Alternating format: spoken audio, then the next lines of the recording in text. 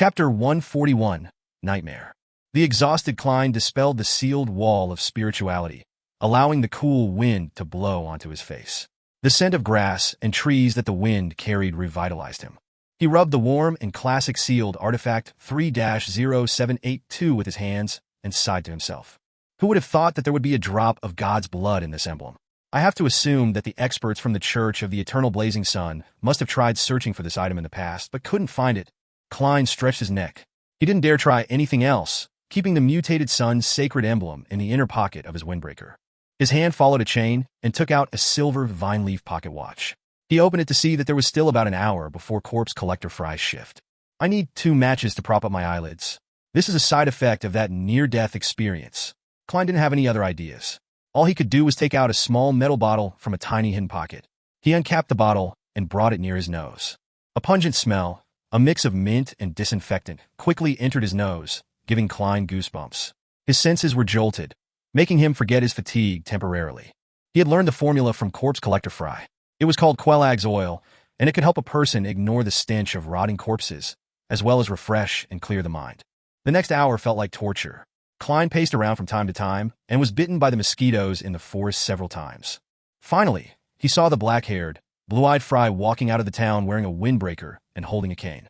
Even though Fry still looked like a living corpse, Klein felt as though he was looking at his savior. He covered his mouth and let out a yawn, making his eyes teary. He made his way over and took out sealed artifact 3-0782 from his pocket. "What happened?" Fry asked as he looked at his partner's pale face. Klein sighed and said, "I just did my shift at Cheney's Gate the previous night and didn't sleep too well in the morning, so I'm very tired." He didn't elaborate further and changed the subject. "Shall I come for my next shift 4 hours from now?" 7 hours. The captain doesn't need sleep at night. Fry took the mutated sun's sacred emblem. "I'm glad someone enjoys staying up late." Klein ridiculed the captain under his breath. He bade goodbye to Fry and walked towards the town. On the way back to the inn, he took out his pocket watch again and checked the time. 10 minutes earlier than we arranged. What a nice person. Klein laughed and walked faster. He returned to the inn and opened the half-closed door. The boss watched him as he made his way to the second floor before he entered his room. He removed his coat and shoes after locking the door. He didn't wash up, but instead fell directly onto the bed. His breathing became heavy in just a few seconds, then long and peaceful. In his dreams, Klein returned to Earth where he was playing a game he hadn't beaten. A cup of soda and a plate of spicy chicken wings were on his left. To his right was a bowl of rice and bitter bamboo shoots meat soup. He didn't like bitter bamboo shoots, but he liked it in soup with meat slices. The refreshing taste and the little bit of fat from the meat were tantalizing, a perfect complement to the rice. He could eat an extra bowl of rice if it was paired with some good sauce dip. Just as Klein was about to enjoy his supper and continue playing his game, his dream changed again, presenting him with the internal layout of 2 Daffodil Street. Klein suddenly became alert, aware that he was dreaming. He saw himself seated at the side of the dining table, a copy of the Tianjin Daily Tribune in his hand. In front of him was a bowl of tomato oxtail stew, pan-fried lamb chops, mashed potatoes, and wheat bread. He subconsciously turned to look at the door, suddenly noticing a figure standing outside the window of the living room, silently staring inside the house. Klein was shocked. He immediately recognized the gray-eyed Dunn. Half his face was clinging close to the window as he silently watched the people inside. "Captain, can you not scare someone in their dreams? Is this your way of acting as a nightmare?" Klein thought, finding humor in his exasperation. He scooped up a mouthful of stew and put it into his mouth. "Ah, this is my cooking," he sighed to himself. He understood why he suddenly became alert in his dream, why the scene of him on Earth vanished. He would naturally become aware when someone barged into his dreams. At this moment, Dunn left his spot by the oriel window and directly entered the house. In his black windbreaker, he came silently before Klein. He took off his hat and nodded before sitting down. He didn't stand on ceremony, picking up cutlery and quickly polishing off the stew, lamb chops, wheat bread on the table. Klein looked on dumbfounded, unsure what the captain was doing. "Phew." Dunn exhaled in satisfaction and gave Klein a thumbs up. He then took out his pipe and a matchstick before taking an intoxicated puff. He exhaled a cloud of smoke and stood up. He then put on his hat and bowed before leaving the house and the dream. Klein looked at the captain's back, unable to collect himself for a long time. He looked down at the empty plates and instinctively wanted to conjure up the food he had just now. But this time, the oxtail stew, lamb chops, mashed potatoes didn't appear in his dream. It was completely eaten? A nightmare can do that? Klein twitched his lips and thought in frustration. So the captain's goal was to prevent me from eating supper in my dream? That sure is a nightmare. This method of acting as a nightmare sure is creative. He let out a laugh and exited his dream, once again falling asleep. At about 5:30 the morning the next day, Klein, who had no choice but to wake up early, drink his coffee, and eat his toast and bacon, he hurried out of town to take over from Dunn. At 7 in the morning, they prepared to set off back to Tingen. It wasn't even 10 when they arrived at 36 Zutland Street. Fire sat behind the typewriter after Dunn, the most energized of the lot, returned sealed artifact 3-0782 to the back of Cheney's gate. He took advantage of the fact that the clerks hadn't arrived yet, so that he could write a report on the mission and the claims of the related expenditures. Klein looked on from the side, satisfied that the items he had expended were within the list, including the materials he used to drive the bugs and mosquitoes away. He didn't return home immediately, for he had arranged to meet the asylum's Dr. Daxter at 1 in the afternoon at the agreed-upon venue through a coded letter. Then there's still the tarot gathering at 3. Why does the boss of a secret society have such a tiring life? Klein thought to himself. He took a 2-hour nap in the Nighthawk's break room to catch up on sleep. He didn't forget the information he had obtained the previous day. He wasn't worried that he would forget, for the information could be recalled using divination. He was afraid that he would disregard the existence of this information and even lose the ability to divine the information. Thus, he recalled the pieces of information once again before he slept to reinforce them. This was also the reason Klein insisted on doing a review every week and reorganize all the information he knew. After lunch, he took a look at his pocket watch and left the Blackthorn Security Company for the shooting club at 3 Zutland Street.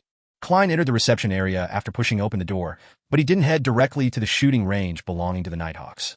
Instead, he found a seat in the hall as he waited patiently with his black cane in hand. He had arranged to meet Daxter at the Zutland Street Shooting Club. He had arranged this through handwritten letters.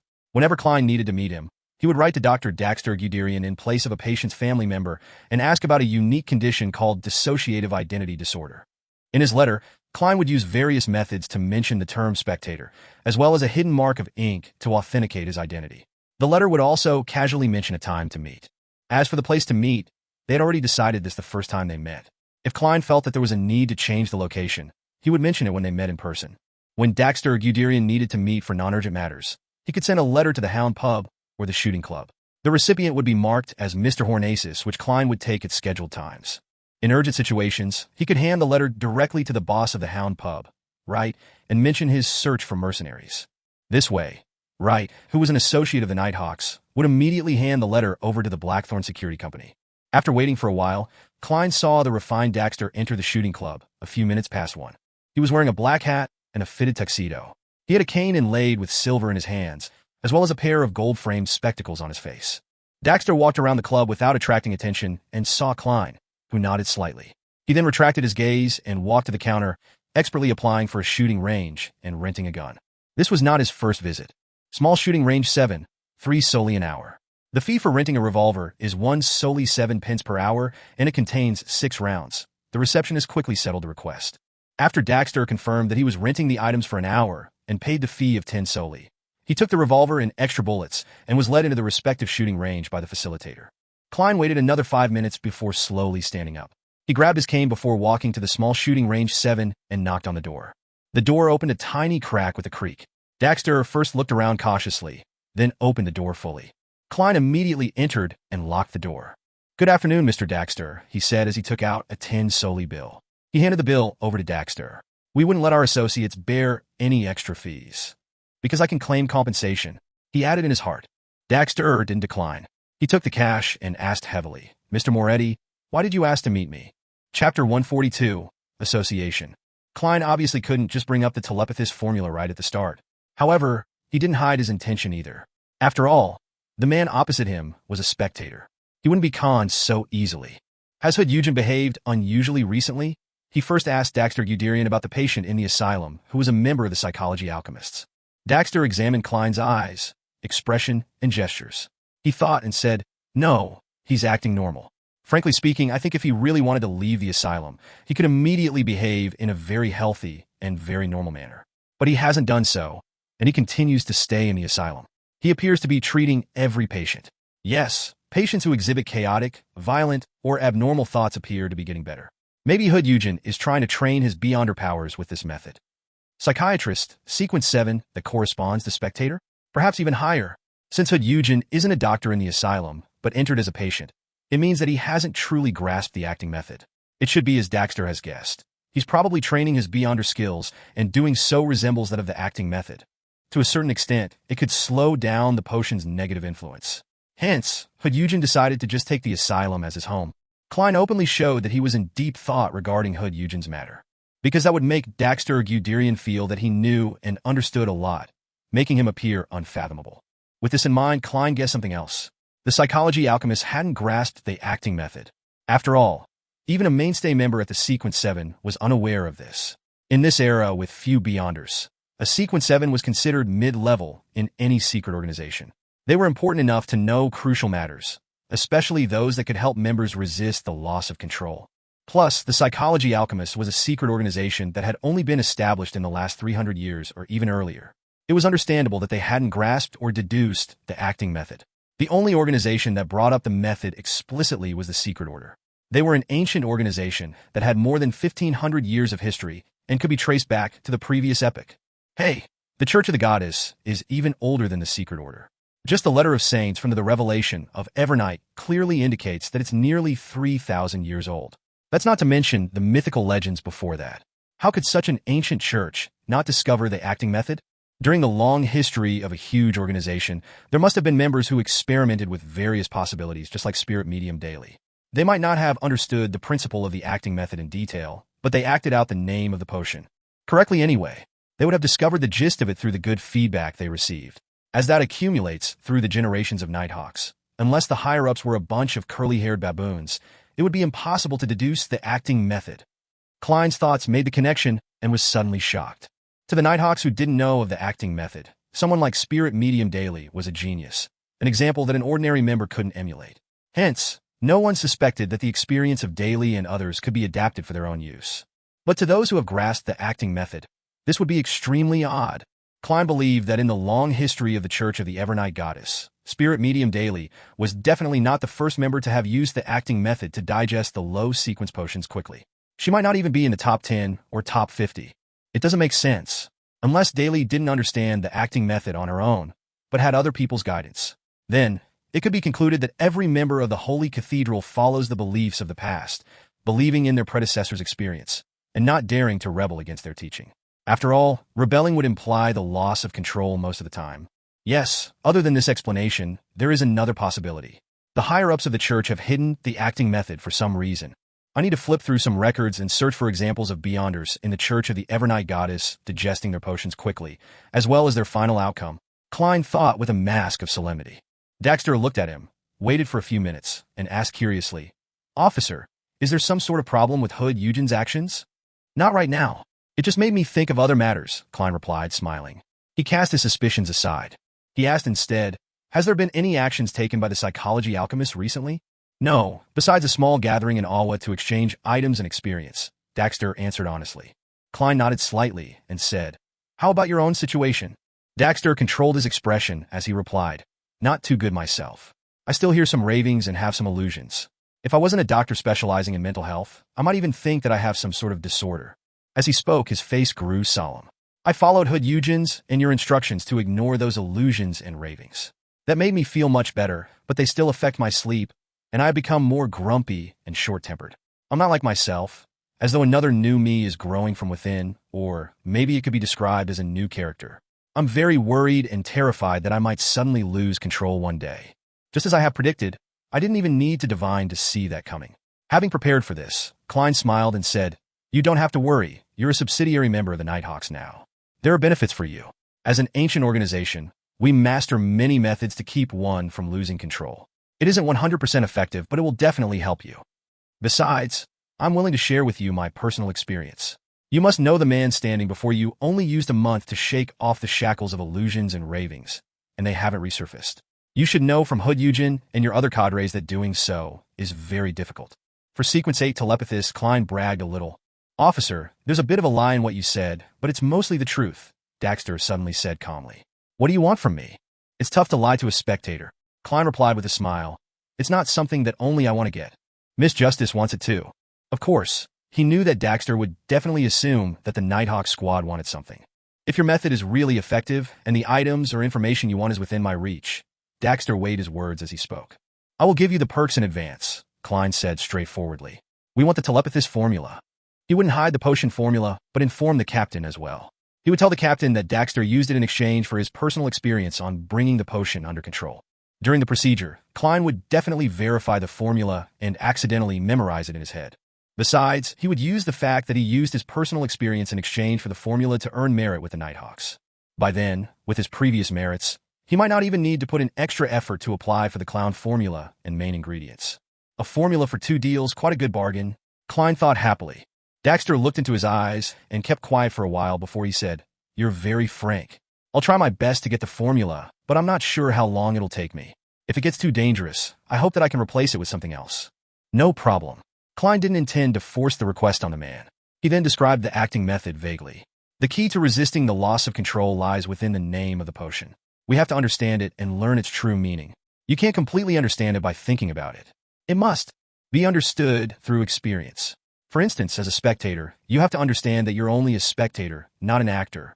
How a spectator should act is something that you need to discover through attempts and experimentation to deduce the principles required of you. From there, adhere to it strictly. Daxter listened attentively. Then he replied, "That's a brand new way to look at things. I'm willing to use the word theory to describe what you just said. This is just like a theory of a play and opera. I'll try, and I hope it'll help. If it really works, I'll do my best to get you the telepathist formula. May the goddess protect you." Klein drew a crimson moon on his chest. Klein didn't request the potion formula of psychiatrist as well, because he knew that it was a task that Daxter couldn't complete with his current position. He might end up exposing him if he wasn't careful. Thus, he planned to take it one step at a time by helping Daxter achieve a higher position in the psychology alchemist slowly. Then, the long-term benefits would be abundant. Klein looked outside through the peephole in the door. Then he left quickly and turned to the small shooting range that was designated for the Nighthawks. He entered and locked the door. His face grew grave once again. When he was guessing the reason why the Church of the Goddess hadn't developed the acting method, he realized another thing that he had overlooked. He had overlooked it because he had obtained 2 crucial factors in reverse order. It made him fail to make a further consideration. The first matter was that the Antigonus family was destroyed by the Church of the Evernight Goddess. The second matter was that the Antigonus family had the Seer's sequence in its grasp, or at least most of it. As there was a very long period of time between when Klein learned the 2 facts, he almost didn't piece them together. Hence, he overlooked something that should have been pretty obvious. Since the Antigonus family had grasped a majority of the sequences of the Seer pathway, how is it possible that the Church of the Evernight Goddess only received Sequence 9 Seer? They should have obtained more than that, as the spoils of war. If a member from the Aurora Order got a hold of the clown formula from the Antigonus family's magical notebook, then what about the church that destroyed the entire Antigonus family? Even if the Antigonus family was well prepared and hid their most valuable things at the highest peak of Hornacis Mountain, the Church of the Evernight Goddess shouldn't have gained so little. They were the ones who killed the family members of Antigonus' family. Furthermore, the dead can be made to speak. Chapter 143, The Fool and #X27, S Real-Time Translator. Klein paced around the small shooting range as he pondered over the intent of the Church of the Evernight Goddess regarding the Seer pathway. Do they not want Nighthawks to choose this pathway, or do they not want Beyonders to become powerful through this pathway? As such, they only revealed the Sequence 9 Seer, which is clearly a support type. Captain also mentioned that the Holy Cathedral might have the subsequent recipes. No, they didn't even provide the names of the potions for sequence numbers 8 and 7 in the confidential information that I read. They merely described the battle characteristics of each sequence. In other words, they don't want those under them to realize that the church might hold the actual formulas. Is there a possibility that Nighthawks who chose this pathway could become vengeful spirits for the Antigonus family, and thus, the higher-ups of the church made a decision like this? Or could there be some other reason? Klein suddenly felt incredibly suspicious, a sense of intense wariness and vigilance towards the higher-ups of the church. He began reconsidering whether he should openly hand over the special application to become a clown. If there are some terrifying secrets behind this, wouldn't I be jumping into the fire myself? Frankly, I'm not a person that can be placed under strict investigation, but the Tenjin branch has handed the clown potion formula over to the church. Any seer who learned of this would hope to advance. Isn't that normal? Sequence 8 is still considered a low sequence, so it shouldn't invite too much attention. The only problem is that I would only take a month to completely digest the potion and submit a special application. If the higher-ups are familiar with the acting method, they would be able to realize what I did immediately. Of course, I do have an excuse. I know spirit medium daily after all. Old Neil, who is strict in abiding by the Mystery Prior's maxim, is also my friend. The claim that I gained inspiration from them and refined the acting method isn't too hard to believe. Yes, even Daly received attention from the higher-ups only after showing signs of digesting a Sequence 7 potion in 3 years, and is now being nurtured to become a future archbishop. Being at the stage of clown shouldn't garner me too much attention, unless I fully digest the clown potion in a few months, giving them confirmation to believe that I have truly mastered the acting method. In other words, applying for the clown potion isn't a risky move. I can continue with that plan, but I should pay attention to this in the future. Sigh, I'll have to take things one step at a time. I'll do a divination back at home. Klein collected himself and took out his revolver from his holster before carrying on with his daily shooting practice and maintenance. The quality of the revolver that he had gotten from his schoolmate, Welch, was unexpectedly good. Without any surprise, it would last for quite some time. Of course, he had to credit Dunn and Leonard for teaching him how to maintain a revolver. To be honest, it doesn't matter if it's damaged. These are all things I can request compensation for. Klein looked at the target, put away his revolver, and left the shooting club. He took the public transport back to 2 Daffodil Street. Before arriving at his destination, he saw a young lady pacing about his door. This lady was dressed in a blue lacy dress, as well as a thinly veiled hat. She was Melissa's classmate, Elizabeth, who had her adorable baby fat. She quickly approached when she saw Klein arrive, taking off her hat to reveal her joyful face. She paused for 2 seconds before smiling. "Good afternoon, Mr. Moretti. I'm guessing that you just came back from Lamudtown, right?" "I'm sorry, I came back in the morning." Klein smiled. "No, I came from Zutland Street." "Yes, that was a very honest answer." He laughed to himself. Elizabeth froze for a moment, then said with excitement, "All right, I guessed wrongly. I came to look for you, because I wanted to tell you that I didn't have that nightmare last night. I no longer dreamed about the knight in black armor. This was exactly the same as the result of your divination. Of course, that wraith was completely purified by sealed artifact 3-0782. I couldn't channel his spirit even if I was there, much less your dream." Klein laughed and replied gently, "I'm happy that you're freed from your troubles. I'm also very satisfied with my divination yesterday." "Thank you. Thank you once again. All right, I have to go now. I still have lessons in the afternoon. I'll visit Melissa when I have the time." Elizabeth left joyfully, renting a carriage by the side of the road. As the carriage began to roll forward, she smiled and thought proudly, "Melissa definitely doesn't know how great her brother is. It seems as though my explanation just now was useless. Young ladies would rather trust their intuition and the truths made up in their minds." Klein saw Elizabeth board the carriage and opened the door to his house. He made his way to his room. He rested for a while before he began to consolidate everything that had happened over the past week, including the questions he had yet to resolve. After completing the task, he burned his notes, took out his pocket watch, and opened it. 2:30? There's another 15 minutes left. Seeing that he still had time, Klein put on his oldest suit and headed to Smyron Bakery at Iron Cross Street to buy a cup of sweet iced tea from Mrs. Wendy. He drank his beverage as he returned, then sealed his room with a wall of spirituality at 15 minutes to 3. He then took 4 steps counterclockwise and entered the world above the gray fog. In the quiet, ancient palace, Klein conjured a piece of goatskin and wrote down a divination statement. "I should obtain the clown potion through the Nighthawks." He put his pen down and untangled the spirit pendulum on his wrist. He grabbed the pendulum firmly with his left hand, allowing the topaz to be suspended right above the piece of paper. He recited the statement 7 times. His eyes darkened, and the pendulum in his hand started to turn.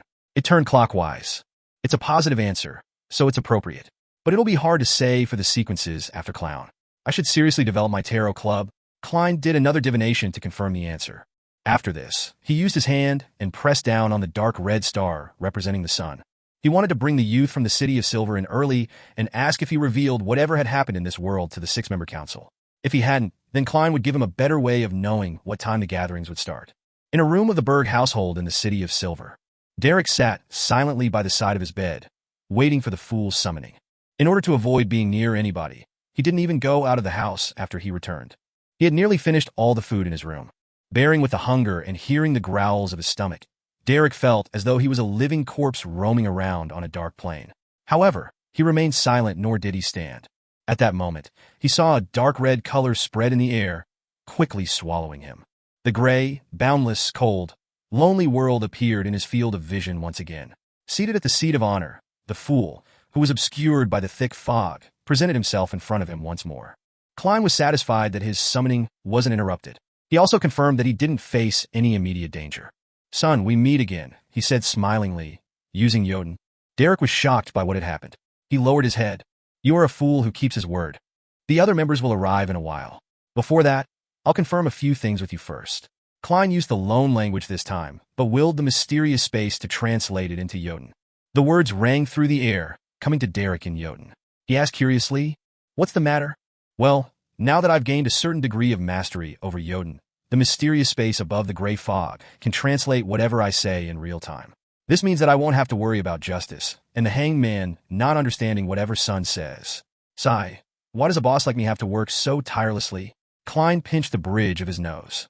He laughed and shook his head. "I'll permit you to recite my name. Remember the incantations I'm going to tell you.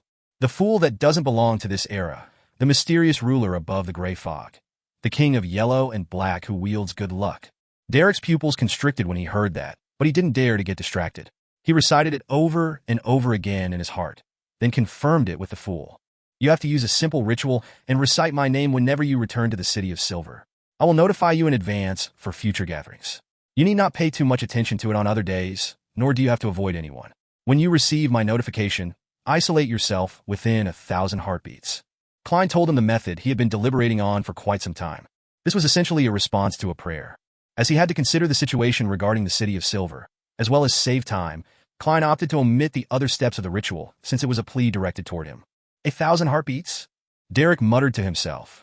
Klein described the general idea of the tarot club to Derek, then took out his pocket watch and looked at the time. Derek froze for a while, instinctively looking at the wondrous item. When 3 approached, Klein extended his hand and pressed on the dark red stars representing justice and the hanged man. Derek didn't blink as he witnessed this. He saw light burst forth opposite and beside him, as 2 hazy figures extended from within. Audrey Hall surveyed her surroundings and froze suddenly. She then heard the ever-calm voice of Mr. Fool. "This is our newest member. His code name is Sunday. This is Miss Justice, and that is Mr. Hanged Man." Newest member? Audrey was shocked at first, then her shock immediately turned to joy. She was very excited to see the development of the Tarot Club. She felt like a protagonist. The hanged man Alger creased his brows, a little upset that the fool would drag in a new member so suddenly. He should have at least mentioned it to us, but a great figure like Mr. Fool wouldn't have to care about our feelings. He thought in exasperation before giving a simple greeting to Justice and Sun. In this short process, Audrey entered her spectator state and paid close attention to the newest member's son. He should be quite young. His body language tells me that he's a little nervous and restrained, but he ultimately maintains a tolerable air of silence, giving the feeling of, a lone wolf, yes, a lone wolf, Audrey thought as she cast her gaze at the fool who was seated at the end of the long bronze table. She said in joy, "Mr. Fool, I've collected another 2 pages of Emperor Roselle's diary." Chapter 144, Three-Way Deal. Actually, there were 3 pages, but the characters were too complicated and too difficult to memorize. My limit is only a little over 2 pages. I would mess up if I were to memorize more. The rest will have to wait until the next gathering. Audrey added in her head. New pages of Roselle's diary? Klein's mind stirred. He smiled and asked in reply when he already knew the answer. "Miss Justice, what do you need?" Audrey's eyes beamed with excitement, but she replied in a reserved manner. "You know that I'll soon fully digest the spectator potion. I hope that I can get the formula for the telepathist potion so that I can prepare the ingredients ahead of time. I know that there isn't much content for 2 pages of the diary, and it might not equal to the value of the telepathist formula, so I'll give you another page. I'll also pay you a sum of money on the side." She had yet to finish what she said when she suddenly felt that it had come out wrong. She couldn't help but berate herself in her head. Mr. Fool is at the very least an important figure which approaches that of a god. How could he be bought over by money? Hence, Audrey couldn't maintain her spectator state as she hurriedly added with a stammer. "That's not what I meant. Mr. Fool, what I meant is that you can determine the compensation that you'd like." "Yes, that's what I meant. I like your earlier suggestion. I would answer like this. When you have fully digested the spectator potion, you will get the formula you need. I have a subordinate. No, I have to use the word adorer. That sounds more awesome. He happens to be handling some matters that require money, and this is his anonymous account in Backlund Bank." "Yes, then I will disguise myself and make an anonymous account in Backlund Bank." Klein didn't answer immediately, but weighed his words carefully with an unfathomable expression. Backlund Bank was one of the 7 major banks in the Lone Kingdom, and as such, it possessed the right to clear transactions. The Lone Kingdom settled accounts with receipts to take care of cash transfer business between banks within the same city in a centralized manner. However, unlike banks in the Intis Republic, not all banks were part of the same league. The biggest 7 banks held on to these rights. Hence, they were called the clearance banks, making other banks rely on them. Transferring money from a different location, on the other hand, could only be done within the same bank. It would be completed by squaring accounts between branches. With the invention of the steam locomotive and telegram, the efficiency of these transfers had been enhanced drastically. Just then, the son, Derek Berg, suddenly spoke. The telepathist potion formula? Telepathist that is followed by psyche-analyst. Audrey looked towards him puzzledly. You know of it? At the same time, Miss Justice saw a problem through her instinct as a spectator. The young man had used the ancient title psyche-analyst instead of the modern term psychiatrist. This guy is very strange. Audrey examined Sun's every movement. Derek didn't think that he behaved any differently, but replied seriously, I can get you the formula. Then, he felt guilty as he couldn't provide it immediately. He tried his best to explain himself. It's a sequence pathway that stemmed from the dragon race. And our city of Silver was once ruled by the Giant King's imperial household. As you know, the giants and the dragons are sworn enemies. Hence, the city of Silver has all of sequence 9, 8, and 7. I have ways to get them. This kid, I already warned him not to speak carelessly or expose his origins. In the end, Klein nearly wanted to extend his hand to cover his face. Sigh, although the son appears to be in great pain, very mature and silent for his age, he's just a boy after all. However, that clarifies one thing for me. It turns out that the spectator sequence's origins stem from the dragon race. It's no wonder that the symbol formed by stars behind Miss Justice's high chair is the dragon. The city of Silver has preserved history well. Klein maintained his posture of leaning against the back of his chair while he listened thoughtfully to the son's description. In fact, he could have easily stopped the son from exposing those matters. As long as he didn't help in the simultaneous translation, Justice and the hangman wouldn't have understood him at all. However, Klein took a different approach. He felt that it might help him consolidate his mighty and mysterious image in the minds of the three members effectively. Hence, he listened with a smile and didn't make a sound. Giant King, Dragon Race, the City of Silver. Audrey was confused. She first took a look at the hangman opposite her, but she could tell that he was shocked and confused as well from his body language. She looked sideways towards the seat of honor on the long bronze table. She saw the fool sitting on the high chair, engulfed in thick grayish-white fog. His right arm was placed on the armrest while he leaned sideways leisurely. He showed no shock, no curiosity, no thoughts, and no doubt. He only looked at them with a smile. He knows. He knew all of this. Audrey and Alger made the definite judgment almost at the same time. The City of Silver, I've never heard of this place. Where is it? Audrey probed while Alger listened attentively. At that very moment, Derek Bird's head was filled with questions as well. He could tell that, besides the godlike fool, Justice, and the hangman were some sort of beyonder. In the forsaken land of the gods, besides the people in the City of Silver, Derek had never seen another living human. So, he asked in reply, if you aren't residents of the City of Silver, which city-state are you from? Sigh. Klein couldn't help but wish to sigh again. Audrey trembled her lips, momentarily at a loss for words. Yes, the hidden meaning behind his question is that if you don't want to answer a similar question, don't pry into the questions about where the other person lives. Miss Justice nodded faintly and elegantly kept quiet. Obviously, Alger had misunderstood the son's intentions as well. He didn't know the other person was really just asking straightforwardly. So, he kept quiet too. When Derek didn't receive any reply, he seemed to realize what was happening. He didn't bring it up again and instead said, I will try to get the telepathist potion formula as soon as possible.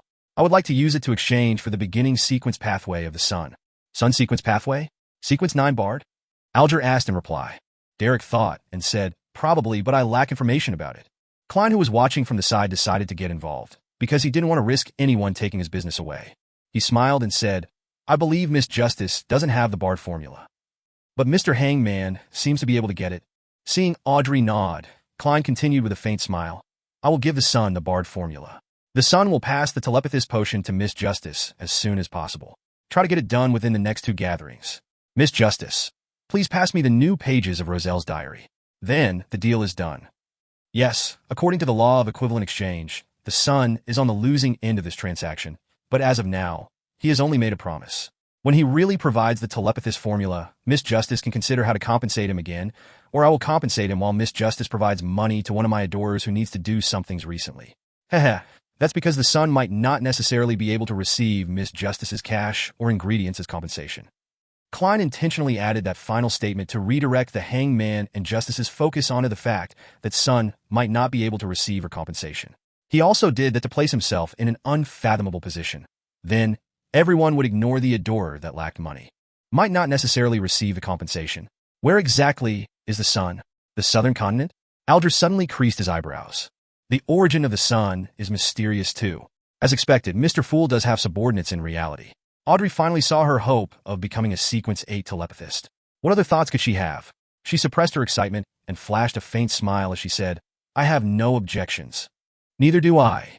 When Derek saw that he could obtain the beginning sequence of the sun pathway, he nodded without hesitation. He couldn't care less about the additional compensation. Alger, who was out of the three-way deal, didn't have the right to speak. Although he could get the formula of Bard, he would need to wait a week or two as well. At that moment, Klein, who had successfully delayed the compensation to the next gathering, or the following one after, pressed his palm forward happily. The Bard formula surfaced. Main ingredients: a crystal sunflower or an adult flintbird's tail feather, or a firebird's tail feather.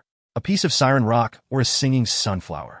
Supplementary ingredients: a blade of midsummer grass, 5 drops of July wine juice, a blade of elf dark leaf. He sent the formula before the sun and saw the young man first crease his eyebrows and then relax. Yes, the ingredients in the forsaken land of the gods will still be known by their ancient names. Luckily, my formula was obtained directly from the eternal blazing Sunday. The knowledge that I gained used ancient names and various replacements. Klein suddenly cast his eyes of realization towards Miss Justice. Audrey looked at the son who was memorizing the formula.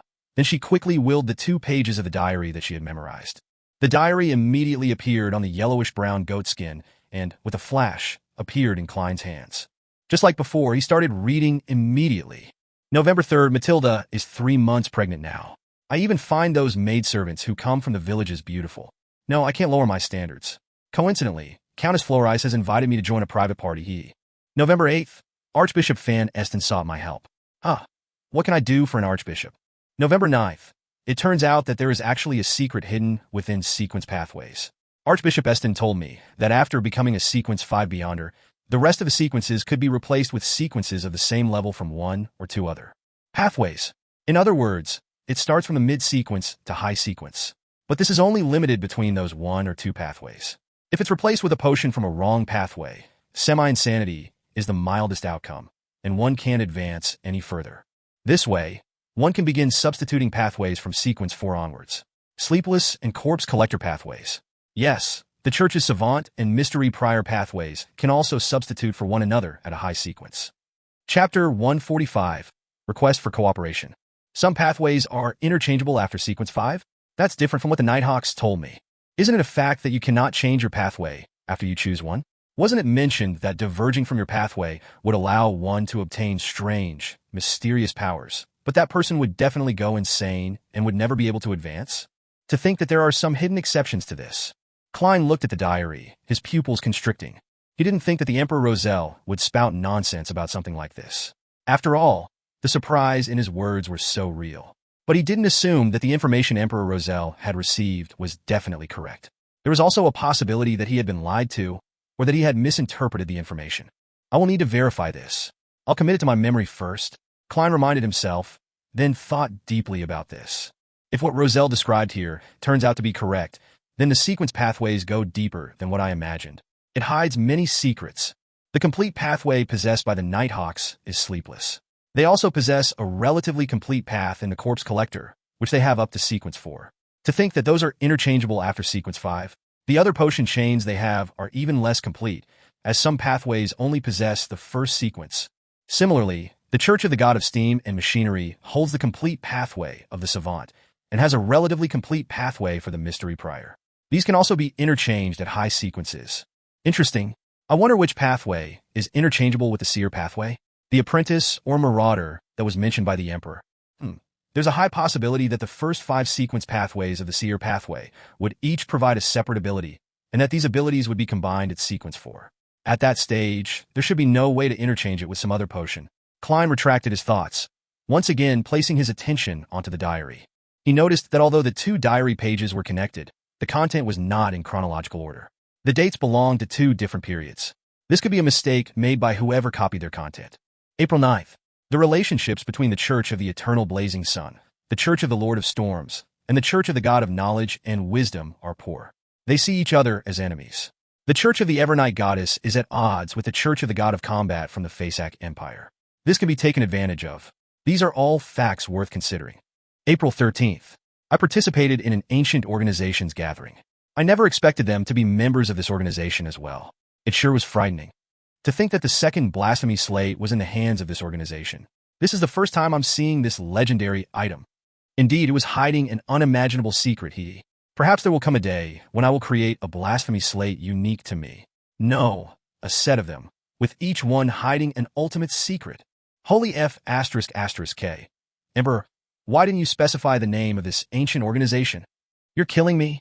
Perhaps, Roselle had a reason, or didn't dare to write down the name of the organization, even if he was using Chinese. Klein looked at the diary, a little uncomfortable and puzzled. But with this page of the diary, Klein could finally confirm that Emperor Roselle had seen the second blasphemy slate. Furthermore, he created a set of cards after that. Each card represented a pathway to godhood. Yes, that could be the ultimate secret that matches each pathway to godhood. I wonder where that set of 22 cards are now. That ancient organization managed to obtain the second blasphemy slate. Klein's thoughts flowed quickly, but he quickly reined in his thoughts. He shifted his gaze away from the diary and shot it towards the hanged man, justice, and the sun. He smiled and said, "Actually, you didn't need to wait for me. It's our honor." Alger had already reined in his dissatisfaction as he answered humbly. Audrey thought for a moment before smiling. "Mr. Fool, the open selection of government officials through examinations that you described previously has already garnered the support of the king and the Prime Minister. It will soon be passed by the House of Lords and the House of Commons, and is predicted to be implemented early next year. It looks like the king and the Prime Minister still use their brains," Alger mocked out of habit.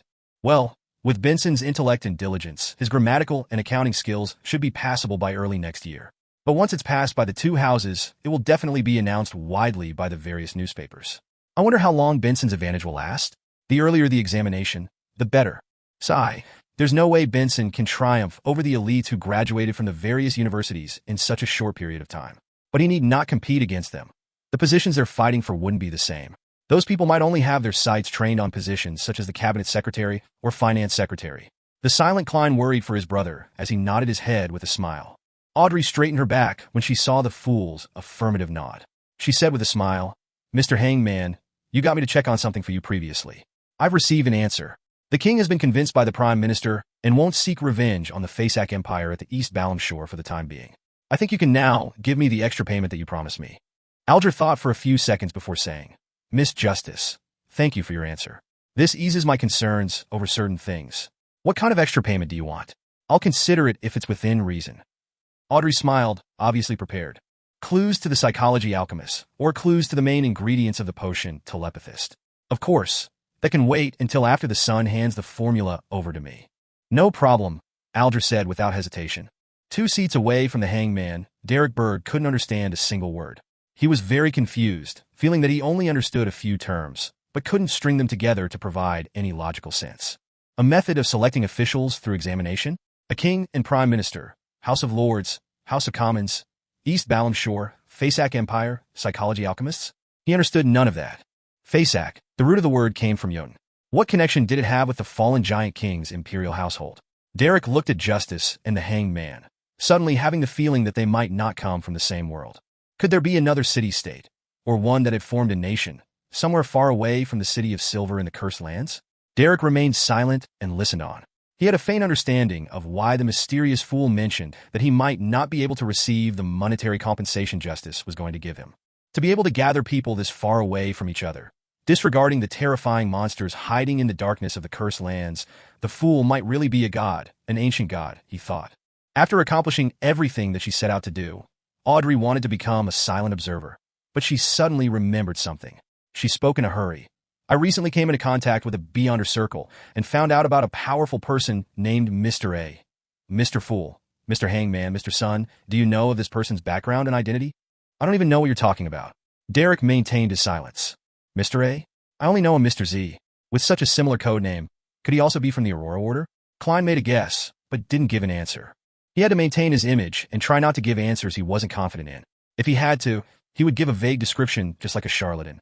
Alger looked at the fool and found him calm and unchanging. It was hard to read his true thoughts. Thus, he said in a deliberative tone, "The Aurora Order is at odds with the Church of the Lord of Storms, the Church of the Eternal Blazing Sun, and the Church of the God of Knowledge and Wisdom. So members of these churches understand the Aurora Order more than any other organization. And I happen to know something about them. You need not explain. I know that you come under the Lord of Storms. Of course, you could be a whistleblower. But why would there be hatred between the Aurora Order and the 3 ancient churches?" Klein smiled but didn't speak. He looked calmly at the hangman. Alger knew that he couldn't hide his sequence pathway from the fool, but didn't pay too much attention to it, and continued. "The Aurora Order has 5 saints and 22 oracles. These oracles use the alphabet as their code names, from Mr. A to Mr. X. They are Beyonders, with the weakest being Sequence 7 and the strongest Sequence 5. They are all adept at hiding themselves. Should an oracle die, a new oracle will take their place. I cannot guarantee that the Mr. A you spoke of is the Mr. A from the Aurora Order, but there is a good possibility.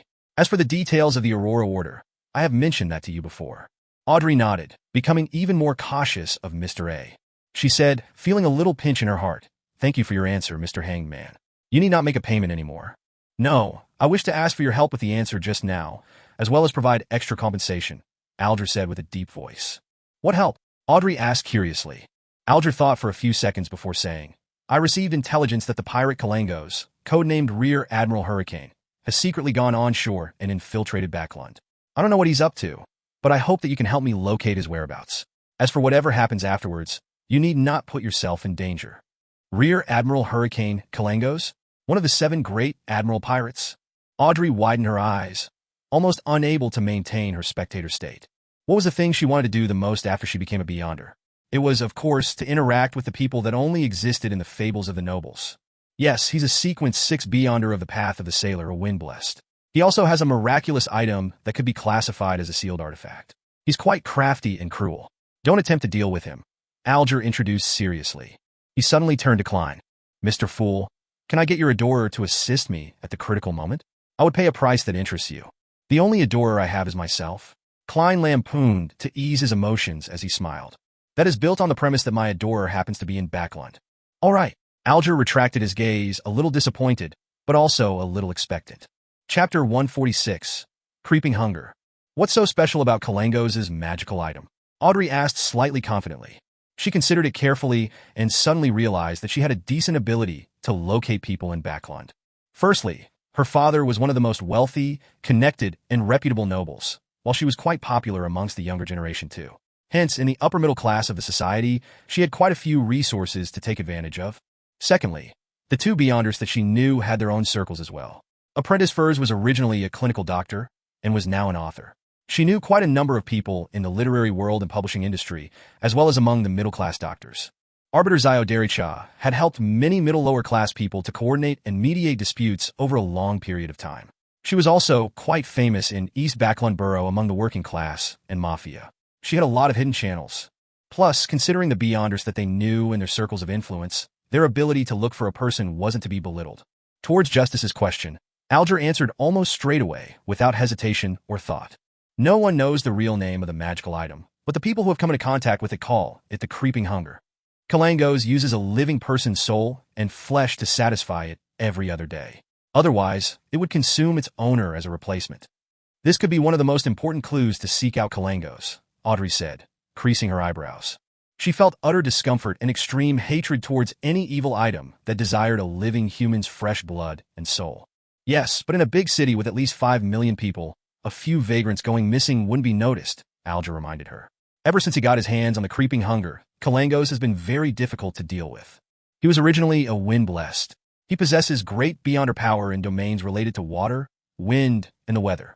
But, later on, people realized that he could drive his targets crazy, enter the dreams of others, summon light to purify a dead soul, sing to strengthen himself, and change his appearance. There's almost nothing that he can't do," Alger described in detail. "We suspect that those are all effects that came from the magical item, Creeping Hunger." Before he finished sharing, Derek Berg, who had been listening quietly, suddenly blurted, "Shepherd." "Shepherd? Sequence 5 of the Secret Suppliant and Listener Pathway?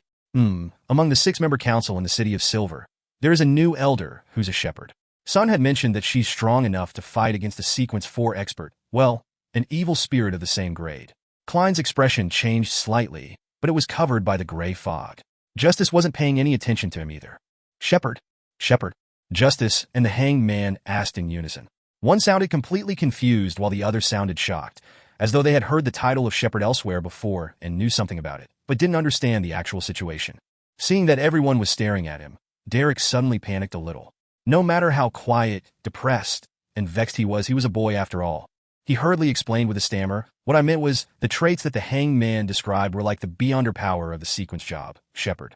Every shepherd can swallow another soul into their body, including wraiths and evil spirits. They control these souls to do their bidding with a unique method, which allows them to make use of their abilities. just like a god letting his lambs out to graze. Hence, no one knows how many powers a shepherd has. That depends on how many Beyonder souls they have swallowed, and that makes them very scary. They're almost like a high-sequence Beyonder. However, there are people who suspect that there's a limit to the number of souls that a shepherd can consume and let out to graze, and that the souls inside them could be replaced as well. So that's what being a shepherd means. The sequence pathway that the Aurora Order has in its control is enigmatic. No wonder they worship the true creator, no, the fallen creator. Klein was suddenly enlightened, but he didn't nod, taking on the appearance that he knew so long ago. Meanwhile, he sighed inwardly. Son, you are a boy after all. This is very important information, very important insight. You could have exchanged it for valuable things, but you just revealed it all. Just like that? Yes, the ability demonstrated by the magical item Creeping Hunger is similar to a Sequence 5 Shepherd. I wonder if other sealed artifacts have the same powers of Beyonders? I wonder which sequence the sealed artifact 2-049, the Antigonus family's puppet, resembles. After listening to Son's explanation, Alger seemed to have sorted out the puzzle in his mind as he nodded in silence. Audrey got even more curious and pressed. Which sequence pathway is Shepherd from? Which number is it? The secret suppliant pathway, Sequence 5. Klein seized the opportunity to answer, so as to demonstrate that he knew everything. Secret suppliant, Aurora Order. Audrey suddenly recalled Mr. A, who was a suspected oracle of the Aurora Order, and she immediately felt heavy-hearted. She started thinking seriously, thinking of what price she could pay in exchange for Mr. Fool to take action and rid off that disgusting fellow effortlessly. However, she couldn't think of anything that would move Mr. Fool into doing so. As expected, a figure akin to a god wouldn't be easily moved. There aren't many things and matters that would garner their interest after all. Audrey sighed. Putting her impulse aside, she nodded to the son gratefully, thanking him for giving them a new perspective on Creeping Hunger, so that they could deal with it more reasonably and efficiently. Mr. Hangman, I'm willing to accept the mission, but I can't guarantee if I can find Rear Admiral Hurricane Kalangos. Audrey looked opposite her when she spoke. There's no better answer than this. Regardless of your success, as long as you try, I will definitely compensate you with things like secret information or intelligence. And if you succeed, maybe I could provide you the telepathist's main ingredients directly. Of course, the prerequisite is that we have to know what it is. Alger promised generously, which was a rare sight. Deal. Audrey pursed her lips and replied with a faint smile. Then, Alger created Kalangos' portrait with Klein's permission and assistance. He was one of the 7 major pirate admirals. He had a distinctive broad chin, brown hair tied into a bun at the back of his head like an ancient warrior, and green eyes that seemed to hint at laughter, but were abnormally cold. After they finished their discussion and shared their insights, Klein smiled as he announced the ending of the gathering. He saw Justice and the Hangman get up swiftly from their seats and bow while the son mimicked their motions, only slower. He pressed forward with his right hand and severed the connection, but he didn't leave immediately. In the Bird household in the City of Silver, Derek looked at his familiar surroundings and glanced outside at the dark sky that had flashes of lightning. He was momentarily thrown into a trance, but he soon jolted to his senses. He searched for goatskin and a quill before writing down the bard formula he memorized. He looked at it several times and was finally certain that there was nothing wrong with it. Derek wasn't worried that possessing the bard formula and becoming a different Beyonder would gain the suspicion of the upper echelons of the City of Silver. This was because in past exploratory expeditions, members of those elite troops would often collect some formulas, ingredients, and strange artifacts from the monsters in the abandoned and destroyed cities. During this process, it was normal that people kept some of the loot privately. As long as it didn't involve anything too important, the captains and higher-ups would tacitly overlook it. Over time, some formulas started going around through non-official channels within the City of Silver. Some became the foundation of strong families from generation to generation. The things of the dark surrounding the City of Silver were relatively fixed. Some ingredients could be obtained easily, while some could only be encountered if one went far into the Cursed Land. Putting aside the goat skin, Derek recalled the mysterious fool's instructions. Hence, in his simple bedroom, he lowered his head and simply prayed, "The fool that doesn't belong to this era. The mysterious ruler above the gray fog. The king of yellow and black who wields good luck." Jotun was a very ancient language. It came equipped with the mystical properties demanded by rituals, prayers, and spell casting. Therefore, Derek didn't need to change the incantations into ancient Hermes. The fool that doesn't belong to this era. Klein, who was seated at the seat of honor at the long bronze table, suddenly heard prayers reverberating in his ears. He then saw the crimson star that corresponded to sun blinking. He didn't try to touch it, but planned to reply to him 10 minutes before the next gathering, so that the City of Silver youth would make preparations to be alone.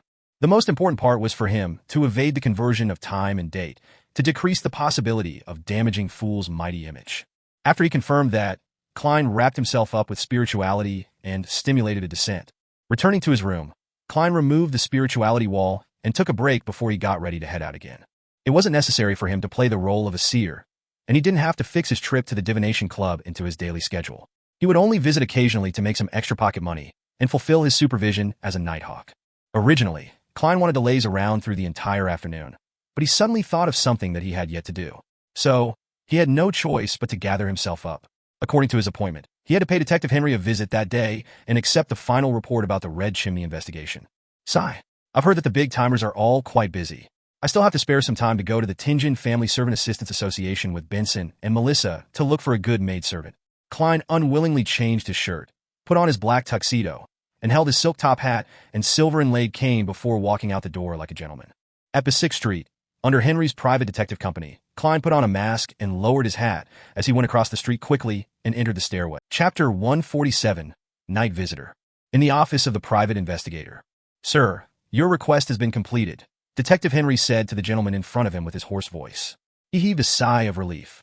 This wasn't an easy mission, nor was it too difficult, but it used up a great deal of our resources and energy. To be honest, I'm a little regretful. I regret setting too low a price for this mission. No matter what you say, I will not pay a single penny more, Klein emphasized in his heart. He pointed at the thick stack of documents on the coffee table and asked, "Is this the investigation report?" Yes. Henry pressed on the report that had at least 60 pages and sighed. This is the most troublesome report that I've completed. He hadn't even finished his sentence when he saw Klein hand over £4 in cash. His attention shifted to determining the authenticity of the notes. This is the remainder of the fees. Klein held the thick stack of notes.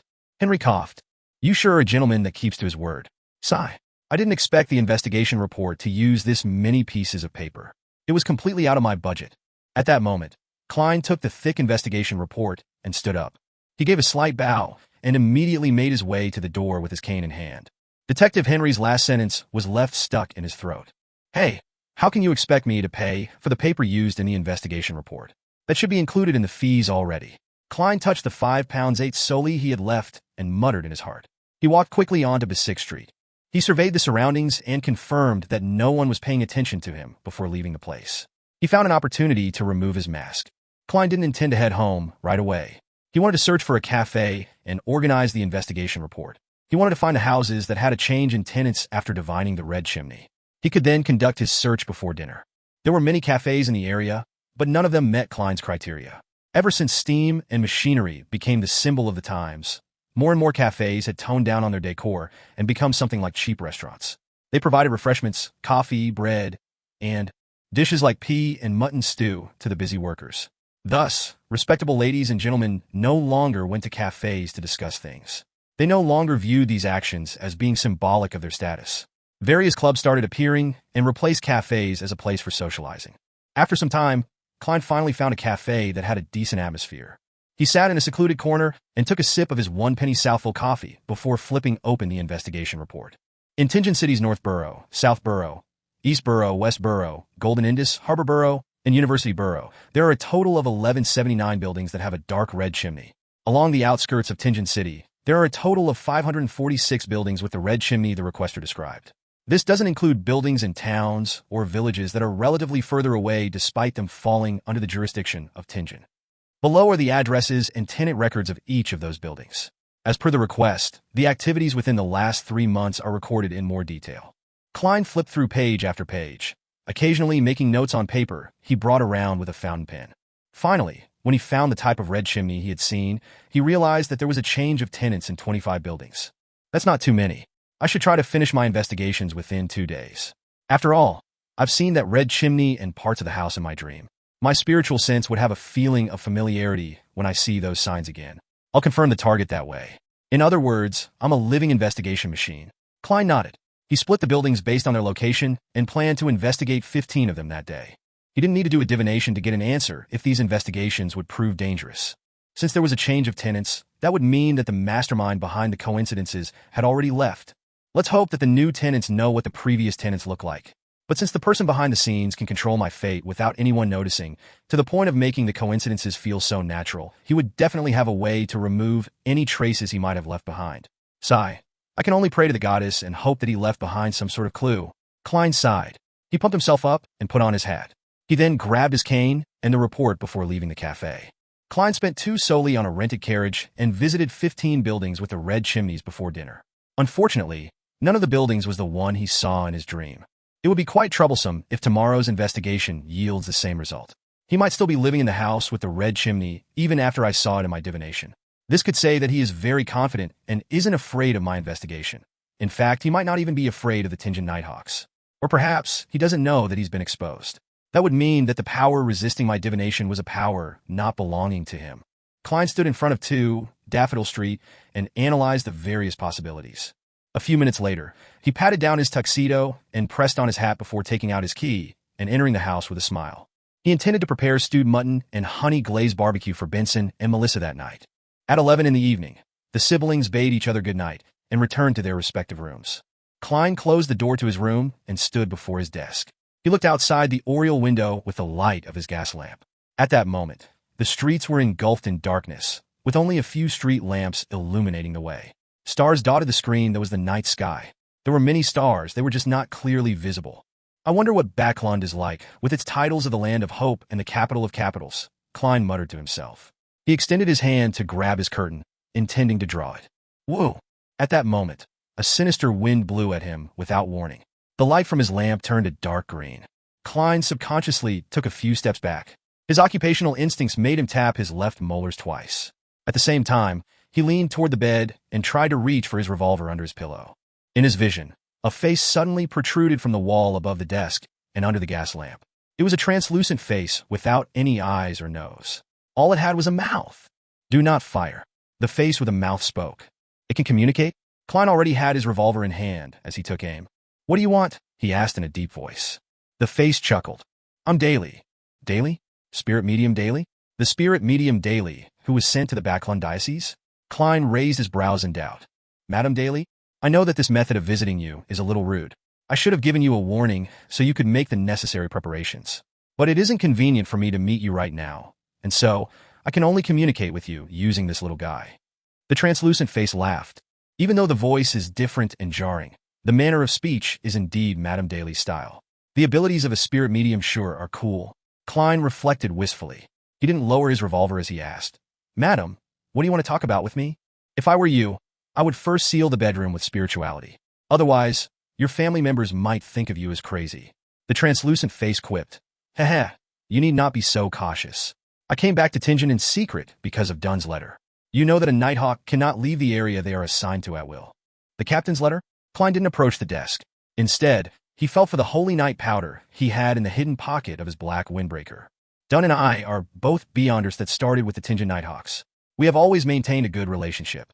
Last Thursday, yes, Thursday, he sent me a letter and mentioned you.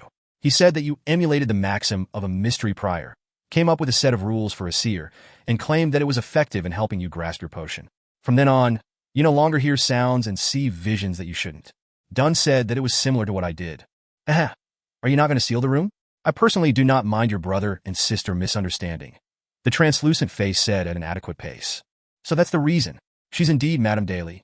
Klein heaved a sigh of relief, pushing the holy night powder back into the inner pocket. He then walked to the desk and took out the silver dagger he used for rituals from the drawer. He quickly built up a wall of spirituality before turning to the protruding face. Madame Daly, what else did the captain talk about in the letter? He only expressed his own confusion and said that he seemed to understand something. Yet, he couldn't describe it clearly. He hoped to get my opinion on the matter, Daly said with the help of the face without eyes. And when I read the letter this morning, I knew that you aren't as clueless as you pretend to be. Mr. Moretti, I think that you have deduced the acting method. That's the reason you came looking for me? Klein neither confirmed nor denied her statement. Daly clearly knows about the acting method. He calmly made the judgment. Daly's translucent face revealed a slight smile. Yes, I believe that we should be honest with each other. I know that you have deduced the acting method, and you also know that I grasped the acting method as well. Sigh. But what's making me unhappy is that I used nearly 2 years to understand it. Yet, you've only been a Beyonder for 1.5 months. Klein fell silent for a while after hearing Daly. He then smiled honestly. That's because I have you as my role model. He wanted to say that he was standing on the shoulders of giants, but ultimately decided not to give the Emperor Roselle a chance to appear in the conversation. Chapter 148, Messenger. Klein's reply made Daly chuckle. The translucent face, with only a mouth, said, "Even though you found inspiration through the maxim of the mystery priors and confirmed your theories through my experience and performance, it only took you a month to understand the acting method and come up with your own seer principle. That shows that you possess outstanding wisdom and an open mind." Klein didn't engage in the topic, which made him guilty, but instead asked in response, "Madam, do the higher-ups in the church know about this so-called acting method?" "No doubt, they understand it very clearly. I once read through the historical information in the church and searched through stories of people ignoring the norms and advancing quickly. I realized that there were more than a few nighthawks and bishops who have done so. I'm not the most unique one either. But their ending." Daly intentionally paused, and she suddenly sounded heavy-hearted. "What kind of ending did they have?" Klein asked, feeling a tug at his heartstrings. Could it be that the Church of the Evernight Goddess views the acting method as the seduction of some devil or evil god? The translucent face suddenly laughed. Their endings were rather great. Besides the few who lost control or were sacrificed in beyonder incidents, the rest of them have at least become archbishops or high-ranking deacons. Among them, there are also experts that have successfully become high-sequence beyonders. In the Church of the Goddess, sequence 4s and sequence 3s are called saints, while sequence 2s and sequence 1s are called grounded angels. Of course, every angel was once a saint. "Madam Daly, you deliberately tried to scare me earlier." The corner of Klein's lips twitched before he asked, without hiding his suspicions, "Since the church has mastered the acting method, why didn't they just tell every nighthawk?" Although it wouldn't prevent every nighthawk from losing control, it would definitely lower the probability and reduce unnecessary losses. A sense of loss appeared on the translucent face. "I have no idea why either. They told me that when I become an archbishop or high-ranking deacon, I'll be able to know the secret. I came here today because I hope that you can tell Dunn about the acting method more clearly before you hand in your special request." Klein wasn't stupid enough to ask why she couldn't do that herself. Instead, he said thoughtfully, "Once noticed by the church, one has to swear not to tell anyone about the acting method?" "Yes, you must do it before the goddess's holy items and swear upon her name. That holds enough binding force. Trust me, you definitely don't want to know the outcome of a violation. I can only talk about it with people who have mastered the acting method, like you. Your body language already gave me the answer before you replied. That's why I dared to say the term." Daly made the creepy face sigh. She paused for a moment before saying, "I only faintly grasped the essence of acting back then and digested the potion very quickly." Yes, among the higher-ups in the church, using the term digesting to describe the control of the potion is very aptly worded. Anyway, before I made the pledge and found out about the acting method, I had no clear understanding of it, so I couldn't accurately explain it to Dunn and the others. I gave up at first. I never thought that I would meet you, an eccentric wonder that could clearly understand the acting method before handing in a special application. No, a genius. So that's how you see me, madam." The corner of Klein's mouth twitched before he solemnly promised, "I originally intended to remind Captain about the existence of the acting method through my special application. With your explanation, I don't have to worry further." "Very well. You're such a kind lad." Daly sounded relaxed. "Madam, you're only about 2 to 3 years older than me." Klein inwardly pointed out the error in her words. Without him speaking any further, the translucent, creepy face continued.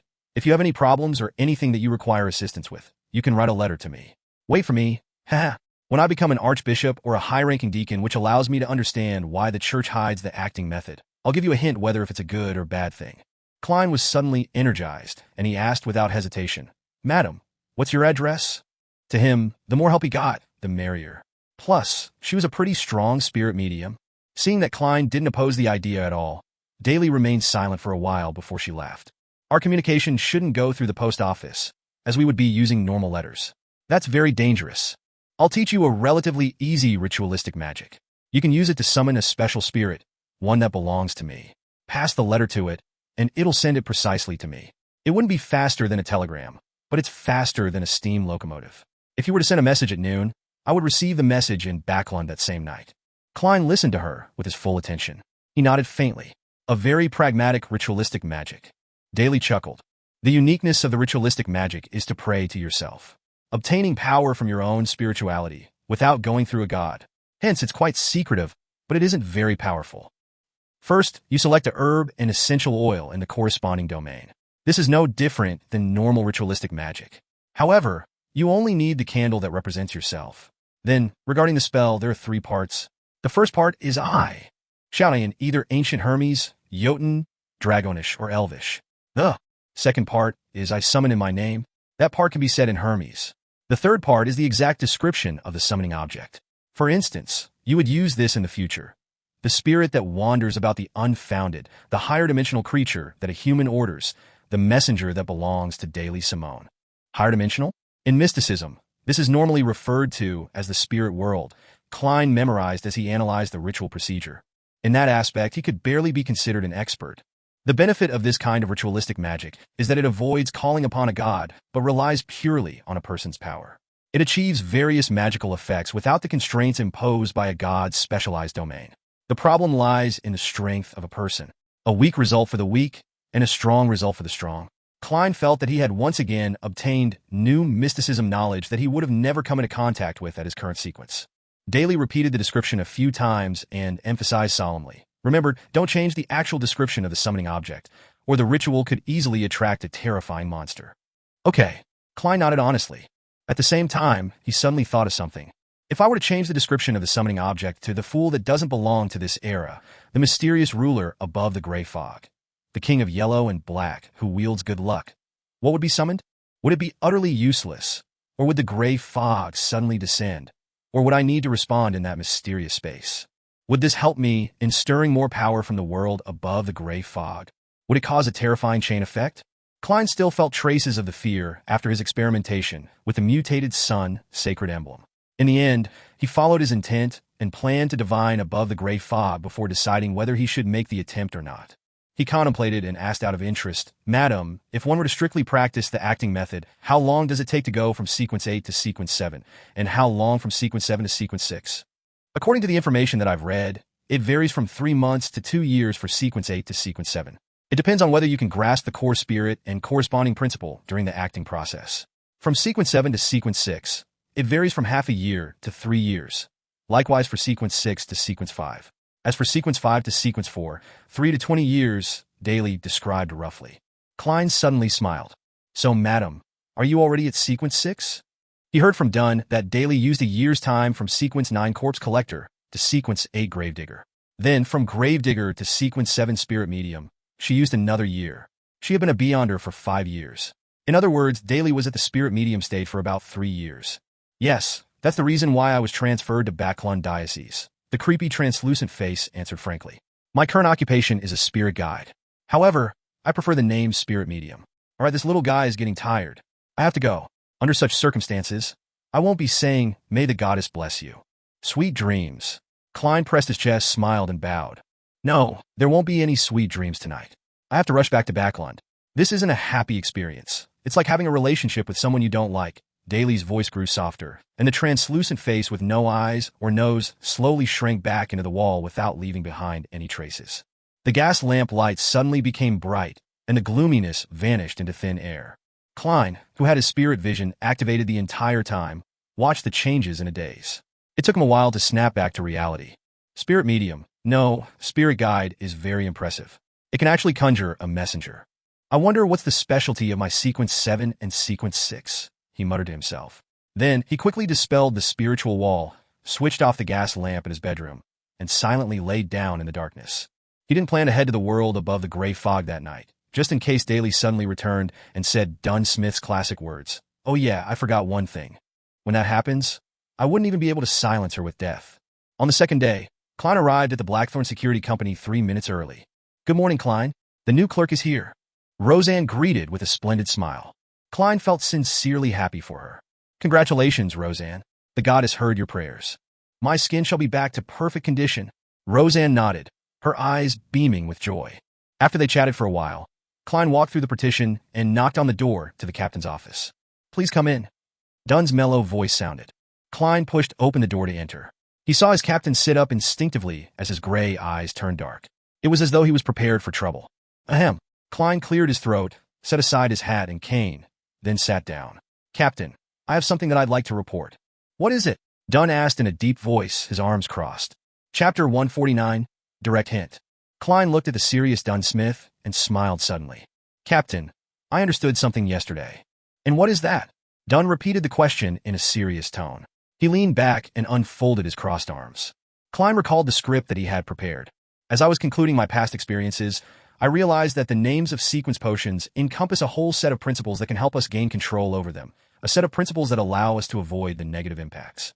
When we're doing things according to these set of principles, we seem to become a member of the corresponding job. Similarly, these sets of principles are hidden. They aren't made known to you directly. All we can do is make conclusions from the corresponding job bit by bit, then adjust our understanding based on the different feedback we receive. Thus, when I became a real seer at the Divination Club and obtained my set of principles for the seer, the auditory and visual illusions that plagued me just vanished. That is what I understood. After finishing his narration, Klein heaved a sigh to himself. He said everything he needed to say, other than explicitly mentioning the term acting. Sigh. Let's hope that the captain doesn't tell the church that I've already developed such ideas when he is asked. That would place much more attention on me.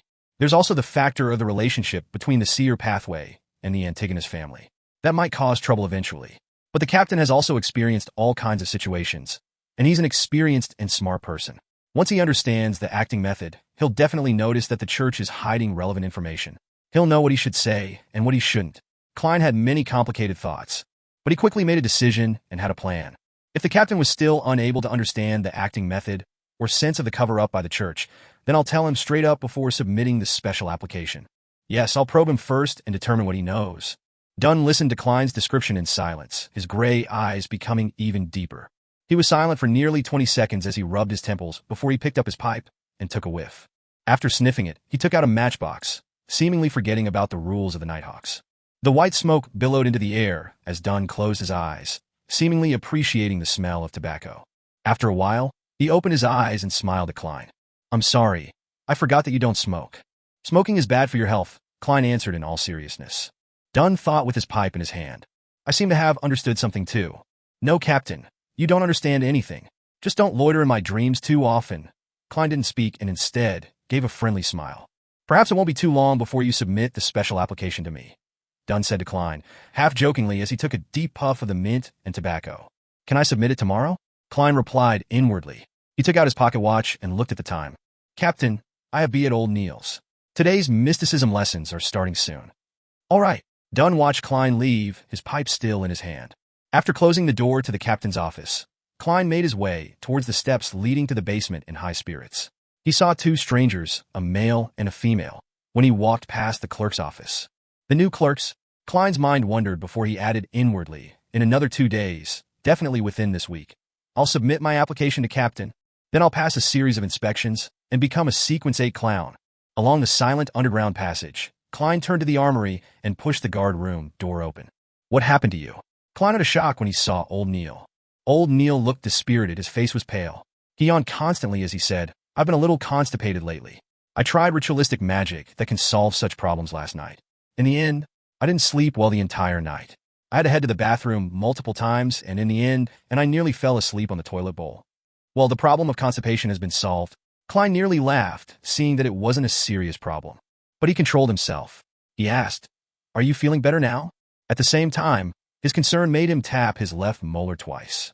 He used his spirit vision to observe the aura of Old Neil's health. There are some darkness and impurities in the digestive system's yellow and the kidneys' orange colors, but it's nothing too serious and is within an acceptable range. Klein heaved a sigh of relief. I'm fine now. I got some medicine for the diarrhea from Fry. Old Neil yawned like a drug addict. Self-study for today's supernatural lesson. There's only 2 or 3 days left of content anyway. All right, Klein responded politely. I could help you guard the armory and study here. How about you go rest in the break room? Old Neil immediately straightened his back, his eyes glimmering as he answered. Lad, you surely are the kindest Nighthawk, second to Fry. I'll hand the armory over to you. He picked up the cushion he had placed on his knees and rushed out of the guardroom like a typhoon, leaving Klein the only person there, dazed.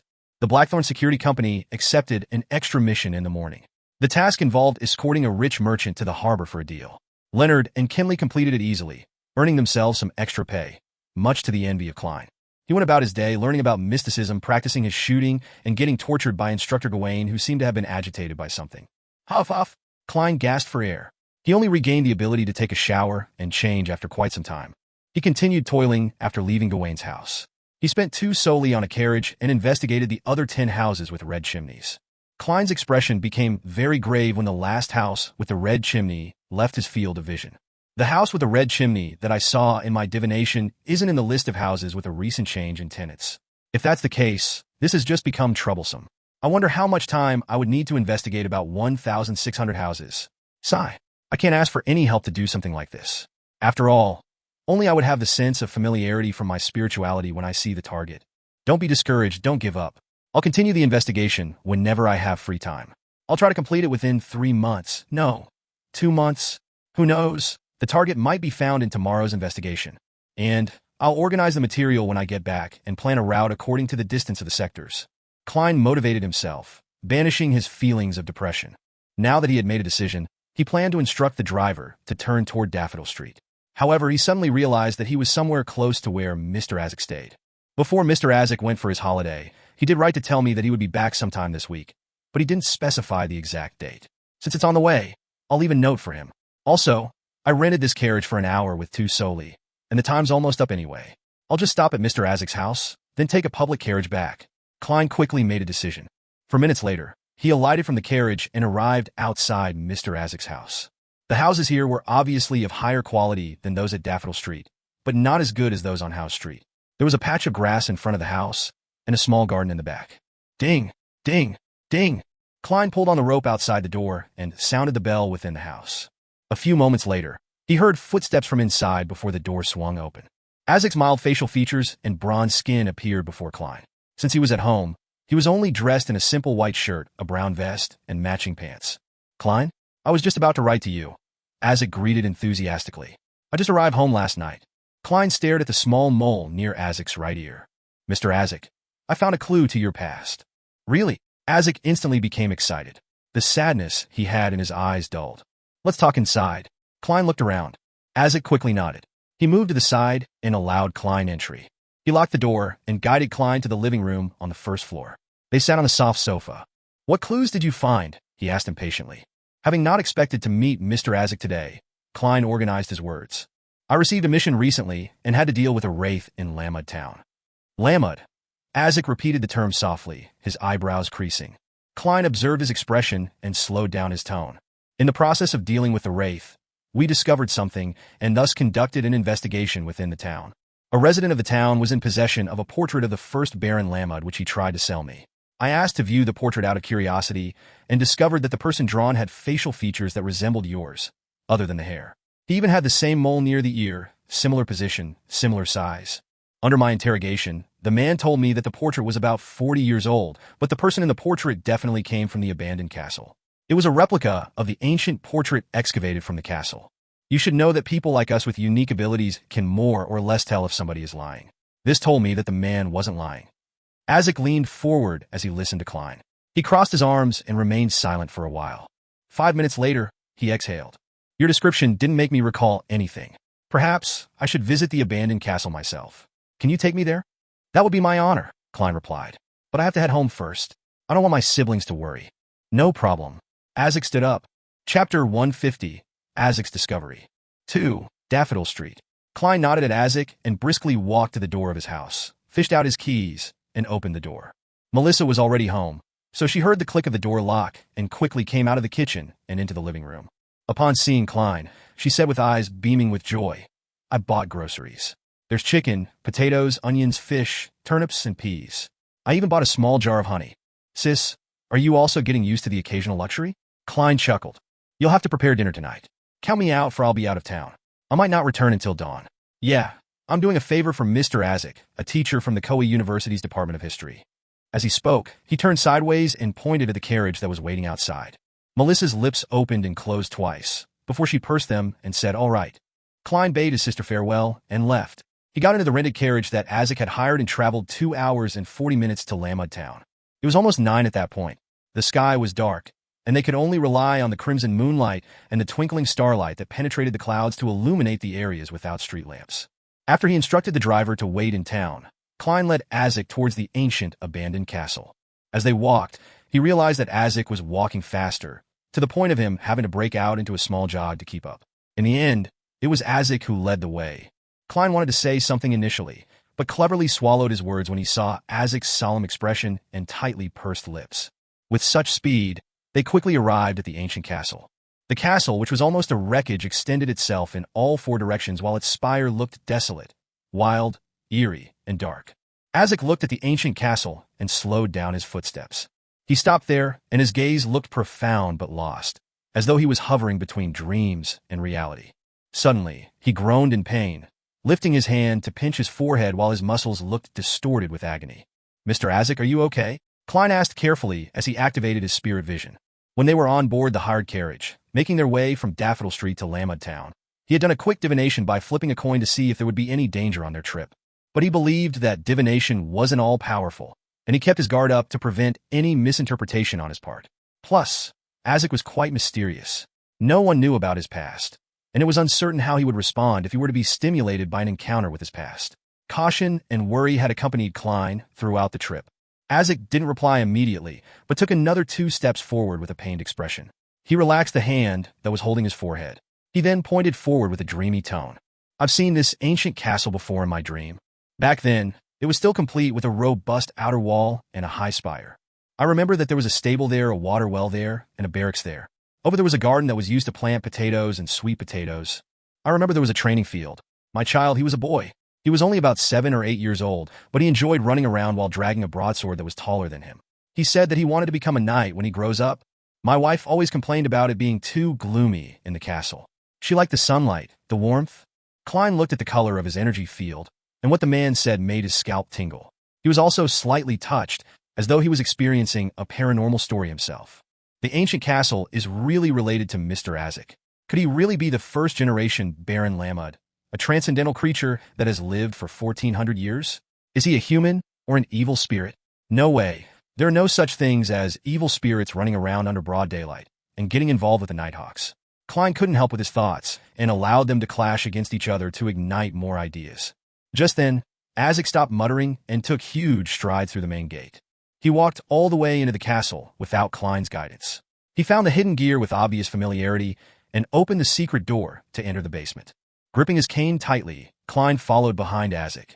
They walked down along the stairs and returned to the place where there was a coffin.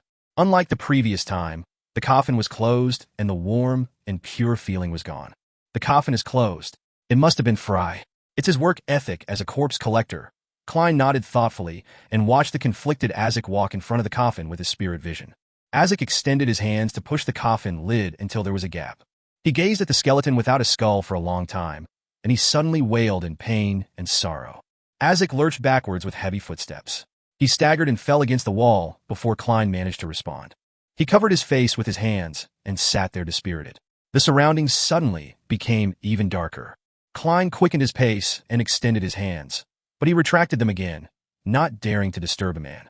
Just then, his spiritual perception told him that the current Mr. Azek was very scary. So scary that the basement grew gloomy and terrifying. Klein slowly moved closer to the stairs. He trusted Mr. Azek's character, but he was afraid that the man would lose control. In such an uneasy situation, he waited for a few more minutes. Then, he finally saw Azek lower his hands and stand up slowly. Mr. Azek seems to have changed. This is what my spiritual perception tell me. But in my spirit vision, his aura colors don't have any obvious changes.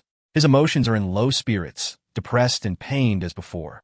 Klein made a quick judgment and felt that Azek had become gloomier and more imposing.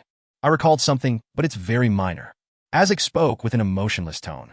Then he looked around and said, "I sense the power that made your fate disharmonious." "Huh?" Klein was stunned. Pleasantly surprised, he asked in reply, "Can you trace the source?" "The person behind the scene who stayed in the Red Chimney House created coincidences in secret and came to Lamud's ancient castle to take away the Black Armored Knight's head. What is he trying to do? What is his true intention? It's been too long, but I'd like to try." There seemed to be a volcano that was close to erupting within Azek's deep voice. "How?" Klein asked curiously. Azek walked before the coffin and gazed upon the skeleton inside it. "He took my child's skull. I want to find him through a blood connection." "Your child?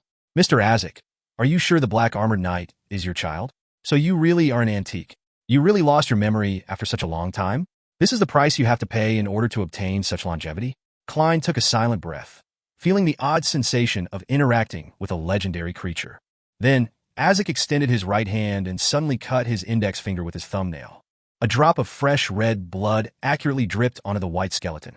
It quickly seeped into the skeleton, and the entire skeleton suddenly turned blood red. "Wah! Wah! Wah!" Klein suddenly heard the sound of a baby crying and felt that there was someone staring at him from behind. He drew his revolver and pointed behind him before turning around slowly. However, there was nothing in sight. Nothing existed behind him. Even the stairway that connected to the ground floor was gone. Wah! Wah! The sound of a baby crying drilled into Klein's ears, and when he looked towards the coffin again, he was shocked to see that there were many shapeless and distorted faces rising amidst billowing black fog. Then they manifested a strange door. Creak! The illusory door opened and palish white arms extended out, one after another, but they vanished into the black fog before Isaac. Through the crack that the door opened, Klein saw a white skull. It was thrown underneath a brown tree and reduced to powder as a result of the elements. Creak! Countless palish white arms were sliced off by the door that suddenly slammed shut as they fell onto the ground. Then, Klein heard a long sigh, Mr. Isaac's heavy sigh, a sigh that seemed to have a rich history behind it. Along with the sigh, the black fog dispersed and the sound of a baby crying ceased. Everything returned to its original state, except for the accentuated chill. Klein clenched his chattering teeth and looked into the coffin. He saw that the red skeleton had returned to its original, crystal-clear white. "I'm sorry. I couldn't find him," Isaac said in a deep voice, his back to Klein. At the same time, he closed the coffin. "It's not surprising that we couldn't find him. It would have been a surprise if we could," Klein comforted him. "Anyway, I've been disappointed many times regarding this matter," he added in his head. Isaac took another glance at the coffin before him. He turned around slowly and said, "I'll continue investigating, and I hope that I can have your assistance." "No problem. This is exactly what I wanted to do." Klein held back his urge to tell Isaac about the red chimney, because it was useless to bring it up. He could only rely on himself to confirm his target. However, that solved one of his major problems, which was how he should involve the Nighthawks after he found the red chimney house. He didn't believe that he could take out such a mysterious and scary puppet master alone. Now, he could ask for Mr. Isaac's help. Isaac widened his mouth, but didn't say anything in the end. All he did was sigh and walk towards the stairway quietly. After leaving the basement and closing the secret door, the two of them walked along the road covered with weeds and brambles. Neither one of them spoke as they walked back from the abandoned ancient castle. In the dark night, Isaac suddenly said, "Until this matter is resolved, I will quit my job and leave Tingen to look for my lost past." "Mr. Isaac, did you find out what happened to you?" Klein asked, having failed to hide his curiosity. Chapter 151, Klein's Request. The chirping of insects and the hooting of owls reverberated along the path back to the small town. Isaac looked ahead and said after a few seconds of silence, "Even though I'm not entirely sure what happened to me, I do have a rough idea. Perhaps I'm someone who has lived for a very, very long time." "Mr. Isaac, you have to seriously consider if you still fit the definition of someone," Klein thought to himself, but he didn't dare to say it out loud. "This wilderness, this silence, often makes one weak. I should have paid some sort of price in exchange for this long life. I've lived since the end of the fourth epoch, like a wandering spirit across the continent." Isaac's voice deepened, as if he was trying to suppress his emotions. "I don't remember the past. I've forgotten about the people and things that I've sworn to remember." Klein poked at the weeds in front of him and said, in thought, "Mr. Isaac, I have a theory regarding your situation." "What theory?" Isaac looked to the side. "I think that there's a cycle to your memory loss. Perhaps you die once every few decades, and your memories of the events before that vanishes. Then, after some time, you wake up from the darkness of your slumber and begin on a new phase of life. This way, we can explain why you would have such varied dreams. Those are events that you came across over your several lives," Klein described his theory. Isaac slowed down his pace, as if the darkness had grabbed onto his sleeve. He looked ahead with a turbid look before saying after a while, "That is consistent with the memories that were jolted awake just now." "Memories that were jolted awake?" Klein had an idea as he said immediately, "Mr. Isaac, you might not have to leave Tingen to search for your lost past. You'll regain your memories slowly." "Why?" Isaac turned his head in surprise. Klein smiled and said, "Your memories aren't completely gone. The parts of your memory that jolted awake just now are proof of that. Furthermore, do you remember the moment you woke up in Backlund and discovered that you had forgotten all about the past?" Isaac nodded. "That's a nightmare that bothers me till this day." Klein tapped downwards with his black cane and explained in detail, "Before today, I didn't think that there was a problem with that.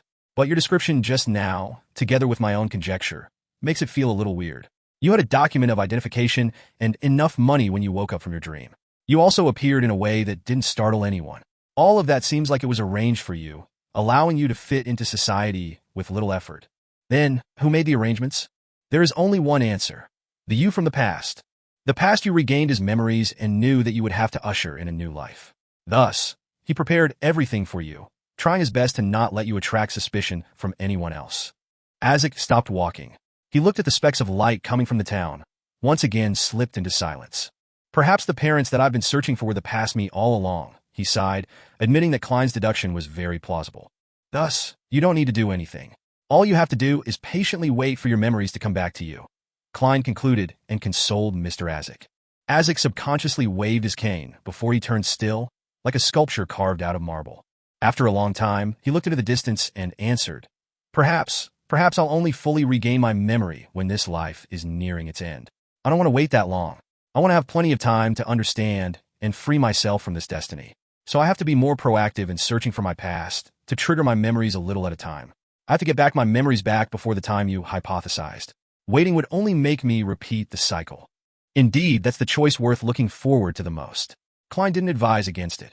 Instead, he asked, Mr. Azek, may I ask for your help in something trivial, other than finding the criminal that took the skull of your child and made my fate disharmonious?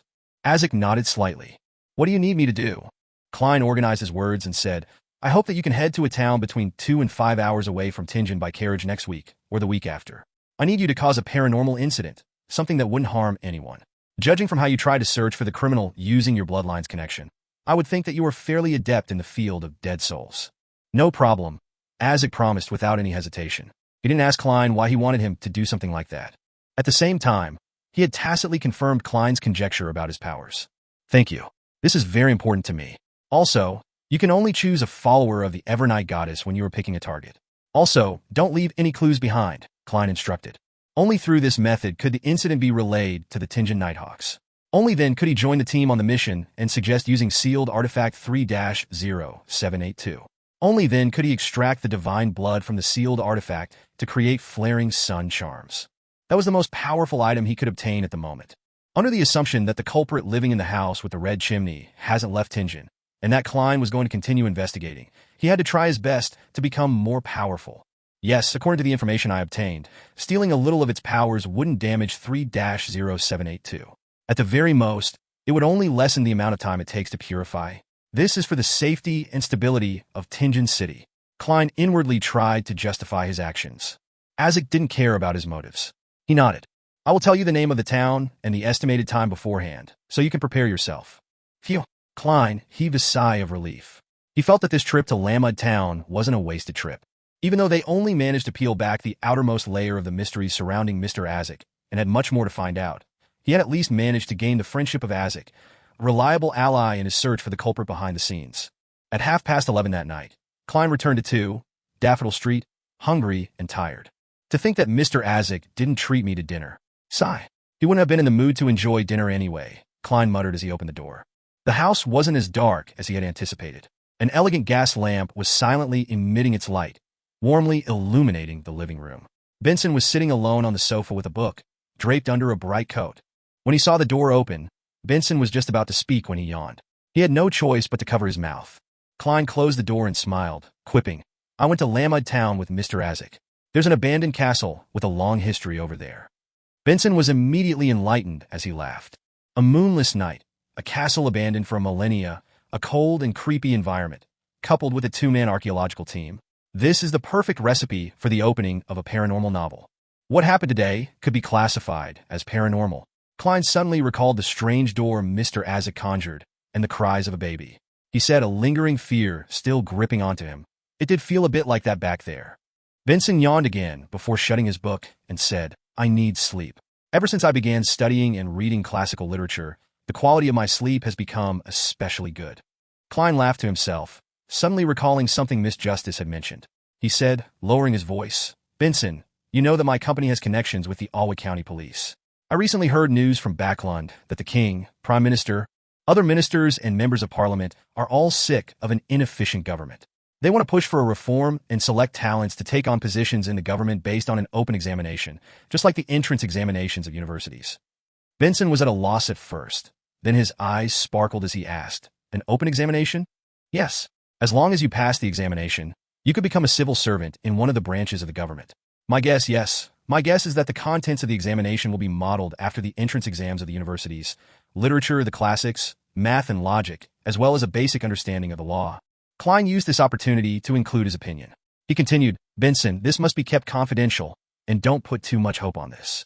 No one knows if this will be passed by the House of Lords and House of Commons or not. I'll keep it in mind.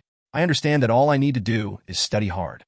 Benson smiled, then said, I'd study hard whether this change happens or not. I'll try my best to free myself from my current circumstance and find a better job. Learning. That's the greatest difference between a human and a curly-haired baboon. No, research suggests that baboons have decent IQ levels and a certain level of learning abilities. Klein lampooned silently and looked on as Benson headed to the second floor. After that, he smiled and rubbed his stomach as he walked toward the kitchen. He found the leftovers and the chicken Benson and Melissa left him especially. Klein relaxed as he started preparing his late dinner. It was deep into the night now, and most people had already gone to bed. He was the only one still awake, breathing in the cool air with mixed aromas and making slight movements. Everything was peaceful and serene. After he was satiated, he washed the dishes and took a bath. Finally, Klein returned to his room and locked the door. He yawned but kept himself awake. He took out the silver dagger used for rituals and sealed the room with a wall of spirituality. He wanted to divine above the gray fog whether summoning the fool that doesn't belong to this era was dangerous or not. Chapter 152. Nice attempt. The gray fog filled the air in its eternally unchanging manner as the illusory crimson stars hung around him at varying distances. Klein sat inside the lofty palace that looked like the home of a giant as he looked at the familiar sight before him. After a few seconds, he looked away and made a yellowish-brown goatskin appear before him. Then, he lifted a pen to write his amended incantation for the summoning ritual. Light a candle to represent myself. Use a spiritual wall to create a holy environment. Drip a drop of full moon essence oil in the flame, chamomile pure dew, slumber flower powder, and other ingredients. Note, there's no need to be too particular in this step because it's summoning oneself.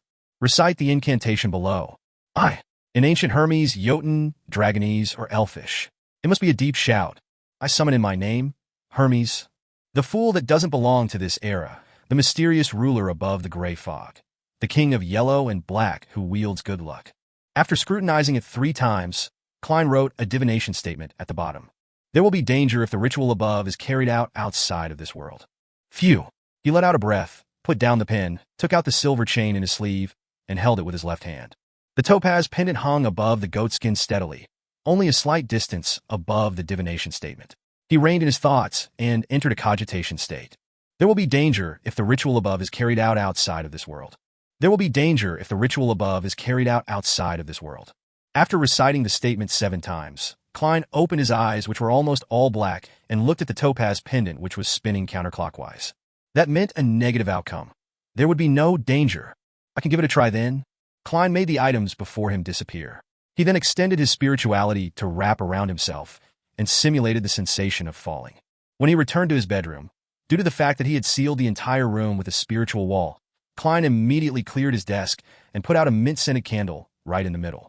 He pressed slightly on the candle wick, rubbing it with spirituality to cause friction and ignite the candle. Under the flickering dim light, Klein dripped the corresponding essential oils, extracts, and herb powder onto the flame. A soothing fragrance suddenly filled the air, and the room alternated between brightness and darkness. Taking 2 steps back, Klein looked at the candle that represented himself and shouted in Jotun, I. Then he switched to Hermes, I summon in my name, the fool that doesn't belong to this era, the mysterious ruler above the gray fog, the king of yellow and black who wields good luck. Just as he finished speaking, he sensed the wavering candlelight suddenly dance vigorously and produce a vortex with the surrounding fragrance. It absorbed his spirituality at an insane rate. Slumber flower, a herb that belongs to the red moon. Please bestow your powers to my incantation. Klein endured the discomfort brought about from having his spirituality drained as he finished reciting the incantation. Then, he saw the candlelight stop wavering. It was tainted with a gray luster, which extended to about the size of a palm. I didn't summon anything. Oh right, perhaps I'll need to respond to it above the gray fog?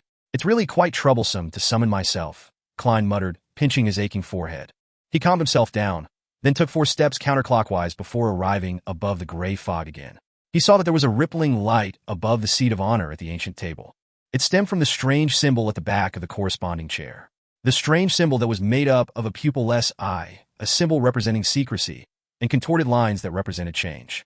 All Klein did was extend his hand to reach for it when he immediately heard, I summon in my name, the fool that doesn't belong to this era, the mysterious ruler above the gray fog, the king of yellow and black who wields good luck. Then, he saw a surging spirituality combined with a rippling light that formed into an illusory, yet shapeless door. The door shook as though it wanted to be opened. Klein immediately felt inspired and strongly willed for it to be pushed open. Almost instantly, The boundless fog and lofty palace was drawn forward. There were a few barely noticeable ripples. The ripples surged towards the illusory, yet shapeless door. But no matter how much Klein pushed it, the door couldn't be pushed open. Every movement resulted in dead silence. The door of summoning has yet to take shape? Klein reined in his will and creased his eyebrows when he analyzed the reason why he had failed. He had casually named the door of summoning. I'm lacking spirituality, so I can't form a complete door of summoning. When I advance to Sequence 8 Clown and pass through the initial dangerous stage, I can give it another try. Maybe it won't be a problem by then. Klein nodded lightly and roughly understood what had happened. This experiment gave him a confidence boost. He felt heartened as this was the first time that he received some sort of response from the mysterious space above the gray fog, other than the incident where he divined about eternal blazing sun. There will come a day when I'll understand all the secrets here, Klein excitedly declared in his heart. He then made a rapid descent into the boundless fog after he wrapped himself up with spirituality. Klein quickly blew out the candle after he returned to his bedroom. He ended the ritual and cleaned up his study desk before he removed the spiritual wall. A gust of wind suddenly blew as he yawned. He collapsed into the bed, covered himself with a blanket, and quickly fell asleep.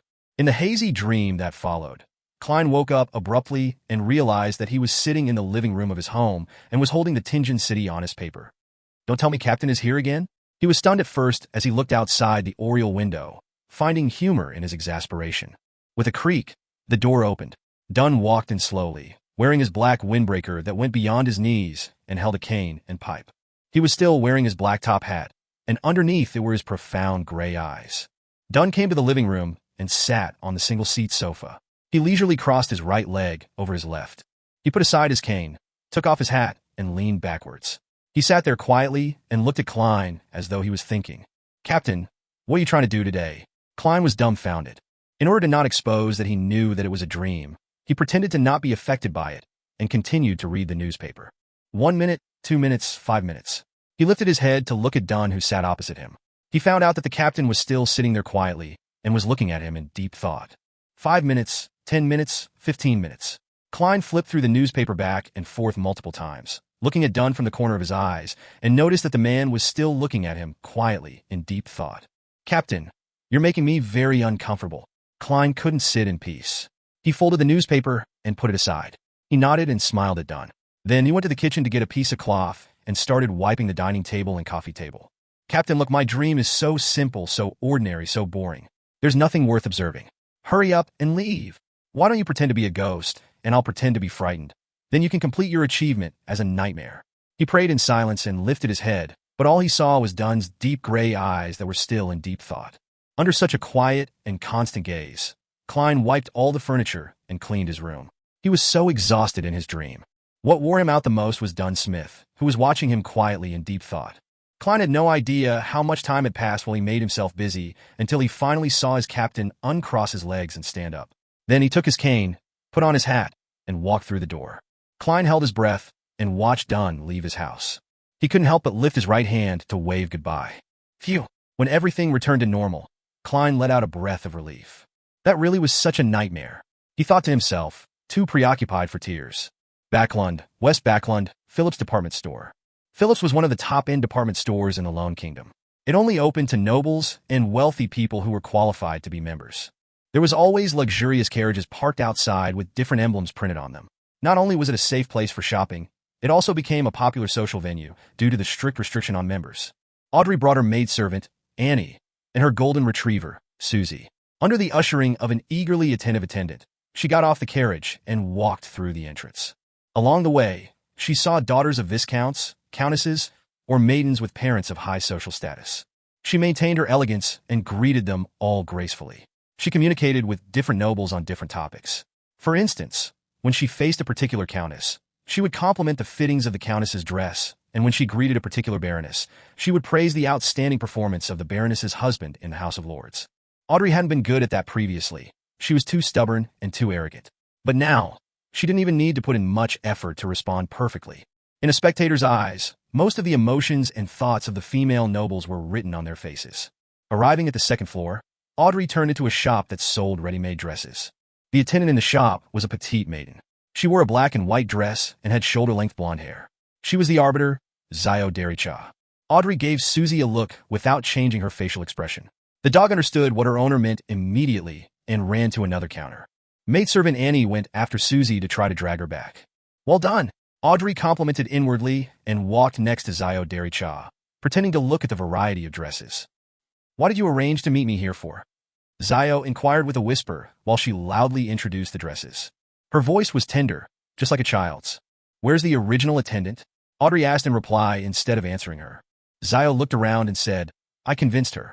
She was happy to rest for the morning. Audrey looked at the different style dresses while she took out a piece of neatly folded paper from her lamb leather handbag and secretly passed it to Zio. Rear Admiral Hurricane, Kalangos, has snuck into Backlund. This is his portrait. I hope you can find him for me. Oh, and don't alert him. Zio received the piece of paper and unfolded it to take a quick glance. She saw that it was a lifelike portrait of a man in his 30s that had a unique, broad chin. I was once constantly praised by my art teacher. Audrey stole a glance at Zio and lifted her head. She added, the kingdom offers a reward of 10,000 pounds for Kalangos. If he were to be arrested, even the person that only provided clues would definitely be awarded with a few £100. Just as she finished her sentence, she saw Zio's eyes beam with joy, as she had expected. Chapter 153, Final Act of Laying the Foundation. A unique wide jaw. His hair is in a bun like an ancient knight's. Eyes that look at you with the intent of an icy smile. Zio Dericha was half slumped on the sofa as she scrutinized the portrait that Audrey had handed to her. In her eyes, the man might as well have been a living, walking pile of money. After committing the looks of the great pirate Kalangos to her memory, she proceeded to read the description written at the bottom of the page. Brown hair, dark green eyes. The portrait can only be used as a general reference, as the target possesses the ability to transform into another person. It is unknown how long he can maintain the transformation. The portrait can only be used as a reference. The target possesses the ability to transform into another person. Only as a reference, transform into another person? Then why did I spend so much time memorizing his facial features? Zio wore a dazed look, as if it was the first time she had witnessed the evil intentions the world had for her. She looked up and saw Fur's wall slumped languidly in a sofa across from her. She seemed to be muttering to herself, there's no way to look for this person. We don't know what he looks like. All we know is that he's not from Backlund. There are far too many foreigners who come into Backlund every day. Furs attempted to sit up, but failed even after 3 tries. I'm only an apprentice, not an arbiter, she pouted as she placed her hand on the armrest of the sofa, successfully pulling herself up into a sitting position. Does that lady think that we are prophets? Furs jested. Zio was about to answer when she realized that there were still footnotes she hadn't gone through yet. She recited them out softly. The suggested ways of searching are as follows. 1. Kalangos has an evil object with him. It needs to devour the flesh, blood, and soul of a living person every other day.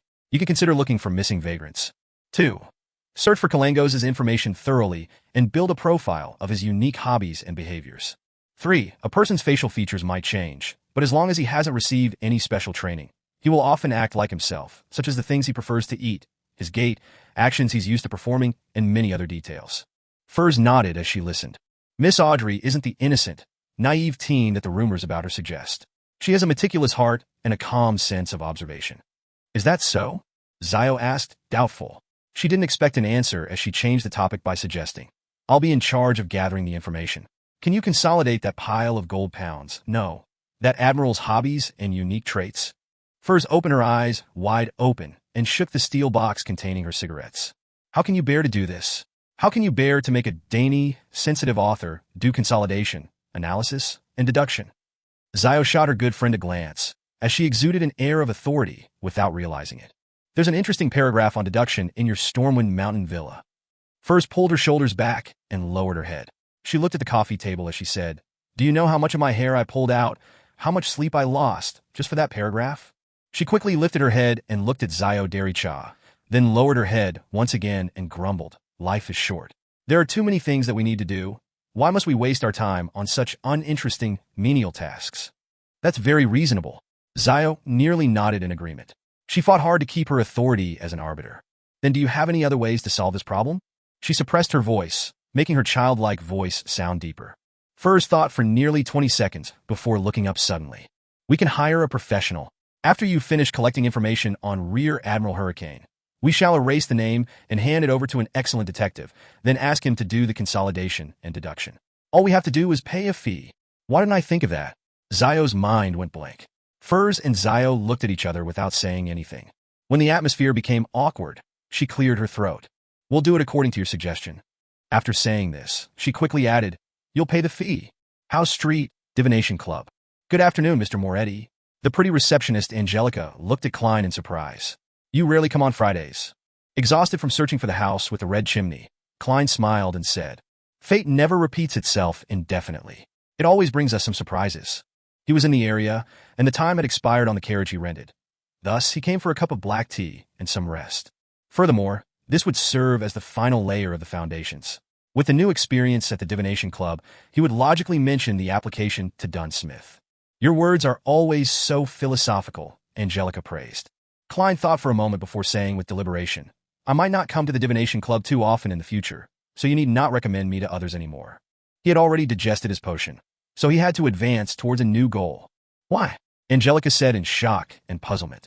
You've already made a name for yourself in the club. Most people know that your divinations are very accurate and miraculous. In fact, we were considering getting you to come in on Sundays as a lecturer. If I was paid £1 for every divination I perform, then I would keep doing this regardless of how tired I was. Besides, I still have to investigate the houses with red chimneys and find a culprit as soon as possible. Klein smiled warmly. Madam, do not convince me to stay. This is the arrangement of fate. I won't stop coming to the Divination Club entirely. It's just that my visits will become less frequent. I'll still pay the membership fees on time. I can get reimbursed for it anyway. I will come down occasionally to monitor the place. Klein added in his heart.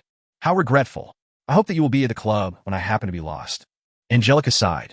She realized that this wasn't as surprising as she imagined after the initial shock had passed. Perhaps such a miraculous seer that still respected fate wasn't someone who could be held back by a club intention. Angelica smiled, as if thinking about something. Side black tea? Yes. Klein returned to smile. He spent about 20 minutes in the club, spending the time resting, finishing his black tea before leaving the club. He took a public carriage back to Daffodil Street. When he entered, he opened the mailbox out of habit and saw that there was a letter placed inside not too long ago. Klein opened the letter and noticed that it was from Mr. Isaac. I will be heading to Morristown on Sunday and return on Wednesday. Most of the citizens in Morristown are believers of the goddess. He's heading there on a Sunday, which means that according to the usual level of efficiency, the Nighthawks would only receive the information on Tuesday or Wednesday. I can make it.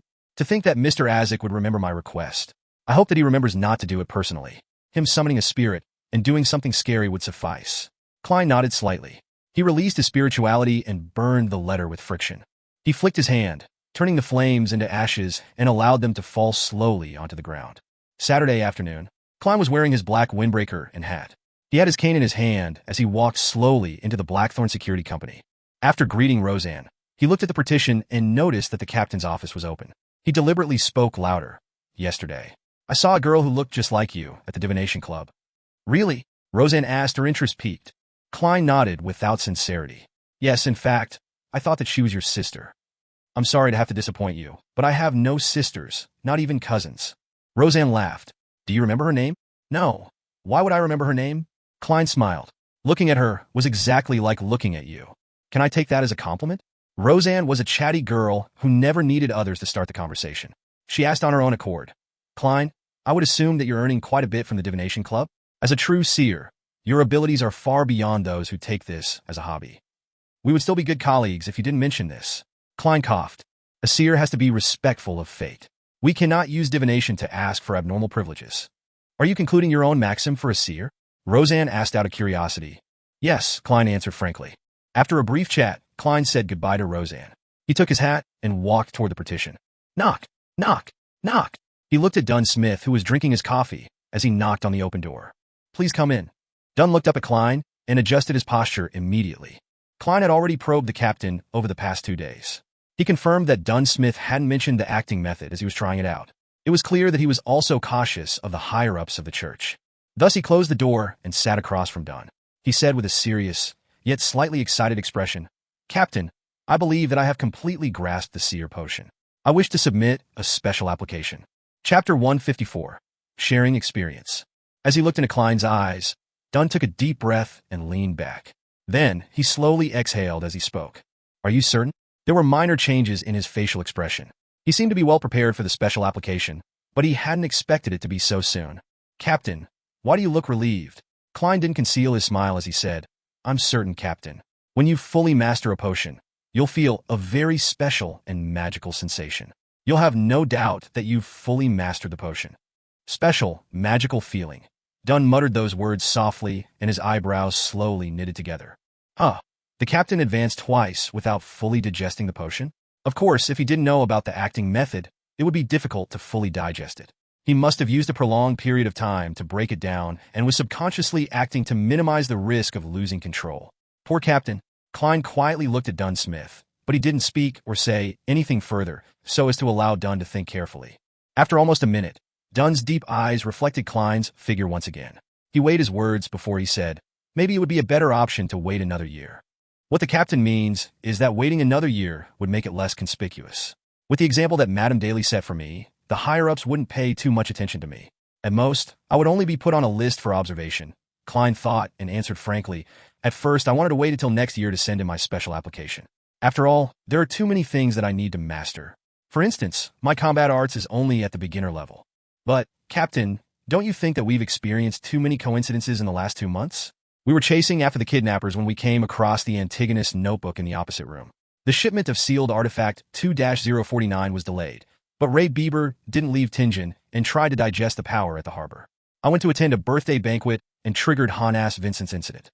I went to investigate at the library and ran into a member of the Aurora Order. I don't know what these coincidences mean, but I feel insecure. That's why I want to enhance myself in the best possible way. Klein seized the opportunity to talk about the manipulator behind the scenes. It was something he had planned to include in his schedule. Without exposing his uniqueness, he would remind the Nighthawks to make them search for more clues from different angles. What he said earlier would only lead the other Nighthawks to conclude that Klein had a discerning mind and was good at organizing his thoughts. The moment Klein said the word but, Dunn's body leaned forward. In the end, he steepled his fingers in front of his mouth. He fixed his gaze and remained quiet, seemingly thinking about what Klein had said. After a while, Dunn lifted his head and said in a mellow and deep voice, very perceptive, perhaps there really is something lurking in the dark. Without waiting for Klein to speak, he instructed, you can submit the special application. All right. Klein lifted the corner of his lips when he answered. He got up with a smile and walked towards the door. As expected, he heard a familiar additional remark. Hold on, Dunn called out. He weighed his words and said, take note of your choice of words. Don't worry, Captain. I place a far greater importance on this matter than you do. Klein nodded in agreement with a smile. At first, he thought Dunn would propose that they avoid going through the Holy Cathedral and instead advance to Sequence 8 in secret. Then they could go through the normal procedure after 3 years. However, after he thought it through, he realized that it was impossible. Regardless of whether it was through a special application or a normal application, the person who was going to advance still had to be investigated by the Holy Cathedral. The only difference was that one method was relatively simple and the other was more complicated. If he had become a Sequence 8 in secret, then it could put the entire Tingen Nighthawks in trouble. Since Klein was finished with his mysticism lessons, he didn't go to the basement in a hurry, but walked to the clerk's office next door after leaving the captain's office. He found a man and a woman sitting in the office. The man was in his 30s and the woman was in her 20s. They were the two newly added members. They were surprised when Klein entered, then they smiled and nodded in greeting. They were curious and in awe of the Beyonders that they worked with. Klein didn't chat with them, but found an empty desk and began writing a draft for the special application. As he already had a draft in his head, it only took about 10 minutes to complete his initial work. After reading it a couple of times and amending parts of it, he sat before the Ackerson Model 1346 typewriter and started typing his draft onto a document. Listening to the tapping of the keyboard, the two new clerks exchanged looks and stood up simultaneously. They left the office and went to the reception hall to chat with Roseanne, allowing Klein to have some privacy. Very careful and fully aware of the need to maintain secrecy, Klein stole a glance at their receding figures as he complimented them. He focused on his work again and continued tapping on the typewriter. Just as he was going to complete his special application, Leonard Mitchell came out of the restroom. He looked around while he buttoned his shirt. There was an unrestrained beauty in his messy hair. What's the report you're writing? Leonard looked around the clerk's office as he leaned against the door frame with his right foot tiptoed to balance himself and his hands tucked into his pockets. His green eyes examined Klein with interest. Klein typed the last word and the last punctuation mark. He then turned his head and smiled. Special application. Special application? Leonard asked, puzzled. Klein picked up the paper and skimmed through it quickly. He casually explained, a special application to advance to Sequence 8. Cough, cough, cough. Leonard suddenly coughed vigorously. He calmed down and asked, digest? Bro, you know quite a bit. Klein held his special application and walked before Leonard. He lifted an eyebrow and said, yes.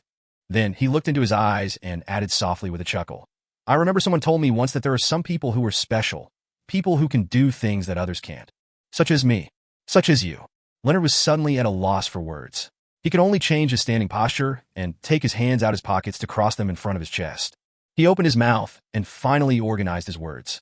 He asked in a low voice, "Don't you think that it's too risky?" As he already knew about digesting, he definitely understands that my advancement has no risk of losing control. Is he referring to the attention from the higher-ups in the church? Klein explained while in thought. Leonard, do you remember the first task that we worked on together? We were merely tracking kidnappers, but we realized that the room opposite had clues about the Antigonus family's notebook. He repeated what he mentioned to Dunn once more. Leonard's expression grew heavy, and he nodded in agreement slightly. He muttered to himself and said, "Maybe. I have to hurry up."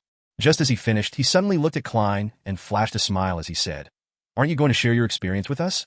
The experience to quickly grasp a potion and avoid the risk of losing control." This guy sure can put on a facade quickly. Klein smiled and answered, "I'm more than willing to." He was planning to seize the opportunity today to remind his Nighthawk teammates on how to minimize the risk of losing control. Of course, to maintain his personal safety, he couldn't say it as straightforwardly as he did to Dunn Smith. At most, he could describe the idea vaguely, in a way that wouldn't alert anyone who was sent down by the higher-ups. "Let's do it now, then." Leonard impatiently dragged Klein to the Nighthawk's recreation room.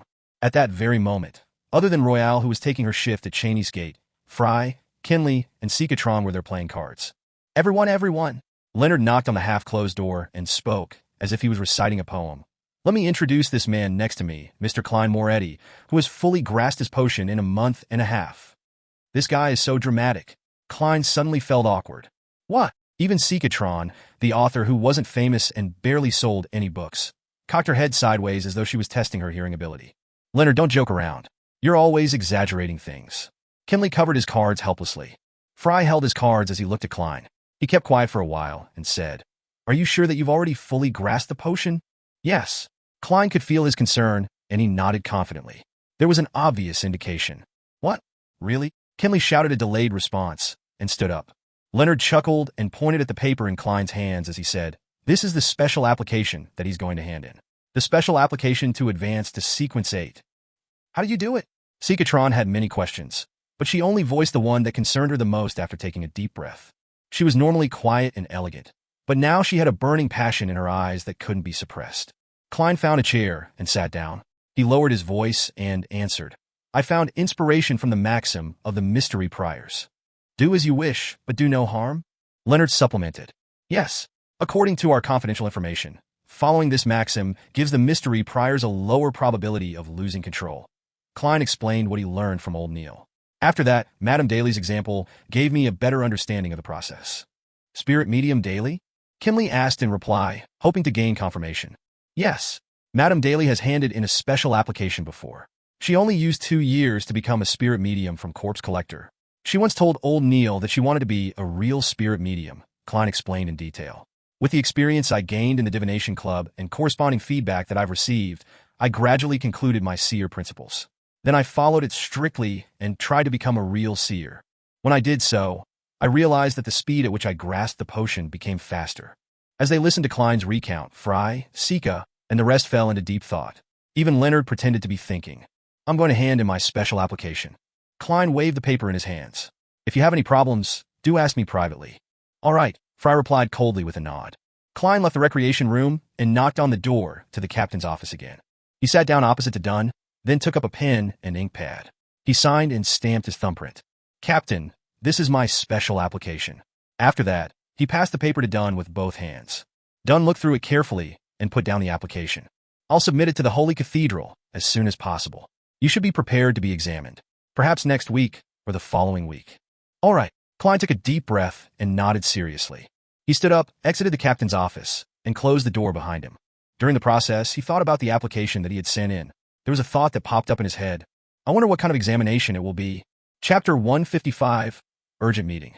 After collecting himself, Klein went down to the basement and walked to Cheney's Gate. He knocked on the door to the guardroom. Inside, Royale Radine had already packed her personal belongings. She immediately smoothed her hair and stood up when she saw the person taking over her shift. After greeting each other with a nod, Klein suddenly said, "I've had some success with grasping my potion and have shared my experiences with Fry and the rest. You can ask them about it." Royale, who typically didn't have much of an expression, looked at Klein with a little shock. Her lips quivered a little as she said, "All right, madam, let's hope that you can still maintain your calm composure in a while. There are already a bunch of dazed people sitting in the recreation room right now." Klein laughed and made his way behind the table, expertly taking out the tin can which Dunn Smith used to store his Fermo coffee. After making himself a cup of aromatic coffee, Klein sat down and relaxed. He looked out at the lonely hallway and allowed his thoughts to roam free. Let's hope that Mr. Azek's mission is successful and that he doesn't leave behind any clues. Well, even if there are clues, I can just pretend to not notice them. I wonder where the mutated sun's sacred emblem is sealed behind Cheney's gate? Since it doesn't possess any living qualities, it only needs a little space. Come to think of it, I haven't been inside Cheney's gate. I'm not sure what it looks like inside. To be able to keep the weird sealed artifacts of varying sizes safe and maintain surveillance, it must be quite special indeed. For example, the ashes of St. Selena? Many thoughts streaked past Klein's head when he suddenly heard urgent footsteps. He focused and shot a look towards the door. He saw old Neil, wearing his classic black robe, appear in the corridor with a black carpet in his hands. He made his way into the guard room and said nothing, but instead observed Klein thoroughly. "Mr. Neil, did something happen?" Klein let out a dry chuckle and took a sip of his fragrant coffee. Old Neil sized him up and sighed.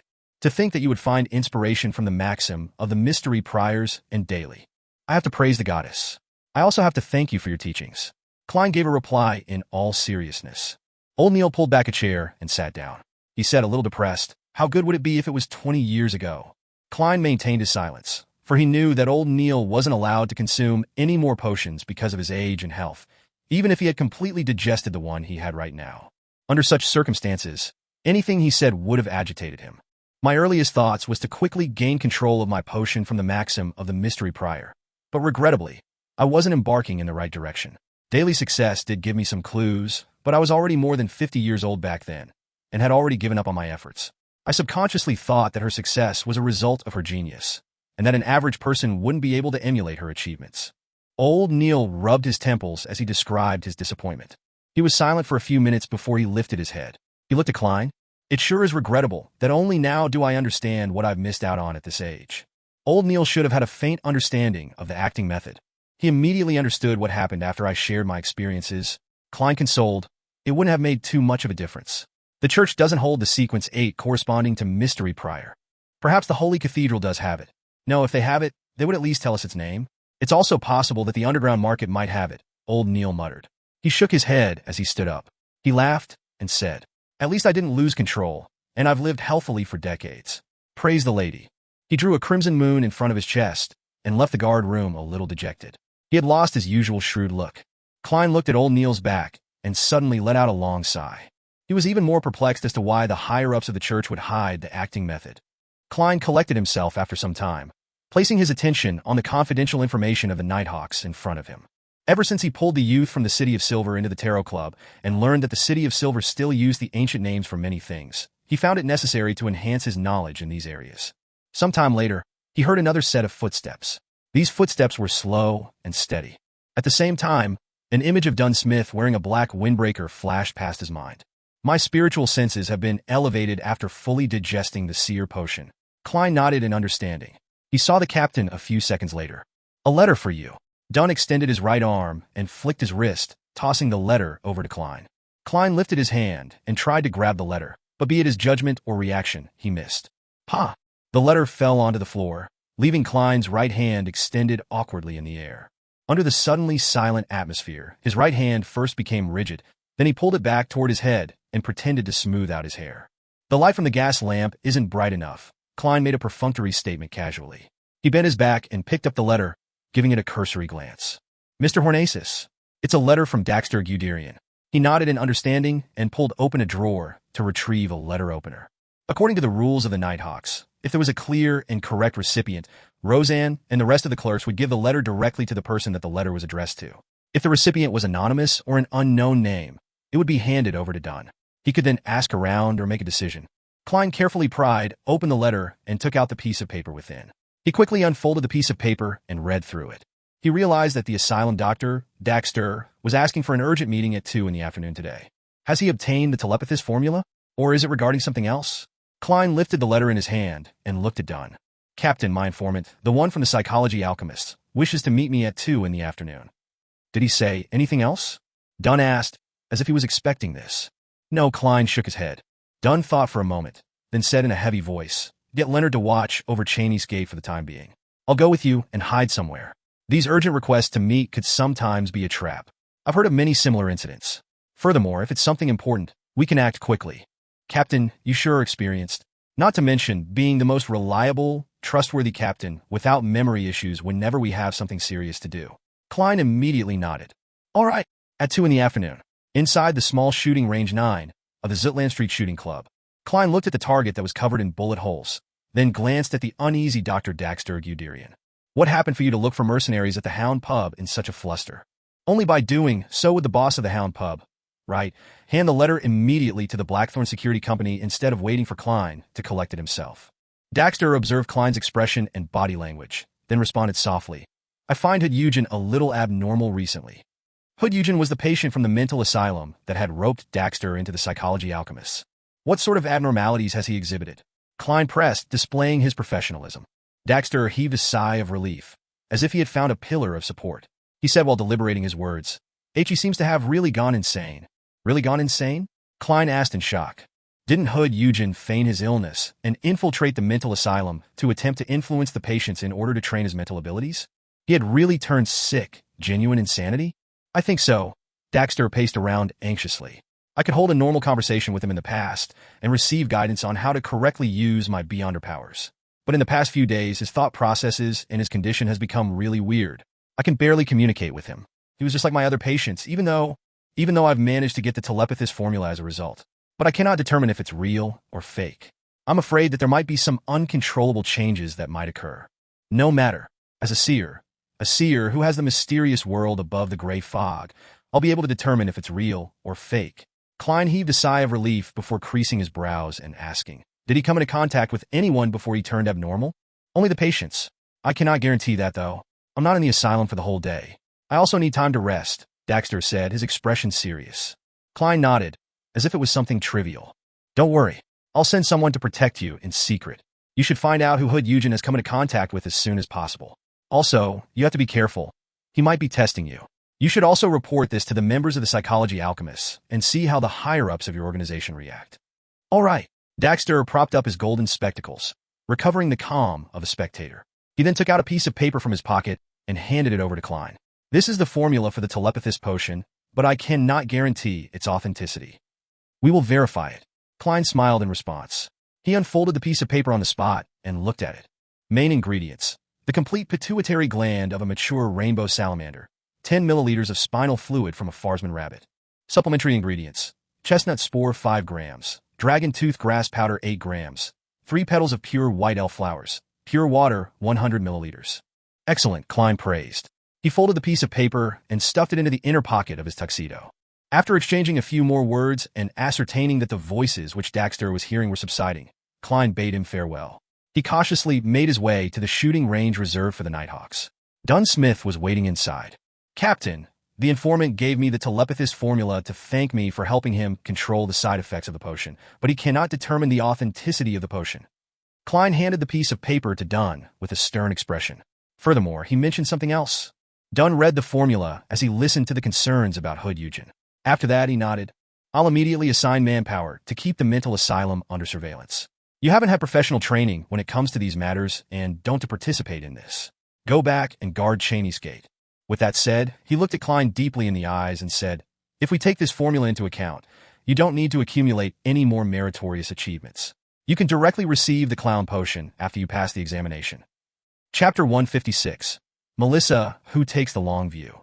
"And I'm paying double for the clown's formula. And all this because I originally wanted to be rewarded double for the same piece of work I did. Forget it. I don't have the opportunity to mention that I already have the formula to the clown potion." Klein took a deep breath and forced a smile, saying, "Hopefully I can pass the examination smoothly." He was more than happy with Dunn's decision for him to continue to guard Cheney's gate. Not only was he lacking the professional ability to monitor and investigate, but his hand-to-hand combat was far from satisfactory. In terms of shooting, he was considered decent compared to the ordinary police. However, his teammates were all beyonders that have had their physical attributes enhanced. Even if they weren't all marksman level, they were very close. As for hand-to-hand combat, Klein was merely a beginner. Even with a slumber charm, a repose charm, and a dream charm, he was still considered a support class beyonder. It would be easy for him to deal with ordinary people, but he would be in danger if he were to come across any Beyonders who were adept at combat.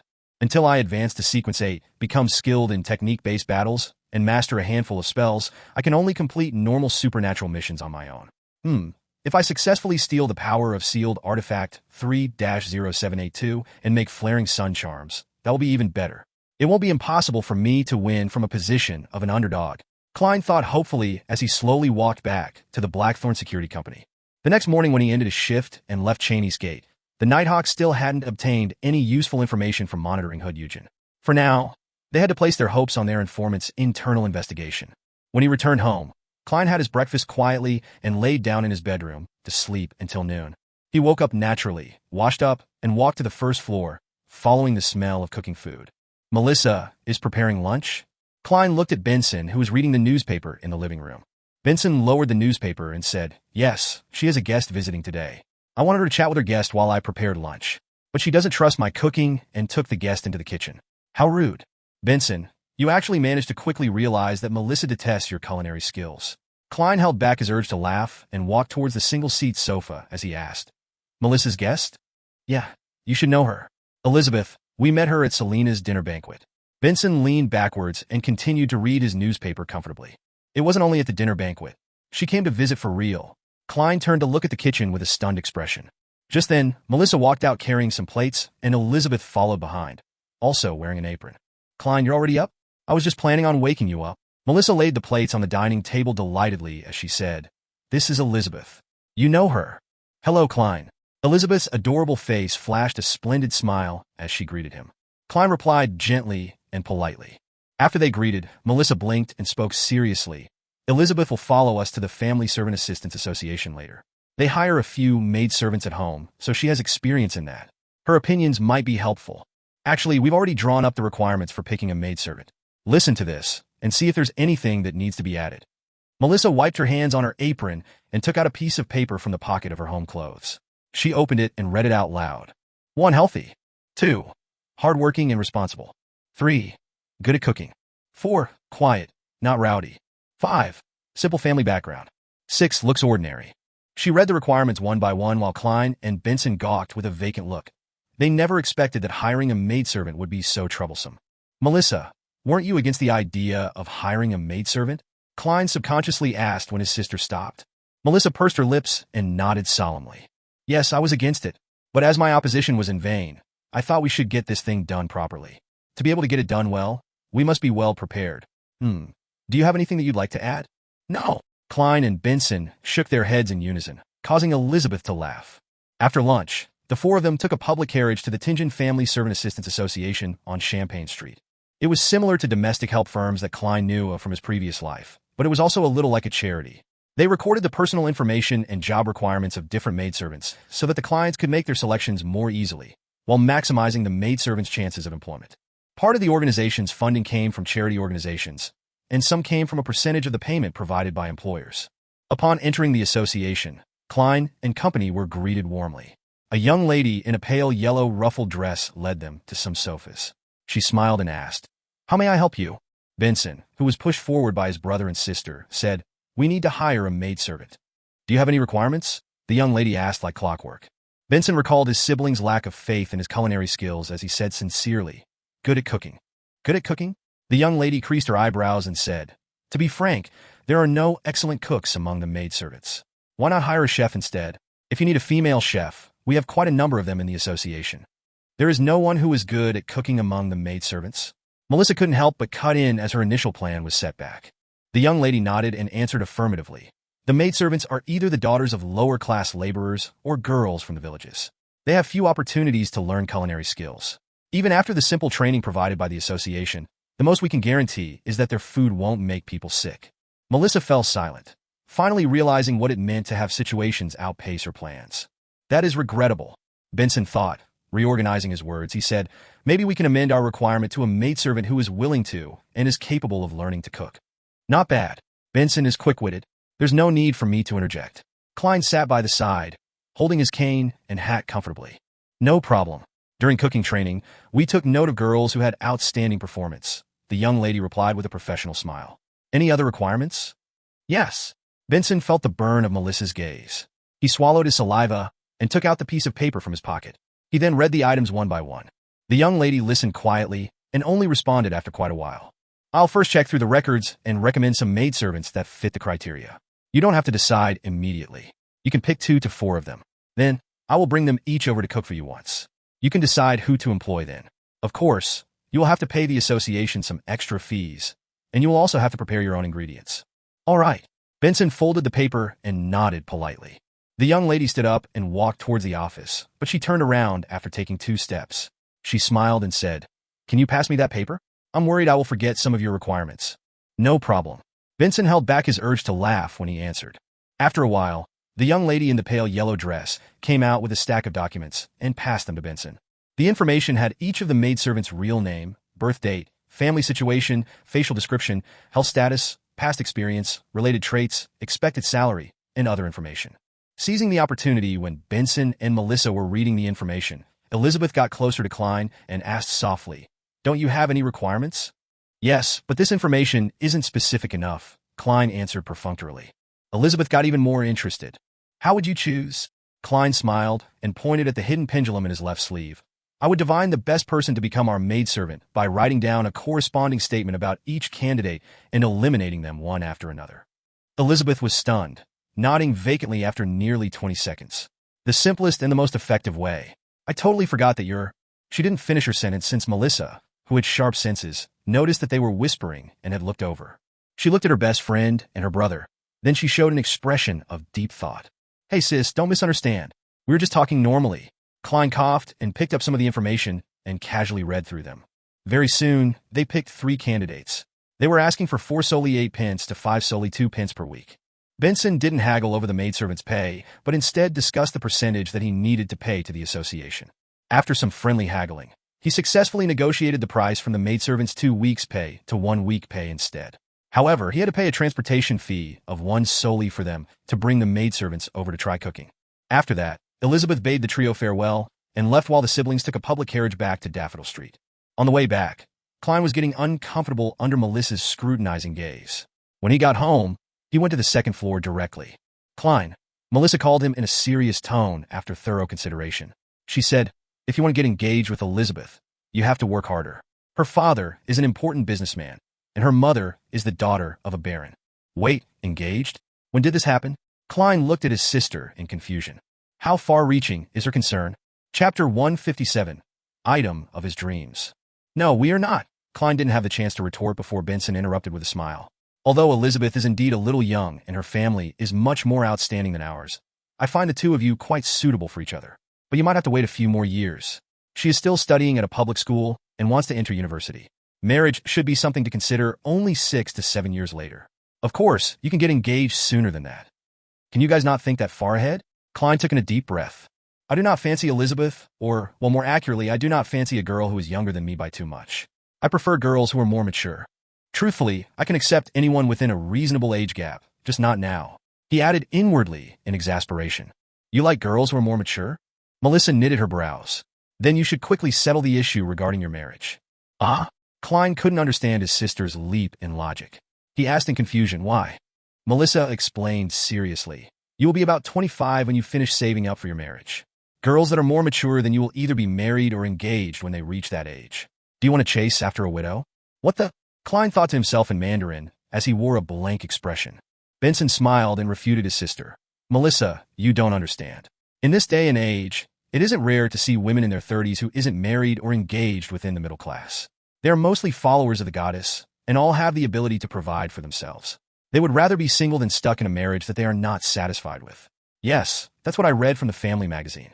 "Is that so?" Melissa was a 16-year-old girl after all. She didn't have a great understanding concerning matters like this. Upon seeing his siblings getting roused up from the conversation, Klein coughed and said, "What I meant by mature is their mental state.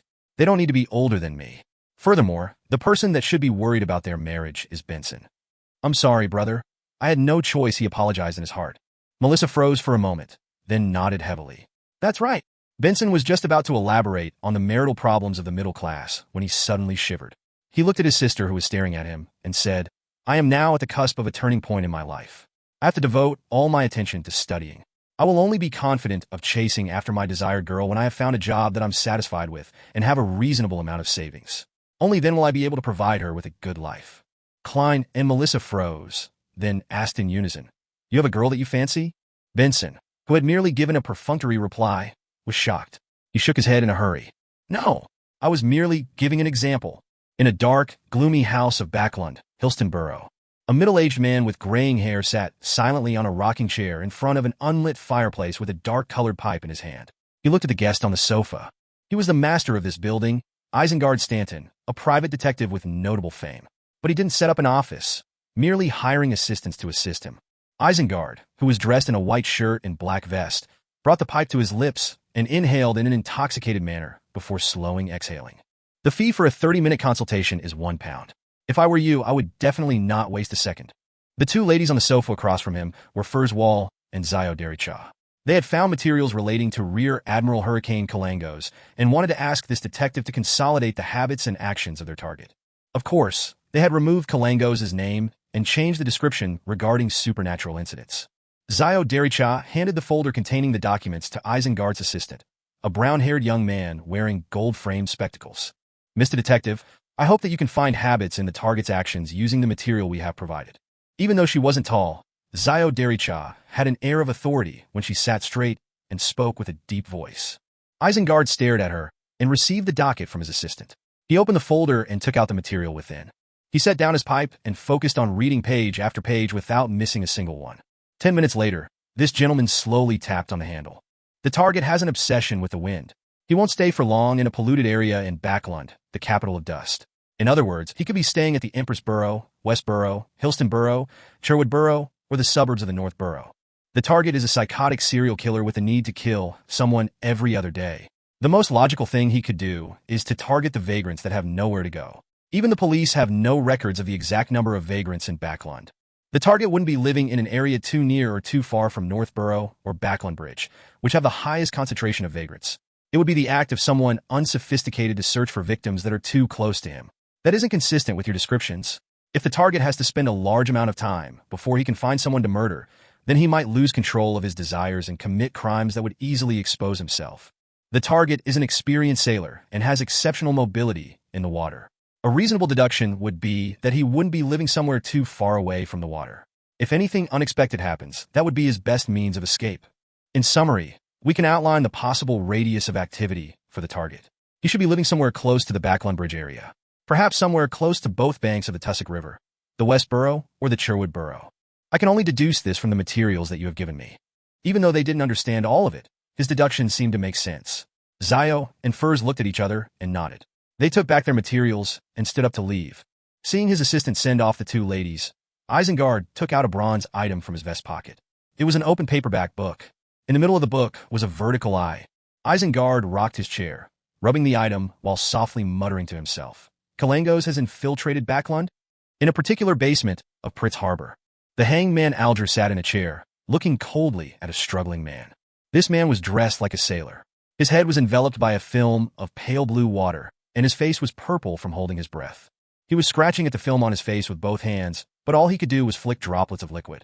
Finally, he could no longer hold his breath and gave a signal of submission. Alger smiled, then nonchalantly clapped his hands. The thin film of water dispersed, turning into droplets that fell to the ground.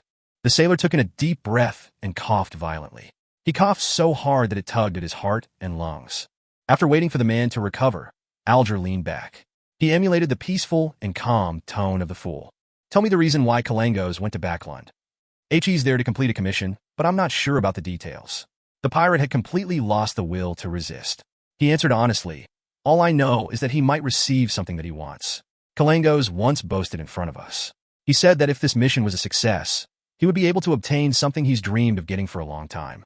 The 4 pirate kings would then become the 5 pirate kings. An object he's been dreaming of obtaining?"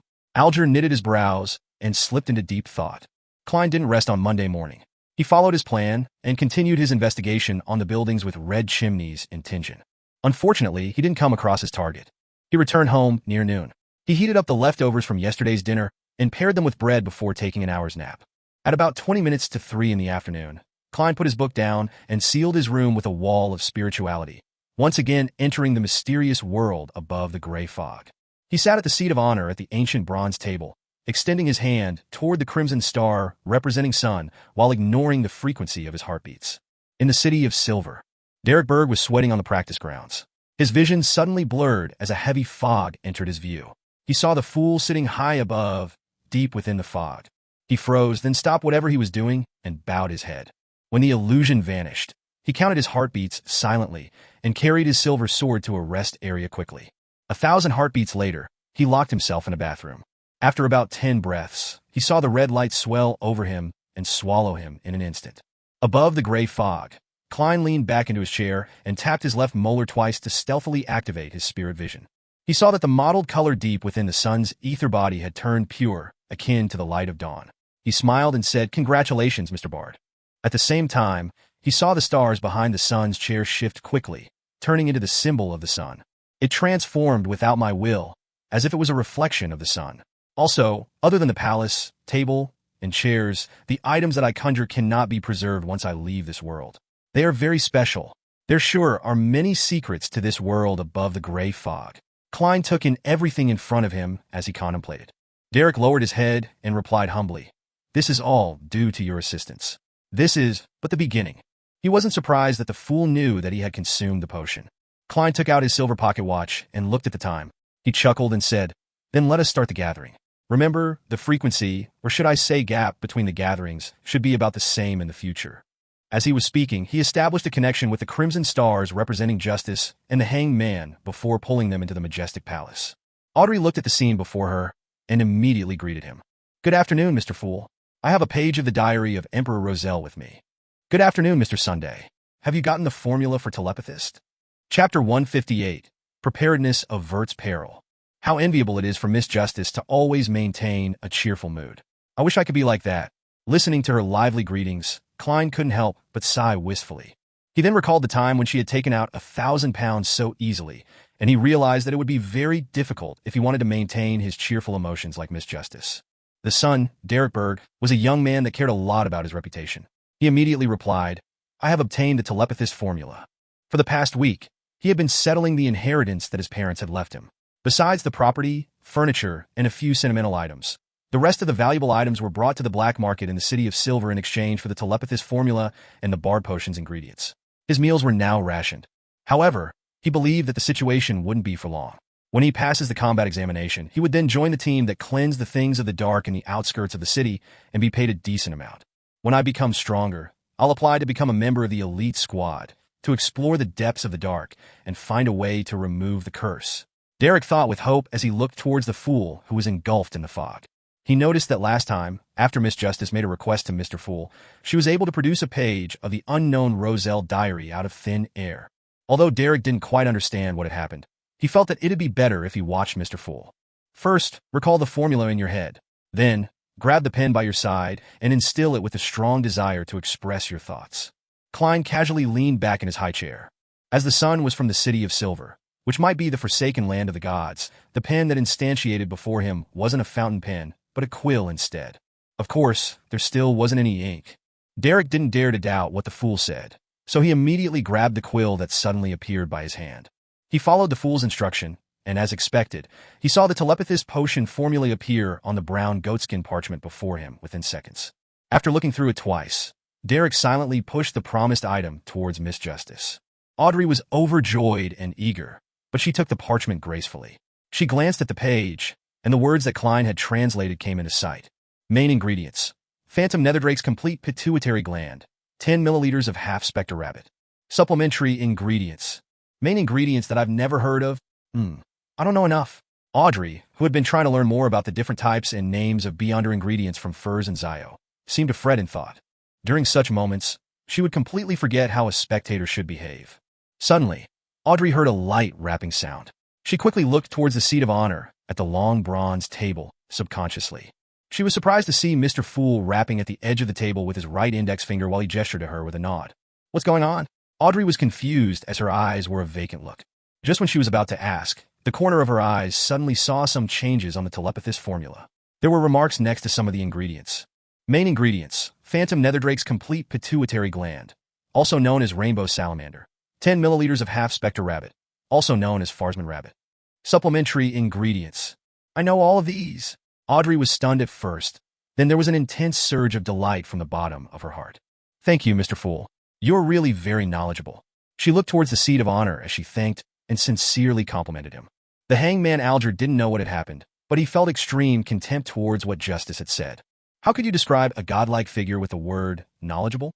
His existence alone is equivalent to knowledge itself, to a certain extent. Klein accepted Miss Justice's compliments without any misgivings because this wasn't something he could have done just because he had chanced upon the psychology alchemist's telepathist formula.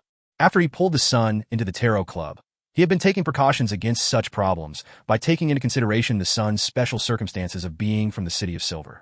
He had been constantly studying ancient terminology. Therefore, even if Daxter Guderian hadn't managed to get the formula in time, he could have made the notations easily.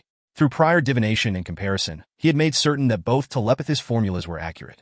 This is why we say, preparedness averts peril, Klein thought smugly. Audrey looked at the telepathist formula a few times, and then reined in her gaze unwillingly. She then personally expressed Roselle's diary onto a page. You deserve this. She put down her pen and looked towards the fog-engulfed fool. In addition to this, I'll give your adorer another 300. Is 300 pounds okay? She sounded a little guilty because the 3 pages of Roselle's diary only cost her 20 pounds, while the sheriff formula at Sequence 8 required 450 pounds. In other words, from the perspective of simple math, she had to pay another 430 pounds on top of the 3 pages of the diary. However, Audrey felt that it was thanks to her luck that the seller didn't know the value of Roselle's diary. It allowed her to buy it at a low price. Emperor Roselle's diary costs at least 50 pounds per page. Audrey held her fist and encouraged herself. 300 pounds? Until today, I've only seen that much money at Sir Deweyville's place. Klein sighed and pretended to not be interested in money as he nodded and said, a reasonable deal. This is my adorer's information. He avoided speaking of terms like Backlund Bank and anonymous account verbally through the fool's mouth as they damaged his image. He made them appear on the parchment before her. Klein had taken time to visit Backlund Bank's Tingen branch last Wednesday while investigating the houses with red chimneys. He had disguised himself and opened an anonymous bank account. The account only required one to memorize his account number and the corresponding password in order to withdraw cash from any Backlund Bank branch. If one found that it wasn't secure enough, he could also request to add in a signature and thumbprint verification. But that would be more troublesome. In order to keep his identity secret, Klein left it with a password. The password is written in ancient Hermes. The fool that doesn't belong to this era, the mysterious ruler above the gray fog, the king of yellow and black who wields good luck.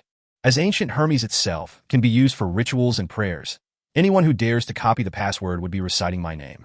Then, I'll immediately receive a signal, and can simply find out who's the one trying to steal my wealth from the world above the gray fog. Klein was very satisfied with the idea that he came up with. The only downfall was that it would slightly expose the existence of the fool, but the risk was within an acceptable range. Audrey pushed the diary page to Mr. Fool as she took the parchment with the information of the fool's adorer. Recorded on it was the Backlund Bank and a bunch of numbers that formed the anonymous bank account. I wonder if Mr. Fool's adorer is a male or female, and which sequence he or she is. He must be very powerful, at least not weaker than Rear Admiral Hurricane Kalangos. Audrey couldn't stop her thoughts from wandering, but she quickly focused and memorized the anonymous account. It doesn't have to be so troublesome. Just then, she heard the fool's low yet gentle voice. When you get home, recite my name and you'll be able to write down the information directly. This would be just like when I drew the red chimney scene through divination. An account number is very important. You can't memorize it incorrectly. Klein added in his head. That works too? From Mr. Fool's words, he appears very confident. He lives up to his status of a godlike figure if he can even do this. Audrey was stunned at first before coming to the realization that everything seemed to make logical sense. But why did I have to memorize the formula earlier? Audrey was suddenly confused again. At that moment, Klein pressed down on the page of Roselle's diary, but he wasn't in a hurry to read it. He looked to the side at the sun and calmly asked, "What compensation would you like?" Derek thought seriously and said, "As of now, I don't have anything that I desperately need. I should digest the Bard potion very soon. I shall wait until then to request my compensation. Yes, perhaps to prepare for the corresponding Sequence 8 formula or the necessary ingredients. Sequence 8 is light supplement, which I have, but the ingredients, even if I had them, I would have no idea how to give them to you." Wait, he used the word digest. Indeed, the City of Silver knows of the acting method. The highest sequence there is only Sequence 4. So are they limited by ingredients? Klein nodded in deep thought, agreeing to the deal. Audrey also sharply noticed the word digest. She weighed her words and asked, "Mr. Sun, are you aware of the acting method?" Derek looked at Miss Justice in confusion and answered straightforwardly, "It's nothing strange. The general education classes in the City of Silver teaches the acting method. The acting method is taught in general education classes." Audrey stole a glance at the hangman and realized that he was looking back at her. The two of them suddenly fell silent. The origin of the sun is indeed mysterious. I wonder where Mr. Fool pulled him into the tarot club from. The more I think about it, the more I revere him. Audrey settled down and looked at the fool, who didn't look visibly surprised in any way. Then, Alger probed, "Mr. Sun, do you talk about any key things to look out for with respect to the acting method?" "Yes." Derek nodded without hesitation. "It's clearly stated in our general education classes that the one and only key point for the acting method is to remember that you're only acting. As expected, we're using an ingenious method to go around obstacles and completely break down the remnant spirits in the potion without submitting to it. The Sun, you're such a simple boy. You just shared important information by accident." Klein smiled and cast his eyes on the diary page before him. Chapter 159, Bestowment and Sacrifice. Messy Chinese sentences were scribbled on the yellowish-brown goatskin. August 2nd. This goes deeper than I imagined. History, sure, is something that can be manipulated easily. August 5th. I witnessed the abilities of a high-sequence beyonder today. It was scary indeed. There's a qualitative change that has happened to them in a particular aspect. It was as though they've transformed into a deity. It's no wonder that we describe them as demigods, though I think calling them legendary beings is more fitting. August 6th. There's something strange going on. Why would the 7 major churches adopt such a strange attitude towards the potions? At the low to middle sequences, they not only provide the main ingredients to those who manage to advance, but they're also generous. Enough to share the formulas and demonstrate the process needed to create the potion. They would also explain in detail if a ritual is needed to create the medicine, yet finished potions are the only things they provide to those who are advancing to the higher sequences. This isn't logical. Shouldn't they keep the formula a secret for the lower sequence potions and give the candidate the completed potion since it's relatively easy to gather the necessary ingredients and create the potion? As for the higher sequence potions, shouldn't they share the formula and make the promising members search for the ingredients due to the difficulty of obtaining the main ingredients? There must be some hidden secret to this. August 9th. The events of the past 2 days have made me feel uncomfortable. I started the Industrial Revolution with my own hands and personally ushered in the age of steam and machinery. But this will create the conditions necessary for the evil god to descend upon this world. What does he mean? The conditions necessary for the evil god to descend upon this world? Klein knitted his brows, his index finger tapped on the edge of the ancient table. Did Mr. Fool encounter a difficult problem? Anything that can trouble him must be something of another level. Audrey looked at the leader obscured by the thick fog and interpreted his state through his body language. Klein was indeed pondering over the problem related to the upper echelons, but he didn't arrive at an answer. He considered the possibility of using divination to gain some sort of revelation. Yes, it would be impossible to divine something of use with such simple sentences. I'm not a prophet. What if I divine with the statement, the conditions necessary for the evil god to descend upon this world? It feels too risky. The evil god might not be as horrifying as the eternal blazing sun, but its abilities might be much more mysterious. It might be able to trace the divinations back to me. There's also no way to divine how large of a risk I'll be taking if I were to divine that statement. After all, just divining if something poses any danger is dangerous once it has deities involved. I'll keep this question in mind and put more effort into observation. The arrangement of the churches regarding potions is indeed mysterious. I wonder what kind of secrets they're hiding? Perhaps I'll receive some hints about that once spirit medium. No, spirit guide daily is made archbishop or a high-ranking deacon and enters the core of the church. Roselle's description does make me look forward to the power of high-sequence beyonders.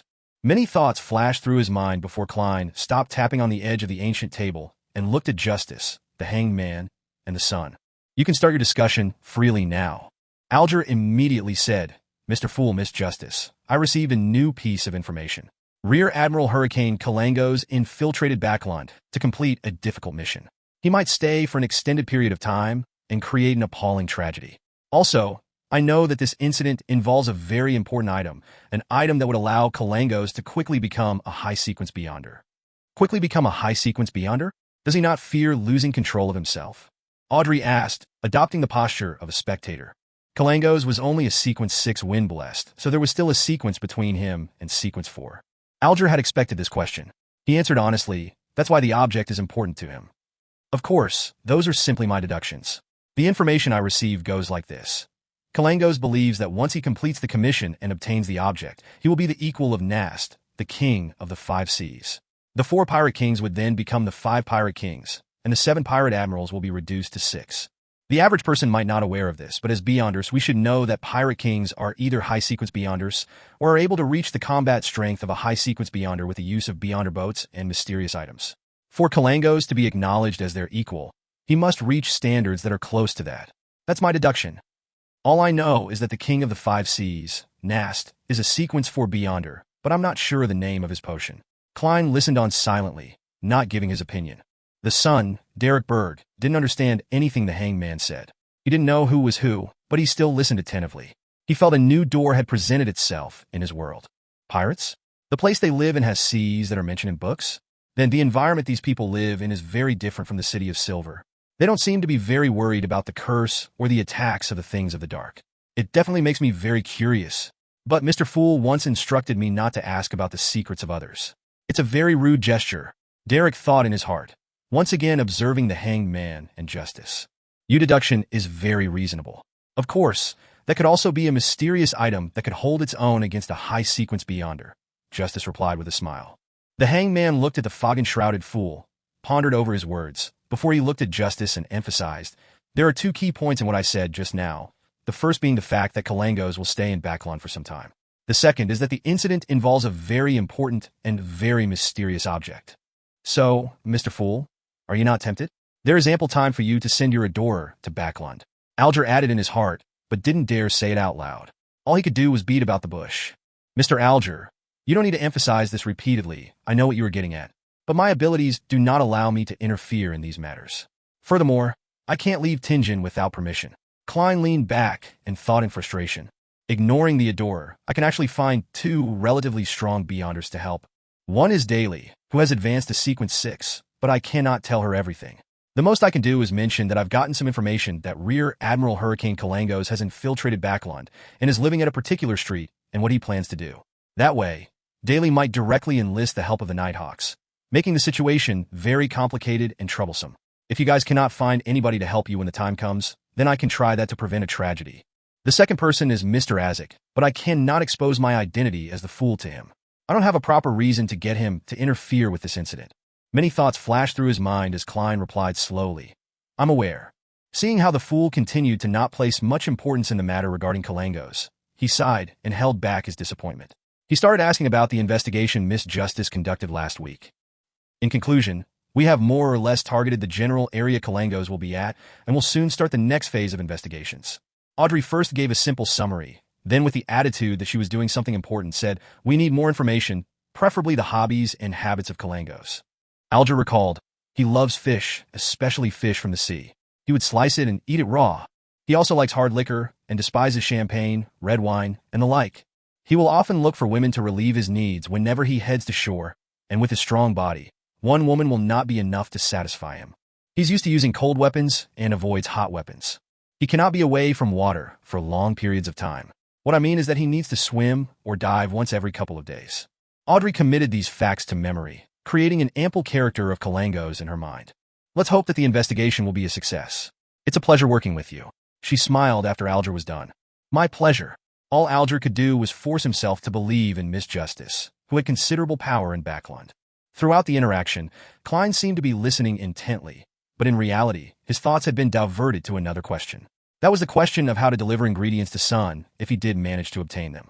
Now that he had a passable understanding of the field of mysticism, Klein instinctively followed the line of thought of using ritualistic magic. This reliance was natural given the successes he had when using ritualistic magic. When I was previously flipping through the confidential information of the Nighthawks, I came across records of the goddess bestowing holy items to her followers. There were also records of items descending in rituals involving evil gods or devils. Does this mean that I can bestow someone something when responding to their prayers and transfer materials that way? In previous attempts, I could only reply with thoughts containing pictures and voices. But that doesn't mean that it'll always stay that way. There could be some new changes when I advance to Sequence 8. There's also something important to consider. Can I bring material from the real world into the world above the gray fog? And, oh right, there's often a step for sacrifices in rituals involving evil gods and devils. Can I consider sacrificing something to myself? In that way, perhaps I can bring some material from the real world into the world above the gray fog. If this attempt is successful, I can get items directly from Justice, the Sun, and the Hangman, and then bestow them to myself. Yes, sacrifice is considered a more advanced ritual, so I won't be able to learn of it for now. The most important thing to do now is to improve my abilities. Klein reined in his thoughts, and once again listened in on the conversation of the other members. He listened as their discussion changed from Kalangos to the characteristics of particular monsters. Sometime later he smiled. Let's end it here for today. By your will. The Sun, Justice, and the Hangman stood up at the same time. After severing the connections of the members, Klein quickly descended from the fog and left the mysterious space. When he returned to his room, he dispelled the wall of spirituality and pulled back the curtains by the oriel window, allowing the sunlight to shine in. There are two important things to do this week. The first is to get examined and advance to Sequence 8. The second is to make flaring sun charms. Its powers might be even higher than that of Sequence 7 or 6. Klein looked outside with anticipation. Tomorrow, I should be able to receive the report of Mr. Azek's paranormal disturbances tomorrow. Chapter 160, Seizing the Opportunity. Tuesday morning. Having completed his mysticism curriculum, Klein didn't look for a quiet corner to read comparison of ancient and modern names or Nighthawk's case compendium, and instead stayed in the break room to play cards with Leonard, Kinley, and Royale. I only told Mr. Azek to create an opportunity for me to take sealed artifact 3-0782 out. It'll still depend on my improvisation skills to seize the opportunity. Klein's mind wasn't on his cards, so he played terribly. He lost 5 solely in an hour, and he felt the pinch. He planned to concentrate on the game to recover some of his cash. After he bought various ingredients for the flaring sun charms yesterday afternoon, his private stash of cash reduced to less than £1 once again. Plus, he had to pay 2 solely every day for the carriage rental fees to search for the house with the red chimney. As they were waiting for Kinley to shuffle the cards, he picked up the copper penny before him and spun it casually. He suddenly felt Royale's gaze on him, a very intense gaze. What? Klein was first stunned, then looked at the copper penny that was about to fall. Is she wary of me cheating with divination? We're just playing cards amongst ourselves. Do we have to be so serious about this? He suddenly understood and slammed down the penny with a dry laugh. Just then, Dunsmith knocked on the door and entered. He looked around and said, "There's a situation in Morristown. Leonard, please handle it." Morristown? Klein felt his mind jolt as he pretended to ask curiously. "Captain, what kind of situation?" Dunn glanced over and explained, "Recently, there have been a few paranormal cases in the area. Firstly, people would hear sobs when walking past the cemetery and see vague figures flash by. Then, a widow encountered her deceased husband when she woke up to use the bathroom in the middle of the night. She nearly fainted from the fright. In addition, there was an elderly man who lived alone. He began hearing heavy footsteps reverberating in the house all the time. However, silence reigned once again the moment he lights a candle or gas lamp. The people in the town are believers of the goddess, so the local priest reported the situation. No one got hurt, and it almost borders on the level of a prank. It should be Mr. Azek." Klein used an expression and tone that he had rehearsed many times. "Captain, there might be a secret link for these paranormal cases to happen so suddenly. In this situation, divination could provide an important clue. I think I can help Leonard." Upon hearing that, Leonard's green eyes immediately locked onto Klein. He was apparently trying to find clues and traces from Klein's face. Dunn nodded first, but remained quiet and hesitant. When Klein saw the captain's response, he immediately added, "Some of these things might require ritualistic magic to purify them." "Makes sense." Dunn thought and said, "You and Leonard will head to Morristown then." Without anyone saying anything else, he additionally added, You won't be able to make it for your combat training in the afternoon. I'll send someone to inform Gawain." Phew, the first step is complete. Klein silently let out a sigh. He quickly packed away his soli and pence. Then he suddenly paused and looked sideways at Dunn. He said solemnly, "Captain, I think we should prepare for the worst. If there's a powerful wraith behind the paranormal events, it might be very dangerous for only Leonard and I. Plus, it takes 3 hours to get to Morristown, right? Even if we managed to send a telegram to request for backup in time, we would still have to hold out for quite a while." "So," Dunn interrupted, "I want to get the assistance of another teammate."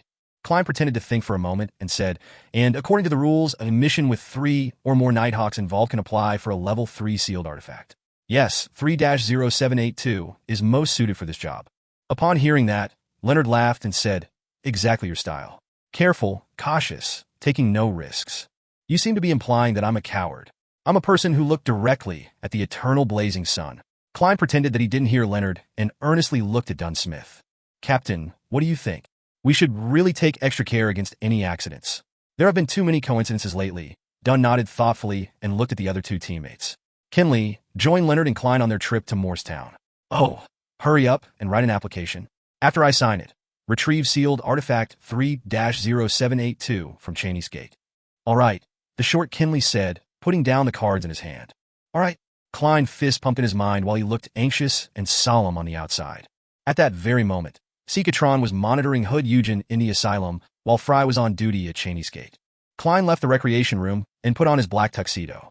He took his hat and cane, then waited together with Leonard for Kinley at the stairway that connected to the basement. There was no one there, and it was extremely quiet. Leonard suddenly looked sideways at Klein and said, I think you'd better give up on any unrealistic dreams. Ah, what? Klein replied in confusion. Leonard walked forward and stood by the edge of the stairs. He looked into the darkness of the stairway. Even during a mission, it will be impossible for you to discover my secret and understand my uniqueness. Bro, can you stop thinking so highly about yourself? Did you think I applied for this mission to spy on you? I didn't even have such thoughts. Enlightened, Klein chuckled. How can you be so sure that my uniqueness won't help to reveal your secret? Leonard's expression grew grave, but he then smiled and said, It will, huh? I shall wait for you to discover it then. When I gather more information and items, I will go to the world above the gray fog to help you do a divination. You're welcome. Klein thought sarcastically in his head. Soon, the small-framed Kinley brought the mutated sun sacred emblem up the winding stairs. When Klein felt the unique warmth and purity, he secretly heaved a sigh of relief. He knew that he had finally completed the very first and most difficult step in his plan of siphoning the powers of the eternal blazing sun's divine blood. Then, the three of them left the Blackthorn Security Company and walked to Zitland Street. They walked towards the carriage that belonged to the Nighthawks. Will the purifying effect bother the horse? Kinley suddenly asked anxiously. I don't want a horse that can only praise the sun to pull the carriage. He had been a Nighthawk for longer than Klein, but he was far from experienced. No, sealed artifact 3-0782 only purifies living entities with a high level of intelligence. Klein lowered his voice in response. If not, I wouldn't be bitten by insects, he added blankly in his head. Oh, I see. Ha, I didn't read the information thoroughly enough. Kinley pressed down on his black silk hat and laughed in enlightenment.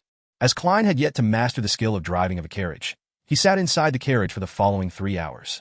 He rubbed the sealed artifact 3-0782 in his hand while he watched Leonard and Kinley take turns driving.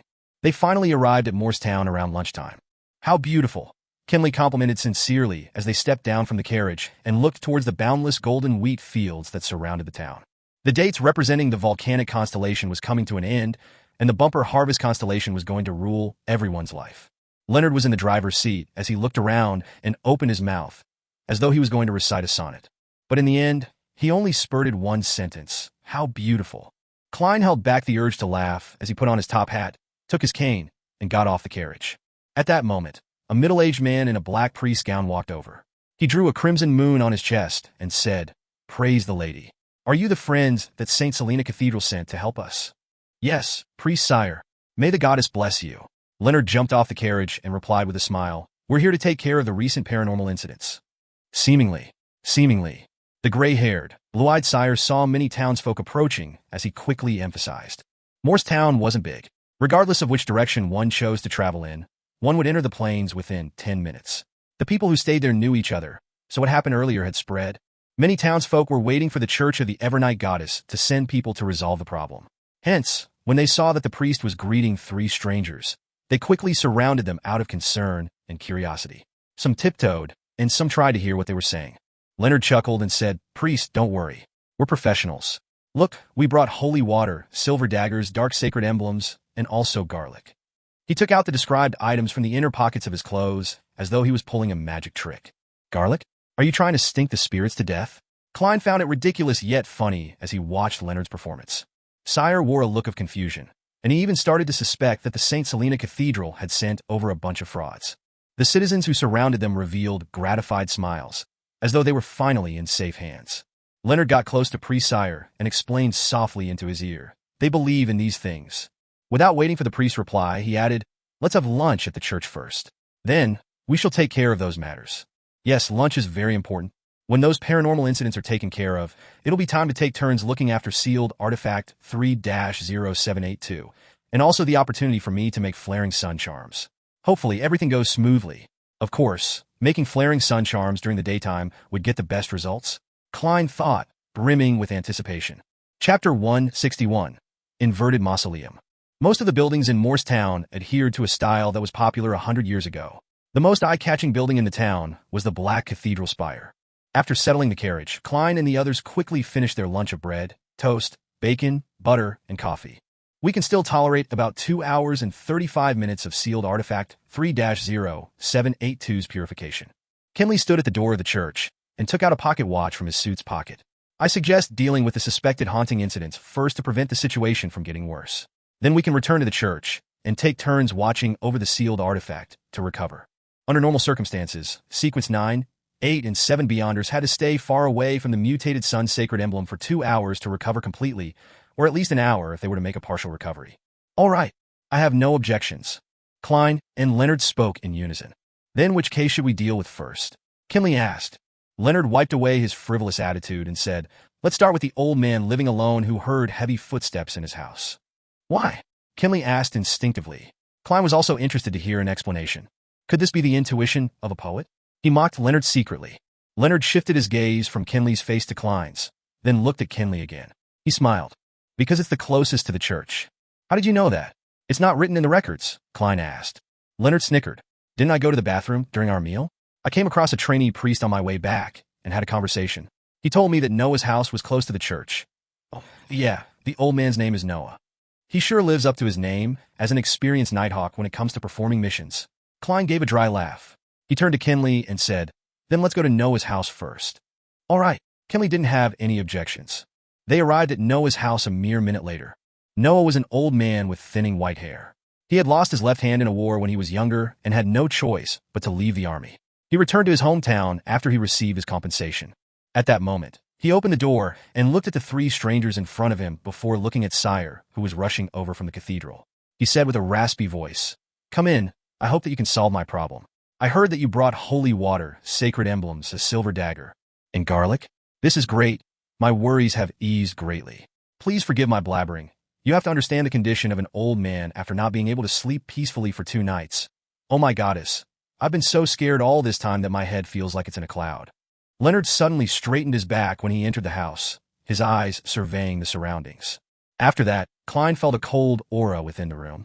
Those were traces of activity left behind by a ghost. There really was an impure being here. Kinley was the last one to notice as he suppressed his voice. Very weak, Leonard said with a relaxed tone as he retracted his gaze. The Midnight Poet was a job with a relatively high spiritual sensitivity when compared to all the other Sequence 8s in the church's records. Yes, Klein could feel the warmth and purifying energy of sealed artifact 3-0782 quickly dispelling the sinister aura in the room without any trouble. At this moment, the people of the town had all gathered at Noah's house, all looking curiously at Klein, Leonard, and Kinley. Cough. Leonard cleared his throat and recited, we have the blessings of the goddess. Those impure beings will vanish quickly and won't bring about any more trouble. After that, he shot a look at Klein for him to perform a purification ritual for everyone to see. Why me? Klein shot a look back. Of course, he didn't know if Leonard understood what his gaze meant. But clearly Leonard understood. He said softly, you're the expert in rituals. All right, blame me for being the one who volunteered for this mission. Klein tidied his clothes and took out the holy water, sacred emblems, a silver dagger, and garlic from Leonard. He first placed the dark sacred emblem in front of his chest, then peeled the garlic and tossed its cloves one by one to every corner of the house. This is how garlic is used to dispel ghosts? It's different from the descriptions in the newspapers. Will this work? The townsfolk looking at them broke into discussion, curious and excited, as if they were watching a circus. It's useless. I'm just acting. Klein suddenly felt that he had become a clown. He closed his eyes and splashed the holy water onto the ground with the silver dagger. He splashed the water as he walked around the house, reciting an incantation, the Evernight Goddess, the Mother of Secrets, the Lady of Crimson, Empress of Disaster and Horror, Mistress of Calm and Silence. These typical acts of a charlatan shocked everyone present as the townsfolk fell silent. And once people turned silent, it was easy for them to notice something they missed. What a warm feeling. It feels like I'm sunbathing. No, I feel like I'm looking at a pure sky. How magical. Is this the effect of the holy water? They sure live up to their names as priests from St. Selena Cathedral. Praise the lady. The townsfolk discussed in whispers. The looks they gave Klein, Leonard, and Kinley slowly became that of respect. Noah also visibly relaxed, not doubting that the problem had been solved. Sealed Artifact 3-0782 is doing all the real work here. We don't actually need to do anything to chase the ghosts away. All we need to do is stay here for a minute. It's not tiring or troublesome at all. After Klein purified the sinister aura off every corner of the house, he opened his eyes and put away his silver dagger, drawing the shape of the crimson moon in front of his chest with a serious expression. "Praise the lady! Praise the lady!" the townsfolk replied devoutly. "We still have things to deal with, but we need absolute silence." Leonard smiled as he looked around. The townsfolk, after witnessing something so professional, didn't stay. They receded from Noah's house like a tide, following Priest Sire's lead. Even the master of the house had to leave temporarily. "I actually wanted to take a nap." Noah pouted as he walked toward the cathedral. Leonard took a step forward and closed the door, then turned towards Klein. "Do a divination on the cause of this incident." "No problem." Klein also wanted to find out what he could divine. "I know Mr. Azek did this, but he seems to be of a rather superior nature." "Haha, a person that can live for 1,300 years must be of a superior nature. So my divinations should definitely be affected. Under such circumstances, without the help of the mysterious space above the gray fog, even I'm not sure what revelations I would receive." Klein took out the pen and paper he brought along with him and wrote down a divination statement. The cause of the haunting at Noah's house. He held a piece of paper and walked to a round table. He then took a seat, closed his eyes, and leaned back. Klein suddenly saw a black mausoleum in his blurred, hazy dream world. It was similar to a pyramid, but stood inverted and was almost fully buried. A black fog obscured everything within the ancient mausoleum. Klein snapped awake and opened his eyes. "Did you find anything?" Kinley asked in concern. Klein thought for a moment and described the revelation he received in his dream without hiding anything. He ended it by saying, "The mausoleum was definitely not in the style of the Northern Continent. I mean the Fifth Epoch. I'm somewhat of an expert in this field." Leonard nodded, seemingly in thought. "That's an inverted pyramid from the Southern Continent. It represents the entering of the nether realm from the living world. It's a mausoleum that only the so-called descendants of death can erect for themselves, be it in the Balam Empire of the past, or its satellite states such as the Highlands Kingdom. In some sense, it's the symbol of death. Well, the ghosts are definitely related to death. The results of the divination are undoubtedly correct." Ignoring Leonard's mockery, Klein suddenly had an interesting thought. Could Mr. Azek be the descendant of death? Or could he have made a transaction with death to obtain such a long life? According to a chapter from the Revelation of Evernight, as well as the internal records of the Nighthawks, death was a malevolent god, once causing a catastrophe in the Northern Continent at the end of the Fourth Epoch. Those times were now referred to as the Pale Era. It's said that death fell to the combined efforts of the seven gods. It's impossible to determine when Lamud Castle was built, but it couldn't have been built before the Pale Era. If there was a connection, then there would be something to investigate regarding the person working behind the scenes, lives in the house with the red chimney, and stole the skull of Mr. Azek's child. Of course, this could be an excuse for the Northern Continent to colonize the Southern Continent. After all, most of the inhabitants of the Southern Continent believes in death. The three Nighthawks didn't stay for long since they didn't discover anything. They soon left Noah's house and started dealing with the two other haunting incidents. The same process, the same results. They quickly rid the town of the auras of dead spirits, but didn't manage to find the cause of all the trouble. Along the way, Leonard asked the townsfolk if any strangers had entered the town in the past few days, but received a negative answer. Mr. Azek didn't come? He must have come and left in secret without anyone noticing him. He sure is cautious. When he said that he would be returning to Tingen by Wednesday, did he mean that these spirits would vanish on their own accord today, even if we weren't here to deal with it? Klein thought about it as he returned to the entrance of Morse Cathedral with Leonard and Kinley. They could still last another hour and 45 minutes with the mutated sun's sacred emblem.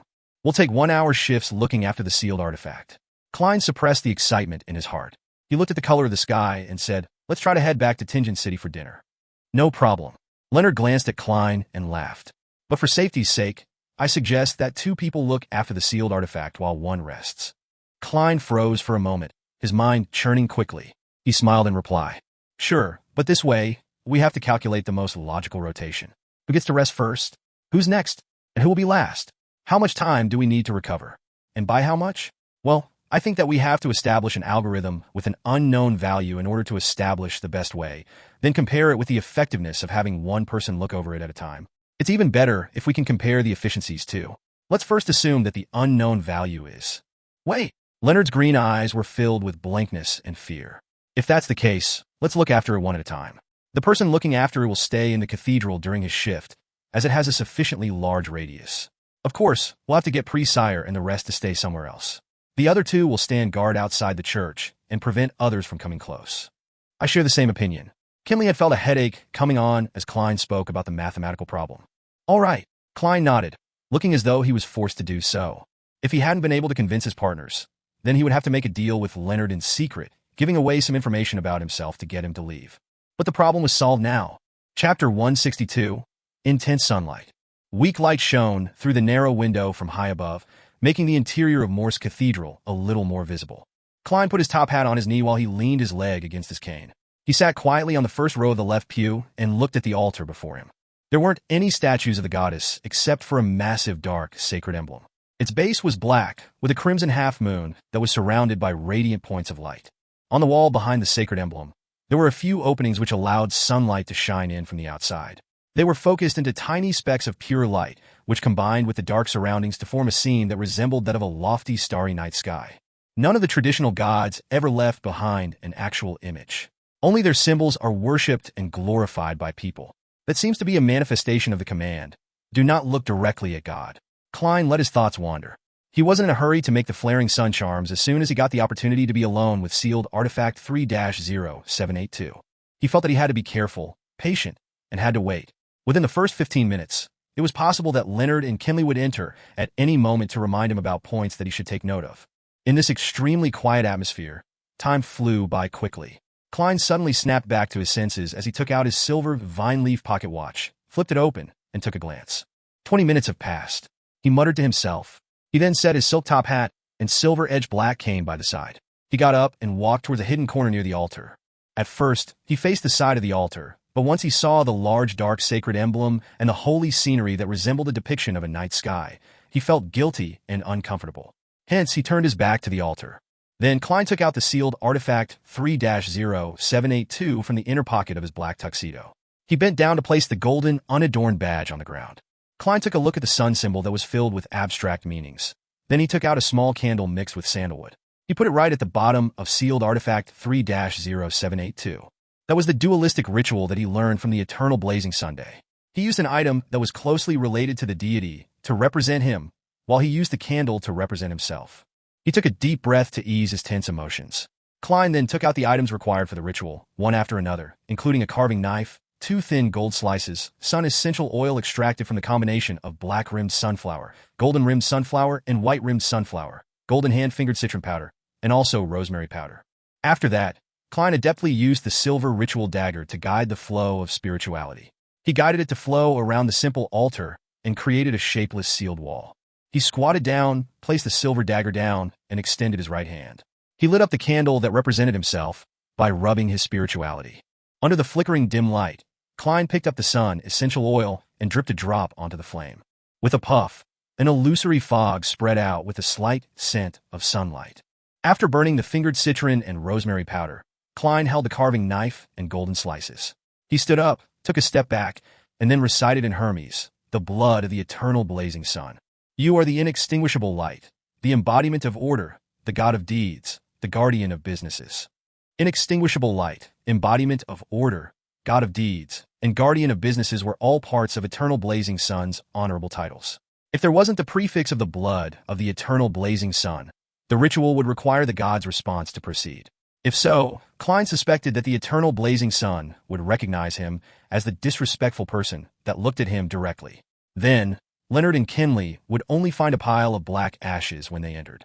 Plus, the ritual had to be conducted via ancient Hermes, ritualistic language that stemmed from nature.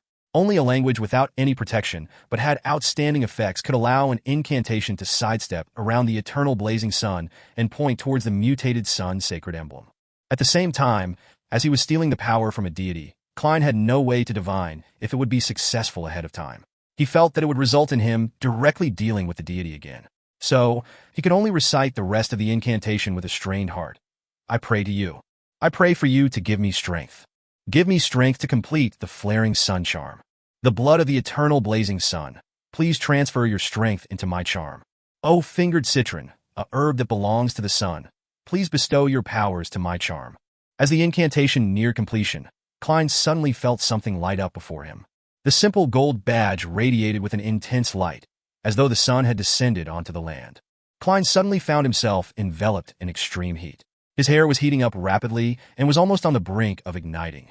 His feet felt like they were stepping barefoot on yellow sand that had been exposed to the midday sun, and his face and body were greeted with a hot wind blowing from every direction. In that instance, he felt that he needed to do something to let the burning energies out. Otherwise, he would turn into a human candle. It required almost zero thought as Klein lifted both his hands. While his thoughts were boiling over like porridge, he relied on the combination of his spirituality and the strong winds, as well as his instincts and ritualistic guidance, to begin etching symbols, corresponding path numbers, magical characteristics, and ancient incantations on both sides of the gold slices with his carving knife. Outside the church, Leonard was standing in the shadows to hide from coming into contact with direct sunlight. Suddenly, the sunlight intensified like the hottest days of a year in early July. He squinted his eyes and looked towards the sky. He saw that the blue sky had no clouds or dust. It was so pure that it made people gasp with admiration. Such strange weather. Beside him, Kinley also noticed the changes in the sunlight. Leonard responded with a smile when he suddenly turned his head. He knitted his eyebrows slightly and cast his gaze towards the cathedral. Luckily, Roseanne isn't here. Otherwise, she would be complaining about the sun tanning her skin. Leonard looked away and said with a smile. The blazing sunlight remained intense for a few minutes before it returned to normal. In the cathedral, Klein's carving knife finished the final stroke. As he finished the magical characteristic that represented light, the spirituality on both sides of the gold slices suddenly melded together as the light converged onto the metal. No, this is even closer to godhood. Klein was finally relieved from the boiling and burning sensations. He examined the two flaring sun charms in his hands with a clear mind. The golden luster on the surface of the charms had turned dim, and the pattern looked ancient yet complex. There was a warm, damp feeling that seeped into Klein's skin bit by bit. Not bad. I finally have a more impressive trump card. Klein sighed emotionally. He set the activation incantation for the flaring sun charms as the word light in ancient Hermes. I want light, and there will be light. He quipped, amused. Then, he put the flaring sun charms into another pocket. He didn't put them with the slumber, requiem, and dream charms because the flaring sun charms would decrease their efficacy period. Yes, the power of the flaring sun charms can be maintained for at least a year, or even longer.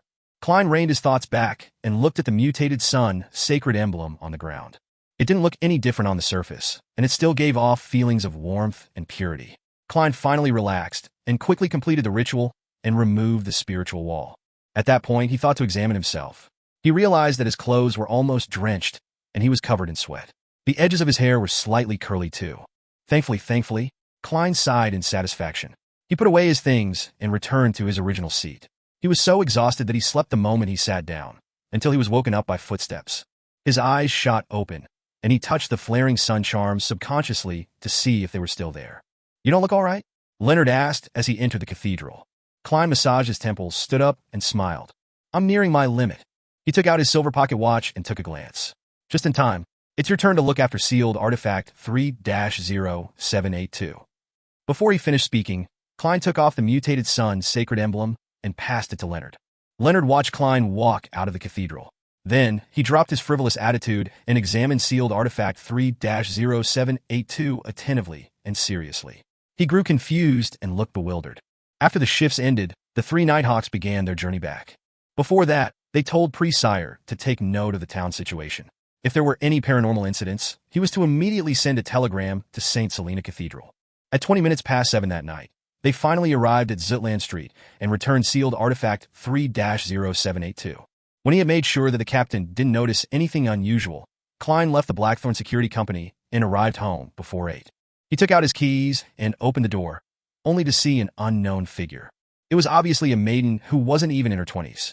She was in an old, grayish-white dress, and she was wiping the dining hall with all her might. She had black hair and brown eyes. Her eyes were small, her nose wasn't sharp enough, and her facial features were very ordinary. Who was this? Klein was stunned at first. Then he realized that she was most likely the maidservant that had come for a trial. At that moment, Benson lowered his newspaper and looked at his brother. He smiled and said, "A company that doesn't allow employees to leave the office on time is annoying. But it provides a salary that can counteract any kind of dissatisfaction," Klein replied with a laugh. "When Miss Justice's £300 reach me, I'll inform Benson and Melissa about my raise to £6 a week. That way they would worry less about our family's finances." Klein thought as he put his cane aside and took off his top hat. He walked to the living hall and lowered his voice as he asked, "Have you made a choice?" He had divined the information of the 3 maidservants the day before, and he had found that all 3 were suitable. Hence, the decision was left to his brother and sister. Yes, Bella. Weekly salary of 5 solely. She's very willing and also capable of learning cooking. She hopes that she can become a home chef, at which point her weekly pay will double. Her father is a factory worker at the Tingen Steelworks Union Factory, and her mother is a laundry worker, Benson replied with a chuckle. Of course, another thing that led Melissa and me to the decision is that the other 2 servants believe in the Lord of Storms, and she is a believer of the goddess. I personally don't mind the believers of the Lord of Storms, but Melissa didn't quite like the idea. It wasn't that Melissa didn't like it. A more accurate description would be, I grieve at their misfortune and am infuriated at their refusal to resist. Yes, it was said by Lou's son. Klein recalled his sister's behavior and revealed a smile. Benson didn't elaborate further. He put down the newspaper and stood up. Since you're back, let's have dinner. The next day, Klein entered the Blackthorn Security Company in a good mood. Good morning. Roseanne looked to the left and then the right. Then, she said, Old Neil is sick, let's go and visit him at noon. What say you? Old Neil is sick? Klein asked in surprise.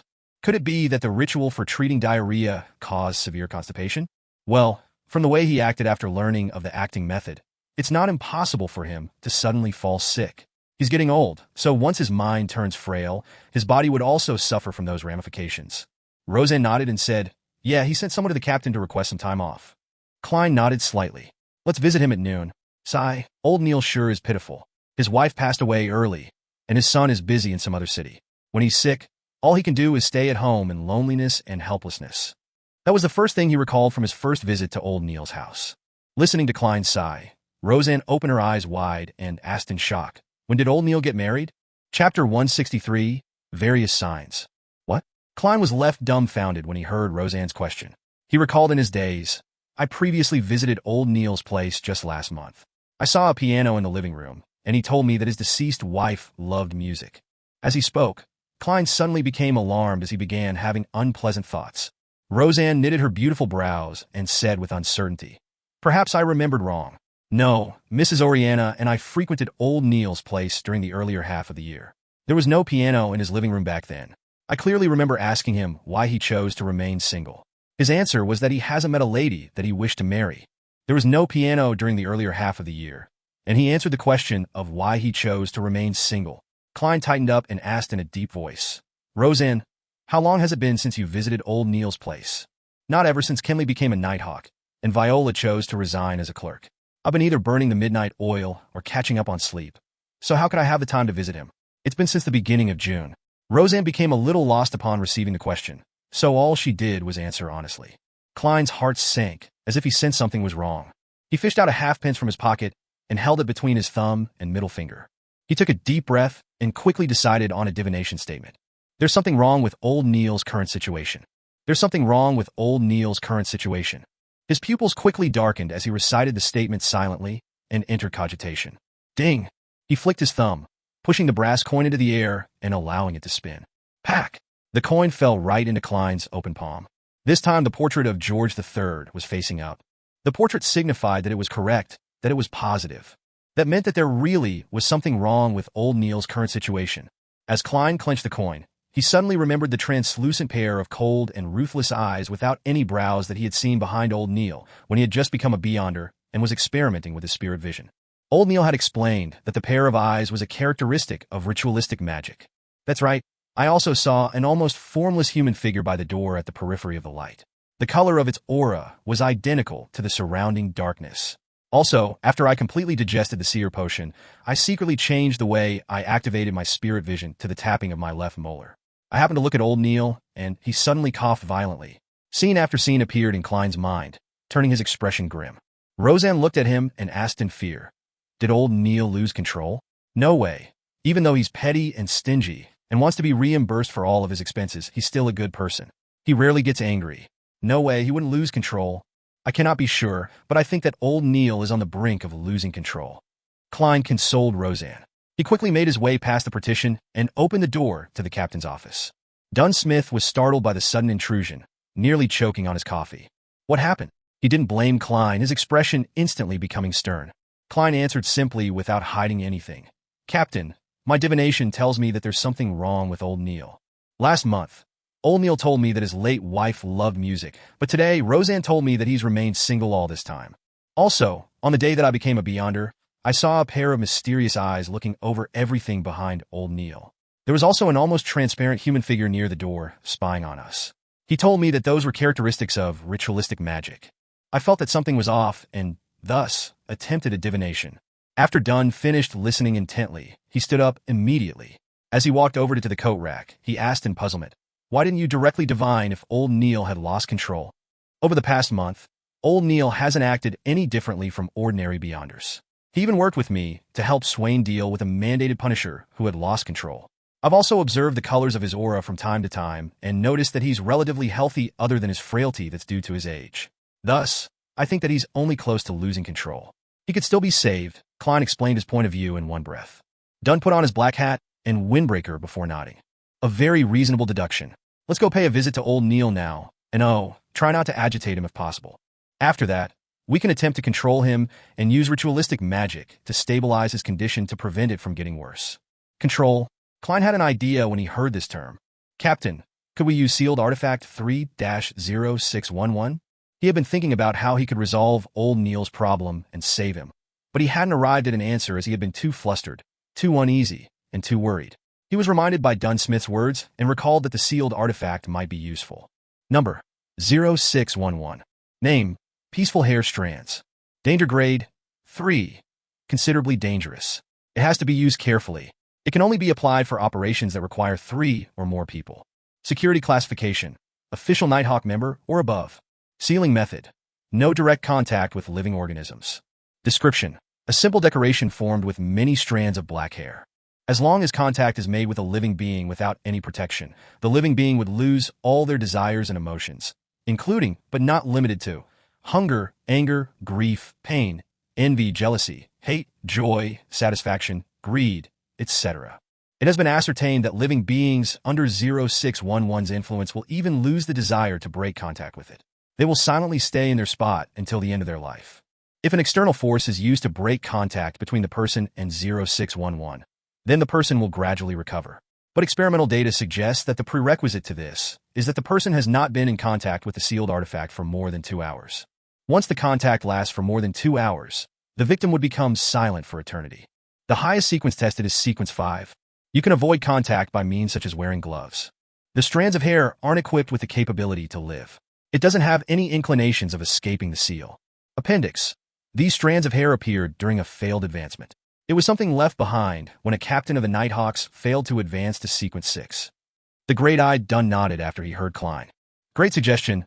I nearly forgot about 3-0611. Find Royale in the recreation room. I'll retrieve the sealed artifact from Cheney's gate and submit the application after we come back. That's the way, no time to waste. Klein didn't dawdle. He immediately went to the recreation room and shouted for the usually expressionless Sleepless Royale. What's the mission? Royale asked calmly. Klein exhaled and said in a serious tone, Pay Old Neil a visit. Pay Old Neil a visit, he? Royale opened her eyes wide as she had an ominous feeling. It's not confirmed yet. Klein shook his head gently. Royale didn't speak any further. They slipped into silence, turning the mood heavy. A few minutes passed, and Dunn finally returned from the basement. He was wearing black gloves and had a tangled mess of black hair in his hand. Compared to the mutated sun's sacred emblem, the peaceful hair strands didn't look particularly weird. It would be glossed over by people if it were tossed on the road somewhere. After calling for the chauffeur Cesare, the 4 of them made their way to Old Neil's house. The wheels of the carriage rolled across the asphalt road that was wet from the rain. The carriage interior was more silent than the night. It was unknown how much time had passed until Dunn sighed.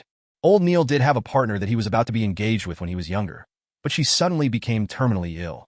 Old Neil risked divulging the secrets of the Beyonders and tried using ritualistic magic to save her, but he didn't succeed. Old Neil back then was just a beginner in mysticism.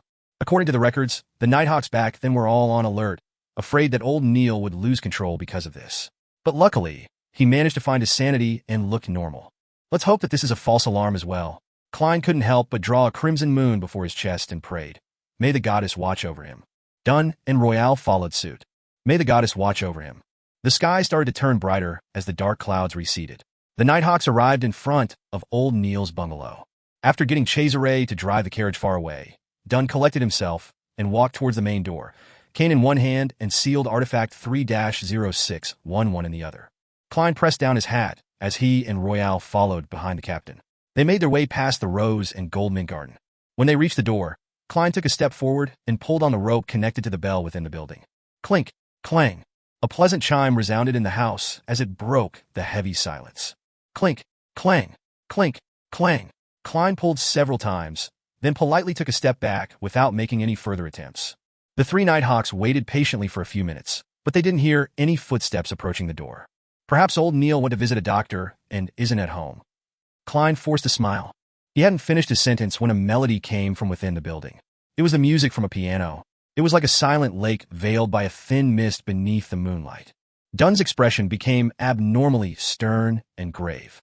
Klein's heart sank as well. Just as he was about to do another divination, he suddenly saw liquid flowing out from the gap beneath the door. The stream of liquid was transparent and pure at first, before it became dyed crimson, a crimson similar to that of blood. It was an intensely dark crimson red. Chapter 164, Miserable Wretches. The color of fresh blood was reflected in Klein's eyes as they intently locked onto the flowing liquid. Just then, there was a light cough from within the house. Old Neil spoke with a raspy voice. Dunn, why are you here? Dunn's gray eyes were extremely deep. His mellow voice replied calmly, I heard that you're sick, so we came to visit. There was a sudden silence in the house. A few seconds later, old Neil roared in anger and terror. No, you're lying. Without waiting for Klein and company to say a word, his tone suddenly became weak. Yes, I know my condition isn't quite right. Old Neil. Klein closed his eyes, but the bloody liquid that was seeping through the gap of the door didn't cease. Then, old Neil raised his voice and said, All this time, I've never hurt anyone, nor have I thought of hurting anyone. I never betrayed the secrets of the Nighthawks. Even one.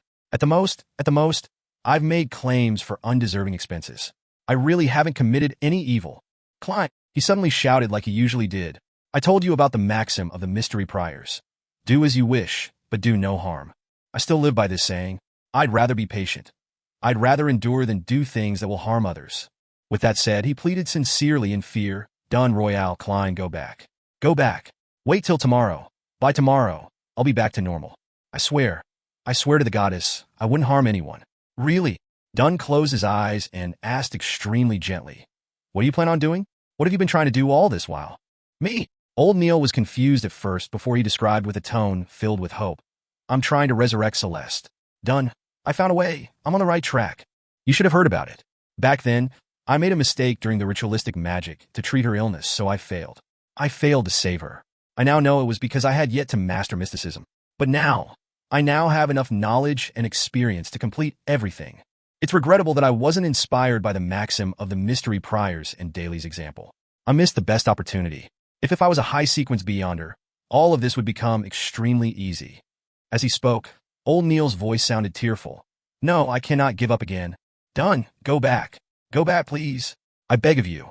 Klein clenched his teeth as he heard the captain ask emotionally.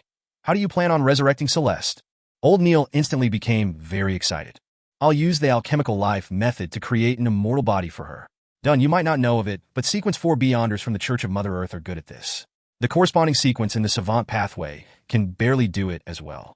Yes, I will complete it with the aid of God's favor. Then, I'll summon her spirit from the spirit world and pray for God's help to combine her spirit and body together. Isn't it a great idea? Dunn lifted the corner of his lips forcefully and said, Yes, it's a great idea. Old Neil, let us in. Perhaps we can help you. Dunn, are you still not willing to let me off the hook? Old Neil pleaded. Go back, just go back. I'll return to normal tomorrow, really. Dunn, I swear I'll never steal your coffee beans again. Klein, Royale, I swear I won't make you help me with my undeserved claims. Really? In Klein's and Royale's blurry vision, Dunn lowered his head before lifting it up again. Old Neil, you're misunderstanding. We're here to visit you. You are our teammate. You're sick, and you aren't well. We definitely needed to visit you. Open the door. Let us see you, so that we can be certain. If you're really okay, we'll return immediately. As you know, there are especially many missions recently. We have to monitor the asylum while we take care of various other sudden incidents. Old Neil hesitated for a moment before saying, There's really nothing serious about my condition, really. I'll recover by tomorrow. The bloody water that flowed out through the gap under the door went down the stairs, towards the stone path, and onto the garden soil. Old Neil, we've known each other for about 15 years now, right? We've worked on countless missions together. I'm really concerned and worried for you. I have to see you with my own eyes before I'll be at ease, Dunn said gently. All right. Old Neil pouted. There's really nothing wrong with me. With a creak, the door opened slowly. Klein quickly wiped his eyes and allowed his sight to return to normal. Then, he saw that the carpet in the lobby was red and sticky, covered in blood and hair. He looked forward and up, only to realize that the living room's floor, ceiling, round table, piano, and chairs were all covered in the same disgusting, sticky, and hairy liquid. Old Neil's head hung in the air, connected to the ceiling by a thick liquid. His forehead and cheeks each had a pair of eyes. They were cold and ruthless eyes with no eyelashes. The piano's keys were dancing on their own, playing a melodious tune. "Don, look, I'm really okay," Old Neil said with a radiant smile. "Royale Klein, you think so too, right?" The moment he opened his mouth, Klein saw the same thick, hairy, and bloody liquid flowing inside it. Dunn's gray eyes shimmered as he chatted like everything was normal. "Old Neil, where did you learn the alchemical life and resurrection ritual from?" Old Neil replied excitedly. "I heard it. I tried the first part and confirmed its authenticity. It's a gift from God." He kept describing it in my ears. He kept describing, he is. Old Neil's voice came to a halt. More than 10 seconds later, he continued in fear and in apparent loss. "He is the hidden sage." The hidden sage? Isn't that the non-anthropomorphic God that the Moses ascetic order believes in? The God that was resurrected, bringing about evil and corruption. The Moses ascetic order has the complete mystery prior sequence. Klein's heart stirred as many thoughts came to him. Upon mentioning the hidden sage, Old Neil seemed to finally awaken. He looked around vacantly and observed everything.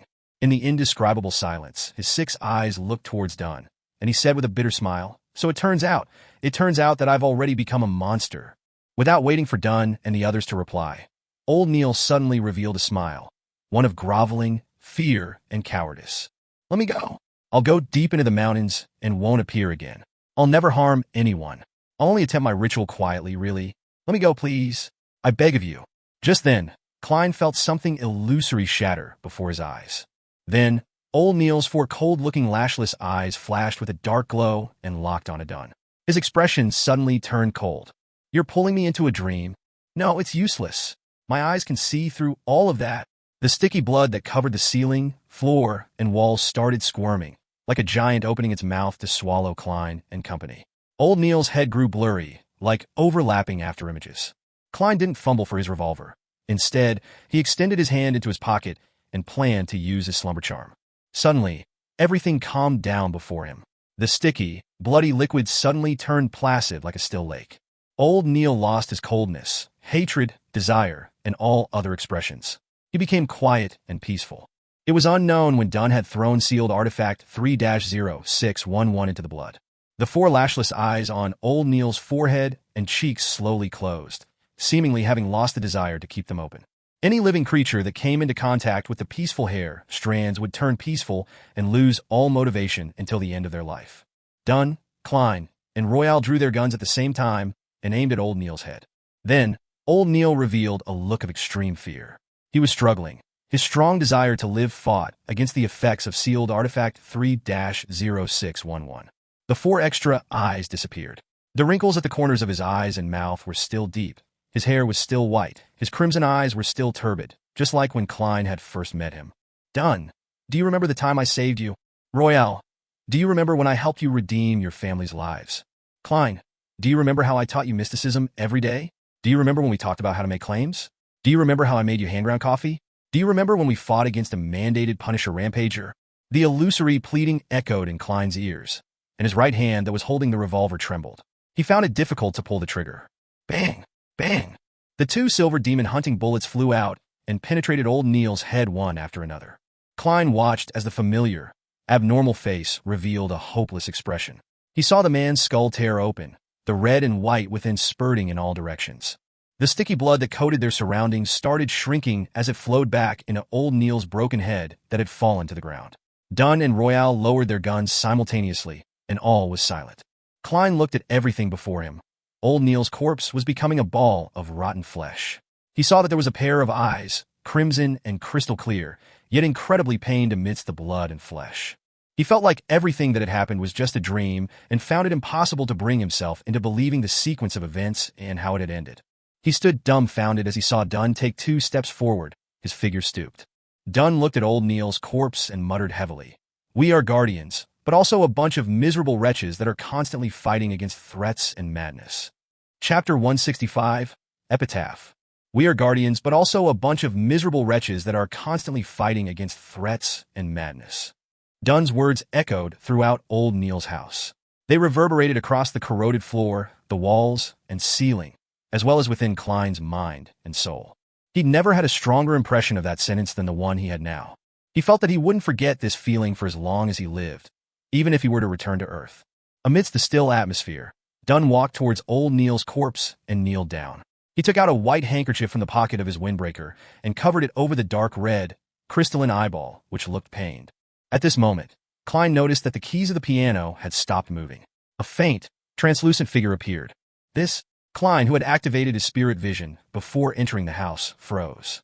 He hadn't noticed this strange soul until now. Was it because he was distracted by old Neil, or was it due to old Neil's abilities after he lost control? Klein saw the formless figure evaporate quickly, vanishing before his very eyes. He had a faint idea of what was going on. Suppressing the heavy feeling in his heart, he heard the captain order, "Search old Neil's house carefully for possible clues." "All right." When Klein spoke, it took him a minute to recognize his own voice.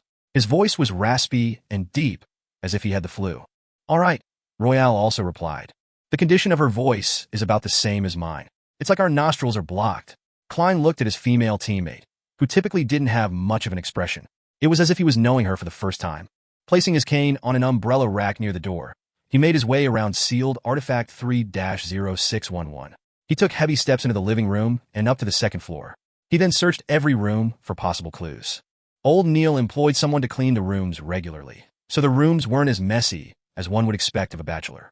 Everything was in order, as if there was a female presence in the house. Half an hour later, Klein found a few handwritten notes on a bookshelf in old Neil's room. The notes recorded a weird, mysterious ritual. Alchemical life. The materials required include 100 milliliters of spring water from the Spring of Elves, Golden Spring on Sonia Island, 50 grams of star crystal, half a pound of pure gold, 5 grams of phlogiston, 30 grams of red iron, and a large quantity of fresh blood from living people. Old Neil annotated beneath the part about fresh blood from the living. I can consider drawing my own blood, accumulating it little by little, and preserve it using ritualistic magic. I can consider drawing my own. Klein closed his eyes and crushed the notes. On Thursday morning at 9, the time of the moon, Raphael's cemetery. Klein was wearing his black formal suit and holding onto his cane. He stood silently in a corner of the cemetery. He had stuffed a neat white handkerchief in his breast pocket and was holding onto a slumber flower. Dunn, Fry, Leonard, and Kinley were carrying a black coffin that stored old Neil's corpse. They slowly walked to the front of the tombstone and silently lowered it into the grave. As she saw the brown soil being tossed into the grave, Roseanne, who was wearing a black dress and a white flower in her hair, wept. "Can someone tell me if this is all happening for Real? Why did he lose control? Why did he consume the potion?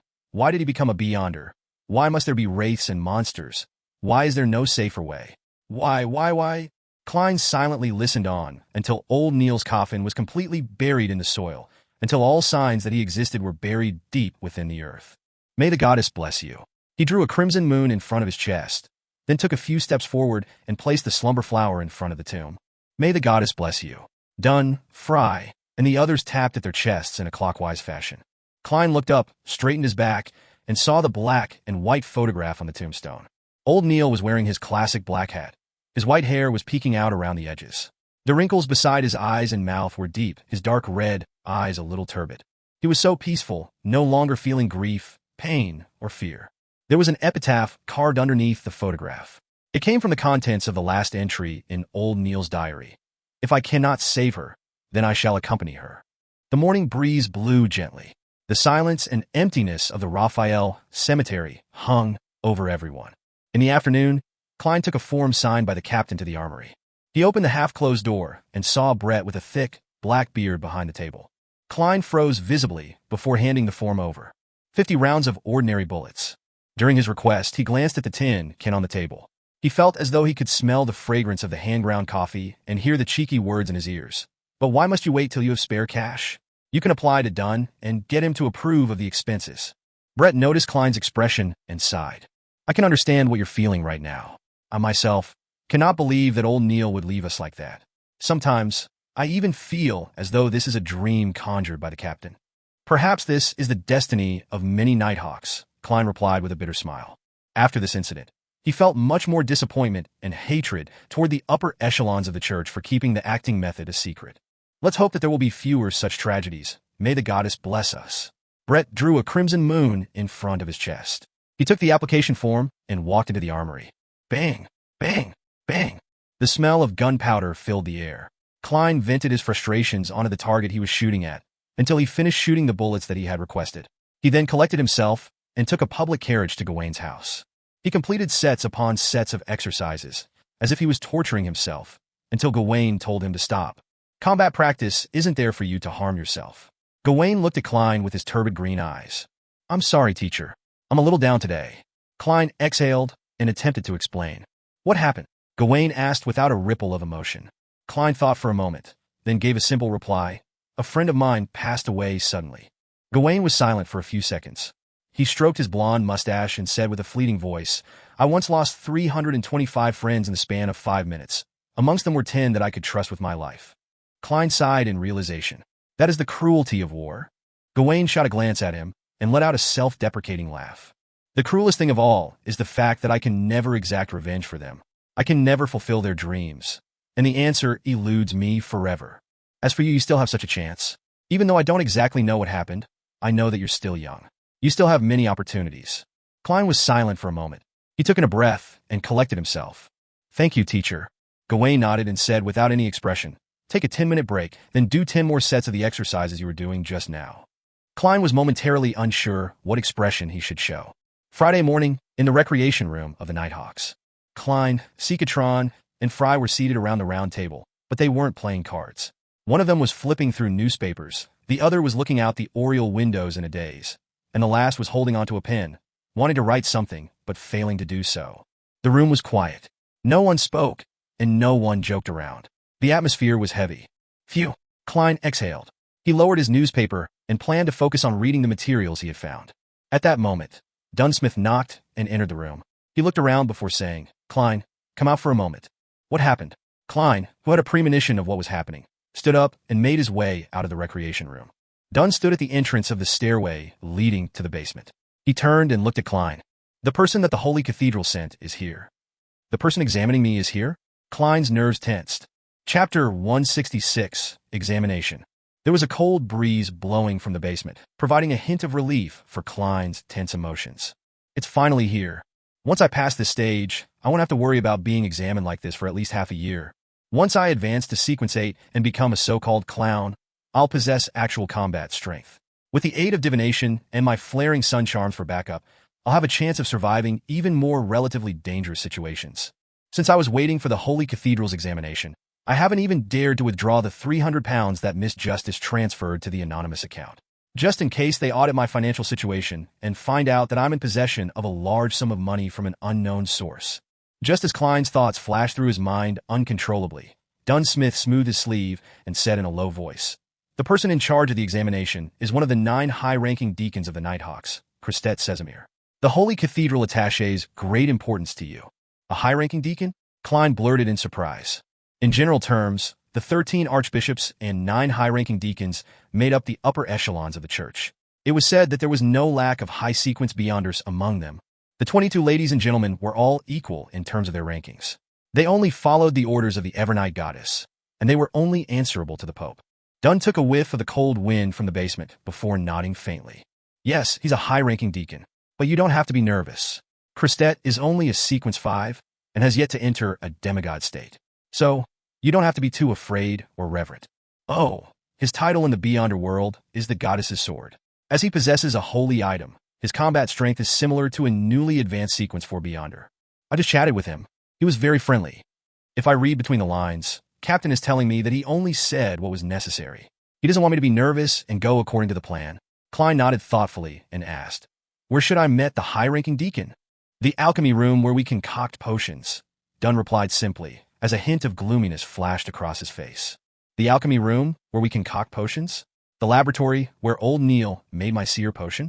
Klein slowly let out a breath and returned to the Nighthawks recreation room and took his outerwear from the clothes rack. He put on the black windbreaker, placed his hands into his pockets, and walked down the winding stairs that connected to the basement. Then, he took a left turn at the cross junction. Very quickly, Klein saw a secret door under the light of the elegant gas lamps that lined the walls. He saw that the long tables in the room had been moved aside to open up a large space in the center of the room. There were two classic high-back chairs facing each other with less than a meter in between them. There was a man in his 30s wearing a black windbreaker and a white shirt seated on the chair that was facing the door. His golden brown hair was cut very short, and his blackish-green eyes were as dark as a forest on a moonless night. The collars of his shirt and windbreaker were put up, and his entire chin was hidden within the shadows. "Hello, Your Grace." Klein bowed. Christet Casimir had his right leg crossed over his left as he leisurely leaned back into his chair. He smiled and replied, "Hello, Klein. You may sit over there." He pointed at the high-back chair opposite him. By the side of his leg was a suitcase made of silver. It was about the size of a violin case. It can carry a sword with an appropriate length. Klein walked forward and sat at his appointed seat. Christet rested his right index finger on his upper lip as he thought for a few seconds. "I plan to first examine how well you've mastered your potion. That's not a problem, right?" "Not at all." Klein shook his head with utmost confidence. "Very confident." Christet smiled, but maintained his previous posture. All he did was intently watch Klein. Klein suddenly felt the light from the surrounding gas lamps vanish, as though they were swallowed by the rich darkness. He suddenly became exhausted, as though his biological clock had struck the time for sleep. But his mind was extremely tense, making it impossible to relax. It was just like when he was unable to sleep peacefully due to overexhaustion. The silent night filled his surroundings as Klein heard the noise of dripping water from a tap that wasn't closed properly. Then, he heard the conversations in the Blackthorn Security Company and the movement of the wind blowing through the stairway. Besides that, he didn't see anything that he shouldn't see, nor did he hear any noises that he shouldn't be able to hear. "Excellent." Christet's hypnotic voice dispersed the darkness, and the light from the gas lamps inside and outside the alchemy room came into Klein's sight again. Klein suddenly shook off his exhaustion and returned to his previous energetic self. "He affected me without me realizing it. Is that what a Sequence 5 Beyonder is capable of? This is the horror of a high-ranking deacon?" He recalled what had happened and felt a little frightened. Christet Casimir clasped his hands and put them on his knees. He bent down slightly, and his lips were blocked by his collar. "You passed the test. You achieved a level beyond outstanding in your mastery of your potion. I'll need to observe to see if there are any hidden dangers in your mind, to make sure that the potion's remaining spirit hasn't changed your character subconsciously or left some problems behind. You have 3 minutes to prepare." Klein immediately nodded and said, "All right." He secretly took a breath and allowed himself to enter cogitation to remove various negative thoughts. Christet didn't speak again. He took out a silver pocket watch from the inner pocket of his black windbreaker and flipped it open. Then, he attentively watched the second hand move. 3 minutes later, Christet closed his pocket watch and said with a smile, "I'll begin singing." "Singing?" Klein wore a look of confusion. Before Klein could reply, Christet started humming a lovely melody. The melody reverberated in the alchemy room and gradually lost its harmony and went out of tune. Squeak, scratch, zing. Klein heard the noise akin to the scratching of blackboards with nails, the sound of bubble wrap rubbing against each other, electric drills drilling, and various other annoying noises. The noises intensified and turned more and more chaotic. They made him want to vent his frustrations and cause destruction. But Klein, who frequently experienced the mad ravings and terrifying screams, restrained his urges very quickly. He displayed annoyance, tension, frustration, and insecurity at appropriate times. Being in too perfect of a state would end up being a problem. It was unknown when Christet Casimir had stopped singing. The noises in the alchemy room disappeared, and room that was awash with tranquility and silence. "Silence sure is great," Klein exclaimed in his head. "Very good, excellent. There are no latent problems in your soul. Of course, if you wanted to beat me up or stuff my mouth with something, that's only normal." Christet's mouth was blocked by his collar, so Klein could only determine his emotions through his tone. "No, I wouldn't dare," Klein admitted honestly. Christet smiled and said, "Congratulations, you have passed all the tests. Now it's time for the question and answer session." His green eyes suddenly darkened. His gaze was deep, as though he could see through flesh, and looked directly at the spirit. "Go ahead," Klein replied, sitting straight. Christet maintained his earlier posture and casually asked, "You said that your experience in the Divination Club allowed you to quickly master the potion?" "Yes," Klein answered frankly, but didn't describe further. Christet nodded slightly and said, "And you said that your inspiration came from the maxim of the mystery priors and also Daly's example?" "Yes." Klein confirmed this first before explaining in detail. "I found out from one of my teammates who was a mystery prior that those who abide by the maxim of the mystery priors have a lower probability of losing control than normal. After that, I heard that Madame Daly once said that she wanted to be a real spirit medium, and that she is a genius that leveled up to Sequence 7 within 2 years. After noticing both situations, I thought I could give it a try. I attempted to be a real seer and outline some principles for a seer. The outcome was better than I expected. I mastered the potion very quickly. Your Grace, I'm not sure if you have had a similar experience. When I fully mastered the potion, there was a very special, very magical feeling. Klein described his experience as if he only vaguely understood the acting method. The man he had been when he was on Earth would have been nervous and embarrassed to speak so many half-lies before such a powerful Nighthawk. But ever since he transmigrated to the current world, he had lied so much that he was used to it. He could do it flawlessly. The darkness in Christette's eyes disappeared, and his gaze returned to normal. He smiled and said, "Don't worry, it's not an illusion." From his answer, Klein couldn't see any doubt or scrutiny, so he felt at ease. Dunn endorsed your experience. I believe that you really are a genius, with a logical mind and sharp senses, Christette complimented. He then asked, "Did you share your experience with your teammates?" "Of course," Klein admitted frankly. "I hope that I can help them lower the risk of losing control. We're teammates, comrades that face danger together. I don't have any reason to hide the truth. But for the same reason, I didn't tell the clerks." Christette uncrossed his right leg and sat up straight. His thin lips were exposed from the shadow of his collar. He lifted the corner of his lips and said, "Although you haven't even been with the Nighthawks for 2 months, I believe your understanding towards partners is much better than many others. I plan to share more information with you, but according to the Holy Cathedral's rules, you have to swear to the goddess that you won't reveal the contents of our conversation to anyone that doesn't know about this. That should be fine, right? I passed the test?" Klein was delighted. He nodded without hesitation. "No problem. Although I won't be able to teach others the acting method, I can let Miss Justice and Mr. Hangman do so indirectly." Chapter 167. Holy Artifact. "All right, Christette Casimir Novet." He leaned forward. "Then swear upon the holy artifact." As he was saying this, he bent down to lift the silver suitcase by his foot. "Holy artifact?" "The holy artifact that earned you the title of the goddess's sword." Klein looked at the actions of the deacon curiously. Christette placed the suitcase on his knees, his dark green eyes instantly turning black. He lifted his hand, then pressed down. The cover of the silver suitcase, which resembled a violin case, suddenly dissolved and receded like the tide. At the same time, Klein felt that the light around him was being drawn forward, as if it was being absorbed by the suitcase.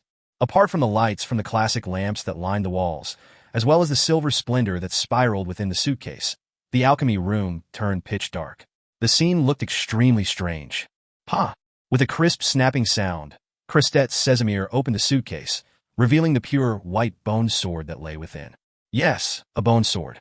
The moment Klein saw the sword, he knew instinctively that it was mainly made out of bone. The short sword silently released a pure white glow in the pitch-dark alchemy room, as if it were a moon hanging high in the night sky, or a lighthouse in the middle of a storm. It looked as though the sword had no defects on its surface, but a closer examination would reveal that the surface of the sword was laced with layers of symbols and icons. These mysterious patterns intertwined to form the body of the sword. Klein observed the holy sword, suddenly realizing that he couldn't look away. His vision was being drawn towards the sword as his brown eyes slowly lost their luster. Christette lifted the suitcase, moving the sword away from its original position. Klein instantly snapped out of his trance and finally freed himself from the nightmare he couldn't escape before. He cast his gaze to the side and asked gravely, "Your Grace, do you need me to put my hand on the holy sword?" "Yes, come over." Christette's voice was melodious, as if he was singing a lullaby. Klein stood up, still looking to the side as he took small steps forward. As it was dark, he couldn't see where the legs of the deacon were, nor his old leather boots. "Stop," Christette spoke calmly. Klein immediately halted and stood on the spot. He took a quick glance at the pure white bone sword through the corner of his eyes before retracting his gaze again, in fear. With that mere glance, he bent down and extended his right hand, accurately placing it atop the holy sword. A cold feeling swept through his skin and into his mind. The distracting thoughts and feelings of worry instantly eased, as if he was sitting on a roof in a noisy village, smelling the scent of the harvest and admiring the starry night sky. "Recite after me," Christette said solemnly. "All right," Klein nodded. He then heard the deacon speak in Hermes. "O Evernight Goddess, nobler than the stars and more eternal than eternity, I swear to you in my real name and my spirituality, I, Klein, will never reveal the details of the acting method to those who do not know of it from this moment forth. If I go against this, I shall accept any punishment you deem fit. Please witness my oath." Klein collected himself and made the oath in Hermes, following Deacon Casimir's lead. He had the faint feeling that a connection has been established between him and a faraway being through the pure white bone sword. After retracting his right hand, he drew a crimson moon on his chest. "Praise the lady! Praise the lady!" Christet smiled and bowed in response. Immediately, he closed the cover of the suitcase and pressed down heavily with his right hand. The darkness was instantly lit up as the light from the lamp once again filled the entire room. Klein noticed that the black eyes of Deacon Casimir had regained their usual blackish green. He made his way back to his chair and frowned. He asked in puzzlement, "Acting method?" Christet cleared his throat. Without answering the question directly, he instead smiled and said, "You might feel a little confused and not understand what I'm about to tell you, but I cannot explain why that is so, for that involves the secrets of the church. You will only have the right to know after you become an archbishop or a high-ranking deacon." Klein looked at Casimir and added inwardly before Casimir could say it. "You will only be permitted to know after you become a core member of the church, such as an archbishop or a high-ranking deacon," Christet emphasized. Klein nodded sternly. Christet placed the silver suitcase back beside his foot and crossed his legs. In the long history of time, the church has had generations upon generations of genius beyonders slowly figuring out a way to avoid losing control. And the core to this method is the name of the potion. It's not only critical, it's also the key. After looking at Klein's thoughtful expression, Christet continued, "We have realized that the names of the potions all point to a certain group, and this group has their own approach and operates in unique ways. In simpler terms, there are a set of rules that come with the name of the potion, different rules for different potions. When we follow these rules strictly, the risk of losing control is reduced to a minimum. Similar to my set of seer principles?" Klein took the opportunity to ask. "This explanation isn't as simple or understandable as the one I gave to Justice and Hangman." Klein silently criticized. "Yes." Christet gave an affirmative answer. "When we follow the rules of the potion, we become more and more like the group described by the name of the potion. In other words, we are acting as the job that the name of the potion points us toward. That is the acting method. You must remember, the spirituality of every individual is special, unique. Even though the core rules must be followed by the people who consume the same potion, there are always certain variations to the rules that are unique to the individual. Thus, the experiences of others can only serve as a guide. That is a point that I didn't realize." Klein said sincerely, "Thank you for informing me. I will remember that." Kastelift. These are the experiences accumulated over the generations. After using the acting method, we not only gain mastery over the potion, we're also digesting it, just as we would our food. When you truly digest the potion, you will feel a unique, mysterious sensation. Understood? "I understand. Digestion. This term is very appropriate." Klein pretended to be deep in thought. After Christet explained the method in more detail, Klein weighed his words as he asked, "Your Grace, since the name of the potion is not only the core, but also the key, then how did the first Beyonders obtain them? I heard that it was recorded on the blasphemy slate." "Yes, that is correct," Christet replied frankly. "But the blasphemy slate was inscribed with the ancient names. The names of the potions which we use today were derived in part from divine revelations. Some were also consolidated by the experiences of the Beyonders themselves." Klein nodded slowly. He pursed his lips and asked, "Your Grace, since the acting method is so effective, why wouldn't the church tell every Nighthawk about it?" "I have said that it is a secret of the church. You will understand the reason behind it once you become an archbishop or a high-ranking deacon," Christet answered unfazed. "All right, return upstairs and tell the rest of the Nighthawks to come down one at a time. I have to carry out the final step of the examination." "That's to keep Fry and the others from divulging the acting method?" Klein thought as he stood up. He then bade farewell, following the Nighthawk's etiquette. He made his way past the corridor and up the stairs, returning to the Blackthorn Security Company. He saw Dunn smoking his pipe near the entrance of the basement. With a smile, Klein took the initiative to say, "There shouldn't be any more problems. His Grace wants me to inform Fry and the others to head down for a conversation with him." "Yes, that is the last step. That means that there were no problems." Dunn put away his pipe and headed to the recreation room to tell the rest. As he watched Fry and Sika enter the basement, Klein suddenly recalled something. He said in a hurry, "Captain, are we going to have to get Royale, who's guarding over Cheney's gate, and Leonard, who's watching over the asylum? Oh, and Kenley, who's on break?" Dunn froze and pinched his forehead. "I forgot." He paused for a moment, then chortled. "But the matter shouldn't be too complicated. One of the advantages of having a high-ranking deacon examine you is that there's no need to send a telegraph to the Holy Cathedral or engage in a cumbersome exchange of letters. He can make the decision on the spot and hand the formula to the clown potion as well as the main ingredients to you. That's not too bad." Klein couldn't contain his excitement. An hour and a half passed. As Kenley walked out of the alchemy room, his expression full of puzzlement, Klein was once again called downstairs. He He met the high-ranking deacon once again, the goddess's sword, Christet Sesamir, a second time. This time, the golden brown-haired and blackish-green-eyed deacon wasn't seated. He stood there, allowing the breeze in the basement to blow at his black windbreaker. Christet's collar stood tall, hiding his chin in the shadows. He looked at Klein and smiled.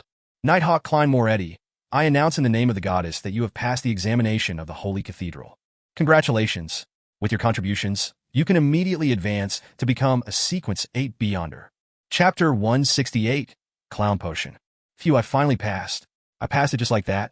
When Klein heard Christet Sesamir's announcement, he let out a breath of relief despite being mentally prepared for it.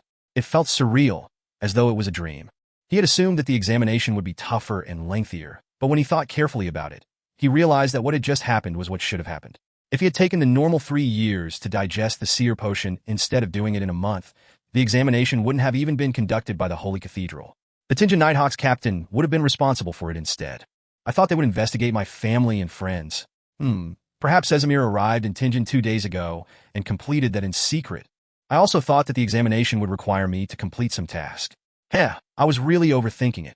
The goal of the examination is merely to determine the level of digestion for the potion, as well as detect any latent dangers, and see whether I'm aware of the acting method, and if I shared my experience with others. These thoughts flew past Klein's mind. He flashed a sincere smile. Thank you, Your Grace. Praise the lady. Christet nodded gently and said, To advance is to serve the goddess better, so that you can protect our fellow believers better. You must remember this. Trust me, it'll help you fight the temptation of losing control. Temptation. Klein ruminated over the word.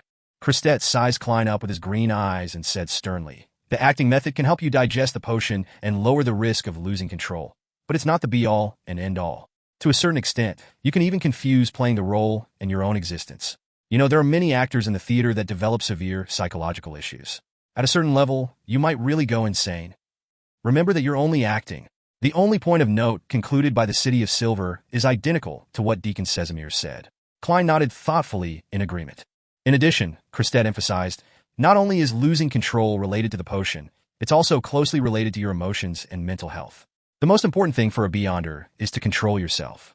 Only then will you be able to withstand the temptations of evil gods and devils, resisting emotions like greed and jealousy and the erosion of desire. Of course, I don't mean that you should get rid of all your emotions and desires, because that is something that no human or even demigod can do. Yes, perhaps only some special sequences are able to achieve that sort of state. Klein suddenly thought about old Neil. He couldn't help but ask in reply. We must keep our emotions and desires at a reasonable level and not allowing them to drive us to do something irrational and abnormal. Christet nodded solemnly. Yes. After he answered, there were wrinkles at the corner of his eyes. That's all I wanted to warn you about. Now, I'll pass you the clown potion formula and the relevant ingredients. He bent down and put his silver suitcase on the long table. He then turned around and moved a few steps, blocking Klein's view. When the surrounding lights strangely vanished again, Klein suddenly understood that the formula and ingredients were in the suitcase that stored the holy artifact. It was simply because his gaze was attracted by the pure, white bone sword, which was why he didn't notice, or perhaps he couldn't notice, the other items in the suitcase. After a few minutes, the light of the gas lamps lit up the alchemy room again. Christet picked up his suitcase and moved away, presenting the items on the long table to Klein. Among them, the most eye-catching item was the palm-sized gray goat horn. It looked like a miniature version of a normal goat horn and was crystal clear, swirling with colors. There were faint layers of unique patterns. Next to the goat horn was a blue rose. There were red veins on the petals that connecting them together. It seemed to form a human face with a smile. Ha-ha-ha, whoa, ha-ha-ha, whoa. Klein heard illusory laughter and crying diffused with each other, and he saw pieces of gray halos floating in midair. A crystal of the single horn of a matured hornaceous gray mountain goat and a complete stalk of a human-faced rose. The main ingredients of the clown potion. He nodded indiscernibly and took a few steps towards the long table. 80 milliliters of pure water, 5 drops of torn apple juice, 7 grams of black-rimmed sunflower powder, 10 grams of golden cloak grass powder, 3 drops of poison hemlock. Klein looked at the unfurled goatskin parchment and compared the written content with the formula that he had memorized. After he confirmed that there was nothing wrong, he recalled the demonstration old Neil did. He took a deep breath and exhaled slowly to collect his emotions. With the apparatus in the alchemy room, he distilled some pure water needed by the potion. In the potion formula, pure water referred to water that was distilled over and over again. Then, he washed a black metal pot and threw in the supplementary ingredients one after another. He was as skillful as back when he had done chemistry experiments in high school. As the Beyonder ingredients hadn't catalyzed just yet, he didn't see any obvious changes in the liquid in the metal pot. At most, he only saw powder floating on the surface of the liquid. When he was done with the preparations, Klein cast his gaze at the two main ingredients and gratefully thought, "There's no description of the exact size or weight of the required gray mountain goat's single horn crystal or the human-faced rose. Perhaps a whole horn and a complete rose have no differences, regardless of their weight, allowing them to meet the requirements. Yes, in the world of mysterious Beyonders, this is definitely possible. If so, I don't have to worry about putting in excessive amounts of the main ingredients." After a few seconds, Klein picked up the human-faced rose and threw it into the metal pot. When the strange flower touched the liquid, it immediately produced a sizzling sound. The surrounding illusory laughter became shrill. Ha ha ha! Klein didn't delay any further as he immediately grabbed the crystalline mountain goat horn and threw it into the metal pot. Poof! The terrifying laughter disappeared all of a sudden, and the surrounding gray halos slowly converged into the metal pot. Klein lowered his head and saw the liquid in the pot was colored in a mix of gold, yellow, and red. However, the three colors remained extremely distinct at their boundaries. There were bubbles churning and fizzing from the liquid, but they failed to escape from the pot and ended up bursting silently. The scene reminded Klein of Sprite, the carbonated drink from his previous incarnation. This actually looks like a delicious drink. A thought popped into his head that aligned with the characteristics of his culture. Suppressing his nervousness, excitement, and anticipation, Klein poured the liquid from the black metal pot into a glass bottle. What shocked him was that there wasn't a single bit of the potion left in the metal pot. It really is a potion that turns people into Beyonders. Klein raised his right hand, and he looked at the beautiful-looking tricolored liquid. Christette Sesamir, who had been silent the entire time, suddenly smiled and said, "Don't worry. At the very least, I didn't notice any problems with the concoction of your potion. I've been waiting here to ensure that no accidents happen after you consume the potion. Don't worry, as long as it isn't anything serious, I should be able to save you." "Okay." Klein nodded and placed the clown potion back onto the long table. Then he took off the silver chain inside his sleeve and let the topaz pendant hang down naturally, a slight distance above the liquid. To Beyonders of any other occupation, pendulum divinations could only divine a yes or no answer. Of course, when there wasn't enough information, the divination wouldn't yield any useful answers at all. When the pendulum didn't spin, it was called a failed divination. As a seer, Klein's pendulum could also vaguely determine the degree of the yes or no answer. Klein's eyes grew dark as he recited, "This potion is harmful. This potion is harmful."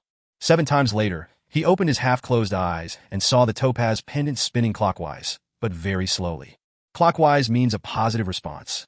In other words, it means that the potion is harmful. However, it spins slowly, which means that it's only slightly harmful.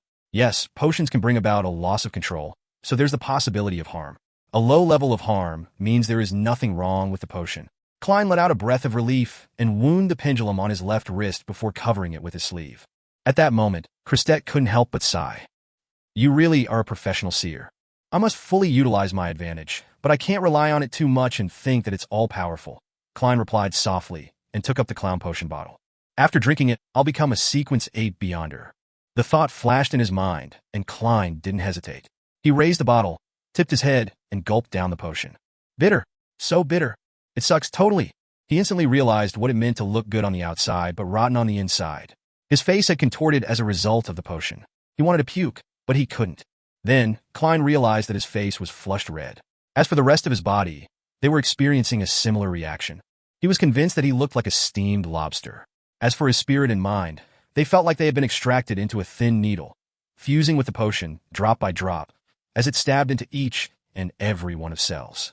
It was a feeling that needed no microscope to observe his cells. Klein stood there and saw the intruder invade his body's most minute areas. For a few seconds, he felt like a robot that was having its parts and electrical circuits swapped out. After an unknown period of time had passed, his mind reflected his figure, as though he was listening to himself singing through his own ears. Due to this strange projection, Klein discovered that he could precisely control his facial and bodily motions. Meanwhile, his ears buzzed. He heard the murmurs and shouting echoing around him, which had not happened in a while. "Hornasis! Fia! Hornasis! Fia! Hornasis! Fia!" Phew! Klein imagined the layered spherical light and slowly entered a cogitation state. Bit by bit, he escaped from the state of having his spirituality seep out where he had a slight loss of control. At that moment, he knew that he had advanced successfully. He knew that he was a Sequence 8 clown. Chapter 169, New Abilities.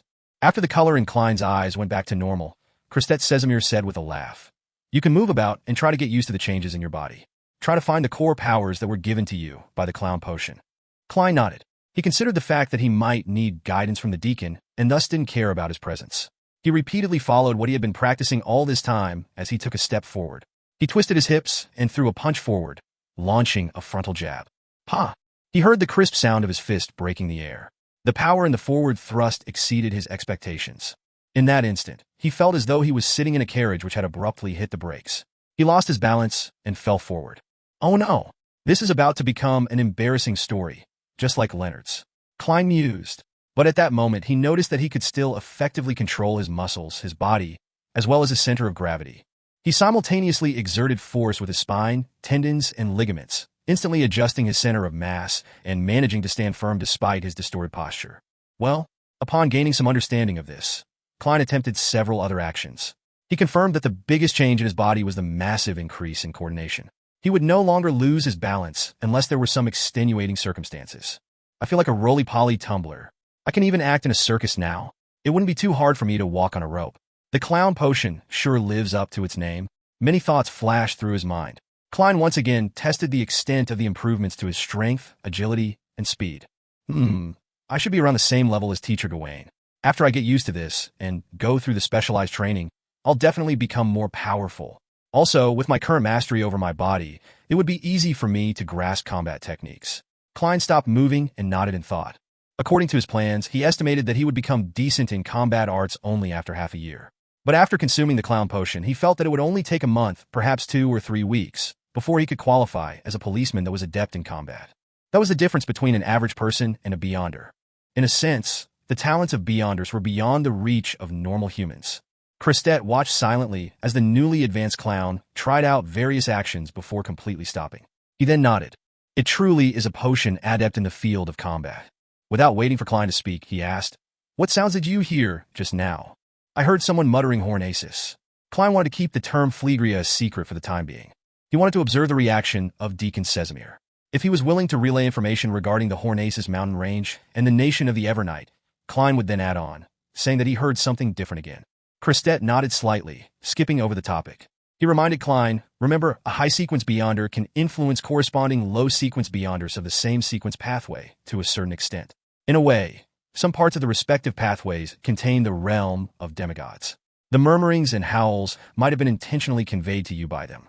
They might be filled with malicious intent. You must be even more cautious if the sequence pathway belongs to an evil god." I had a chat with Dunn just now. The Nighthawk in your team, who lost control, recently met with such a situation. O'Neill, the hidden sage. Klein's expression darkened. He nodded solemnly and said, "Your Grace, I will remember this. I will not be tempted by the murmurings or howls.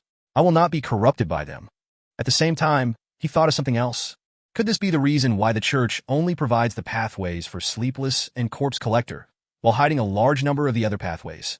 After all, the Sleepless pathway belongs to the Evernight goddess, and death, which corresponds to the Corpse Collector pathway, has already fallen. As for why the Church would still offer the Mystery Prior and Seer, it's because these two jobs are of a support type and can fill the shortcomings of the Sequence 9 and 8 pathways for Sleepless and Corpse Collector. Furthermore, they're only at the beginning of the pathway, so the influence they can gather wouldn't be too prominent. But this doesn't explain why they would hide the names and unique traits of the potions, or the lack of information as to what one should take note of when facing them. Klein retracted his thoughts when he saw Christet Casimir pick up his suitcase to leave. He adopted a curious tone. "Your Grace, I would like to know how to act as a clown. Do I have to go to a circus?" Christet smoothed his tall collar and chuckled. "According to our current understanding of philosophy, you just made the mistake of formalism. You need to understand that the name of a potion not only represents a job, it also represents a group of people that share certain traits. For example, we can also describe seers differently. We can call them people who can see fate, yet remain respectful of fate. Of course, as I mentioned before, there are some differences to the rules concluded by each individual even if they consume the same potion. You cannot completely reference the experiences of another person. Do you understand?" Klein nodded in thought. "I think I can understand some of it. I can act as a clown in my daily life, as long as I have grasped its essence." "In theory," Christet answered, being careful about his choice of words. "I understand." Klein drew a crimson moon on his chest. Thank you, your grace. May the goddess bless you. Just what is the essence of a clown? If I don't take into consideration what a clown represents back on Earth, and only think about what it means in this world, a clown is a job that entertains people using ridiculous methods. For example, hilarious get-ups, exaggerated actions, trickster-like performances. The core is that it must be ridiculous, and it must entertain others. It feels a little off. Must I consider it from the perspective of court jesters from ancient times? Klein thought about it silently, as he felt at a loss. Christette looked at him, and also drew a crimson moon before his chest. He smiled, revealing the wrinkles at the corner of his eyes. May the goddess bless you too. At that moment, Klein suddenly perceived something, an intuition that felt like a prediction, that Deacon Casimir would put his left foot forward. He then saw Christette pick up the silver suitcase and step toward the entrance of the alchemy room with his left foot. 1 step, 2 steps, 3 steps. Klein watched as Christette walked out of the hidden door, his figure vanishing into the corridor. He was dazed for a moment before he felt intense excitement. The beyonder powers of the clown potion were more powerful than he imagined. He could intuitively predict a person's next course of action. Was the combination of this ability, coupled with his powerful coordination, exceptional agility, and speed, as well as decent strength, considered being good at fighting with artifice? Klein thought about this revelation. So, this can be considered the manifestation of the seer's abilities in Sequence 8, but it's not enough.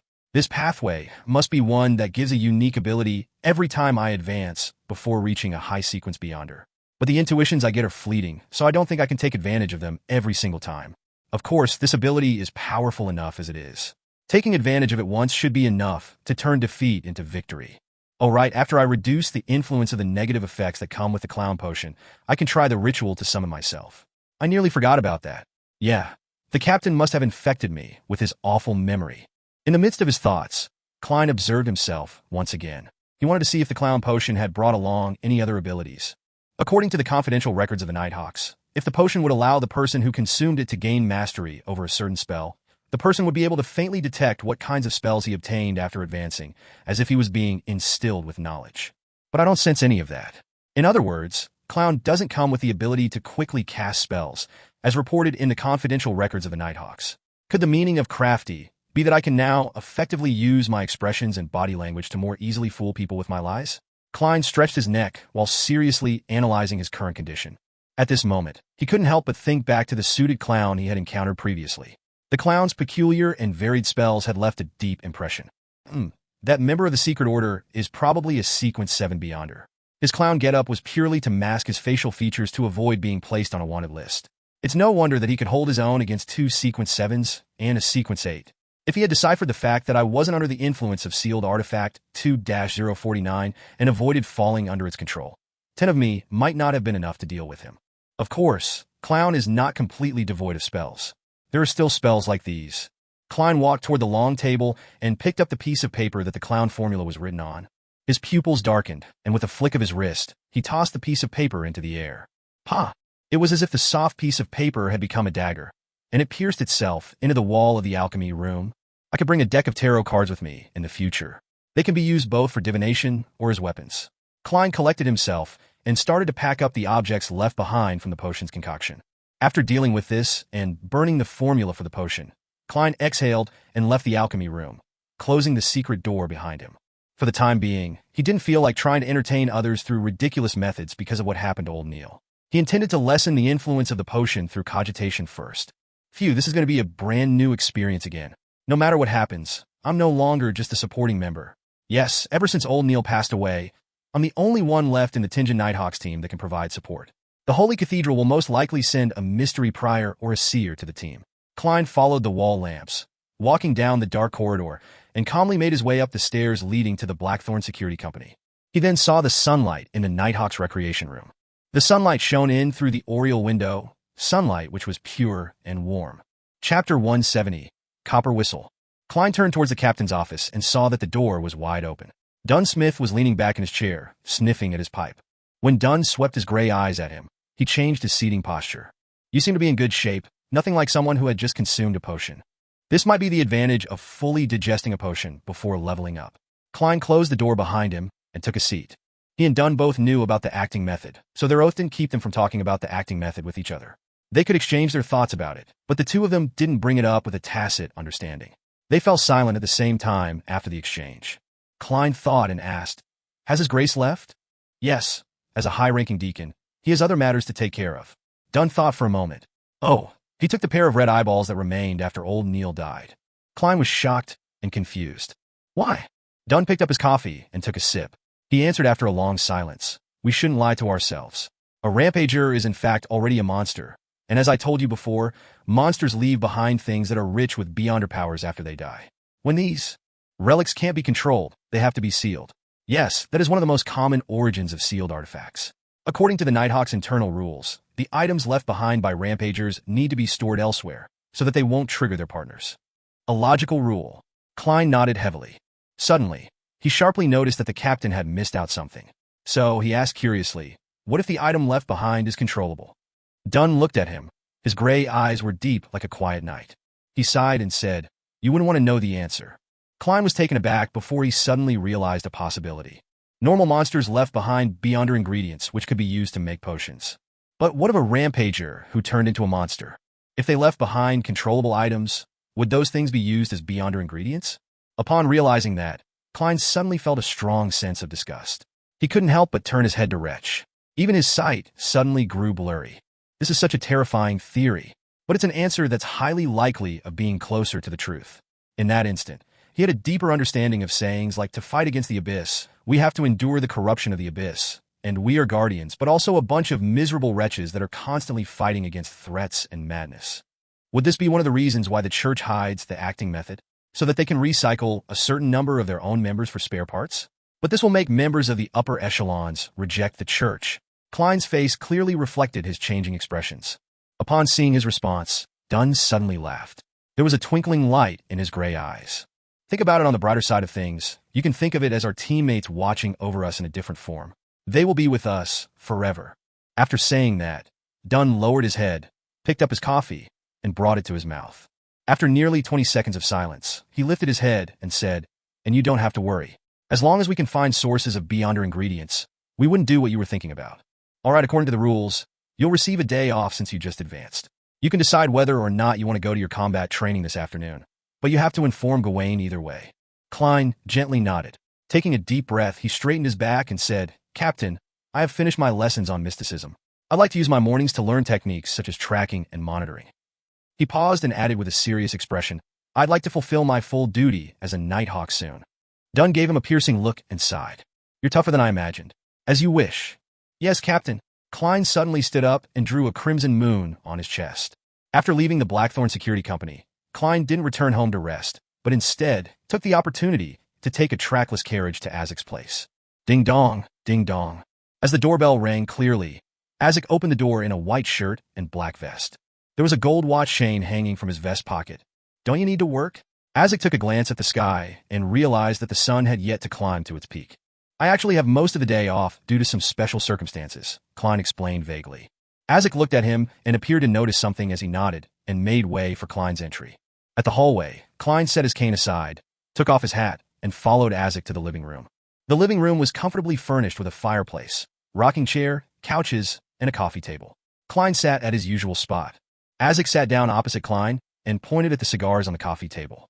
"Do you want one?" "No," Klein shook his head firmly. Azek didn't attempt to persuade him as he struck a match and lit one of the cigars.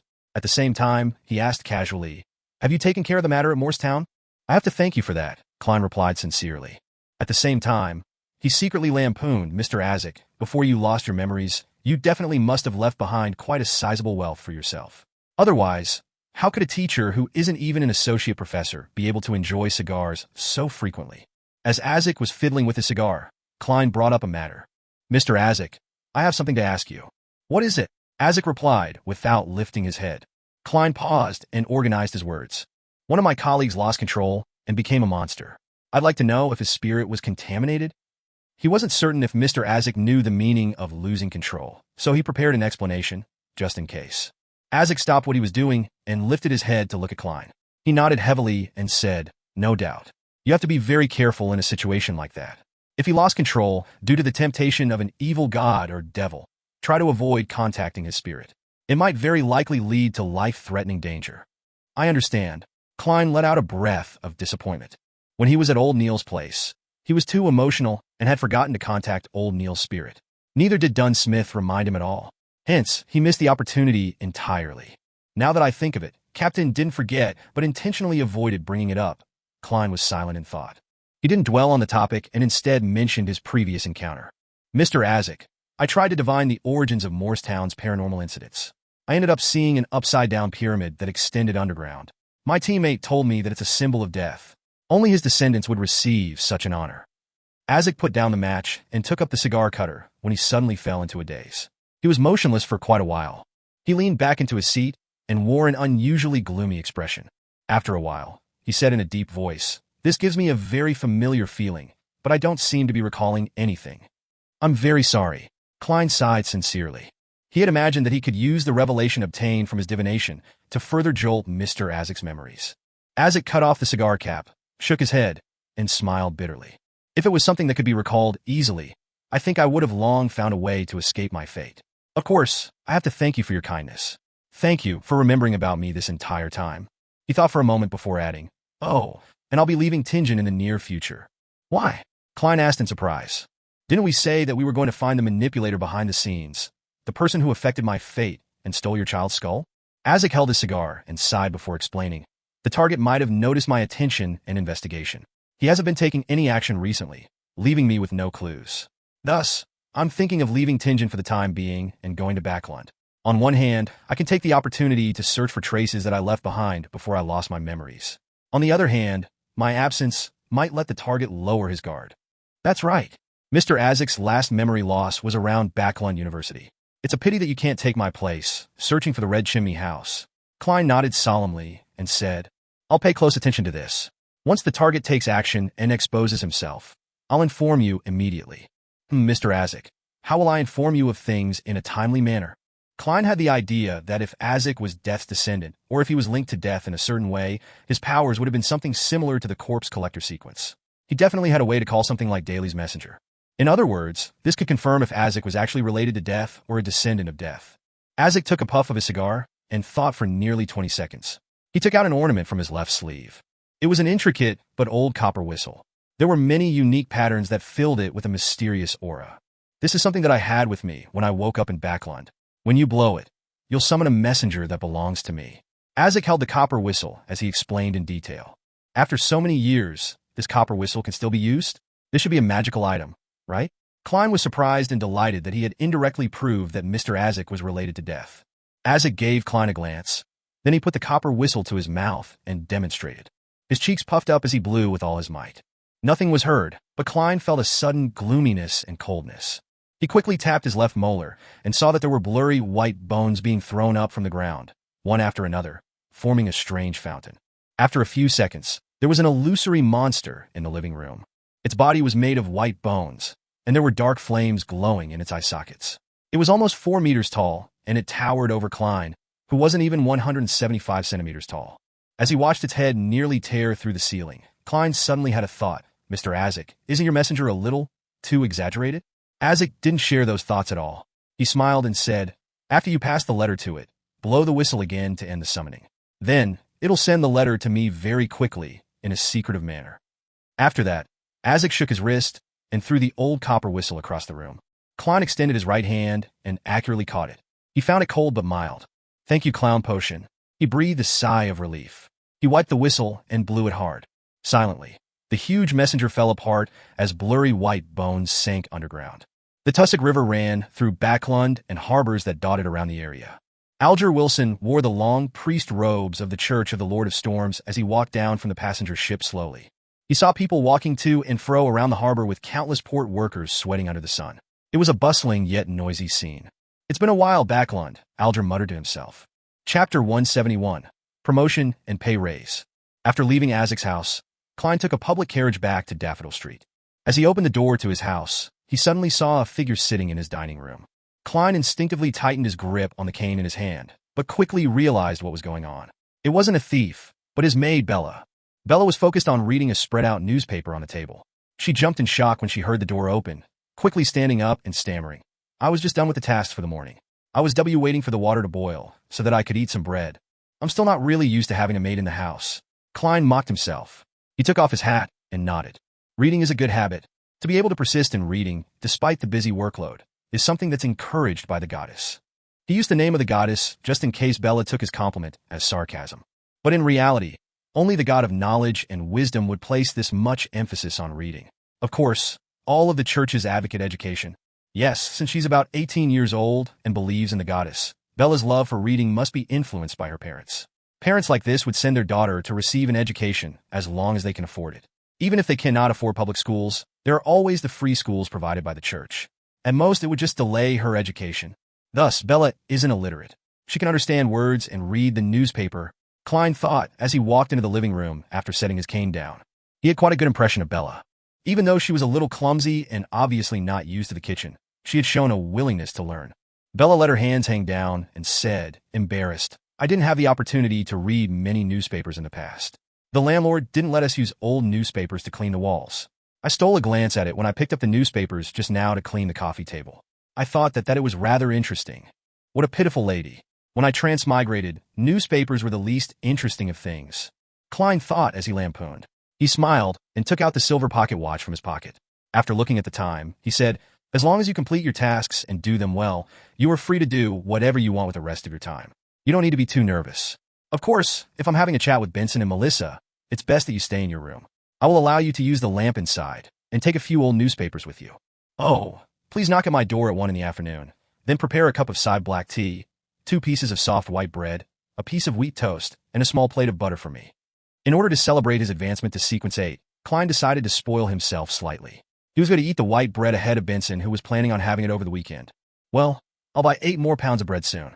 In the future, we shall make the change in our staple dish from wheat bread to white bread. As a Sequence 8 Beyonder, my weekly pay is definitely going to increase." To think that the captain didn't mention this. He forgot again. Klein froze for a moment and decided to clarify it tomorrow. "All right," Bella replied in surprise and joy. Following that, she asked with a little uncertainty, "Mr. Klein, do you mean the side black tea used to entertain guests?" She called him by his first name, as Moretti could be used to refer to anyone in the family. "Yes, that shall be my usual tea in the future." Klein waved his hand and made his way towards the stairs. He suddenly noticed that he was in a decent financial situation after becoming a clown. This was partly because there were no other large expenses for the time being. He only needed to spend 2 solely on transport while he was investigating the houses with red chimneys, and on the materials that he needed to purchase occasionally. Claims could be made for the latter most of the time anyway. Also, there was a sum of £300 in Klein's anonymous bank account. It was important to understand that 1/sup of land in the countryside only cost 5 to 6.5 solely, which was another way of saying that Klein could afford 920 to 1,200 areas of farmland, which was equivalent to 137 to 179 miles sup 2/sup back on Earth. Furthermore, this sum of money could allow Klein to buy a house on Daffodil Street on a contract for 15 years. "If I convert all that money into land, I'll get between 23 and 31 pounds a year in rent. That's not bad, but not necessary for the time being. I'll use that 300 pounds for emergencies. I'll have to find an opportunity to tell Benson and Melissa about my true weekly salary," Klein thought as he entered his room. After locking the door to his room, Klein sat on the edge of his bed and started his cogitation. He wanted to use this method to slowly control the powers seeping out of his potion. He was very careful and very cautious. He had thought of the term losing control very lightly until he saw the mandated Punisher who had lost control. Of course, he didn't know that mandated Punisher personally. He also didn't know what had happened to him. He subconsciously thought of him as an anomaly, a rare case. It was just like how an average person would make comments about a murder they saw on the news before forgetting about it entirely. But what happened to old Neil shook Klein greatly. It made him realize very clearly that losing control was always a possibility, always around him. Loss of control might descend upon him in ways he had never thought about. That sure was a bloody lesson. Klein ended his cogitation and muttered to himself as he opened his eyes. He had dreamed of that scene many times in the past few days, jolting awake in the process and finding himself drenched in cold sweat. He wasn't only grieving old Neil's death, but also worried about his future. If he didn't have cogitation to help him sleep, he believed that there would be many sleepless nights in his future. Other than digesting the potion, I also have to try my best to control my emotions and desires. I have to keep them within reasonable levels and not be consumed by them. Klein exhaled and laid down, quickly falling asleep. On the day that old Neil passed away, Dunn's actions and words had touched him greatly. It made him critically assess the responsibilities of a Nighthawk for the first time. It made him want to take up his responsibilities and help his captain and teammates. Thus, he didn't intend to waste his afternoon. He was going to continue his combat lessons. 3 in the afternoon, on a crude training field. The blonde crew-cut Gawain creased his brows as he witnessed Klein slowly familiarize himself with the motions, going from the movements of a decent beginner to the movements of an apprentice knight who had been practicing for a good 6 months. All this happened in a short span of 40 minutes. He called for Klein to stop and sized him up. He couldn't help but ask what happened. Klein had already come up with an excuse. He was prepared to attribute his performance to scientific research when Gawain added, "You don't need to answer if it's inconvenient for you to do so." It looks like there was some communication between the police department and Gawain. It makes sense. He has to train Beyonders occasionally, so how could he not know? Klein heaved a sigh of relief. He smiled as he said, "Teacher, how long do you think I will need before I can take part in actual combat?" Gawain crossed his arms and looked at Klein seriously. He replied with a raspy voice, 2 or 3 days, but that isn't enough." He explained, as if in thought, being able to take part in actual combat isn't the same as being good at fighting. The latter would take another 2 to 3 weeks. Furthermore, you need to gain mastery over weapons that you can bring with you. For example, a cane, whips, daggers, and bayonets. There's still so many to learn? Klein was dumbfounded. Gawain swept his experienced gaze at him. "Remember, every drop of sweat you lose here might save your life in the future." "Yes, teacher." Klein pumped himself up and answered. On Sunday morning, Klein entered the Blackthorn Security Company and knocked on the door of the captain's office. Dunsmith looked up as if he was expecting this. "I forgot to inform you yesterday. Your position at the police department has risen from probationary inspector to inspector now that you have advanced to Sequence 8. I'll get them to issue the appropriate documents and epaulets to you as soon as possible. Your weekly salary will also increase from £6 to £10. The church and the police department will each bear half of your salary. This salary is the level of an experienced Nighthawk. Of course, I mean an experienced Nighthawk at Sequence 9. Captain, are you following the wrong script?" Klein was taken aback as he listened to the captain. His eyebrows relaxed as he smiled. "That's more than I imagined." He had imagined that his weekly salary would only increase to £8. Dunn lifted his cup of coffee and took a sip. The increase in salary for Nighthawks is firstly dependent on years of service, second on contribution, and third on the level of your job. The third criterion is often highly correlated with your contributions. Right, without any contributions, even if one were to digest their potion, they would be unable to apply for the formula and materials. Klein nodded while in thought. A weekly salary of £10, coupled with any bonuses, would mean a yearly salary of about £540. Since he didn't need to pay any taxes, this salary was fairly high in the middle income bracket, just lower than desirable occupations such as esteemed lawyers, famous architects, experienced surgeons, and government workers.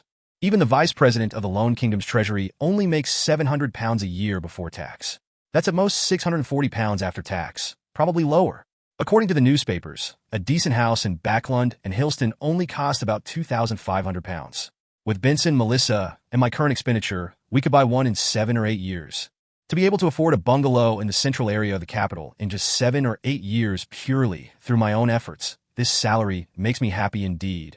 Klein got up and bade farewell. He quickly walked to the basement and took his shift at Cheney's Gate. Before it was 10, he suddenly heard someone approaching Cheney's Gate. Soon after, Dunn appeared at the door. "There's a case that requires your help." "An incident involving Beyonders?" Klein instinctively asked.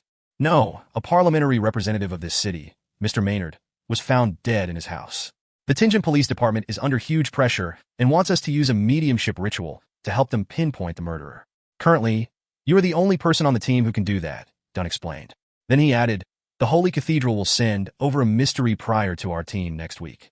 Actually, it should have been done a long time ago, but you happened to join and chose to be a seer." Chapter 172. Autopsy. "How long has the Member of Parliament been dead for?" Klein asked straightforwardly as he packed up his things. If it was more than 15 minutes, the information that he could obtain would decline considerably. If it was more than an hour, there would be very little left to find. If it was more than a month, contact with the spirit of the dead would most likely fail. Regrettably, the initial autopsy report shows that Mr. Maynard died between 9 and 11 last night. Dunn shook his head and said, "You only need to provide assistance and not consider if you can be of use." "All right." Klein took his coat and walked out of the duty room with his hat and cane in hand.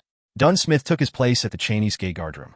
Theoretically, as a Beyonder, as long as one's spirituality was enhanced, things like spirit vision, divination, and ritualistic magic could be learned, especially for Beyonders from the Sleepless Sequence who were known for their high spirituality. But in actual fact, the differences between the various sequences was vastly obvious. Dunsmith and Leonard Mitchell had learned spirit vision, but they could only see faint white or light blue in the auras of others. They were unable to precisely differentiate the status of different body parts. Of course, they could definitely see spiritual things with spirit vision, but doing so wasn't as effective as using their spiritual perception.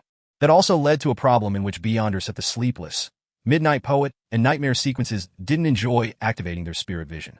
Similarly, if they were willing to, they could also learn spirit pendulums, dowsing, dream divination, and so on. But their rate of success wasn't something worth noting. It was the same situation with ritualistic magic as well. When the two of them walked past one another, Dunn suddenly said, "I forgot to tell you that Inspector Tolley is in charge of the case. He's waiting for you at the reception hall in the security company. Remember to change into your new uniform and grab your new documents." Klein wasn't surprised and replied with a smile. "New uniform, new documents?" The Tianjin Police Department sure is efficient. He had just advanced to Sequence 8 the day before. It's because this case is very important, so Dunn spread his hands and took up Klein's previous spot. Klein walked upstairs, but he wasn't in a hurry to go to the reception hall. He entered the Nighthawk's break room and entered the attached bathroom to relieve himself. There was only a toilet bowl, a water bottle, and a bucket in the duty room.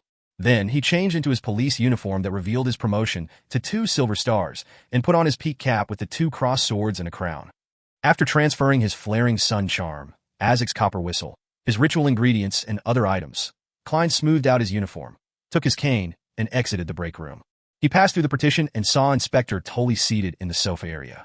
It had been a while since they last met. The tall police officer seemed to have gained some weight, and his stomach was even more outstanding. With his thick mustache and hair, he looked like a brown bear that had just escaped from a circus. "I'm glad to work with you again." When Tolley saw that it was a Nighthawk that he knew, he let out a breath of relief. He stood up and extended his bare paw.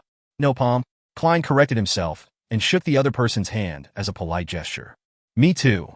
Tolley stole a glance at Klein's 2 shimmering silver star shoulder strap and said with envy, "We're at the same rank now, and it hasn't even been a month." At first, Klein wanted to reply solemnly that the danger that we encounter is 10 times worse than yours, but he remembered his identity then, Sequence 8 Clown. Maybe I can give it a try. Using his spirituality, he looked at the reflection of his facial expression. He lifted the corner of his lips and replied with a smile, "Maybe in another few months, you'll have to call me sir." "You sure are humorous." Tolley chuckled and pointed at the door. "Shall we head out?" "All right." Klein hadn't given up his cane. Now that he had become a clown, the cane was truly a viable weapon. After exiting the Blackthorn Security Company, Klein and Tolley walked down side by side, forming a great contrast due to the skinniness and fatness of the two. "I feel like we could even make an audience at the circus laugh," Klein suddenly jested. Tolley nodded in absolute agreement and said, "Yes, I feel our vast contrast brings a comedic effect. Do you know that some circuses are trying to use fat and skinny, tall and short clown combinations in their performances?" "No, actually I meant a beast tamer and a brown bear." Klein, of course, wouldn't make such a rude remark. He went along with it and replied, "It's a pity that there are no fixed circuses in Tianjin." "That's right, but we have operas, theaters, and music halls," Inspector Tolley replied wistfully. They casually chatted until they got onto the police carriage. Then Klein redirected the topic back to the case. "Is it confirmed that Mr. Maynard was murdered?" "We can't be certain, but his wife and 2 sons aren't willing to believe the possibility that he died due to a sudden illness. And there was really something wrong at the scene. When Maynard was found, he was naked on the guest room's bed," Tolley said as he deliberated. "He sleeps separately from his wife?" Klein leaned back against the carriage wall and mimicked the main character in various detective films. Tolley shook his head and said, "No, his wife hasn't been in Tianjin recently. She went to Backlund to attend a very important social ball. You might not know, but she's the leader of a new party. She's the daughter of someone from the House of Commons. She's still on her way back to Tianjin via steam locomotive. She merely used the telegram to express her opinion on this matter." Maynard is also a member of the new party. He's been a Tianjin's member of parliament for more than 10 years. He intended to run for mayor in next year's election. In other words, his death might be related to this? Klein asked casually and immediately laughed. "I'm sorry, I'm only supposed to be helping with the autopsy. The rest of the matter is not within my area of concern. You don't have to answer." Tolley didn't mind much, but sighed. "Autopsy? You're very cautious. As for your guesses, I would only say that there's a possibility. There was a gathering last night at Maynard's place. There were too many guests, and we temporarily can't find any main suspects. Plus, these guests have decent backgrounds, so we have to be very careful. We can't make any mistakes." "I understand." Klein nodded faintly and asked about the details of the scene. Maynard's house was a bungalow located in the Golden Indus borough. It was surrounded by gardens and fields. There was a stable, a fountain, and a broad pathway built from cement. Klein put on his peak hat with its police badge and followed behind Inspector Tolley. They passed through the police streamer and entered the double-story house under the gaze of every policeman present.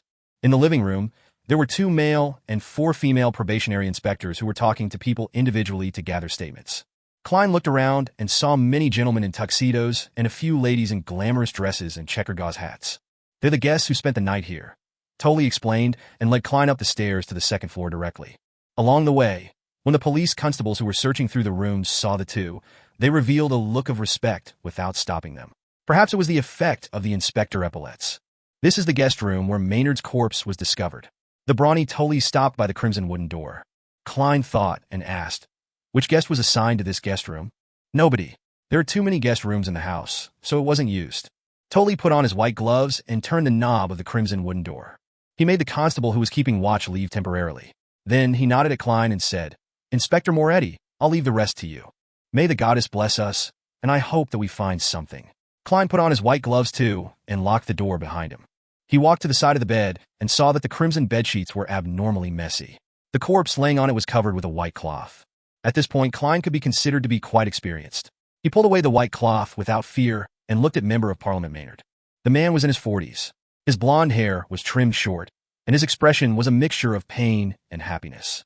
Klein took 2 steps back and took out the ingredients he needed. He quickly finished the setup for the mediumship ritual. As the faint, calming fragrance swirled around him, he recited the divination statement that he thought of long ago, the cause of Maynard's death. The cause of Maynard's death. As he recited the statement, Klein retreated to a nearby high-backed chair and sat down slowly. His eyes darkened. Then he leaned back and quickly fell into a deep sleep. In the illusory and blurry world, he suddenly saw the gentleman from earlier. With his open blue eyes, Maynard was laying prostrate above a woman with an outstanding body and fair skin. He was thrusting hard against her body. He first displayed an expression of extreme satisfaction and happiness. Then he suddenly clutched his chest with his right hand. His expression then grew contorted. "Ha!" As Maynard fell, the image quickly shattered. Klein opened his eyes and woke up from his dream. "I can't believe I can actually watch porn in such a manner." So, Maynard had an affair and died of exhaustion? Klein chuckled and massaged his temples. He took out a pen and paper before doing another ritual. He drew a portrait of the lady he had seen in his dream with the aid of the ritual. Of course, everything below her neck was omitted. It was a woman whose age was hard to tell. She had the mature vibe of a woman in her 30s, but there was a remnant of innocence to her. Her eyes were crystal clear, and she had a delicate look. Klein looked at his work, then put away his ritual ingredients and dispelled the spirituality wall. He leaned sideways to grab his silver-edged cane. Suddenly, he heard the reverberating sound of someone clearing their throat. He immediately got goosebumps. Klein looked towards the bed and saw Maynard gripping the crimson bed sheets so tightly that the tendons on the backs of his hands were protruding out. With a swoosh, the member of parliament who died between 9 and 11 the previous night suddenly sat up. Saliva drooled from the corners of his lips as he opened his vacant eyes wide. Chapter 173, Zombification. Before Klein could come up with any new ideas, he saw the rigid Maynard lift both his hands up. Its body lunged forward to his left amidst the sound of hurtling wind. In the past, his dulled reactions under such sudden, unexpected situations would have made it hard for him to avoid this. Even if he had noticed the attack ahead of time, he would have had to roll away to avoid the fast-moving corpse. But now, Klein could nearly react on instinct. He stomped down with his bright, buttonless leather boots and jumped diagonally onto the high-back chair. As if it had only been a day since he advanced, he was still getting used to his power, agility, and speed. He had accidentally leaped too high into the air and landed on the top of the chair's high back. It was a narrow edge. Klein's heart tightened as he quickly controlled his body and adjusted his center of gravity. He wavered for a moment and surprisingly managed to stabilize himself, like a black cat flaunting its balance and poise. As he was wavering, he flailed his left arm, swinging his cane into the zombie's ribs as it pounced forward. The strike caused it to lose its balance as it staggered and fell onto the carpet. Klein was standing on top of the chair as he felt for his revolver by raising his right arm. He attempted to pull it out from the holster so that he could deliver a silver demon-hunting bullet at the zombie in front of him. But in that instant, he suddenly wondered about the aftermath. If he were to blow a hole in Member of Parliament Maynard's corpse, how was he going to explain the cause of death to the deceased family or members of Parliament who were focusing on the matter? All I did was double-tap his corpse? As he was thinking, Klein reached into the pocket of his police uniform and felt for a triangular plate. The Requiem charm. He quickly made a decision. He took out the silver amulet without hesitation and let out a low shout in Hermes, "Crimson!" As the incantation reverberated within the room, the charm started to release a peaceful aura.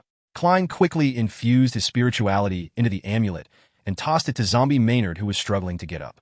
A cold blue fire appeared, enveloping the triangular plate. A serene and gentle black aura spread forth rapidly, eliminating the anxiety and worry of the soul. Zombie Maynard stopped there, his eyes staring blankly at the ground. His saliva dripped onto the carpet. Klein heaved a sigh of relief and planned to take out the materials and set up a ritual to purify the desecrated being. But suddenly, Maynard once again let out a groan. His blank eyes focused on the left pocket of Klein's police uniform again. Shit! Klein leaped from the top of the chair to the ledge of the oriel window. At the same time, he heard the sound of the chair breaking. Klein had no choice but to take out a rectangular silver plate. The slumber charm? It wasn't only living things that could be put into a deep sleep. The dead were in a state of eternal sleep and would only be woken up under unusual circumstances. In certain books on mysticism, there was even such a description regarding zombies. They slumber by the day and wake up in the night. Crimson. Klein once again recited the incantation in Hermes. He intended to disregard the consequences and shoot the corpse with his revolver if that failed again. The problems that came later wouldn't matter if he was dead. As he felt the silver rectangular plate in his palm turn cold, Klein injected his spirituality into it and tossed the charm out. A dark red flame illuminated his eyes as the sound of a light explosion reverberated around the room.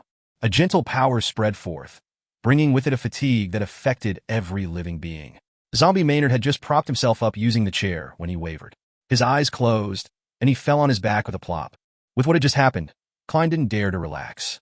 He immediately took out the amantha extract distilled from night vanilla, slumber flower, and chamomile, as well as the bark of the Drago tree, and the full moon essence oil made from moonflowers.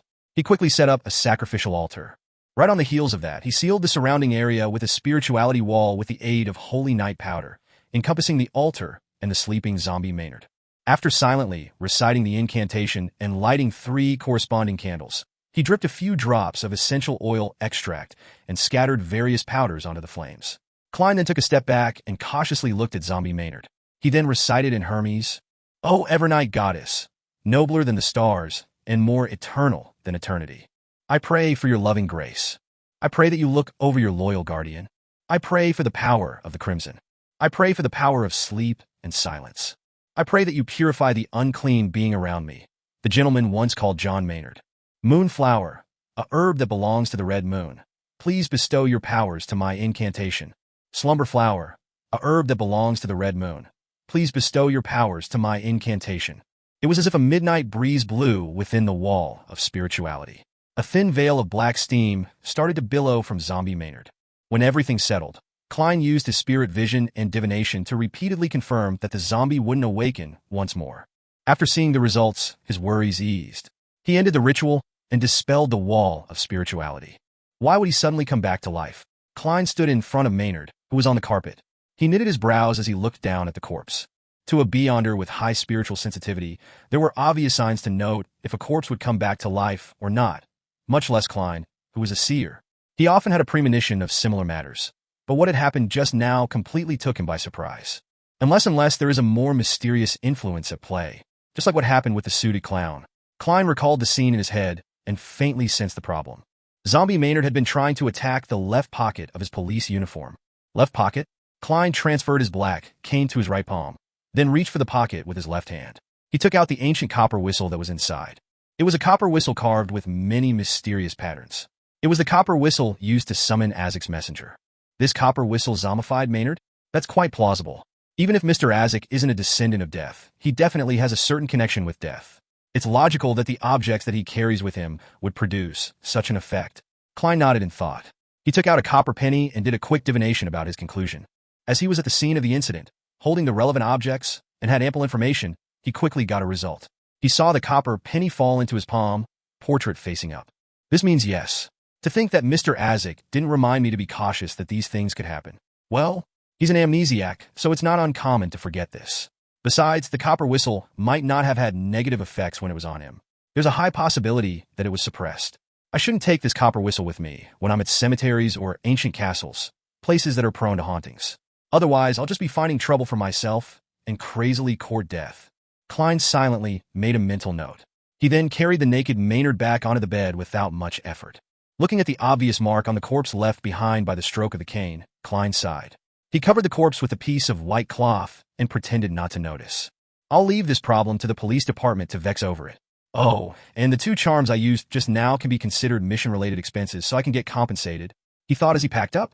He then took the portrait and unlocked the door. The door opened with a creak, and Klein saw Inspector Tolley, who had been guarding outside, not allowing anyone to come near. What happened just now? Tolley asked in doubt and worry. He could faintly hear the action going on in the room. Klein smiled and deliberately said with a little exaggeration, "Member of Parliament Maynard came back to life and tried to give me a passionate hug." "Don't joke like that." Tolley looked into the room in exasperation. "Why so serious?" Klein said, throwing up his hands. "Due to an unconfirmed reason, Member of Parliament Maynard became a zombie." Well, the kind of things that would happen in ghost stories. Fortunately, I hadn't left yet, so I used ritualistic magic to purify the desecration, allowing him to return to his eternal slumber. "Is this related to his cause of death?" Tolley asked, his expression stern. "I cannot give you an answer to that. I don't even know what the problem is. You should know that in our field, unexplainable things are a common occurrence," Klein said. He then looked at the portrait in his hand. "When I was doing the mediumship ritual, I saw the scene of Maynard's death. He was engaging in some activities that should only be done between a husband and wife with this woman. And at the climax of his joy, he clutched his chest where the heart is." "You mean that is the cause of his death?" Tolley gave him a nudge-nudge and wink-wink look. "In theory, yes, but you should wait for the autopsy." Klein handed the portrait over to Inspector Tolley. Tolley had only glanced at it when he exclaimed, "Madam Sharon." Klein looked at him lost. "Is she very famous?" "Yeah, judging from her looks and figure, she should be famous." He lampooned in his heart. Tolley looked around and introduced her in a somewhat excited manner. "Madam Sharon is the prettiest widow in Tingen City. She's the most sought-after lady in social settings. She was the second wife of Baron Coey, but unfortunately became widowed. She is welcomed by many amongst the nouveau riche merchants and aristocrats, someone who could be invited to banquets by both the Conservative Party and the New Party. It's rumored that she and her stepson, the current Baron Coey, are on friendly terms with many nobles and senior civil servants in Backlund. She's a powerful lady. To think that she and Member of Parliament Maynard had such a relationship. Simply put, she's an exceptional socialite," Klein secretly concluded. He turned around and pointed into the room. "The next part is not included in my job description. How you interrogate Madam Sharon is none of my business. Also, I hit Member of Parliament Maynard with a cane before the purification. You'll have to deal with it and think of an explanation." Chapter 174, Madam Sharon. "What?" The bear-like Tolley jumped in shock and looked at Klein before looking into the room. With agility that wasn't suited to his body, he dashed in.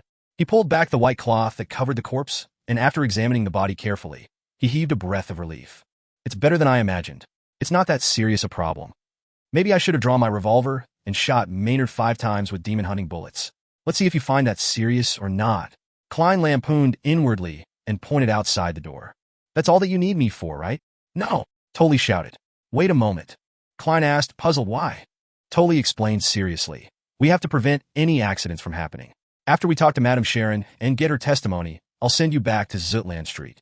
If Maynard can resurrect after being dead for 10 hours, what else couldn't happen? What'd I do if you leave?" Tolley added in his head. "All right." Klein massaged his temple and said, "Find a quiet room for me to rest in then." He wasn't feeling his best in every aspect as he had just advanced a day ago. Having just performed multiple ritual ceremonies, used 2 charms, and suffered a non-trivial scare, he needed to enter cogitation to eliminate any problems. Klein was now extremely cautious about losing control. Tolley covered the dead body with the white cloth again. He obviously relaxed and replied, "No problem." He brought Klein to a guest room that was closer to the sunlit side of the house. He pointed and said, "Inspector Moretti, don't worry. No one will disturb you. I'll be paying Madam Sharon a visit first." Klein nodded slightly and watched him walk away. Then he closed the door and drew the curtains. In the dim and silent bedroom, he slowly walked over to the rocking chair and sat down comfortably. He allowed his body to rock back and forth rhythmically. There were countless spherical phantasmal lights overlapping in his mind. The buzzing sounds in Klein's ears and the throbbing ache in his head slowly vanished, bit by bit. When his situation stabilized, he opened his eyes and looked into the darkness. He outlined a bed, cupboard, and other furniture. Then, he calmly thought about his earlier attempts. There isn't much feedback from a few exaggerated jokes. Maybe I have yet to control the powers of the clown potion, as there are still remnant negative effects. Of course, I can't eliminate the possibility that such acting has little effect. Personally, I'm not quite willing to play the role of a clown. But since I picked the sequence pathway, I can only bite the bullet and continue. Actually, everyone has to act like a clown at one point or another in their lives. I don't have to be so uncomfortable with the idea. I have to quickly understand a clown's core elements. As various thoughts churned in his mind, Klein suddenly took out a brass halfpence. Mostly out of habit, he divined if Maynard's death was due to supernatural influences. Maybe it's an occupational hazard. Klein shook his head and laughed. His eyes grew dark as he recited repeatedly, John Maynard's death was due to supernatural influences. Ding! He flipped the coin as he slouched into the rocking chair. He watched its brass luster twinkle as it rotated in the air. Pack! The coin fell right into Klein's open palm, revealing the number 1/2 facing up. A negative answer. In other words, there weren't any supernatural influences involved in John Maynard's death.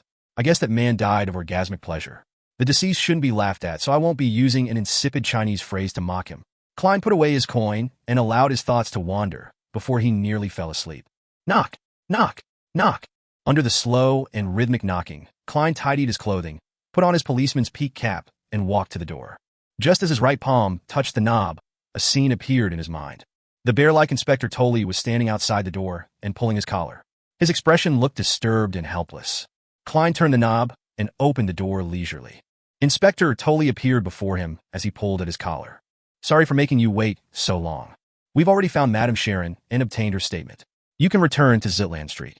I'm really sorry for taking up your precious time. Klein didn't ask the reason for his current emotions, but he smiled and said, Madame Sharon admitted that she was with Maynard last night? Yes. She said that under the influence of alcohol, she and Maynard didn't manage to control themselves. When she found out that he died of a heart attack, she was very afraid, so she fled the room after she tidied herself up. She then hid in her own guest room.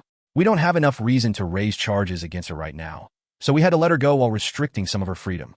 We'll have to wait for the autopsy, Inspector Tolley explained in detail. Klein leaned his head sideways and smiled. Who are you explaining this to? Tolley shook his head and forced a bitter smile. Oh yeah, I don't have to explain it to you. I'm just frustrated by Madame Maynard, and I started blabbering without realizing it. Maynard's wife is back, Klein asked in response. Yes, unfortunately. There was something abnormal about the steam locomotive. It wasn't late. Tolley gave an affirmative answer in a joking manner.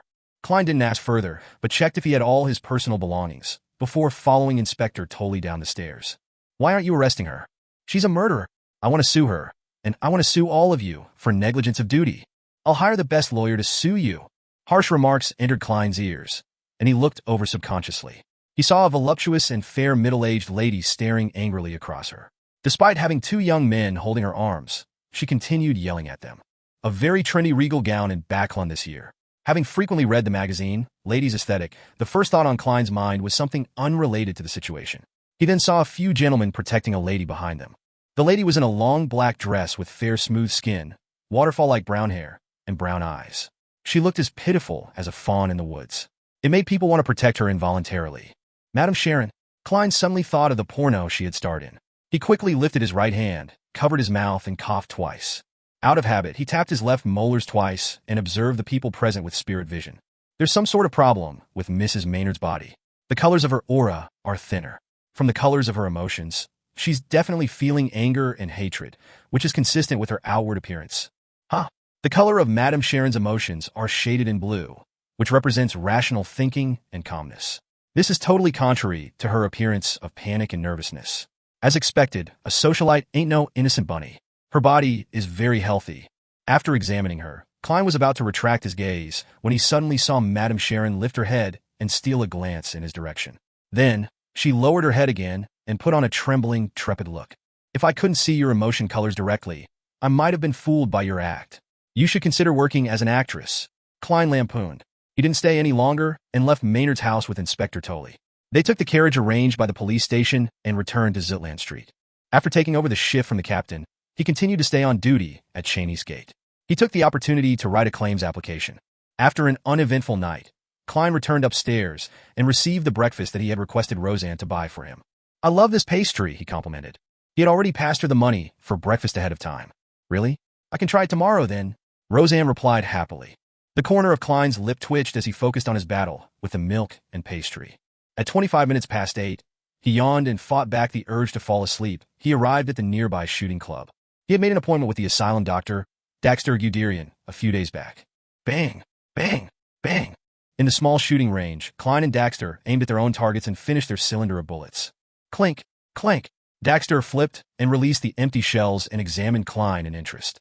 You're much more confident than before. Of course, I advanced to Sequence 8. I now possess actual combat ability. Klein reflected on his own facial expression and body movements in his head and deliberately acted arrogantly. Because I only used about a month's time to master the power of my potion completely. Daxter pouted slightly and said, although that is something to be proud of, there's no need to say it all the time. Hey, as a spectator, you didn't see through my performance. From the looks of it, a clown has the power to suppress a spectator's ability. Klein smiled at his discovery and asked, how's Hood Eugen recently? He's gone insane for real. Daxter paused and continued. I probed him with various methods. He really has gone insane. I'm considering whether to begin medicating him, to see if I can treat him. As a Sequence 7 psychiatrist, he actually pretended to be a mental patient, even though he was giving treatments to other patients. It doesn't align with the core element of the potion's name. That was an incorrect way of using the acting method. It's no wonder that he went insane, Klein thought and said, before he went insane, did you find out who got in contact with him? Besides the doctors, patients, nurses, and odd job workers in the asylum, there were no outsiders that had contact with him, Daxter confidently replied. Klein briefly acknowledged that as he said, how about even earlier? Is there anyone that visited him, or did he leave the asylum regularly for a period of time? In order to follow through with his initial promise, Klein never asked anything about Hood Eugen in his first few meetings. Daxter fell into deep thought. It took him some time before he said, besides the members of the psychology alchemists, there weren't any more than 5 people that visited him.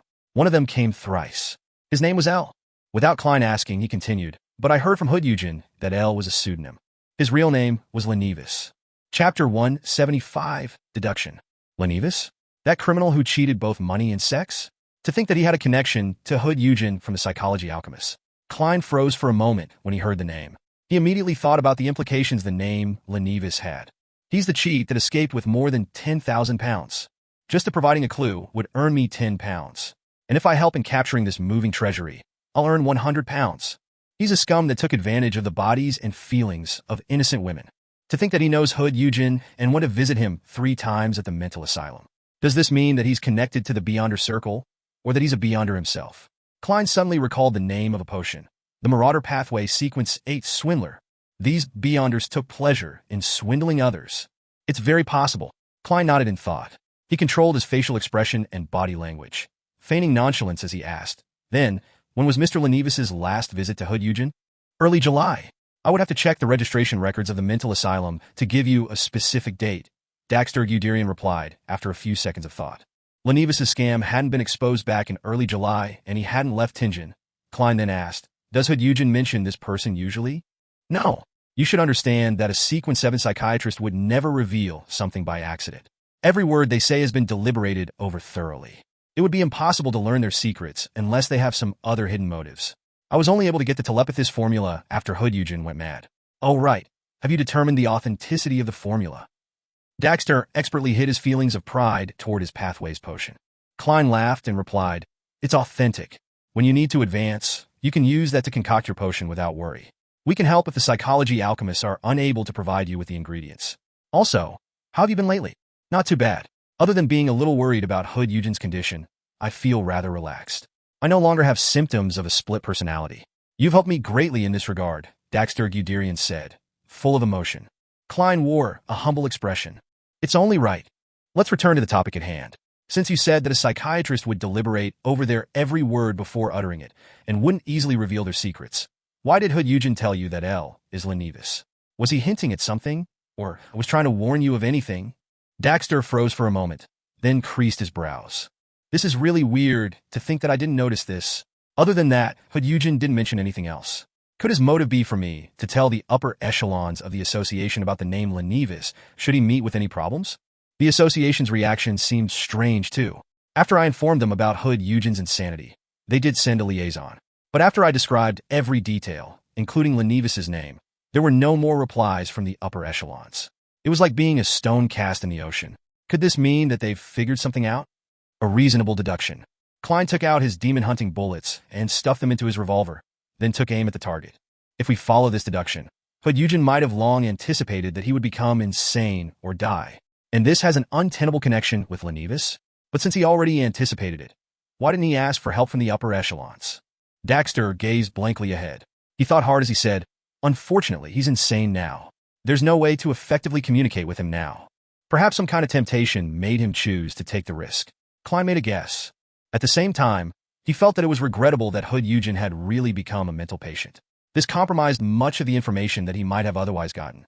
Sigh. Even a dead person is better than a lunatic. I can use mediumship rituals to make the dead talk, but what can I do with a lunatic? Oh right, Madame Daly once tried to use mediumship rituals to call upon my lost memories.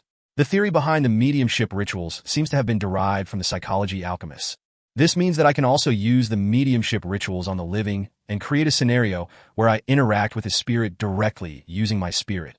I wonder if Hood Eugen would still be insane under those conditions. Unfortunately, I'm not advanced enough in this field, so I don't think I would be able to do it. I'll call upon the messenger and ask Madame Daly about it first.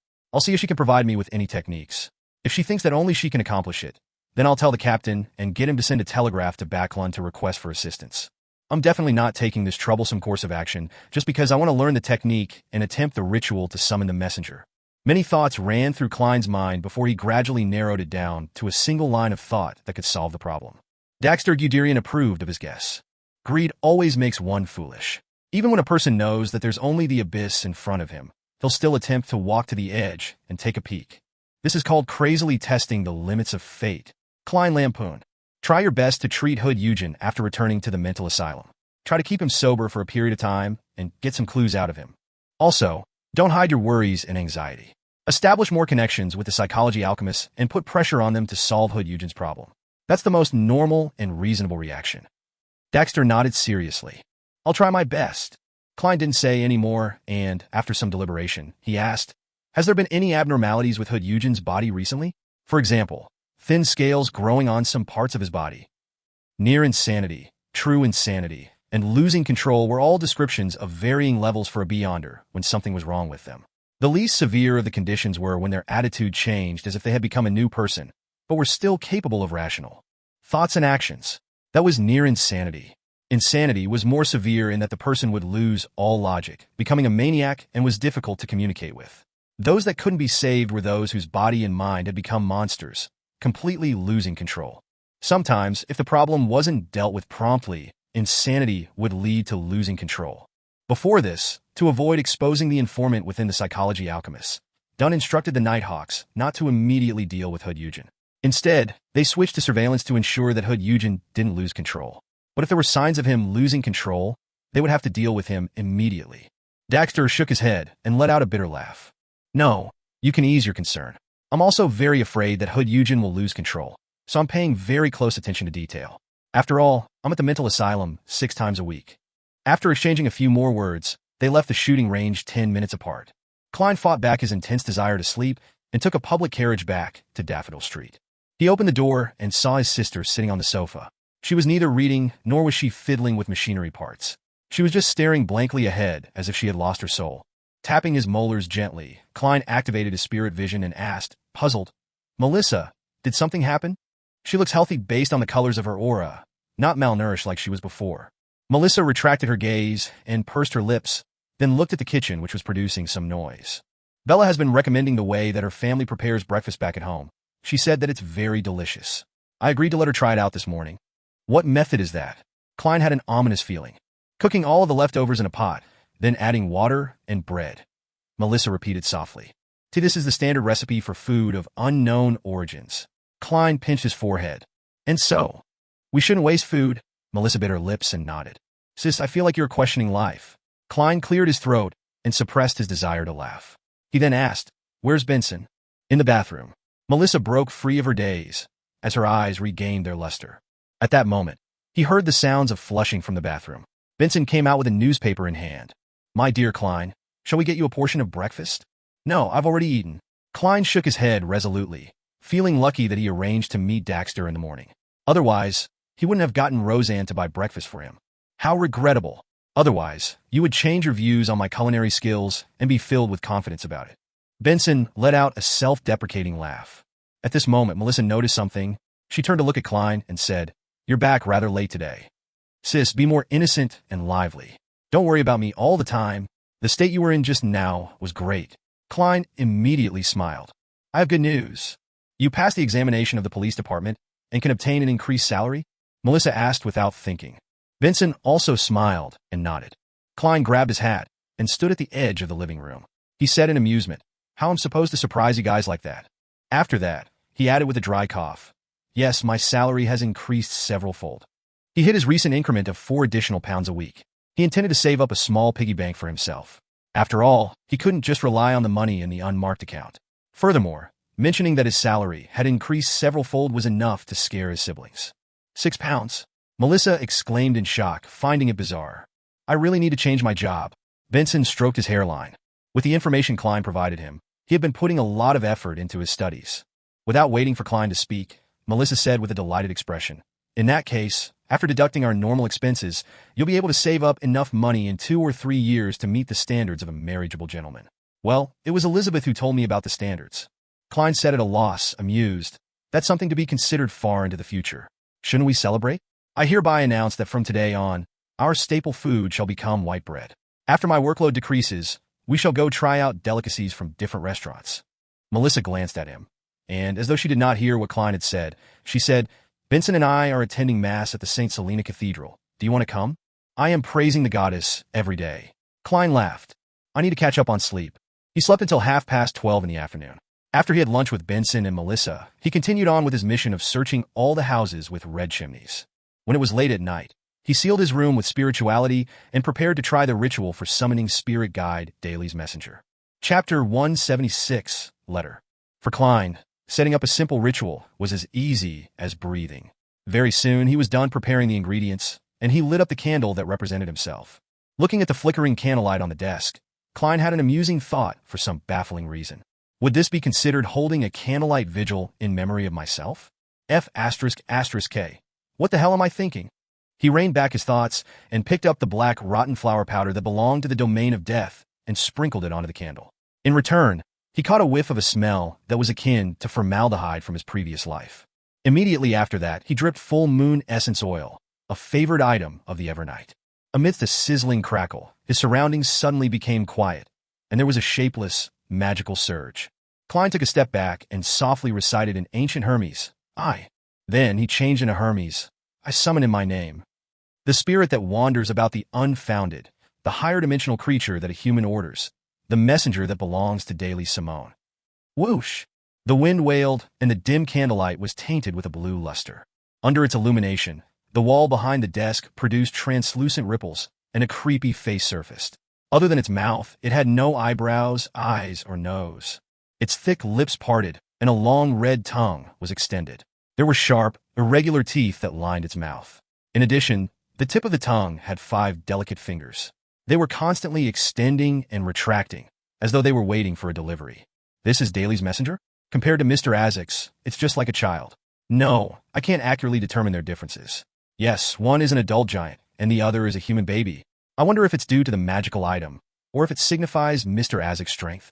I have to reevaluate my understanding of him. Perhaps he's a high-sequence beyonder. Crap, I forgot. In the letter, I should have asked Madame Daly for the names of the Sequence 4 and Sequence 3 corpse collector pathway. Mr. Azek most likely belongs to that pathway. Of course, he might have not advanced via potions. Yes, perhaps it's a gene that's passed down from his ancestors. I'll ask next time. The messenger is waiting. Klein looked at it seriously for a while and passed the neatly folded paper into the messenger's hand. Then he watched as the hand gripped it tightly. Whoosh! The messenger retracted its tongue and swallowed the letter. The translucent, creepy, and wriggling face shrank back into the wall and disappeared. I gotta say, this magic is quite cool. Rather convenient too, but it can't be spread. Klein looked at the candlelight that had returned to normal. He shook his head and ended the ritual. Monday morning, Backlund, Empress Borough. In a hidden corner of the municipal garden built by Duke Negan, Zio Dericha with her unkempt blonde hair and Furzwall with her languid bearing were gawking at the liaison before them in a daze. They were momentarily at a loss at which language to use for a greeting. The petite Zio, who was slightly over 1.5 meters tall, looked at the golden retriever that had extended its tongue and was wagging its tail. She smoothed out her trainee night attire and weighed her words before she said, "Are you Miss Audrey's messenger?" "Oh my goddess, why am I asking a dog so seriously?" Furs was holding a thin cigarette with her fingers as she chuckled. "Maybe it's a magical creature?" "I've never seen a magical creature that looks so much like a dog," Zio replied in all seriousness. Susie sat down and closed her mouth. She then pointed at her belly with her paw. There was a leather pouch tied around the dog's body amidst her long, golden fur. Zio looked to her left and right, making sure that there was no one watching before she quickly moved closer. She bent down and removed the pouch. Furs watched curiously when her expression suddenly turned weird. It's made of crocodile skin, and it looks like the work of the fashion designer, Mr. Sadas.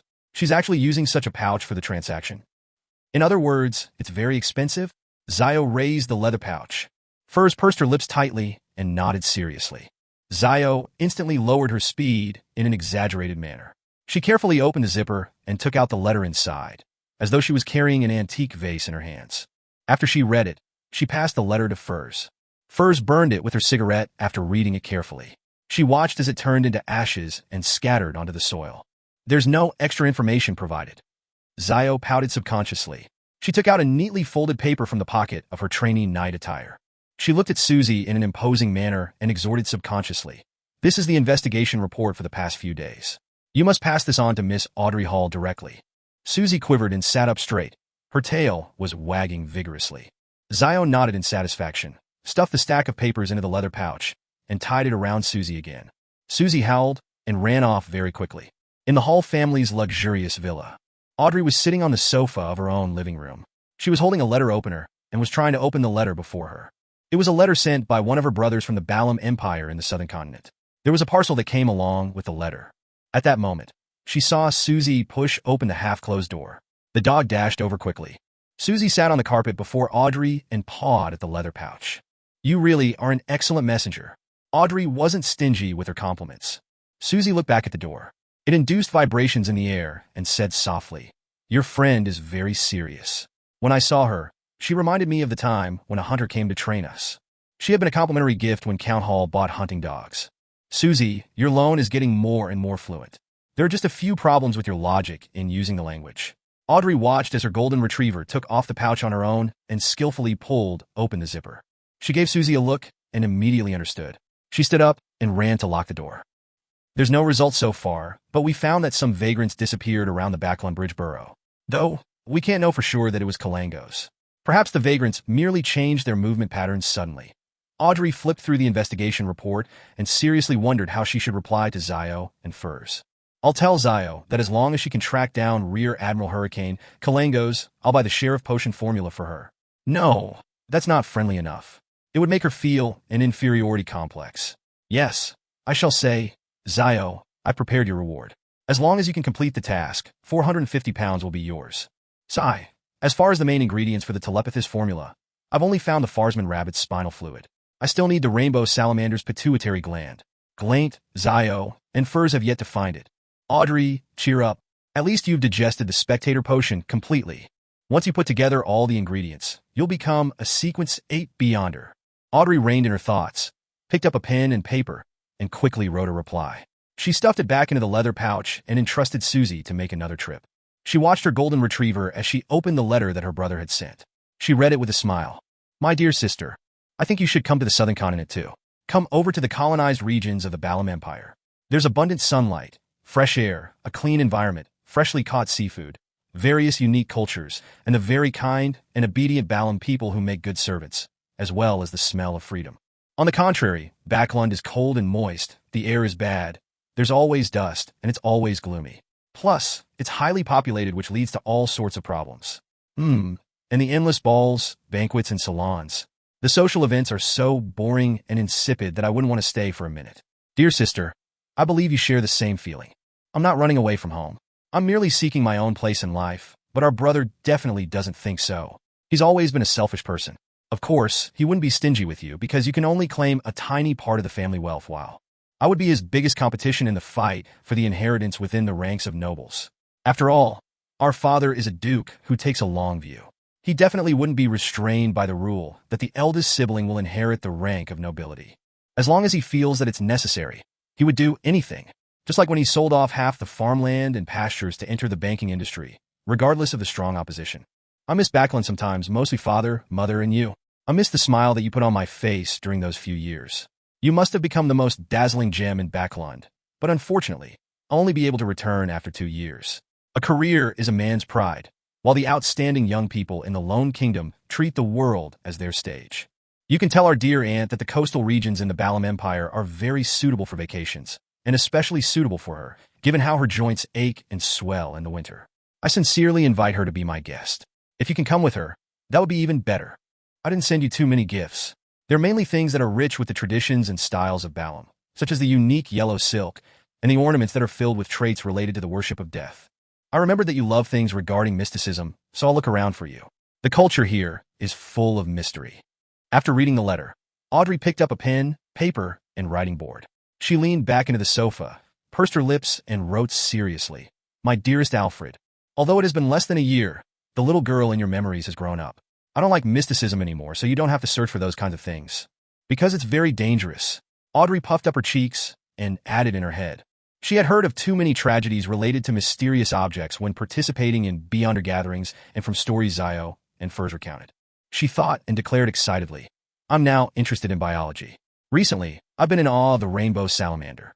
Can you ask around for me and find out where I can find one of these creatures, or if they have a complete corpse that has been preserved? Chapter 177. Sudden Turn of Events.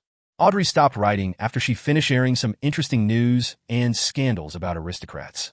She then adopted a serious pose as she recalled something. With her exceptional memory as a spectator, she arranged the information that she had received from her father's teachings, as well as the news she heard during banquets and salons into paragraphs. After creating a draft in her head, Audrey penned, As for the political situation in Backlund you asked about, it's not within my area of interest. I can describe it to you only based on my own impressions and the details that I happen to know. Some time ago, Father told me that after the abolishment of the Grain Act, the prices of crops were declining rapidly. The rent of farmland and pastures were also plunging, but I don't know the exact magnitude. I can only explain it to you with this example. As you know, Duke Negan is an aristocrat who owns the most land outside of the royal family. It's said that he owns more than £12 million worth of farmland, pastures, and forests. Last year, his land earned him a historic £1,300,000 in rent. But this year, it's forecast that his rent will only be £850,000, a whole £450,000 less. That's more than the entirety of the assets that I'm entitled to. Without any further explanation from me, I'm sure that my dear brother will understand the behavior of most old-fashioned nobles. They're proud of being landowners, and their income is derived mostly from rent. They place a heavy emphasis on their appearance and would maintain their current lifestyle even if they have to go into debt. They spend tens of thousands of pounds on the upkeep of their castles each year, many more thousands on clothes and jewelry, as well as their persistent hunting activities, social banquets, and the occasional lavish weddings and funerals, etc., etc. With the decrease in rent, according to my knowledge, a good portion of the nobles have met with financial difficulties. Because of this, Count Wolf has sold 84,000 areas of land in the countryside and gotten £29,000 in return. Viscount Conrad has also sold his art collection worth £55,000 to a national art gallery. Other than a few visionary nobles who had long shifted their focus to steel, coal, railroads, banks, and rubber industries, the rest of the nobles have been severely affected by the Grain Act. Let us praise our dear Count Hall. Father told me that the financial distress will loosen the control the nobles have over politics. As you can imagine, the number of ministers with blue blood will decline from the next year onward. In a bid to secure funding, the Conservative Party and the New Party have promised to confer upon anyone the noble titles as long as they donate a sufficient amount of money and lack any criminal records. Of course, the caveat is that the person who donated the money must own an amount of land befitting of a noble. One example is the rich Mr. Cinderis. He purchased the lowest area of land expected of a baron, 60,000 aries, then donated £100,000 to the Carlton Club and £400,000 to the Conservative Party, and donations to charity amounting to £300,000. Finally, he succeeded in receiving conferment from His Majesty and became a highly regarded baron. I've heard that there's a price list to this, £300,000 to become a baron and £700,000 to £1 million for a hereditary baron. There is no clear price for the title of Viscount or Count, but I'm sure those are sufficiently ridiculous. This year, many nobles who are facing financial difficulties are starting to seriously consider the possibility of marriages with wealthy merchants. There have already been 3 marriages like this over the last 2 months. The betrothal gifts the noble women received are something to be envied. Also, the workers who protested the Grain Act did experience a decrease in the cost of living, but the quality of their lives has not improved. Instead, it seems to have deteriorated as the bankrupt farmers have entered the city and stolen their jobs by requesting lower wages. Thus, the wages of the laborers are dropping rapidly. I remember the day when Father asked me who I felt was the winner of the Grain Act. My dear Alfred, you must know the answer. You would definitely be able to obtain a hereditary baron title through your own efforts. Zio Dericha and Furzwall were returning to the Backlund Bridge Burrow after they received Audrey's reply. Zio, with her messy blonde hair, was looking out the window of the carriage. Her eyes were bright like two burning balls of flame. She muttered the term 450 pounds to herself repeatedly, as if reciting an incantation. Her strength and courage grew every time she repeated the term. Darkholm hasn't reported the status of the investigation today. Let's make a trip to his house. Zio suddenly turned to look at Furs. Darkholm was the leader of a triad in the Backlund East Borough and had control over many beggars and thieves. Even though he looked very friendly with his chubby face that was perpetually adorned with a warm and amiable smile, Zio knew that he was a merciless scoundrel. He once broke the arm of a 13-year-old thief because the boy had hidden his profit. Unless it was necessary, Zio was unwilling to meet Darkholm, but Darkholm was one of the few people who were most familiar with the vagrants in the city.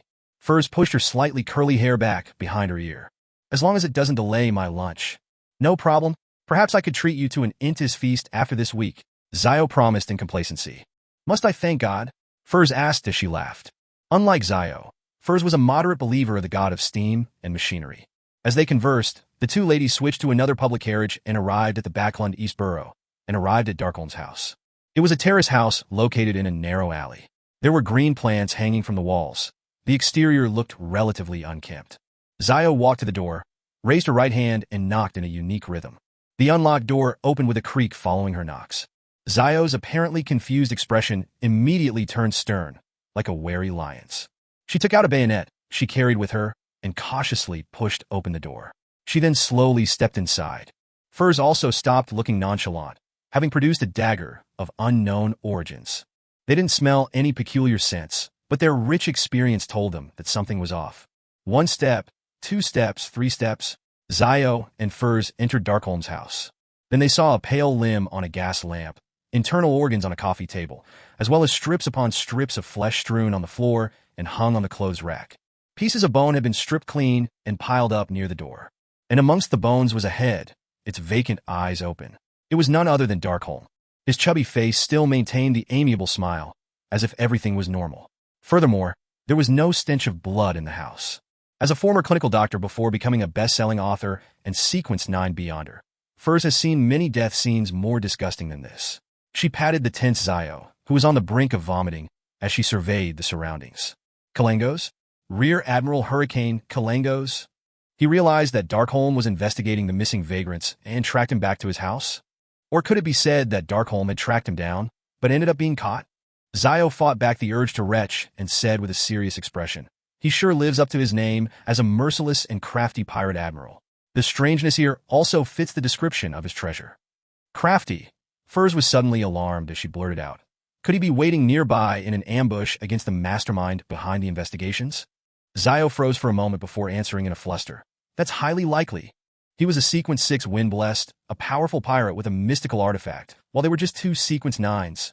This was an extremely simple and easy contrast. In the house opposite Darkholm's house, a man with a unique broad chin and dark green eyes in his 30s was standing by the window, coldly observing Zio's and Furz's opening of the door and slow entry. He was none other than Rear Admiral Hurricane Kalangos. The black glove on his left hand twitched as if it were alive. A layer of dull gold scales appeared on its surface. Kalangos revealed a cruel and joyous expression as his dark green eyes turned pale gold and indifferent. The moment Furs realized this, she dragged Zio to the other side and avoided the area just across the main door. She then gritted her pearly white teeth and took out a bracelet that was hidden by her sleeves. This silver bracelet had 3 dark green, coarse stones which showed signs of burn marks and were rough and uneven. Furs pulled out one of the stones and let out a low growl in ancient Hermes. Door? She grabbed onto Zio Dericha tightly as the stone released a faint blue glow. The figures of the two ladies turned indistinct, nearly invisible. They saw many forms they found difficult to describe. There were even transparent objects that didn't seem to exist. They saw different colors, lustrous splendors which seemed to possess immense knowledge. They had entered the mysterious spirit world. In this strange world that stood distinct from reality, Furs proceeded in a particular direction while pulling Zio along. Seconds later, they exited their indistinct states and returned to reality, to Backlund. But they were no longer at Darkholm's house, but instead arrived at an empty cemetery. Kalangos, who was wearing his scaled glove, silently appeared at the door of Darkholm's house. He swept the interior with his cold gaze. He froze for a moment, then creased his brows as he muttered to himself. Traveler? In the cemetery? What are we going to do next?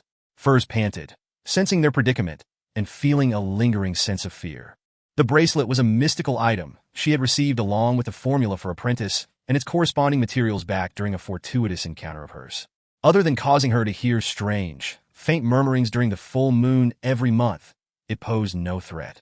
There were originally 5 stones on the bracelet, each stone allowing her to traverse through the spirit world, technically allowing her to teleport. But now, there were only 2 stones left. Zio calmed herself down and nodded solemnly. First notify Miss Audrey, then we call the police. Chapter 178, The Subsequent Ideas. Call the police? Furs Wall repeated in surprise. To Beyonders, lodging a police report seemed to be something of another world. Zio paced back and forth as she tugged her coarse blonde hair. The scene of Darkholm's death is harrowing and creepy. As long as the police aren't blind, they would definitely pass the case on to the mandated punishers, the Nighthawks, the Machinery Hive Mind, or the Special Department of the military. When that happens, we can leak some more information and let them know that the murderer is Kalangos. At that point, the entire city will be chasing after him. Our goal is only to look for Kalangos, not to capture him. With the help of so many Beyonders, things would become much simpler and safer.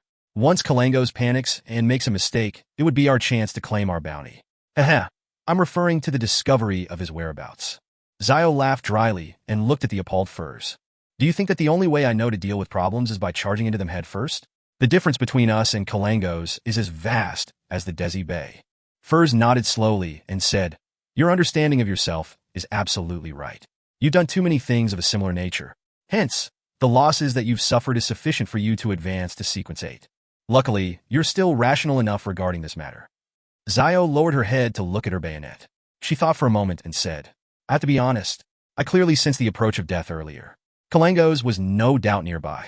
That was an aura evil enough to destroy us at any time. That triggered an instinctual response in me. Furs wore her silver bracelet that had 2 stones left and thought seriously. I agree with your idea. Let's inform Miss Audrey first and lodge the police report after. Yes, regardless if it was Darkholm or his underlings who found Kalangos' traces, we could continue to investigate with that approach and find out Kalangos' activity range and the location of his residence. Zio creased her slim blonde eyebrows and said, But Kalangos would definitely not remain in the same place. Even as one of the 7 pirate admirals, even if he had the assistance of a mystical artifact, Kalangos had to be extremely careful in Backlund. Even Nast, the king of the 5 seas, had once encountered disaster here and was nearly caught. No, what I meant was to surmise or confirm the purpose of Kalangos' visit to Backlund based on the clues. Once we know what he's trying to do, no matter how he disguises himself or what tricks he pulls, he'll be exposed to us in the end. Then, our mission would be accomplished, Furs explained in detail. 2 years of novel writing experience tells me that things would become simple once we grasp the crux of the matter. Zio looked at her best friend in shock. She couldn't believe the woman had just made such a logical statement. I'm different from you. I'm merely too lazy to think, while you think with your muscles. Furs pursed her lips, leaned her head sideways, and smiled. Teasing me doesn't make you smarter. Zio tried to smooth out her few strands of blonde hair that was sticking out. All right, let's head over to Empress Burrow and tell Miss Audrey about this. Furs nodded faintly and said, So, what's our emergency contact method with Miss Audrey? Zio was momentarily put at a loss. She looked afar at the tombstone as she said, She told me that pet dog of hers we saw earlier walks herself at least 5 times a day. Well, the next walk should be after lunch. In other words, we have to loiter around suspiciously outside Count Hall's luxurious manor. The corner of Furs' lips twitched. Zio suddenly looked sideways and revealed an obsequious smile. Furs, or would you prefer to just sneak in? I don't think that would be difficult for you. It's what you're good at. A hereditary count for centuries, one of the most influential parliament members in the House of Lords, the largest shareholder of Varvat Bank, the 4th largest shareholder of Backlund Bank, the special consultant of the Royal Bank of Loan, the 3rd largest shareholder of Suchit Bank in the Indus Republic, the 2nd largest shareholder of Constant Coal and Steel Consortium, and so on. These are the titles of Miss Audrey's father. Zio, use your brain. How could a man like that not employ any Beyonders? Would he not have any prize collections? This is different from those destitute viscounts and barons. Furs replied in exasperation. I swear in the name of God, if I were to sneak in, I would be discovered and caught within 5 minutes. Zio nodded continuously in agreement. Let's wait for the golden retriever then. With that said, she led the way. After she took a few steps forward, she spoke with her back facing Furs. Well, I will compensate you for your losses and the damages in the future. I'm referring to the stone, of course. Listening to that, the corner of Furz's lips lifted and she said, I was saving myself. And Zio, you're going the wrong way. God, if you were an apprentice and ended up becoming a traveler in the future, it would be a disaster. Outside Count Hall's luxurious manor, Zio and Furz hid behind an Intis parasol tree and secretly observed their target building in silence, watching the people walking to and fro. After God knows how long, they finally saw the golden retriever come out from a hidden hole under the wall. It pricked up its ears and looked to its left and right, appearing very cautious. Just as Susie started taking its walk happily, a black male dog popped up from nowhere. It fawned on Susie and started running around in circles. This is the first time I'm seeing a dog show such a human-like reaction. Just how much does it hate that black dog? Zio sighed. She could tell from Susie's gaze and facial expression that there was obvious detest. Furz smiled and said, It's just like encountering a rash, disgusting, and persistent lecher. Seeing Susie attempt to speed up to escape the black dog's pursuit, Zio stood up, do administer justice. My ruling is for you to leave her alone, Zio shouted with a mask of solemnity. The black dog was taken aback and immediately scampered away with its tail between its legs. Susie let out a breath of relief and slowed down. It barked politely and wagged its tail. That was close. I nearly said thank you to them, the golden retriever thought in joy. That would have been a very awkward situation. A melodic tune slowly came to a halt as Audrey picked up the latest intelligence Zio and Furz had delivered and read it with knitted brows. She closed the piano cover and stood up elegantly. She paced back and forth in her piano room and considered her next course of action. Kalangos is a very dangerous man. If Zio and Furz continued investigating, they might end up in danger. It might even expose me. Yes, I should just proceed according to their suggestion. Oh yeah, it's another 2 hours until the Tarot Club. I wonder what Mr. Fool would suggest? If he's still not interested, I'll discuss it with the hangman carefully. Audrey gradually calmed herself down. This was the first time she had encountered, or perhaps was described as being placed in such a perilous situation. There was already one death. 3 in the afternoon. Audrey's vision recovered from a crimson and blurry state before seeing the boundless gray fog that didn't belong to reality, the lofty palace that looked like the home of a giant, the long, ancient mottled bronze table, and the fool who was always engulfed by a thick layer of fog. Lastly, she saw the hangman and the sun. At that moment, Audrey's tense and anxious emotions seemed to relax. She felt so safe, so calm.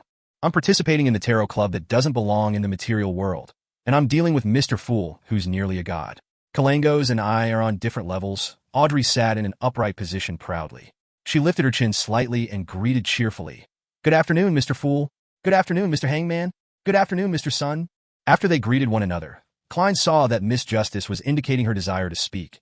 Therefore, he nodded faintly to express his permission. Honorable Mr. Fool, I wonder if your adorer has received the compensation of 300 pounds? Audrey asked, holding back her urge to talk about Kalangos while she showed concern over her leader's adorer.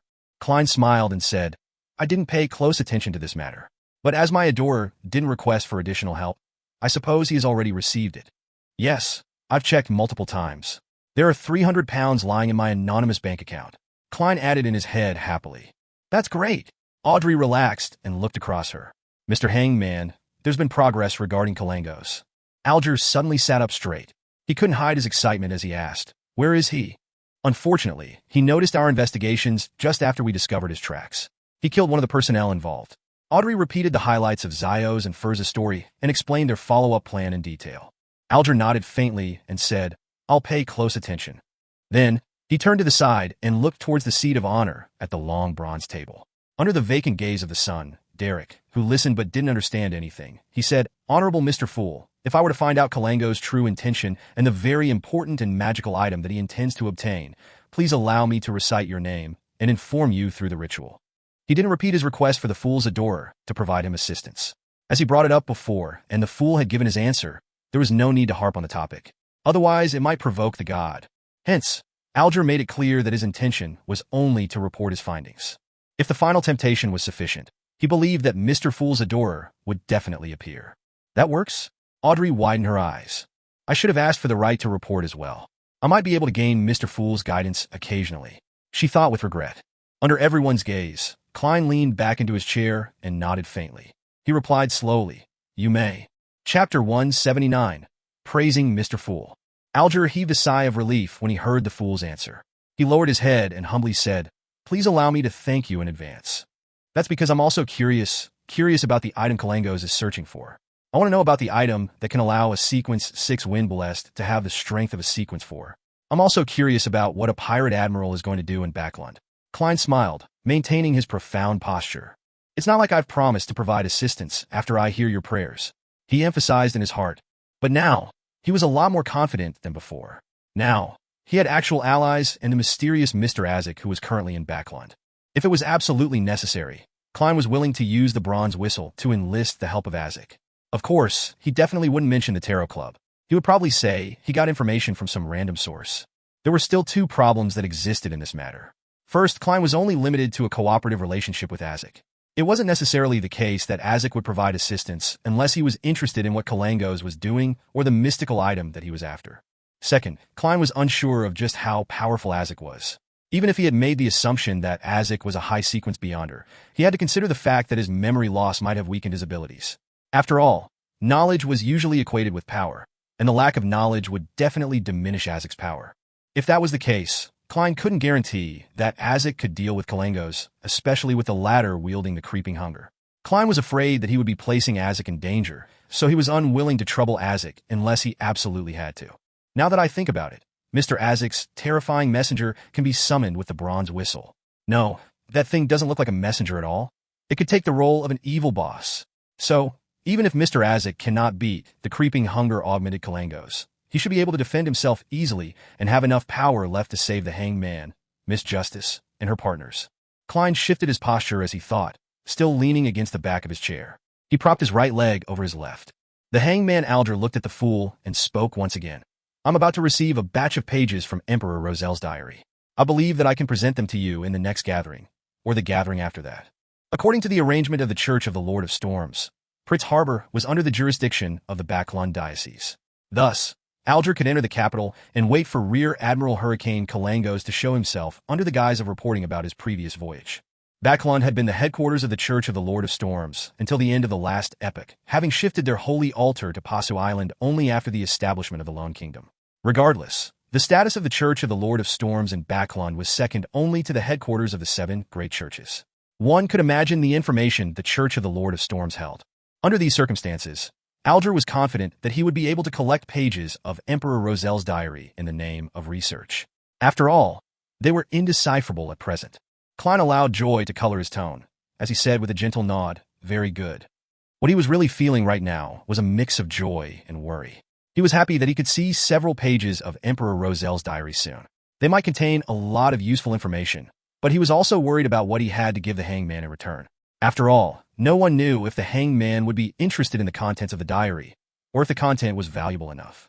Even a seer is unable to determine that in advance. Must I really let my adorer help him? Klein gave a silent sigh. Audrey Hall hurriedly spoke up when she saw the conversation between the Hanged Man and the Fool end. Honorable Mr. Fool, may I recite your name and inform you using a ritual should I receive any timely and useful information? Timely? Look, Miss Justice's choice of words is so refined. Compared to her, you are too vulgar. The Hanged Man? Klein nodded slightly, saying past the fog. You may. Great. Audrey secretly clenched her fists. At the same time, Klein turned to look at the son, Derek Berg, who had been silently listening to their conversations. He spoke, his tone was peaceful. The same goes for you as well. Yes, Mr. Fool. Derek lowered his head. The majestic palace was silent for a few seconds before Audrey spoke. I need the complete pituitary gland of a rainbow salamander. One of the main ingredients of the telepathist potion? Hangman Alger nodded slightly, as if he was contemplating. I don't have it. To be honest, I've only seen this creature in textbooks.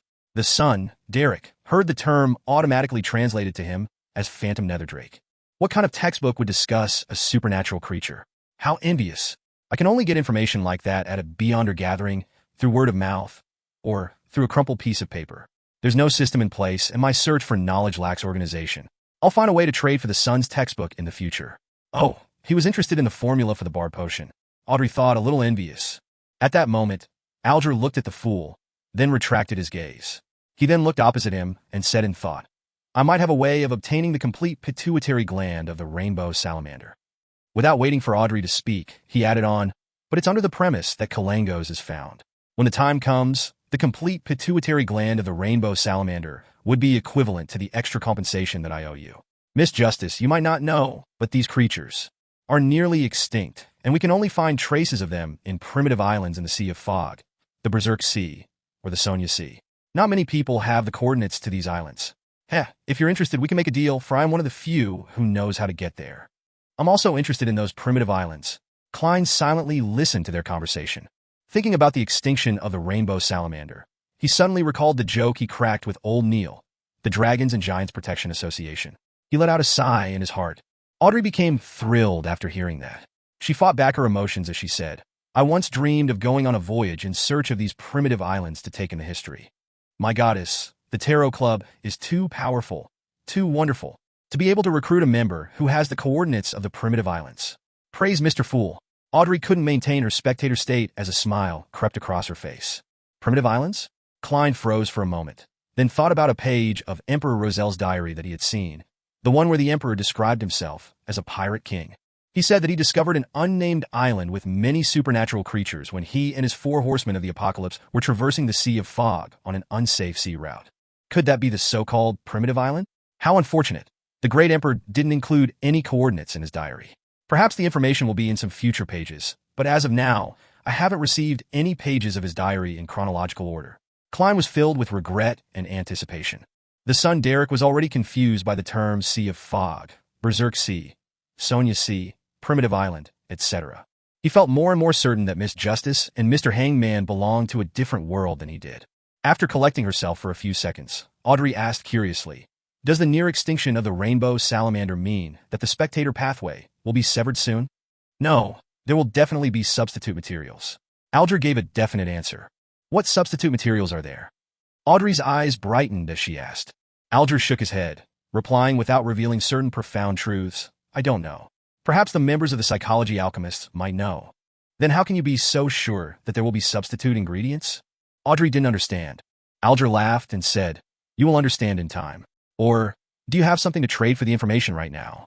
I guess I'll wait. Audrey pouted and sighed. She also dismissed the idea of asking Mr. Fool. There's no use in me knowing for the time being. The hangman will definitely ask about something regarding Rear Admiral Hurricane, and I cannot be dragged too deep into that matter. She suddenly felt like praising her intellect. But what she never expected was that Mr. Fool was feeling very disappointed at that moment. Klein was rather curious about the secrets which Alger's words held. Unfortunately, Miss Justice, who was the best assist all this while, didn't choose to go through with the transaction. No matter what method they chose to perform a transaction, the contents of the deal couldn't be hidden from the owner of the fog. Well, even if the rainbow salamander is nearing extinction, the psychology alchemists are still giving out formulas listing it as an ingredient instead of providing a substitute. Does this mean that the psychology alchemists are in possession of the coordinates of certain primitive islands? Or could they be working together with an organization that has the coordinates? Klein wondered. After the end of the transaction discussions, Klein looked around, then turned to the sun. He asked in a gentle tone, does the City of Silver still believe in gods? Klein was merely an official member of the Nighthawks and had no access to deeper mysticism knowledge. An example would be sacrificial rituals. Thus, in order to refine his understanding of performing sacrificing dedicated to himself, to move materials in the mysterious space above the gray fog, as a Sequence 8, Klein needed to learn it as soon as possible from other sources.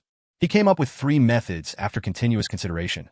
First, he was going to ask Spirit Guide Daly, who was adept at ritualistic magic whilst also being a deacon. But this might invite suspicion from her. Thus, Klein could only patiently wait for an opportunity.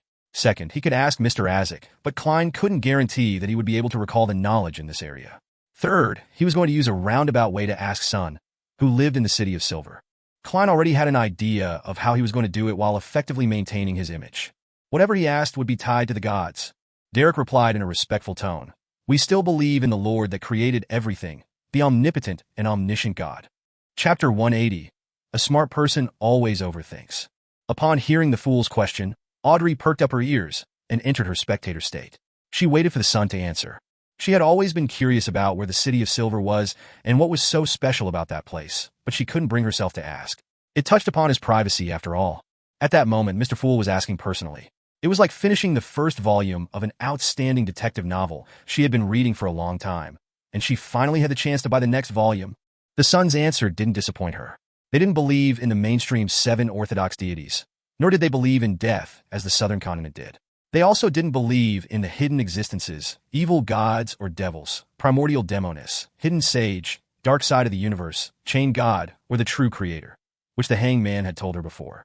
The City of Silver is really special. They actually worship the Creator himself. This is the primordial worship that Mr. Hangman described, right?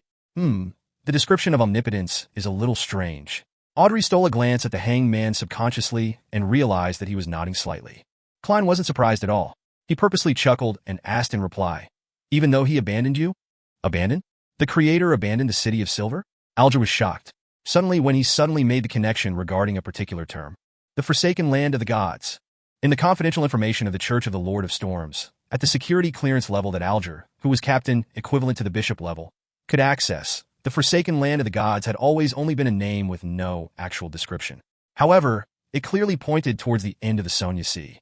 From what he knew, even the cardinals at the core of the church had no idea what the Forsaken Land of the Gods represented. But only the leader of the church, the proxy of the Lord of Storms, knew something about the situation and seemed to be taking charge of the hidden mission to look for the Forsaken Land of the Gods. Alger had once made a bold guess when he equated the true Creator's holy residence, which was promoted by the Aurora Order, with the Forsaken Land of the Gods. But unfortunately, the fool hadn't confirmed his guess, so he couldn't be sure. Now, he was shocked and surprised to find that the Tarot Club member using the sun as his code name was very likely from the Forsaken Land of the Gods. Mr. Fool knew where the Forsaken Land of the Gods was all this time, and he could pull someone from there to be a member of the gathering. This is a hidden place that the Church of the Lord of Storms has been trying to find to no avail. Alger looked at the fool who was seated in the seat of honor at the end of the ancient long bronze table in horror. He could only see that he was leaning back in his chair in silence, engulfed by the thick fog. Audrey wasn't particularly moved about it. The only time that she had heard about the Forsaken Land of the Gods was from the hangman's question. She wasn't particularly interested, so she failed to associate it to anything from what Mr. Fool said earlier. The City of Silver has the legend about being abandoned by the Creator. Mr. Hangman seems to be deeply affected. What is he amazed and afraid of? Audrey nodded in puzzlement as she remembered the details of the moment. Yes, we believe that we will regain the Lord's favor in the end. Perhaps it will be on the day the sun rises again, Derek Berg answered in an uncertain tone. We were once ruled by the Giant's royal family, and we worshipped the Giant King Ormer. Later, we were saved by the Lord, and we will never betray the Lord again. Ruled by the Giant's royal family. It really is ancient, but it doesn't seem to match. Alger, who had guessed at something, suddenly recalled the description about the second epoch in the hidden chapter of the Book of Storms. The second epoch was also known as humanity's dark epoch. At the time, the sky, ocean, and land were ruled over by dragons, giants, elves, mutants, devils, phoenixes, demonic wolves, and dead spirits. But in the end, the Lord of Storms, eternal blazing sun, and the God of knowledge and wisdom led humanity into defeating the supernatural creatures and ushered in the beginning of the third epoch, the glorious era, which was later known as Cataclysm. Giant King Ormer. Klein repeated the name in silence. In various legends and myths, it was a great existence on par with the deities. Even now, there were still some places that worshipped him. Even the most famous and most expensive grape wine in the Intis Republic was named after Ormer. It was said that the Giant King particularly fancied grape wine, which was like blood. Considering the fact that the Church of the God of Combat is in control of the complete pathway of the warrior, which once belonged to the Giants, can I assume that Ormer was the ancient god of combat? Klein guessed. He nodded deliberately, but didn't think any further about it. He then asked calmly, "Do you still offer sacrifices to this omnipotent god?" "Yes, we still do. But since the day we were abandoned, we have never gotten any response." Derek's voice had a hint of unconcealed pain. Klein leaned against the back of his chair leisurely. He half closed his eyes and said, "Describe the process of your offering ritual in detail. Does Mr. Fool want to figure out the truth behind the City of Silver's abandonment? Or does he want to determine if the Creator still exists?" Alger suddenly felt a shock through his body and he quivered. Not only was he afraid, but he was also excited too. This was because he felt he was being made privy to the secrets between deities. That made him feel like he had been elevated to a whole new level. "I've been chasing after power, after strength. Didn't I do it to achieve this kind of feeling?" Alger leaned back, lifted his chin, and got carried away with his thoughts. Mr. Hangman's mental state doesn't seem to be normal. Audrey looked at him with pity. She finally understood that there might be some sort of shocking secret behind the communication between Mr. Fool and the sun, which led to the hangman's loss of composure.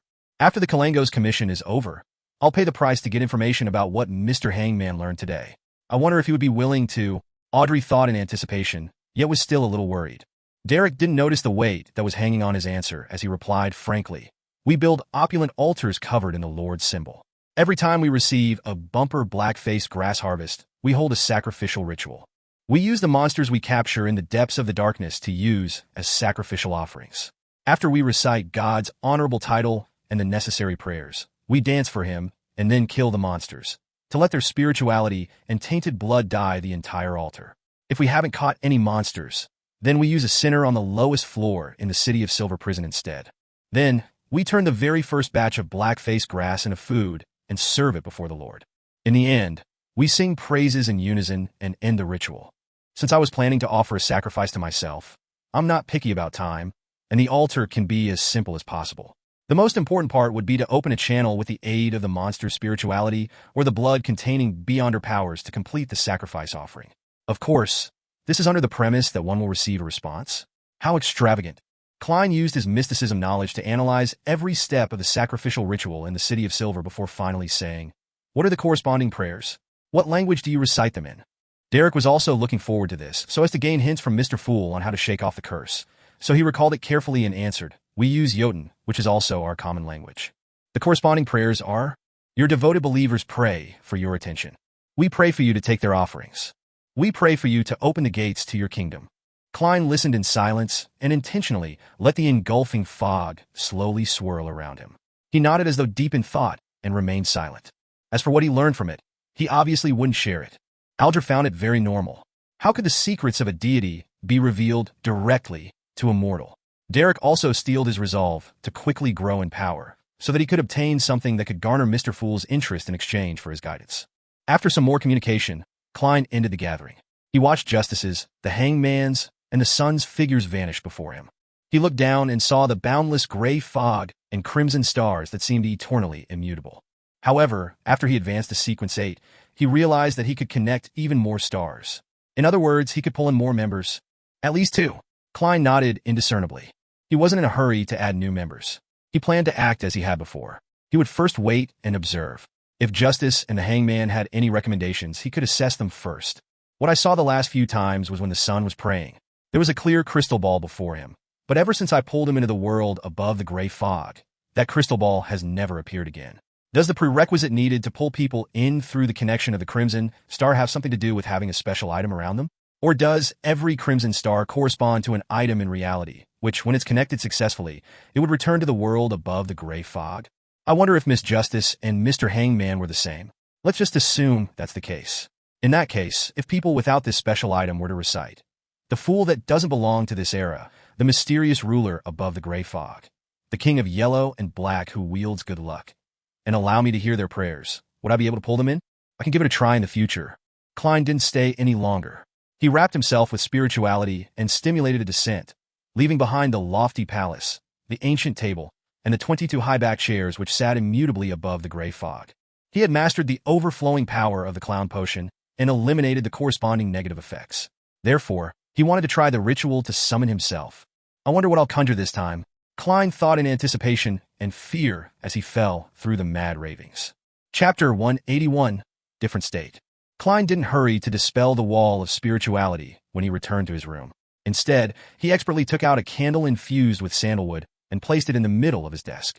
He then followed the steps for the ritual, lighting up the candle with his spirituality and scattering essences, extract, and herb powder herbs symbolizing good luck and mystery. He saw the flame alternate between being dull and bright as he took in the fragrance of peace and harmony. Klein took 2 steps back and looked at the candle on the table. He then shouted in the language of the giants, "I."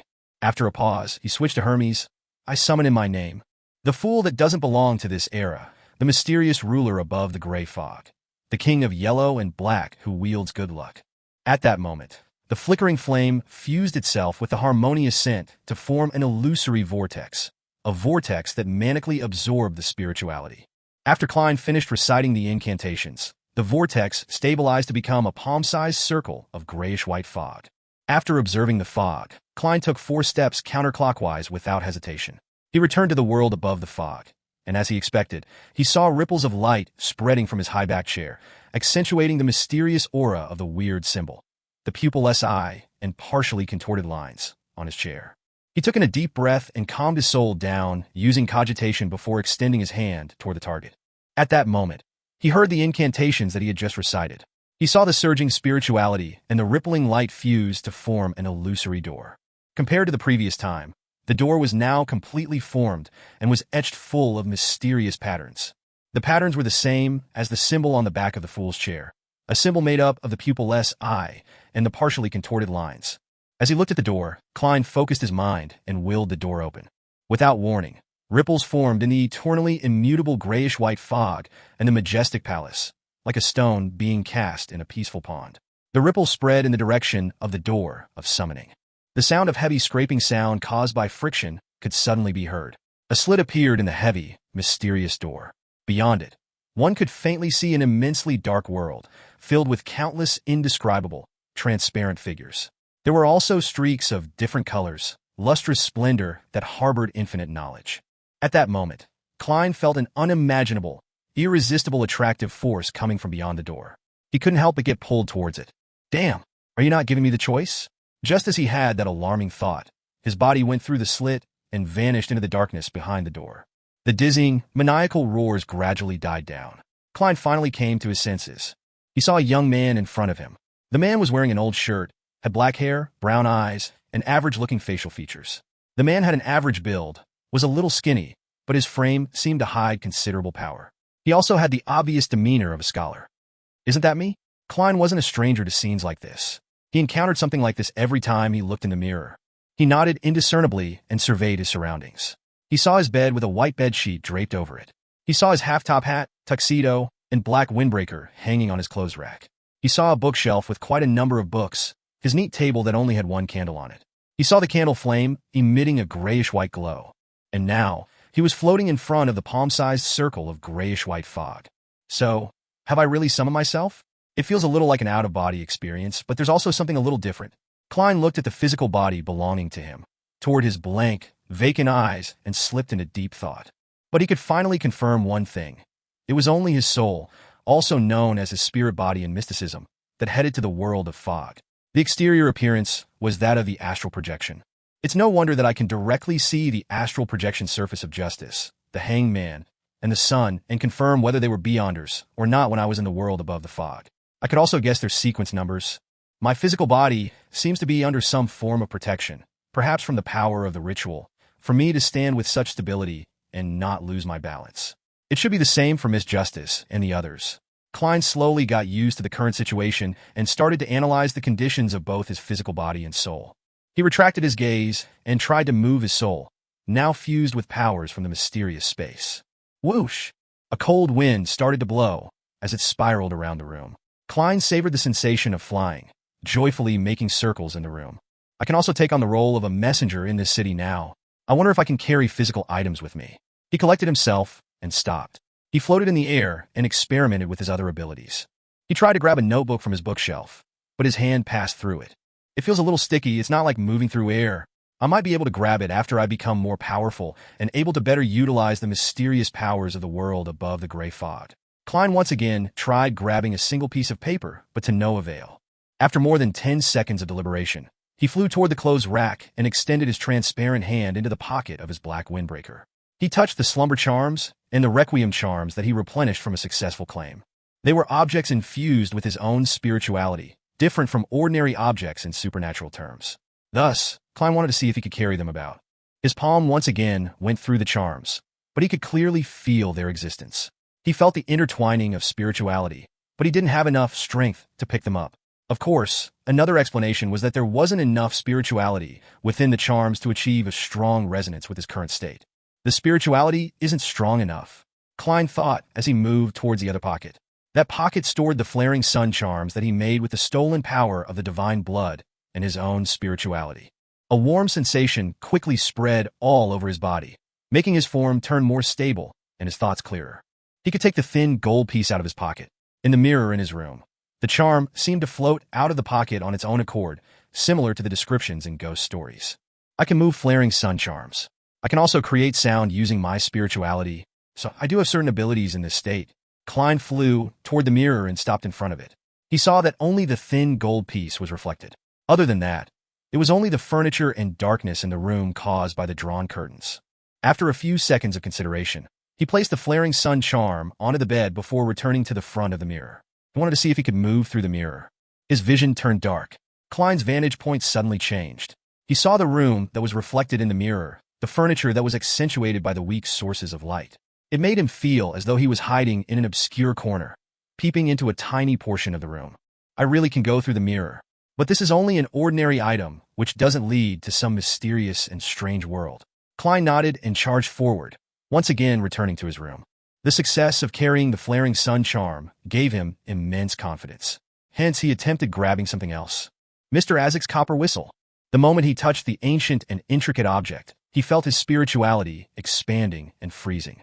His illusory eyes turned into dark, burning flames. It feels like I've gotten a little more powerful. My form is like a wraith's, but without the strong sense of vengeance. Klein projected his current appearance by calming his mind. This was one of the abilities of a clown. Mr. Azek's copper whistle is truly fascinating. He nodded, noticing that he could now pick up pieces of paper with certain weights. He could also pick up his slumber charms. How unfortunate. I can carry the silver ritual dagger, but the revolver is too heavy. Klein concluded his experiments and turned to see if he could use any spells in this state. After serious tests, he concluded that he could conjure 2 spells, the first being a formless howl could shake the souls of his target, and the second was inducing a state akin to freezing via contact with the target. Klein came to a satisfied stop. He looked out the oriel window towards the sunlight and street covered by the curtain. I wonder if I can move about during the day in this state, he muttered as he floated towards the window. He then carefully lifted the curtain, creating a slit and allowing a small amount of sunlight to pass through the wall of spirituality and into the room. Under the radiant sunlight, Klein felt his soul boil with a black fog. His powers were also being drained away, bit by bit. He quickly released his grip, allowing the curtain to block the light. I can't, Klein thought for a moment, then placed his gaze on the flaring sun charm on the bed. I wonder if the effect would be the same if I'm augmented with the divine blood of the eternal blazing sun? He floated toward the bed and tried to grab the thin piece of gold. But just as he touched the charm, the warm, pure feeling formed a stark contrast with his burgeoning cold spirituality. It was like an existential conflict between fire and water. Sizzle. He tossed the piece of gold away as if he had been burned.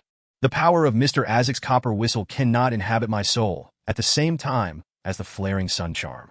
Klein understood as he set the copper whistle down. He felt his spirituality shrink and the black flames in his eyes extinguished. In this state, both the spells I can use have been weakened. After another round of experimentation, Klein grabbed the flaring sun charm, once again feeling the stabilizing and warm purifying effects the charm had on his spirit body. He returned to the window and cautiously moved through the curtain. The sunlight only felt warm on his body, but it didn't inflict any harm. Not bad. Klein let out a mixed smile. He made his way past the wall of spirituality and cautiously flew out of the house with the intention of conducting more experiments. Chapter 182. Wanderer Klein. The weather in Tingen turned from refreshing cool to a bitingly chill in early September. However, the sunlight at 3 or 4 in the afternoon was still warm and soothing. Klein went through the wall of spirituality and the oriel window. He floated in the air outside of his bedroom as he overlooked the people and carriages shuttling to and fro Daffodil Street. Just then, there was a man in a gray labor uniform who suddenly lifted his head and looked over. Klein panicked and wanted to hide, but he couldn't find any suitable cover. When he didn't see anything to hide behind, he started to sneak back into his house. However, from the corner of his eye, he saw the man earlier merely glanced over the window. Then his gaze followed a flying sparrow, but unfortunately, he lost sight of it. In Tingen, birds could occasionally be seen. Phew, I forgot that an ordinary person wouldn't be able to see me. Klein let out a breath of relief and felt that he had yet to get used to the situation. As he grew more confident, he flew lower and went to a nearby spacious street where he floated above people's heads. As he drew closer, Klein immediately realized that his vision was the same as his spirit vision. There was no need for him to activate it, but there was a restriction to its range. Also, besides the aura and emotional colors, he could faintly feel the existence of everyone's soul. They were blurry, illusory, and transparent. In this state, I think I could bypass a person's body and directly attack their soul. Klein nodded thoughtfully. He circled around and prepared to test his fastest speed. Hence, he flew towards Iron Cross Street with all his strength. It didn't take long before he came to a halt and arrived outside the apartment he used to stay in. It should be about the speed of a car on the highway. It's a pity that I still can't go in and out of the spirit world. Otherwise, it'd be perfect. But if I were to be lost in the spirit world, it's said that the consequences are very severe. Just as Klein finished his self-evaluation, he felt low-spirited and gloomy. There was an unspoken pressure. He looked around and felt that Iron Cross Street was engulfed with gloominess that ordinary people could see, a darkness that the sunlight couldn't dispel. There were layers of numbness, despair, pain, and other emotions overlapping, as though they were corporeal. It feels just like what I experienced when using spiritual perception on this street when I first became a seer. Iron Cross Street's Middle Street and Lower Street hasn't changed to this day. I wonder how many years it took to accumulate such oppression and gloominess. Klein recalled the past and sighed as he flew up to the third floor of the surrounding buildings. He finally felt sunlight and shook off his depression. Klein flew along Lower Street, and from time to time, he would see residents who were dressed in tattered clothes, looking expressionless and malnourished. He even ran into two bodies that had died of natural causes, prolonged starvation and malnutrition with a sudden infliction of an illness. There were countless people who died in agony every month. However, the bankrupt farmers and slaves that surged in from the southern continent replaced them very quickly. Klein sighed in silence and changed direction and flew south. That was the industrial area of Tianjin. The steelworks, lead factories, ceramic factories, printing factories, metalworks factories, machine construction factories, and other factories all built right next to one another. As he flew, Klein saw towering chimneys. He saw dust filling the air and a thick gloominess that was only slightly better than that of Lower Street. It was crowded with emotions of exhaustion, pain, pessimism, and numbness. Laborers who were in their 30s were considered the minority. Just as Klein wanted to fly lower to look at the area more closely, he suddenly felt weak. It was a weakness that came from inside him. My spirituality can't withstand the duress. Klein became alarmed. He was in a hurry to return home, but he suddenly thought of a better possibility. I was summoned out. If I were to end the summon, I would return naturally. He calmed down and carefully felt the surrounding environment and his status. Unsurprisingly, he discovered something that was connected to him from infinitely far away, but also infinitely close to him. It formed an intricate tether to him. Through this connection, Klein clenched the flaring sun charm tightly and willed the strong desire to end the summoning. A massive and terrifying suction force overwhelmed him as his figure went from transparent to nearly invisible, and in a flash, he vanished from the corporeal world. Silence was everywhere in the boundless gray fog, and there were illusory crimson stars that twinkled. Klein reappeared in the lofty palace that looked like the home of a giant, as he sat in the seat of honor at the ancient bronze table. The entire procedure went well. Furthermore, Klein looked at his spirit body in pleasant surprise and saw that it contained a warm and pure gold portion. The flaring sun charm. I actually brought something corporeal into the world above the gray fog. He held the charm with a smile and fiddled with it to make sure it wasn't an illusory item. Klein stood up and paced back and forth, feeling completely gratified. He thought to himself in anticipation. As expected, ingredients and items can be brought into this mysterious space. I just need to find the correct way. However, this method is quite complicated. It needs me to do quite a bit before it reaches the destination. Furthermore, if I were to be summoned by the members all the time, it would damage the fool's image. I can only do that occasionally, or after I understand it more. I can design an incantation that summons the fool's adorer, but it will similarly be directed at me. I'm not some born laborer. Why must the incantation point towards me?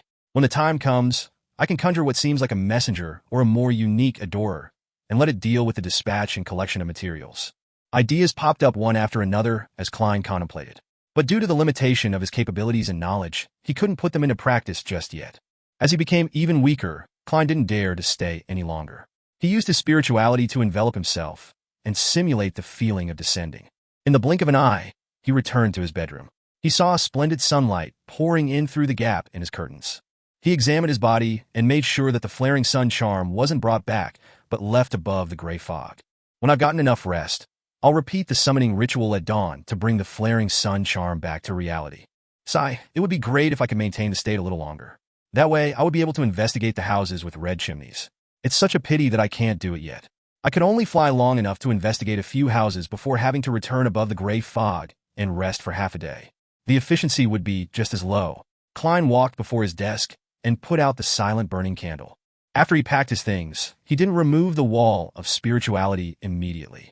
Instead, he sat down and took out a pen and paper to write a letter to Mr. Azek.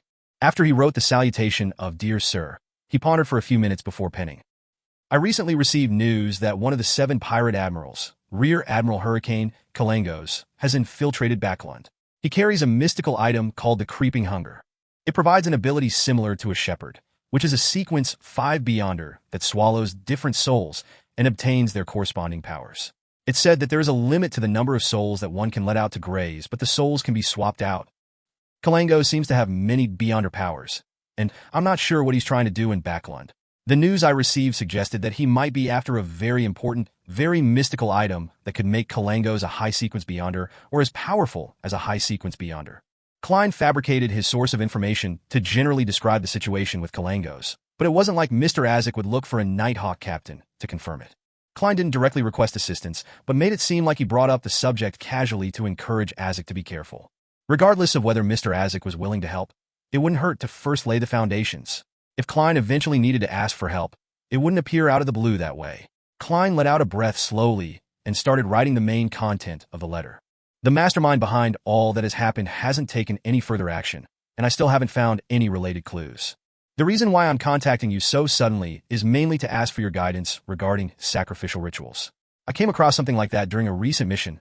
With the son's description and Mr. Azek's answer to compare, I should be able to try a sacrificial ritual after that. By reversing the ritual, I should be able to bestow items. This would be a more suitable ritual for exchanging ingredients and items, rather than summoning myself. Yes, let's hope that Mr. Azek remembers the knowledge about this. Klein nodded slightly. He put down his pen without signing his name. There's only one copper whistle, so I'm sure Mr. Azek wouldn't make a mistake with the sender. Therefore, to be careful, Klein didn't leave his name. After he folded the letter, he looked at his 3-meter-tall ceiling. He picked up the copper whistle from the bed, a little hesitantly. Perfect. Let's squat and get the letter, Klein emphasized inwardly before lifting his right hand and putting the copper whistle to his lips. He puffed up his cheeks and blew hard. The whistle didn't produce a sound, but Klein's acute senses noticed that the surroundings had instantly turned cold. He activated his spirit vision and saw that there were blurry, yet glistening white bones surging out of his study desk like a fountain as it rose in height. The white bones quickly gathered together and turned into an illusory, yet huge monster. Its head tore through the wall of spirituality and reached somewhere unknown. Klein looked at the white skeleton's thighs and body, as well as its arm that hung down. Seeing its right palm open up, the corner of Klein's lips twitched as he tossed over the folded letter. The large bony palm did a sweep and caught the letter firmly. Then, Klein picked up his copper whistle and blew again without hesitation. The monster crumbled in an instant, transforming into bones that fell onto his desk before sinking in and vanishing. After doing all of that, Klein removed the wall of spirituality. In the sudden wind that stirred, he hobbled towards the clothes rack and returned the copper whistle to its original place. Then, he quickly walked to his bed and planted his head into it. The moment his body touched the soft mattress, he fell into a deep sleep. Chapter 183, A Lesson on Mediumship. After dinner, Klein engaged in small talk before reclining on the sofa. He picked up the recently delivered Awa Evening News and started leisurely reading. Benson wore a bitter expression as he sat opposite his sister. In front of him was the dining table which had been wiped clean by Bella. On it was grammar books, classic literature, accountancy notes, and other materials. In front of Melissa were her notes and stationery, including but not limited to pens, paper, rulers, compasses, etc. It's like I've been taken some 10 years back. Back then, I was still a student at the church's Sunday school, Benson complained, but he continued to study with his head down. That's not too bad. This scene makes me feel the achievement of being a parent. Klein smiled and said, knowledge can change one's destiny, and diligence will result in glory. I made up the latter half of that saying. I wonder if Roselle has said that before. He lampooned in his heart. The room quickly became quiet except for the sound of pens scratching across pages or of books being flipped. Bella had finished doing the dishes and tidied up the kitchen before returning to her room on the first floor, a small room that was formerly the guest room. Klein sipped on his side black tea as he read the newspaper, occasionally engaging in small talk with his siblings. It was relaxing. Suddenly, the gas lamps in the living room and dining room turned dark at the same time, as if they had run out of fuel. Benson and Melissa looked up towards the lamps in an attempt to figure out the cause. Klein also looked towards the lamps. At this moment, he felt something touch his arm. He was the only living person in the living room, but something had touched his arm. His hair stood on end. Klein retracted his arm and turned to look over. He saw 5 thin, pale fingers growing on the tip of a tongue. Underneath them was an irregular row of sharp teeth. Klein instinctively reached for his pockets. Within them were the requiem charms and slumber charms. But he caught a glimpse of a neatly folded piece of paper in the finger's grasp. A letter. A messenger. Klein heaved a sigh of relief. At that moment, the 5 pale fingers prodded his arm again. Klein saw Melissa about to stand up and check on the gas lamp. He reached out with his left hand and grabbed the letter. Then he quickly retracted his arm and hid the letter under the stack of newspapers on the table. He then saw the fingers, tongue, and the irregular row of sharp teeth fade away and disappear from the corner of his eyes. With a thought, Klein tapped his left molar and silently activated his spirit vision. He once again saw the 5 abnormally thin fingers. He saw the long red tongue adorned with sharp, white teeth. He saw them retracting back into the transparent face on the ground. A second later, the face disappeared completely. The lights in the living room and dining room were restored back to normal. Strange, Melissa pouted, finding no faults with the lamps even after a serious check. Why is the lady in our house responsible for such things? While the men watched from the side, Klein shook his head and deactivated his spirit vision. When spirits were willing to be seen and had the corresponding abilities, even an ordinary person could spot them. What happened just now was an example. After discussing the problem with the gas lamps, the Moretti siblings became quiet once again. Benson and Melissa once again delved into the ocean of knowledge. Klein used the newspaper as a cover and unfolded the letter with one hand. He placed the paper between the newspapers and started reading the reply from Spirit Guide Daily. I have to emphasize again, I prefer the title of Spirit Medium. I'm going to give you a positive response regarding what you asked. Yes, mediumship rituals can also be used on living beings, not just living humans. But this is troublesome and poses some level of danger. The souls left behind by the dead are pure. They have few impurities or chaotic thoughts. We can communicate with them, asking them questions and receiving answers without any barriers. Of course, you can use the method of dream divination to directly receive images from them. But that cannot be replicated with living humans. The subject still has a will and would fight against unprotected communication between souls. Klein's lips twitched when he read the letter. He confirmed that it was Daly herself who wrote this letter. Unprotected communication. That really is the way she speaks? Klein returned to the letter after taking a quick glance at his siblings. We only have 2 methods when faced with such a situation. First, we can use our powerful spirituality and sophisticated mediumship rituals to triumph over the will of the other person, engaging in a barbaric method of communication. Second, we can use medication to make the other party relax. What I use the most are the Amantha Essence and Eye of the Spirit medication. I'm sure that you still have a lingering impression of those. After reaching the stage of channeling the soul, you must take note that you're also in a spiritual state, unlike when you're communicating with the souls left behind by the dead. In simpler terms, your spirituality is entering the spirituality world of the other party.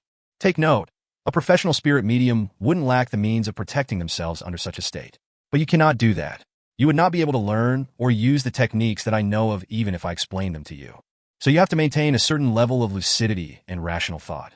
Only through this method can you fight back against the torrents of the other party's random and chaotic thoughts before arriving before his spirit and establishing communication. At this point, you'll be communicating at the level of the body of heart and mind. At this stage, you have 2 options. One is to use a technique to forcefully read the memories of the other party, but you have to be very careful, for you cannot be sure if the things you're reading are the things that you want to know. If you indiscriminately receive a large amount of memories from a person, it's very likely that your soul would collapse. Furthermore, it will cause severe damage to your target soul, sometimes even destroying them completely. Unless you're a professional spirit medium, I do not suggest using this method. The second option is to gently communicate with the other party's body of heart and mind. No matter how you entered, whether it be through violence or medication, the target will definitely be in a groggy state. They would generally not be able to lie. Just like you couldn't know, you cannot recall what happened to you. Although I know you've definitely forgotten about it. Sorry, Madam Daly, I was very awake back then. Klein chortled inwardly as he lowered his gaze and read the rest of the letter. Such communication can allow you to obtain real answers, but they won't necessarily all be the truth. You should understand what I mean. As long as you read the news, you must have heard Emperor Roselle's famous quote.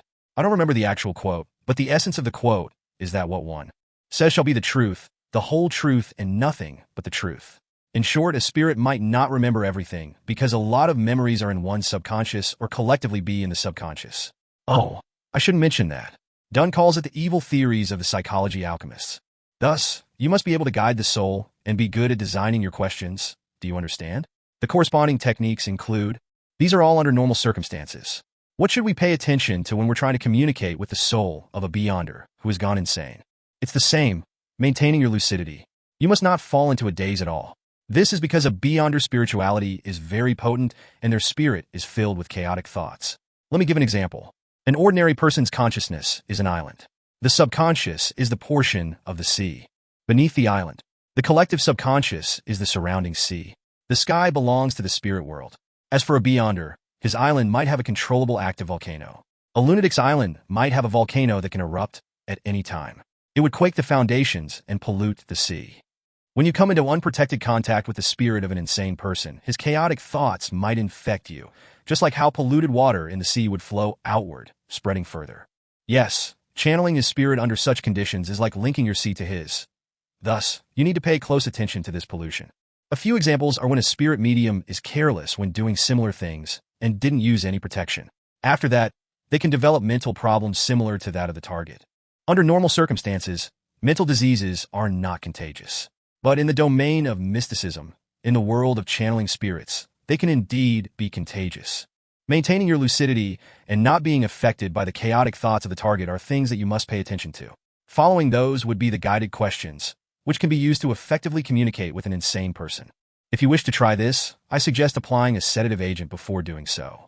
The corresponding formula is available behind Tingen City's Cheney's Gate. There's also the formulated product. It can be effective in helping you maintain rational thought during the process. Of course, you can also get done to apply for help from the Backland Diocese. I'm very willing to see the spirituality state of an insane Sequence 7 psychiatrist. Lucidity and rational thought. That's my expertise.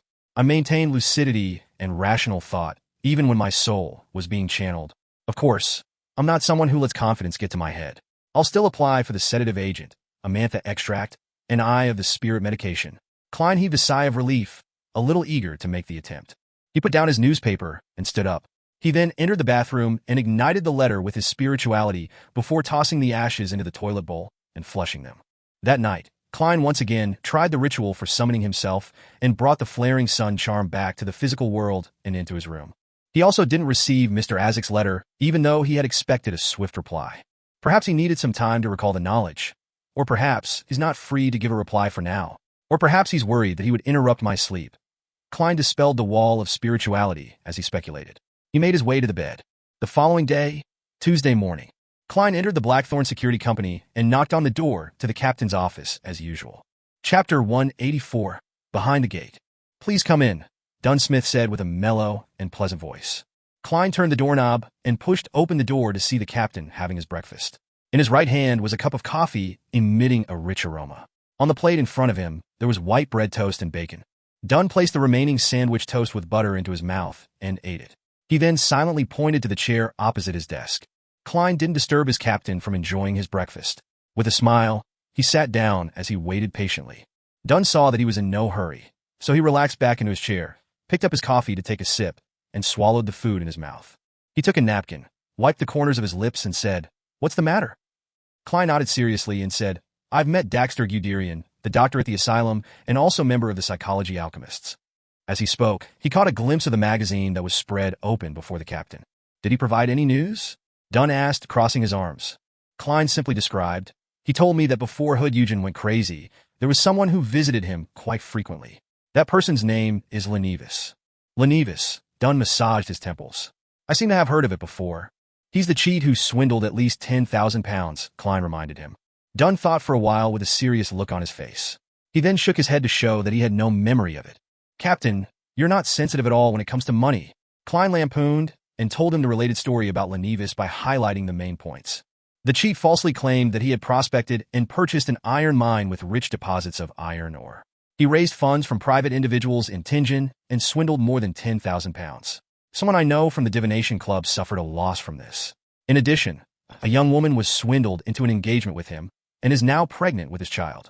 He visited Hood Eugen multiple times before he went crazy, Dunn said in thought. Sequence 8 Beyonder, Swindler? The Marauder Pathway. Captain, your memory is actually good when it comes to this kind of thing. Klein found it funny as he reflected over it. He nodded faintly and said, "That was my guess as well." Because the steelworks company that Lenevis set up was in the South, and the victims were of several different beliefs, the case wasn't passed to us in the end.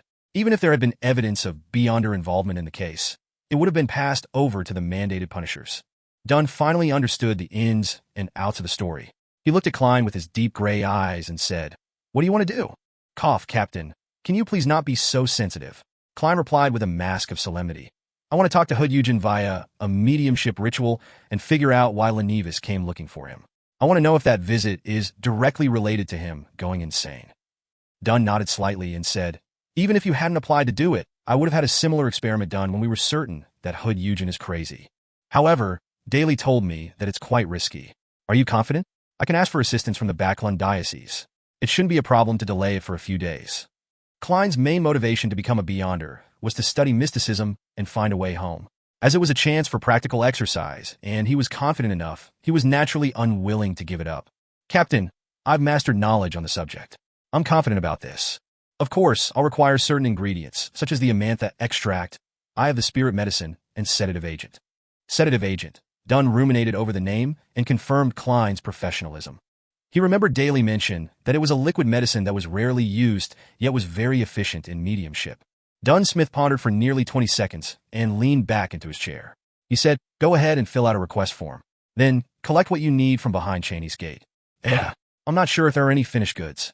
If there aren't any, pick up the ingredients you need and concoct the medicine accordingly." "All right," Klein replied happily. He didn't get up but sat firmly in his chair. Dunn massaged his temples. He thought carefully and said, "It happens to be my turn to monitor the asylum this evening. We can't visit Hood Eugen directly. No one knows if there are members of the psychology alchemists disguised as doctors, nurses, janitors, or patients in the asylum. No one knows if the psychology alchemists are monitoring Hood Organ either. Any action we take must be secret. We can't expose that Daxter Guderian has become our informant. We'll go at dawn by sneaking in secretly. Yes, I'll keep guard while you perform the ritual to prevent any accidents from happening.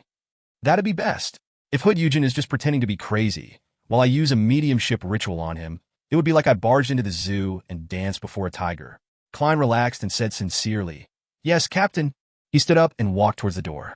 Just then, the corner of his eyes noticed the title of the magazine article the captain was reading. Donningsman tree sap in the southern continent's rainforest has had a significant effect on boosting hair growth. Klein retracted his gaze, opened the door, and exited the captain's office. Suddenly, there was a playful thought that flashed through his mind. Actually, a Beyonder doesn't need to go through such trouble. If old Neil was still around, he could design a ritualistic magic for hair regrowth. Then, he would pray for the goddess's assistance. Whether one would be covered with hair and become a curly-haired baboon, that's another story. What would the goddess's response be? If it were me, I would definitely curse. Motherfasters cur. That thought suddenly tainted Klein's happiness with sadness. But there was also a hint of hilarity in the sadness. He entered the clerk's office and sat before the Ackerson Model 1346 typewriter and finished typing his application. After Dunn, Smith stamped and signed the application, he took it down to the basement and walked along the tunnel that was lit up with gas lamps towards Cheney's gate. Only at that moment did Klein realize something. It would be the first time that he was going beyond the mysterious gate. I wonder what it looks like. He quickened his pace with anticipation and came before the twin doors of the black gate. He first passed his request to see Catron, who was on duty that day for registration purposes. Then Klein took back the document that now had her signature as well. He knocked on Cheney's gate and sensed how empty and distant the echo was. He didn't hear any footsteps, but within half a minute, the gate with 7 dark sacred emblems opened with a creak. Cheney's gate opened up to allow a single person's passage before coming to a stop. Klein then walked in with the help of the gas lamps on both sides of the corridor.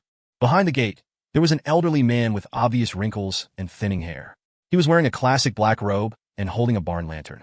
The dim candlelight shone through the glass, illuminating the elderly man's expressionless face, which was a mixture of light and darkness. His light blue eyes were like ice that had been frozen for 1,000 years. "Document," he said with his husky voice. Klein had seen the elderly man before, because at dusk every day, he would come out from behind Cheney's gate with his partners. They would pass by the duty room and take the hallway leading to St. Selena Cathedral. They were Nighthawks who had aged and volunteered to keep guard inside. According to Klein's understanding, there were 5 of them who were keeping watch. "This is my application." He passed the document in his hands to the elderly man before him. The guard with light blue eyes raised the barn lantern and looked through the request carefully. After he made sure that there were no mistakes, he moved aside and let Klein pass. Klein passed through Cheney's gate slowly. He had yet to take a good look around when he felt an indescribably chill.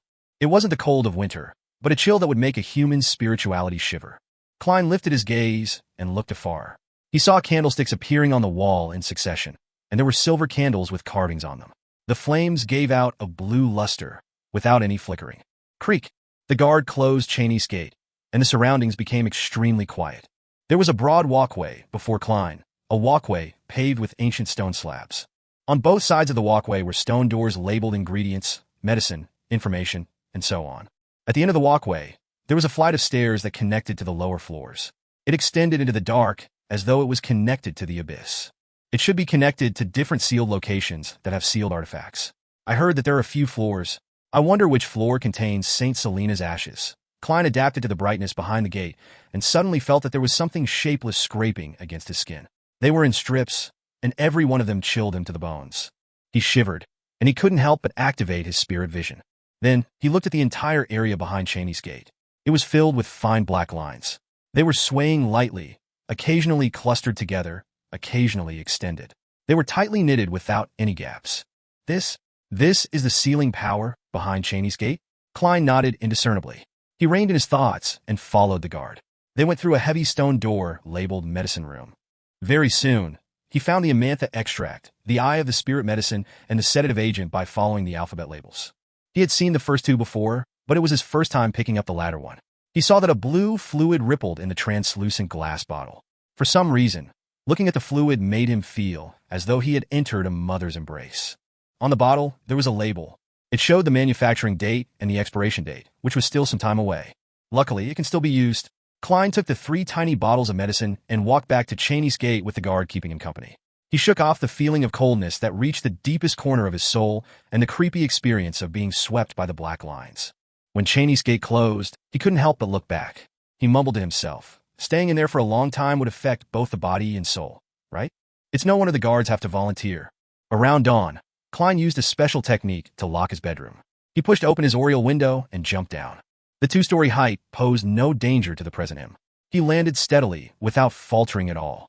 The Nighthawk's carriage was already parked opposite, waiting for him. Without any exchange, Klein quickly arrived at Tingen Asylum in the North Borough. Following the captain's instructions, he took a detour to one of the corners without a street lamp where he saw the waiting Dunn Smith. "Let's go in."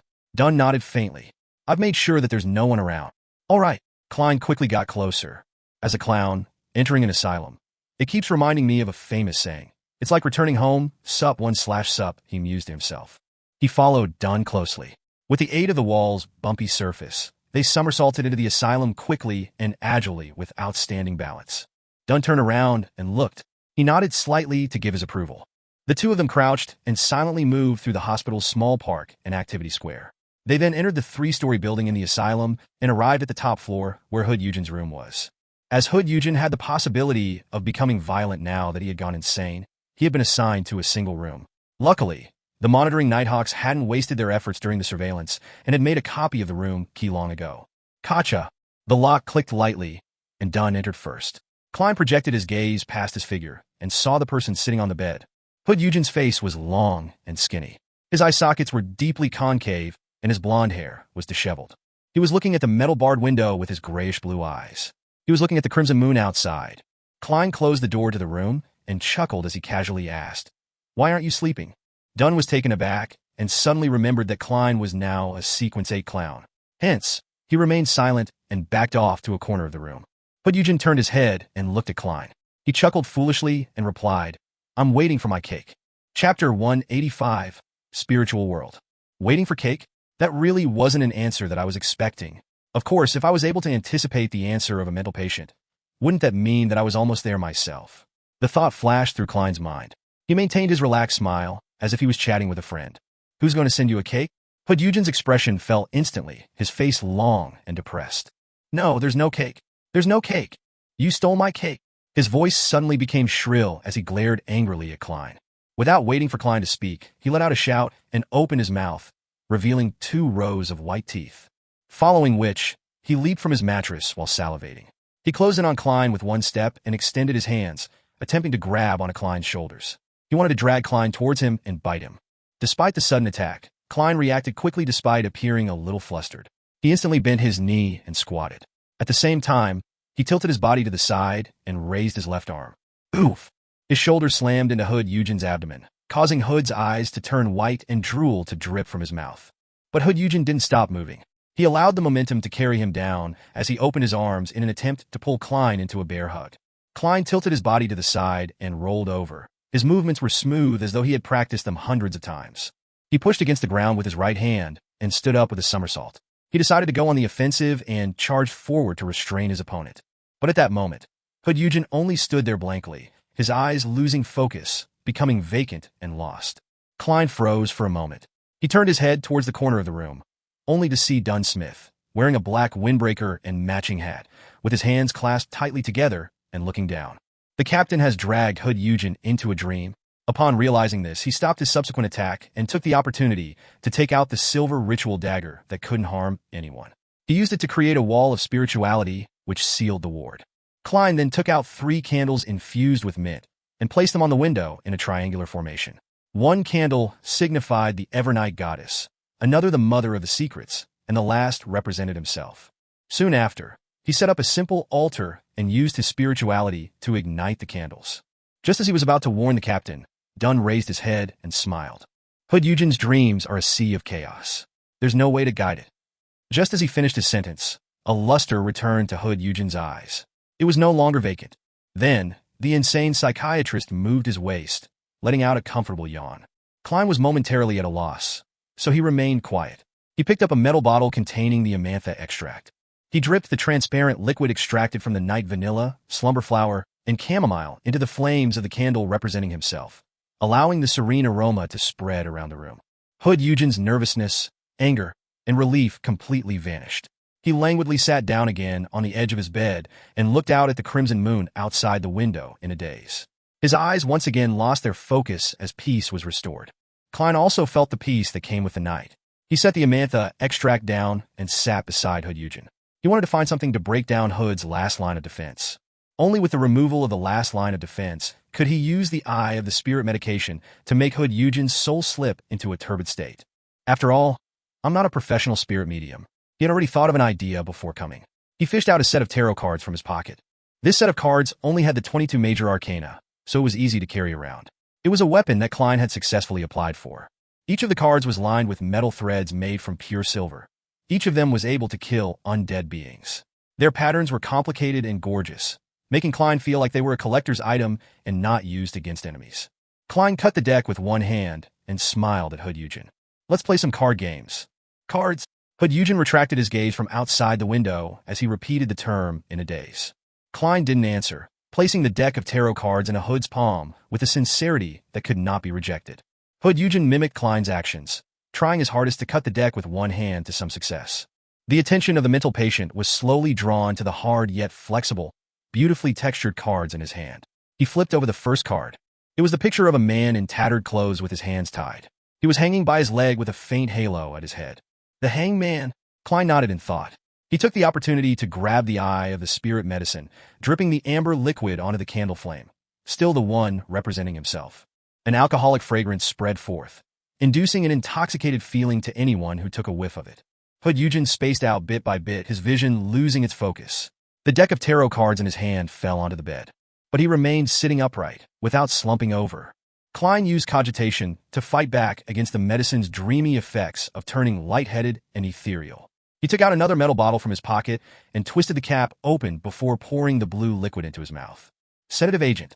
The ice-cold liquid flowed through his throat, down his gullet, and into his stomach. Klein instantly felt unusually awake, without any sense of drowsiness. He slowly exhaled, then familiarly took out the other essential oil extracts and herb powders, dripping them onto the 2 candles signifying the Evernight goddess. In the faint fog, he took 2 steps back and solemnly murmured in Hermes, I pray for the power of the dark night. I pray for the power of the mystery. I pray for the goddess's loving grace. I pray that you would allow me to communicate with the spirituality of the beyonder beside me, Hood Eugen. The incantations reverberated around the room, and Klein saw the flames of the candle, now dyed black, spread outward. He didn't avoid them, nor did he guard against them. He allowed the dark night to envelop him. In this unusually lucid state, he felt his spirit leave the protection of his body and enter a space akin to deep space. All around him was boundless, silent darkness. The sky above him was filled with countless indescribable, transparent figures. There were also streaks of different colors, lustrous splendors that harbored infinite knowledge. The spiritual world. Klein was no longer a stranger to this. Just as he had this thought, a foggy world appeared before him. It was a world enveloped by a faint tornado of light. Klein knew that it represented Hood Eugen's spirit, that represented his body of heart and mind. Thus, he leaned over, digging into the wall that was the tornado. In an instant, he saw countless specks of light pelting him. He heard the voices of thousands of people discussing something in whispers. These murmurings were very chaotic and lacked any sense of logic. Some included praises for the elegance of some lady. Then it turned into a description of the feeling of relief after using the toilet. Some started as a weep, then turned into frenzied joy. The insane thoughts latched on and gnawed at Klein's spirit in a bid to assimilate him. But Klein maintained his lucidity and rationality, quickly flying towards Hood Eugen's spiritual world. This is like a pleasant concert compared to the horrifying murmurings and howls I hear when entering the world above the gray fog. Klein smiled secretly and made his way through the tornado. He saw a groggy, translucent Hood Eugen. This Sequence 7 psychiatrist maintained the same state as he was in the outside world. He looked over with a dazed expression. Klein stopped before him and asked softly, "Do you know Lenevis?" Hood Eugen replied blankly, "Yes." The light around them underwent a transformation, as if Hood Eugen was revealing his spiritual sea.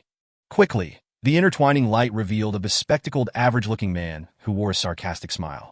It was the same Lenevis whom Klein had seen in the arrest warrants. Klein nodded in satisfaction and collected himself. He asked a guided question, "Why did Lenevis look for you?" He said. Hood Eugen's voice slowly turned soft. Suddenly, he changed it to a more charismatic voice and laughed a little maniacally. "Hood Eugen, this is the worst era, but also the best era. As long as you seize the opportunity, we can become the rulers of this world. We can become true immortals. As long as you're willing to help, I'll not only tell you the way to master your potion and avoid losing control, I'll also promise that you'll receive godhood qualities in the future, immortal godhood qualities. You should be able to see the presence behind me. My promise is his promise." In some sense, the psychology alchemists are connected to him. Do not doubt. The psychology alchemists aren't strong enough at the moment. It is unable to provide you with enough help unless you're willing to stay at this level for the rest of your life. The method to grasp your potion without losing control. Why does this sound like how I entice others with the acting method? Lenevis sure has lofty ambitions. He's only a Sequence 8, yet he's already talking about manipulating godhood qualities. Just what hidden presence is backing him? This guy seems to be plotting something which isn't solely just to cheat people out of their money. Or could running scams just be his hobby? Klein had many thoughts as he listened on.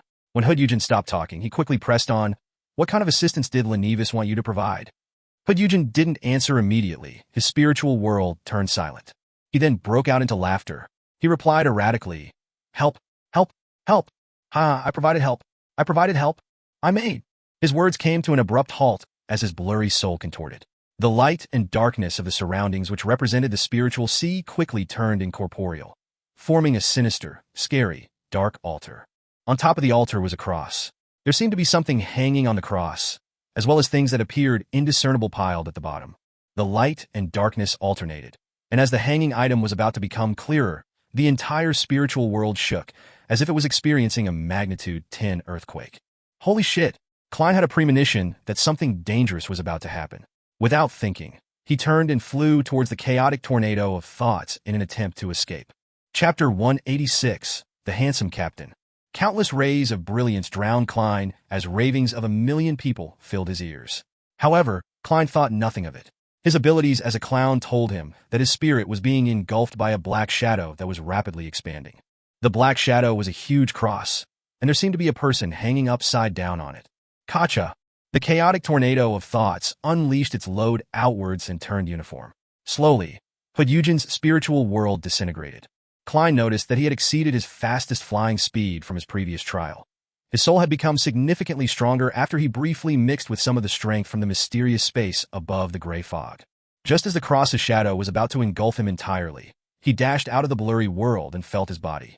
He familiarly stimulated a descent, and Hood Eugen's long, skinny face and messy blonde hair instantly appeared in his vision, along with the 3 candles that were burning at the window ledge. He had managed to get out of the mediumship state in time. In that instant, he saw black scales growing one after another on Hood Eugen's face.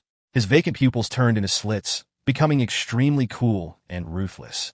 Oh shit, he's gonna lose control. Klein's pupils constricted, and before he could react, he saw a figure in a knee-length black windbreaker and silk-top hat take 2 huge strides before Hood Eugen. He then raised the revolver and pushed it against the man's head. Bang! Bang! Bang! Bang! Bang! Dunn Smith fired 5 bullets consecutively. Hood Eugen's head suddenly blew up like a watermelon falling down from a high height. The red and white rainstorm splattered across each and every corner of the room. He had taken care of Hood Eugen before he lost control completely. Klein, who was 50 centimeters away, was covered in blood and dirt. He looked at Dunn Smith in a daze, only having the feeling that the captain was very handsome at that moment. As long as you ignore his memory problems, the captain is very trustworthy. He complimented sincerely from the bottom of his heart. Did an accident happen?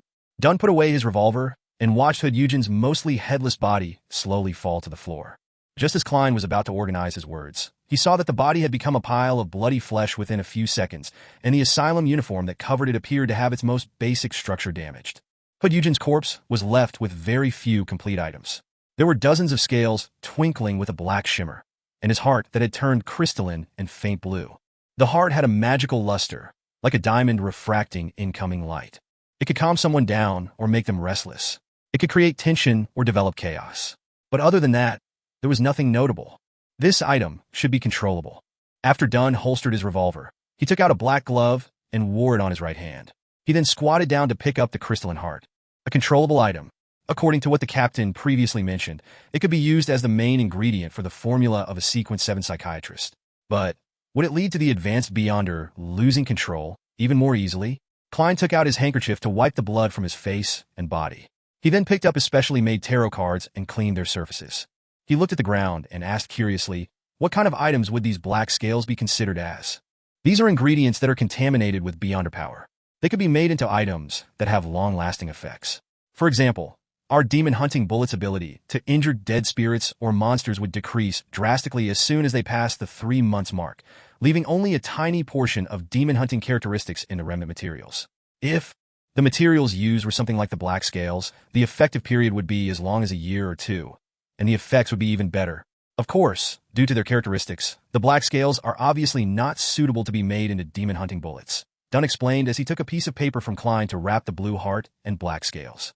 It's just like the materials we use as supplementary ingredients for the potions? Klein asked.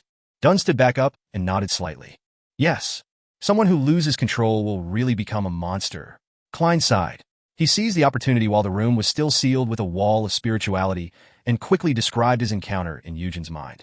When I was communicating with Hood Eugen's spirit, I saw a figure like the true creator in his mind, but it was different from the mainstream ones. It wasn't the chain-bound hanged giant, nor was it the eye behind the shadow curtains. Instead, it was similar to the one you saw in Hannas Vincent's dream. Hannas Vincent was a member of the Aurora Order. As Melissa's friend, Celine, had peeked at his incantations and completed the magic mirror divination. It led to the Nighthawk's investigation of him. Dunsmith saw something close to the true creator in his dream, but it was a different image than the mainstream image that was widely circulated. In the end, the result was an injury and a strange death. When Hood Eugen flipped over the tarot card of the Hanged Man, Klein had actually already expected it, but he never thought it would be presented in such a way. Of course, it was only in direct contact.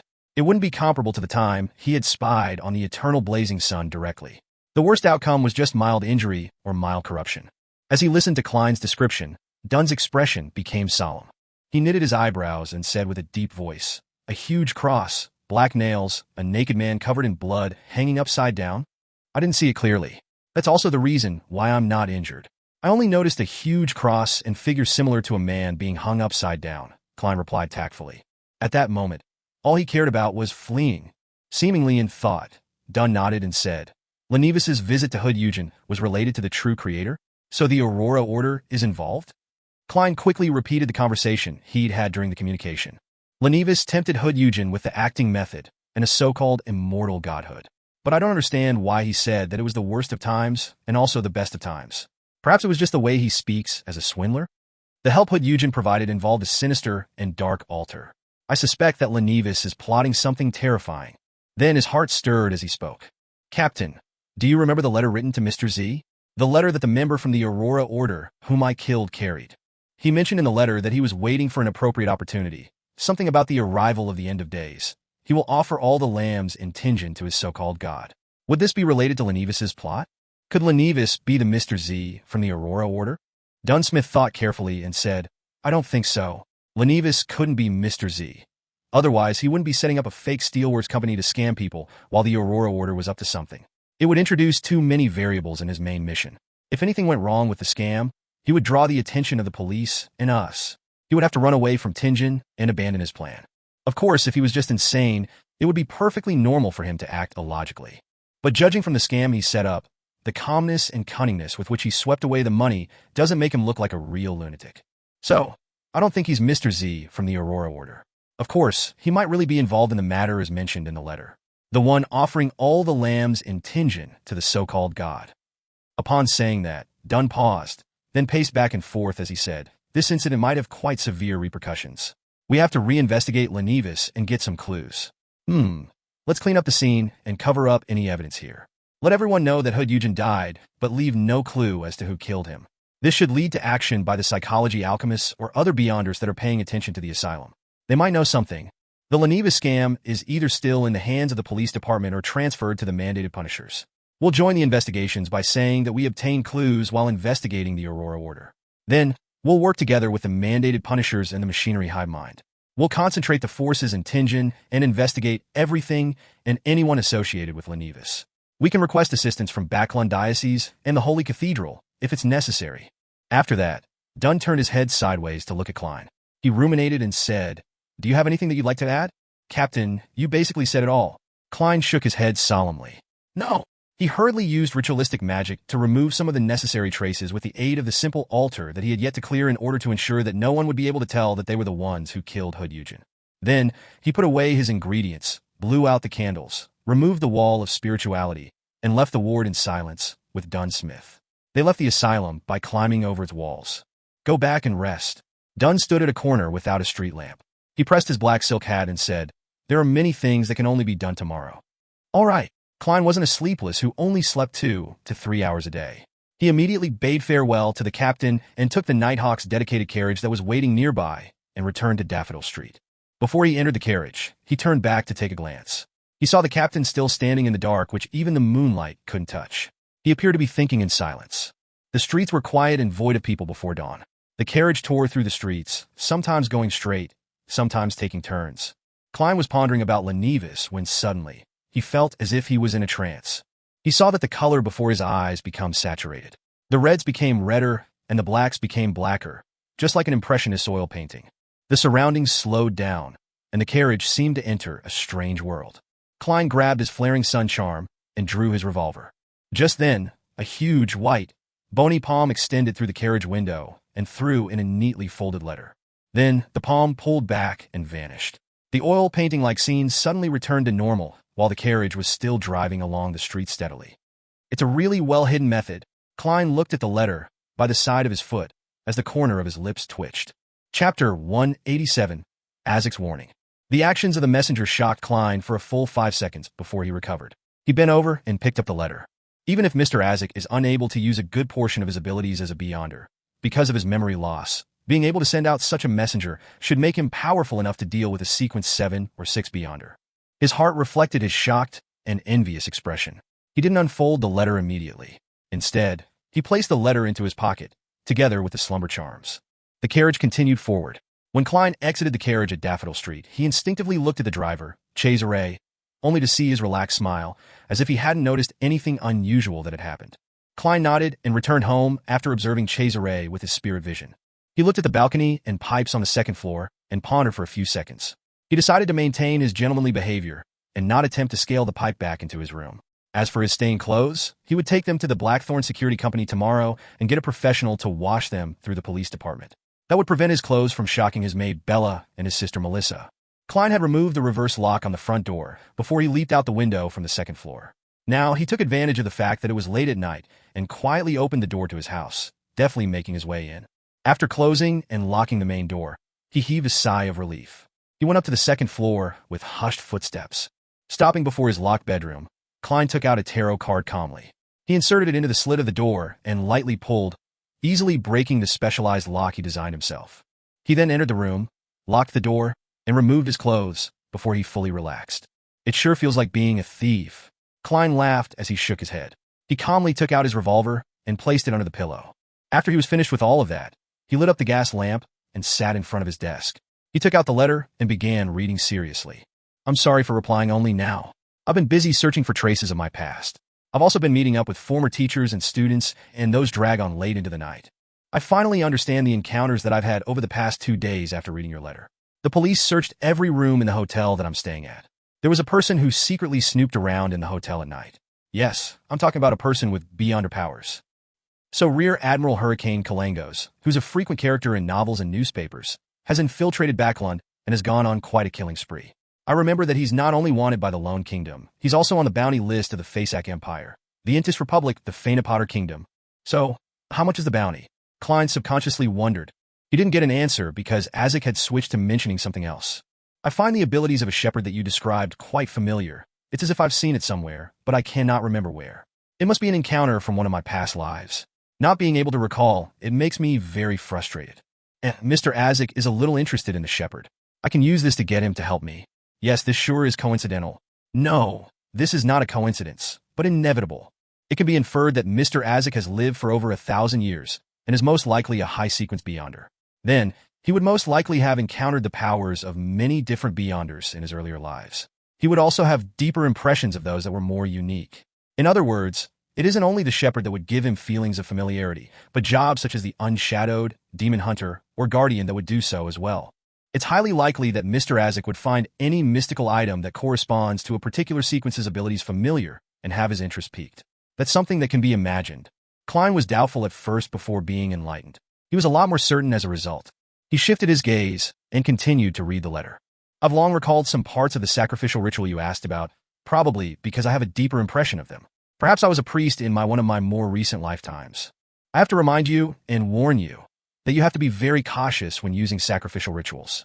You cannot entrust your safety to evil gods or hidden, mysterious existences. They do not have consciences like we do. Also, you have to possess a strong sense of right and wrong, for the evil gods and devils often create seemingly harmless identities for themselves. My opinion is that you cannot sacrifice something whose presence you are not fully aware of. Otherwise, your soul could end up being the sacrificial item. In simple terms, evil gods and devils will take on another form, disguising themselves as someone trustworthy. Just like on the internet, an account that claims to be a seemingly adorable chick might be controlled by a huge bloke. He had to be cautious even if they were to meet offline after confirming the person's looks, as the person might just be cross-dresser. Klein didn't disregard Azek's warning just because he was conducting the sacrificial ritual for himself. He nodded in approval. After Azek emphasized a few things he had to look out for, he quickly explained the sacrificial ritual he knew of. First, set up the ritual. Choose the symbols based on which deity or unorthodox mysterious existence you're going to offer a sacrifice to. Use the corresponding herbs and minerals of his or her domain. Of course, you can also make them into holy oils, ointments, scents, and other items in advance. Symbols? Klein froze for a moment. He realized that the fool that didn't belong to this era, didn't know what his corresponding symbol was. He thought for a moment, quickly recalling the complex symbol on the back of his chair at the ancient bronze table. It was made up of a pupilless eye which represented secrecy, and the partial contorted lines which represented change. That should be my symbol, or more accurately, that is what symbolizes me in the world above the gray fog. My domain is much simpler than secrecy, change, good luck, but I cannot be too sure of that, so I'll have to try it out. Even if the symbol is wrong, as long as I get my honorary name right, the target of the sacrifice wouldn't point towards some other entity. The worst thing that could happen is that the ritual would fail. Of that, I'm certain, Klein thought as he rubbed the surface of the paper as he formulated a plan in his heart. His eyes focused on the letter once again, reading the rest of the letter. Second, you need to be clear if the sacrifice needs to happen at a specific time. Then, follow the processes of a normal ritual until you finish reciting the honorable names and incantations of the ritual. You must remember to use either Jotun, Dragonese, Elvish, or Ancient Hermes. You must use the natural powers in these languages to establish a direct connection with the corresponding entity. You can design the exact incantations to use, but it must include these critical terms: pray, notice, offer, kingdom, gates, and open. Finally, you must use materials that have a certain spirituality quality to create a connection with the natural powers of the incantation. This will allow you to construct a tunnel that connects to the gates of the kingdom where the corresponding entity resides. If the entity is interested, then your sacrifice is complete. This step isn't absolutely necessary. If you can make the corresponding entity very interested in your sacrifice, then he will open the gates to his kingdom for you after you finish reciting the incantations, establishing a stable tunnel on his own accord. Of course, this would often imply danger as the orthodox result, as relatively friendly hidden gods rarely do this. Only evil gods or devils would reply to you directly in order to achieve their goals. Materials that have spirituality are not cheap. I wonder if merely reciting the incantations would allow me to open a sacrificial tunnel similar to the door of summoning. I wonder if I could make use of the abilities of the world above the gray fog. Yes, I'll try that first and only get the materials with spirituality from the underground market if I fail. Do I need beyonder ingredients?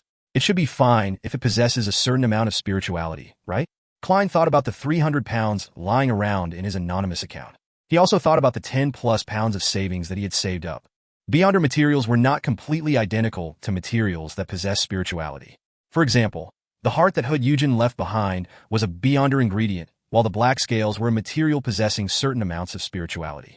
After he finished reading Mr. Isaac's letter, Klein rubbed his fingers together and ignited a flame of spirituality. He burned the paper to ash and threw it into the rubbish bin. It was already deep into the night, and Klein was in no hurry to try the ritual. He intended to first make a plan and go through everything that he needed to take note of before putting it into practice.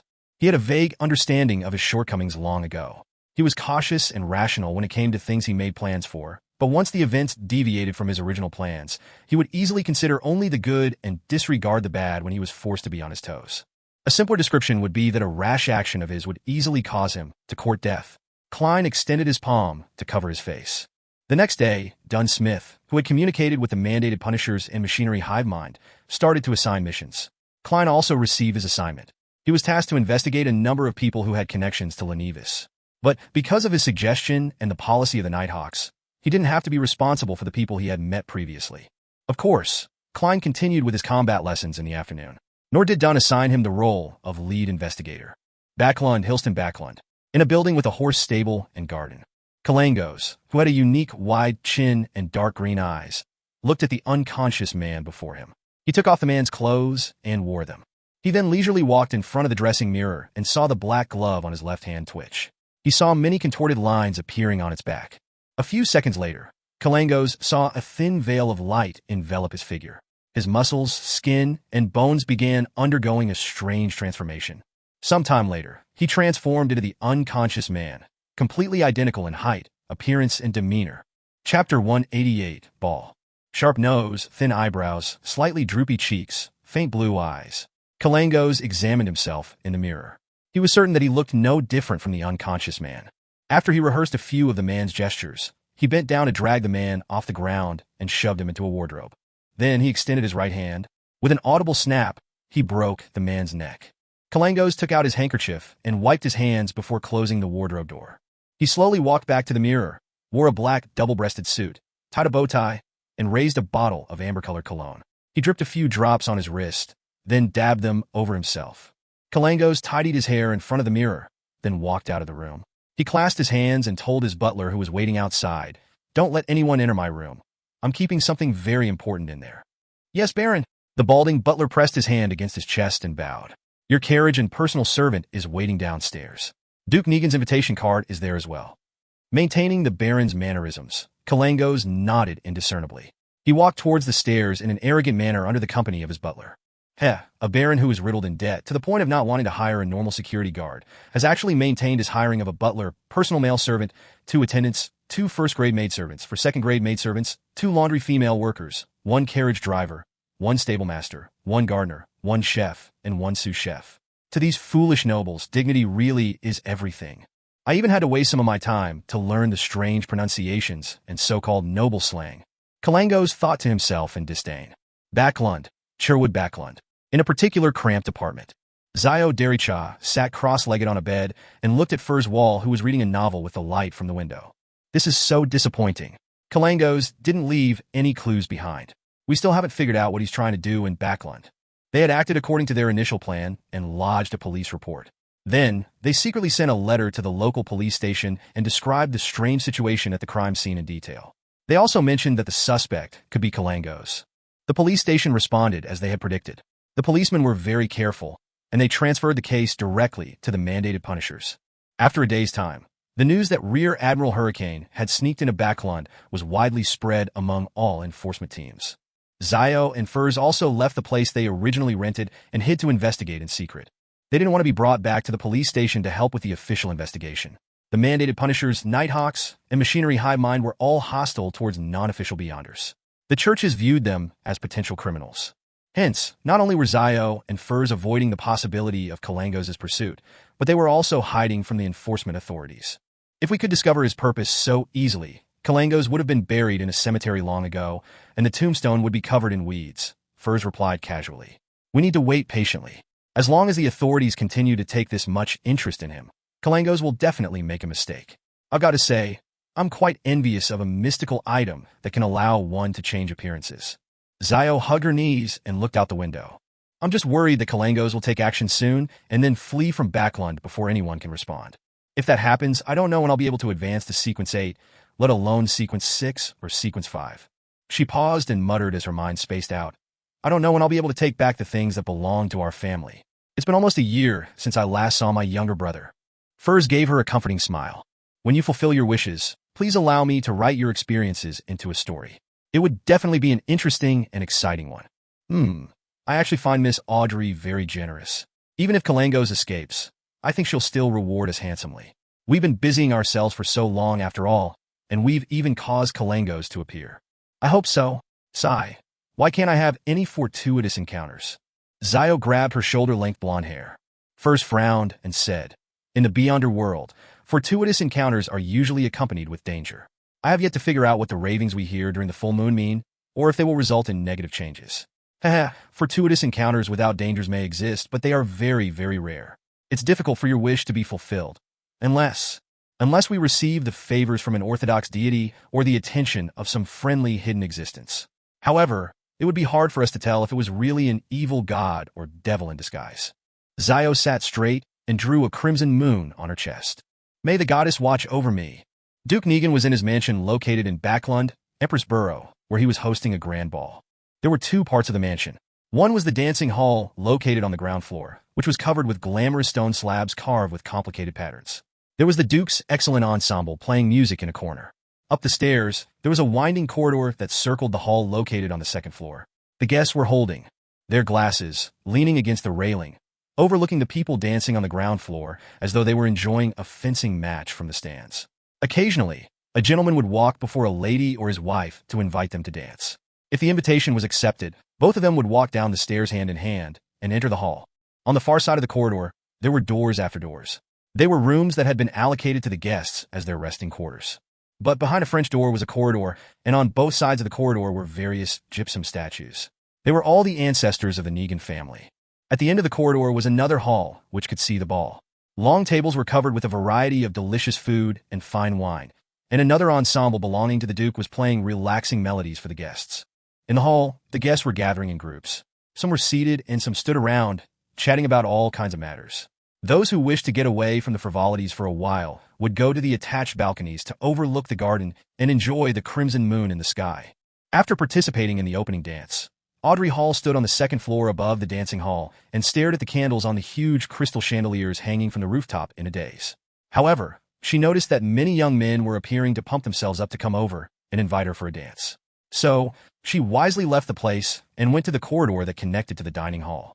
How boring, but my attendance is necessary. Sigh, can't they just let me observe in silence? I have to say, some people have rich facial expressions when they dance. They remind me of animals seeking mates. Audrey lowered her head, looked at the tips of her feet, and walked in a straight line out of boredom. Just then, the corner of her eyes caught an approaching figure. She slowed down, stood straight, and instantly became the elegant yet quiet Miss Hall. Good day, Baron Grammer. Audrey greeted with a flawless smile and etiquette. Baron Grammer had thin eyebrows and faint blue eyes. He smiled and bowed. Nice to meet you again, Miss Hall. You are the brightest and most dazzling gemstone at this ball. After exchanging a few words, Baron Grammer headed for the dancing hall, while Audrey continued approaching the dining hall. After a few steps, she suddenly frowned.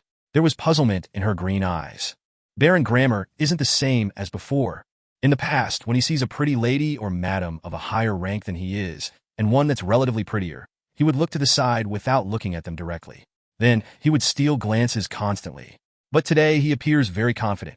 Also, his cologne smells off. In the numerous parties in the past, his body would emit the final note of the amber cologne fragrance. Musky, yet faint, not ostentatious, yet elegant. In other words, he would spray the cologne a few hours earlier to let the front and middle notes disperse before the gathering. But just now, his cologne was amber in middle note, rich and refined. Audrey slowed down her footsteps. As a spectator who had completely digested her potion, her sensitivity towards details wasn't anything other Beyonders could compare to. Suddenly, she thought of a possibility. Her green, crystal-clear eyes froze. It couldn't be Kalangos in a disguise, right?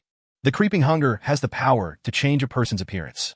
The more Audrey thought about it, the more possible it seemed. She felt uptight as she turned nervous and panicky. If he really was Rear Admiral Hurricane, what is he trying to do? It's a pity that I can't bring Susie to the ball. Otherwise, I could ask her to observe Baron Grammer. No way. I have to warn father. Amidst her frantic thoughts, Audrey quickened her pace and entered the dining hall. She found Count Hall, who was talking to the chief cabinet secretary and others. She flashed a flawless smile and walked over. She held Count Hall by his arm and told the others, "Gentlemen, do you mind if I borrow Count Hall for a few minutes?" "Beautiful lady, it's your right," the few gentlemen said in a friendly response. Audrey held Count Hall by his arm and moved to the nearest balcony. They found a quiet, uninhabited corner, and she said to her middle-aged father, who was getting plump, "Father, I have something to tell you." Count Hall was smiling fondly at his daughter, but he got serious when he saw her serious facial expression. "What's the matter?" "I ran into Baron Grammar earlier, but there are things about him that are different from the past. For instance, his cologne was in the middle note of the amber fragrance. It used to be the end note. And Audrey continued with the things that she found different. It could be explained as being sensitive and meticulous. After she described what she had noticed, she weighed her words and added, "I heard from Viscount Glaint that Rear Admiral Hurricane Kalangos has the ability to take on other people's appearance. Hasn't he been in Backlund recently?" Count Hall listened to her carefully, and his face grew abnormally grave. But he soon flashed a smile and comforted his anxious daughter. "I'll take care of this. Go look for your mother and stay with her. She's at the lounge in this hall." "Okay." Audrey nodded obediently. On the way back to the lounge, she turned around and looked at her father. She saw that Count Hall was talking to another noble softly, and he wore a rather solemn look. Audrey couldn't help but feel anxious. She felt that she needed to do something to make sure that her father, mother, and brother didn't get hurt. She surveyed the area and changed the direction in which she was heading in. She left the dining hall and found Duke Negan's small prayer room. She pushed the door closed and locked it behind her. She looked at the symbol of the Lord of Storms before her and subconsciously found a remote and dark corner. Audrey sat down with her body leaning forward. She clasped her hands together into a praying position and supported her forehead. Then she recited softly in Hermes, "The fool that doesn't belong to this era. You are the mysterious ruler above the gray fog. You are the king of yellow and black who wields good luck." Chapter 189. Prayers and Replies. Tingen City, Daffodil Street. Klein was discussing the latest play with Benson and Melissa and was inviting them to watch it at the theater next weekend. "I think the newspapers have said enough about it. The Return of the Count is definitely a play that's worth watching. It's already been performed more than 10 times in Backlund, and it's sold out each time. I think that we shouldn't miss this opportunity." Klein, who had lacked sources of entertainment, was unwilling to give up. After all, he had been an ardent follower of television shows back on Earth. "Of course, if it wasn't for the maintenance of my image, I'd rather go to a bar and play billiards. Yes, renting a venue for tennis isn't a bad choice. That could be considered as it's a leisure sport for the middle class. With my current fitness, as long as I don't encounter other beyonders, I should be able to handle most opponents easily. Forget it. It can only be a passing thought for now. I still have to reinvestigate the figures associated with Lenivus in the morning, go for combat training in the afternoon, and search for the house with the red chimney in the evening before returning home. I sure am a busy man." Klein tried to remain optimistic. Noticing that Benson was inclined towards a suggestion, while Melissa was still a little hesitant, Klein smiled as he added, "I heard that the most popular supporting cast in The Return of the Count is a genius mechanic. All right, we do have to see a play at a large theater once in our lives." Melissa pouted and nodded her head grudgingly, but there was now a sparkle in her eyes. Klein was about to respond when he heard a buzzing in his ears. He became dizzy for a few seconds. "Someone is praying to me." He supported his back with his right hand and chuckled. "Then I shall wait patiently for the tickets to go on sale. All right, I'll be returning to my bedroom to write up a report. We also have to plunge into the sea of knowledge and hope that we don't drown." Benson let out a self-deprecating laugh as he returned to the dining room with Melissa. Klein went to the second floor and locked the door to his room. He sealed the room with a wall of spirituality. Then he took 4 steps counterclockwise as he recited the incantations, returning to the world above the gray fog. His figure suddenly appeared at the seat of honor in the magnificent palace fit for a giant. A pulsing crimson star reflected in his eyes. Klein lifted his right hand and extended his spirituality, establishing a connection with the star representing justice. With a boom, he saw a blurred, distorted image. He saw Miss Justice in a long beige regal dress, sitting on a chair in a dark corner. Her head was bowed, her hands clasped. At the same time, her still nascent and nervous voice stacked in an illusory manner, reverberating around the space. "The fool that doesn't belong to this era. You are the mysterious ruler above the gray fog. You are the king of yellow and black who wields good luck. I pray for your attention. I pray for you to listen. I'm at a ball held by Duke Negan and encountered someone who's suspected to be Kalangos.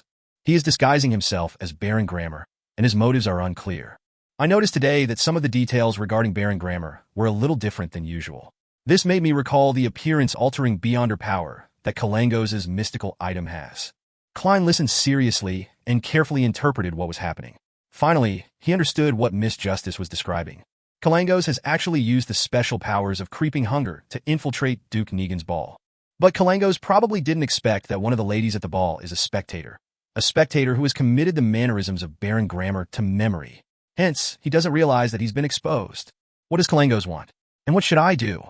I've tried conducting the sacrificial ritual without spirituality-infused materials over the past 2 days and realized that I can create something like the Door of Summoning, but I'm unable to open it. I was going to find some time to purchase some materials with spirituality in the underground market to prepare for my second experiment. Miss Justice definitely wouldn't have spirituality-infused materials when she's attending a ball. Klein thought for more than 10 seconds before beginning his response to Justice's prayer. In a small prayer room in Duke Negan's mansion, Audrey repeated her prayers a few times before finally stopping. She tidied her clothes and walked quickly to the door. She knew that she couldn't be gone for too long because her parents would worry about her and thus misjudge the situation. It would cause them to react in the wrong way. Standing behind the door, Audrey took a deep breath, extended her right hand, which was covered in a white veiled glove, and released the lock with a wary heart. After leaving the small prayer room, she followed the path back to the dining hall. She saw the figures holding wine glasses and plates get closer when her vision suddenly turned blurry. She realized that an illusory fog was spreading into the surroundings. In the middle of the thick, wide fog was an ancient chair, and atop the chair was a mysterious presence that seemed to overlook everything. "Mr. Fool!" Audrey almost shouted in pleasant surprise. She then heard a deep, familiar voice. "I'm aware." The voice reverberated around the space as the fog vanished. Audrey's vision was still filled with images of the long tables of food and wine, as well as the bustling sights of interacting guests.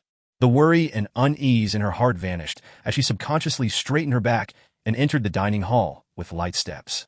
She walked toward the recreation room in the dining hall.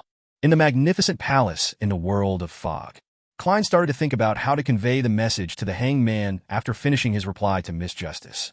I cannot just repeat the description to him, since it undermines my authority.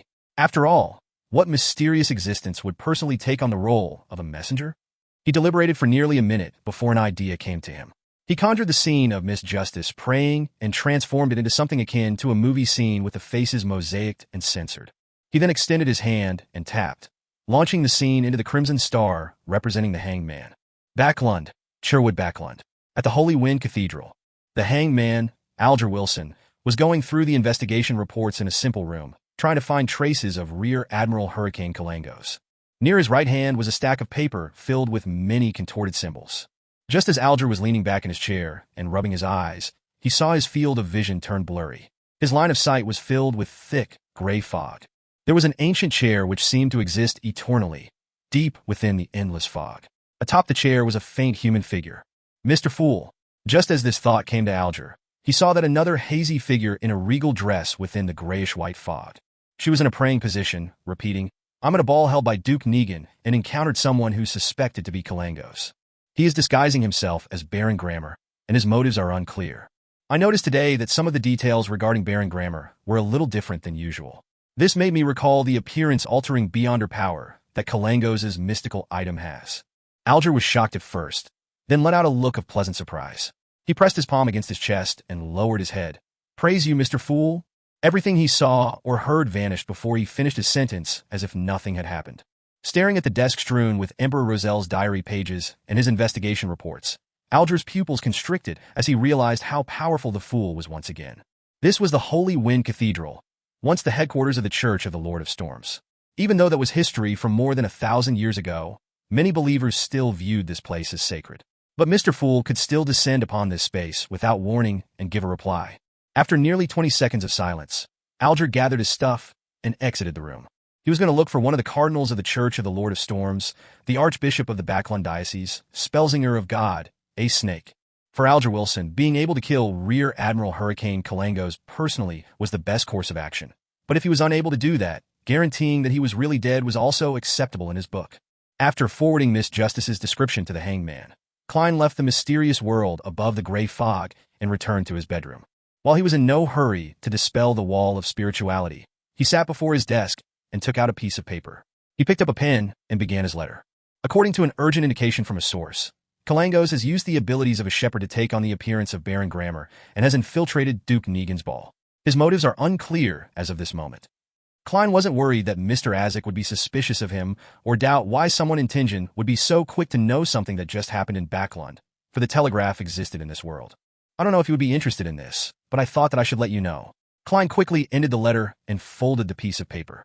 He then found the ancient copper whistle, brought it to his mouth, and gave it a hard blow. The gigantic, terrifying, and illusory skeleton messenger appeared once again, still standing at its original spot, not minding that its head was going through the ceiling. Klein fought back the urge to use the abilities of the clown to turn the letter into a flying dagger. He tossed the letter towards the messenger without a fuss. He then blew on the copper whistle once again to end the summoning. Klein collected himself and went through the events in his head once again. This was all he could do for the time being.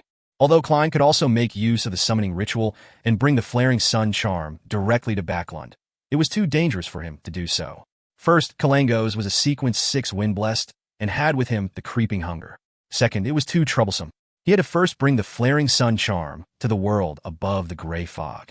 Third, his image would be affected. Thus, he wisely gave up on this idea. To be honest, the problem is not too serious. Duke Negan is the most influential noble outside of the royal family, a key member behind the Conservative Party. There will be many high-ranking nobles attending the ball today. I have no doubt that there are Beyonders guarding the area. If not for this consideration, there would have been no need for him to infiltrate the place under a disguise. Since Miss Justice noticed him early, the nobles should be prepared. This incident shouldn't blow out of control. I wonder how fast Mr. Azek's messenger is? If it travels through the spirit world, Mr. Azek could still likely make it in time for the main course. But if it's as slow as Madame Daly's messenger, then he might only read about the incident in tomorrow's paper. Klein nodded indiscernibly and tossed this incident to the back of his head. After all, there was nothing more that he could do. Chapter 190, The Assortment of Abilities. In Duke Negan's mansion, in the dancing hall, disguised as Baron Grammar, Kalangos held a glass of blood-red Ormer grape wine and casually stood behind the railing on the winding corridor on the second floor. He overlooked the people on the dance floor and enjoyed the view of the glamorously dressed ladies. However, there was no lust in his eyes. They were as calm as a frozen lake. From the corner of his eyes, he stole glances at the hanging chandelier and the nearby Duke Negan, who was looking at the beautiful figures passing by. The Duke was wearing a well-ironed navy uniform with red ribbons attached to the medals on his shoulders. He preferred to wear his military uniform on formal occasions, in remembrance of his decades of illustrious service while in the military. However, he had put on much weight since then. His once sharp gray eyes had been left turbid and filled with desire. However, he took good care of himself, as the wrinkles at the corners of his eyes, lips, and forehead were faint, and his black hair was still thick and luxuriant. That was Palace Negan, the current Duke Negan, the main supporter of the Conservative Party, the brother of Prime Minister Aguisid, one of the richest and most powerful men in the Lone Kingdom. At the same time, he was also the reason why Kalangos had sneaked into Backlund. The thought of assassinating such an important figure makes me shiver in excitement. Kalangos retracted his gaze and closed his eyes. He was willing to accept the commission because he had been offered a sufficiently attractive price, and it was also because Kalangos loved adventure and enjoyed taking on difficult challenges.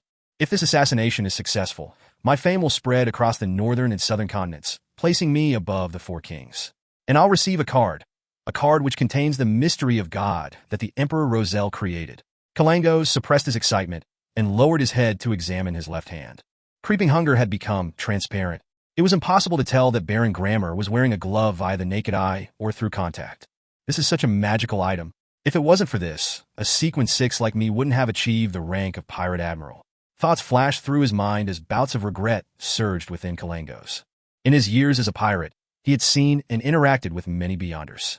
Among them were members of the Aurora Order who enjoyed adventuring at the ends of the Sonia Sea. So, he knew that creeping hunger was still rather different from a real shepherd. Firstly, the speed of switching states was too slow. It required at least a second, but a real shepherd could switch instantly. Secondly, the controlled soul could only use 1 to 3 abilities before the person died. As for what abilities could be used and how powerful, they were that all depended on luck. On the other hand, a real shepherd could decide on the 3 abilities. They didn't have to gamble like they were at a casino. Lastly, creeping hunger could only have 5 souls at the same time, while a real shepherd could have 7. Of course, both had the same restriction, which was that they could only control 1 soul at a time, and they could only use the soul's corresponding Beyonder powers and their own Beyonder powers. If they wanted to replace one of the souls with a new soul, the procedure would be irreversible. Kalangos went through 7 or 8 years of adjustment and finally settled with 5 souls. Their abilities complemented one another and made their owner very terrifying. Because of the constant adjustments and experimentation that he did over the years, there were rumors among the pirates that claimed that Rear Admiral Hurricane was omnipotent. During the ardent dance music, Kalangos rehearsed the subsequent actions he would take in his mind. He sighed with regret in his heart. It's a pity that I didn't find the traveler over the past few days. Otherwise, I wouldn't have to worry about anything tonight. If he had captured the woman that was most likely a traveler, Kalangos wouldn't have hesitated to feed one of the 5 souls that he was grazing to the creeping hunger. To him, a traveler's ability would be invaluable. Kalangos stole a glance at the huge crystal chandelier hanging from the rooftop and decided to wait no longer. The soul that he controlled currently had only one ability, which was to change his appearance. But it didn't possess any power to fight against other Beyonders. However, the transformation ability was still very useful, and Kalangos hadn't been willing to replace it with something else all this time. The good thing was that no matter which soul he controlled, Kalangos could use his wind-blessed Beyonder powers at the same time. Finally, he acted as though his gaze was locking onto the curvy figure of a noble's wife before he swept it towards Duke Negan and all the gentlemen around him. Duke Negan is a staunch follower of the Lord of Storms, and he is a key figure in the influence the Church of the Lord of Storms has on politics. There must be a Beyonder from the Church of the Lord of Storms beside him who's protecting him.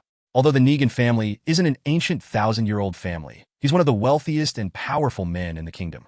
He's definitely searched for sequence potion formulas in secret or hired Beyonders.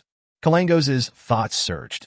He mentally eliminated gentlemen who were nobles and officers before locking his eyes on the man who was constantly beside Duke Negan. The man was brown-haired, blue-eyed, and wearing a black tuxedo. He was almost expressionless while he remained vigilant of his surroundings constantly. Kalangos nodded indiscernibly and pressed his right hand forward slightly. Whoosh! A sudden gust of wind swept in the area above the dance floor, extinguishing the chandelier's candles. At the moment between light and darkness, while everyone's attention was drawn away, a few wind blades slashed at the same spot on a metal chain, supporting the crystal chandelier guised among the gusts of wind. Creak! With a harsh, shattering noise, the huge crystal chandelier plummeted straight to the dance floor. It made a loud crash, and people screamed in surprise. Shards of debris flew, cutting guests and leaving them screaming in pain and fear. The darkened hall was suddenly full of opportunities. Kalangos' glove squirmed and changed, condensing into a golden surface. His expression was imposing, and his eyes saw through the darkness as he fixed his gaze onto the man next to Duke Negan. Suddenly, Kalangos' eyes shone like lightning. The Beyonder who was in charge of protecting Duke Negan suddenly let out a tragic scream and fell on the ground holding his head. He rolled around and struggled. With a swoosh, Kalangos' figure dashed through the darkness and charged at Duke Negan. However, in the deep recesses of his eyes, it reflected his target who didn't show any signs of panic. It was of utmost confidence. Duke Negan's plump figure stood erect on the spot and observed the incoming assassin as if he were looking down on him. He lifted his right hand and pushed forward. He murmured in ancient Hermes, "Imprison." In silence, Kalangos suddenly stopped. He was suddenly surrounded by a transparent wall, something that wrapped around him like a sticky liquid. It made him seem like an insect in amber, or a prisoner in prison. The leader of the Conservative Party nobles, the hereditary Duke Palace Negan, was a Beyonder himself. A very strong Beyonder. Duke Negan spoke in a low voice again and waved his right hand. Flop! Pa!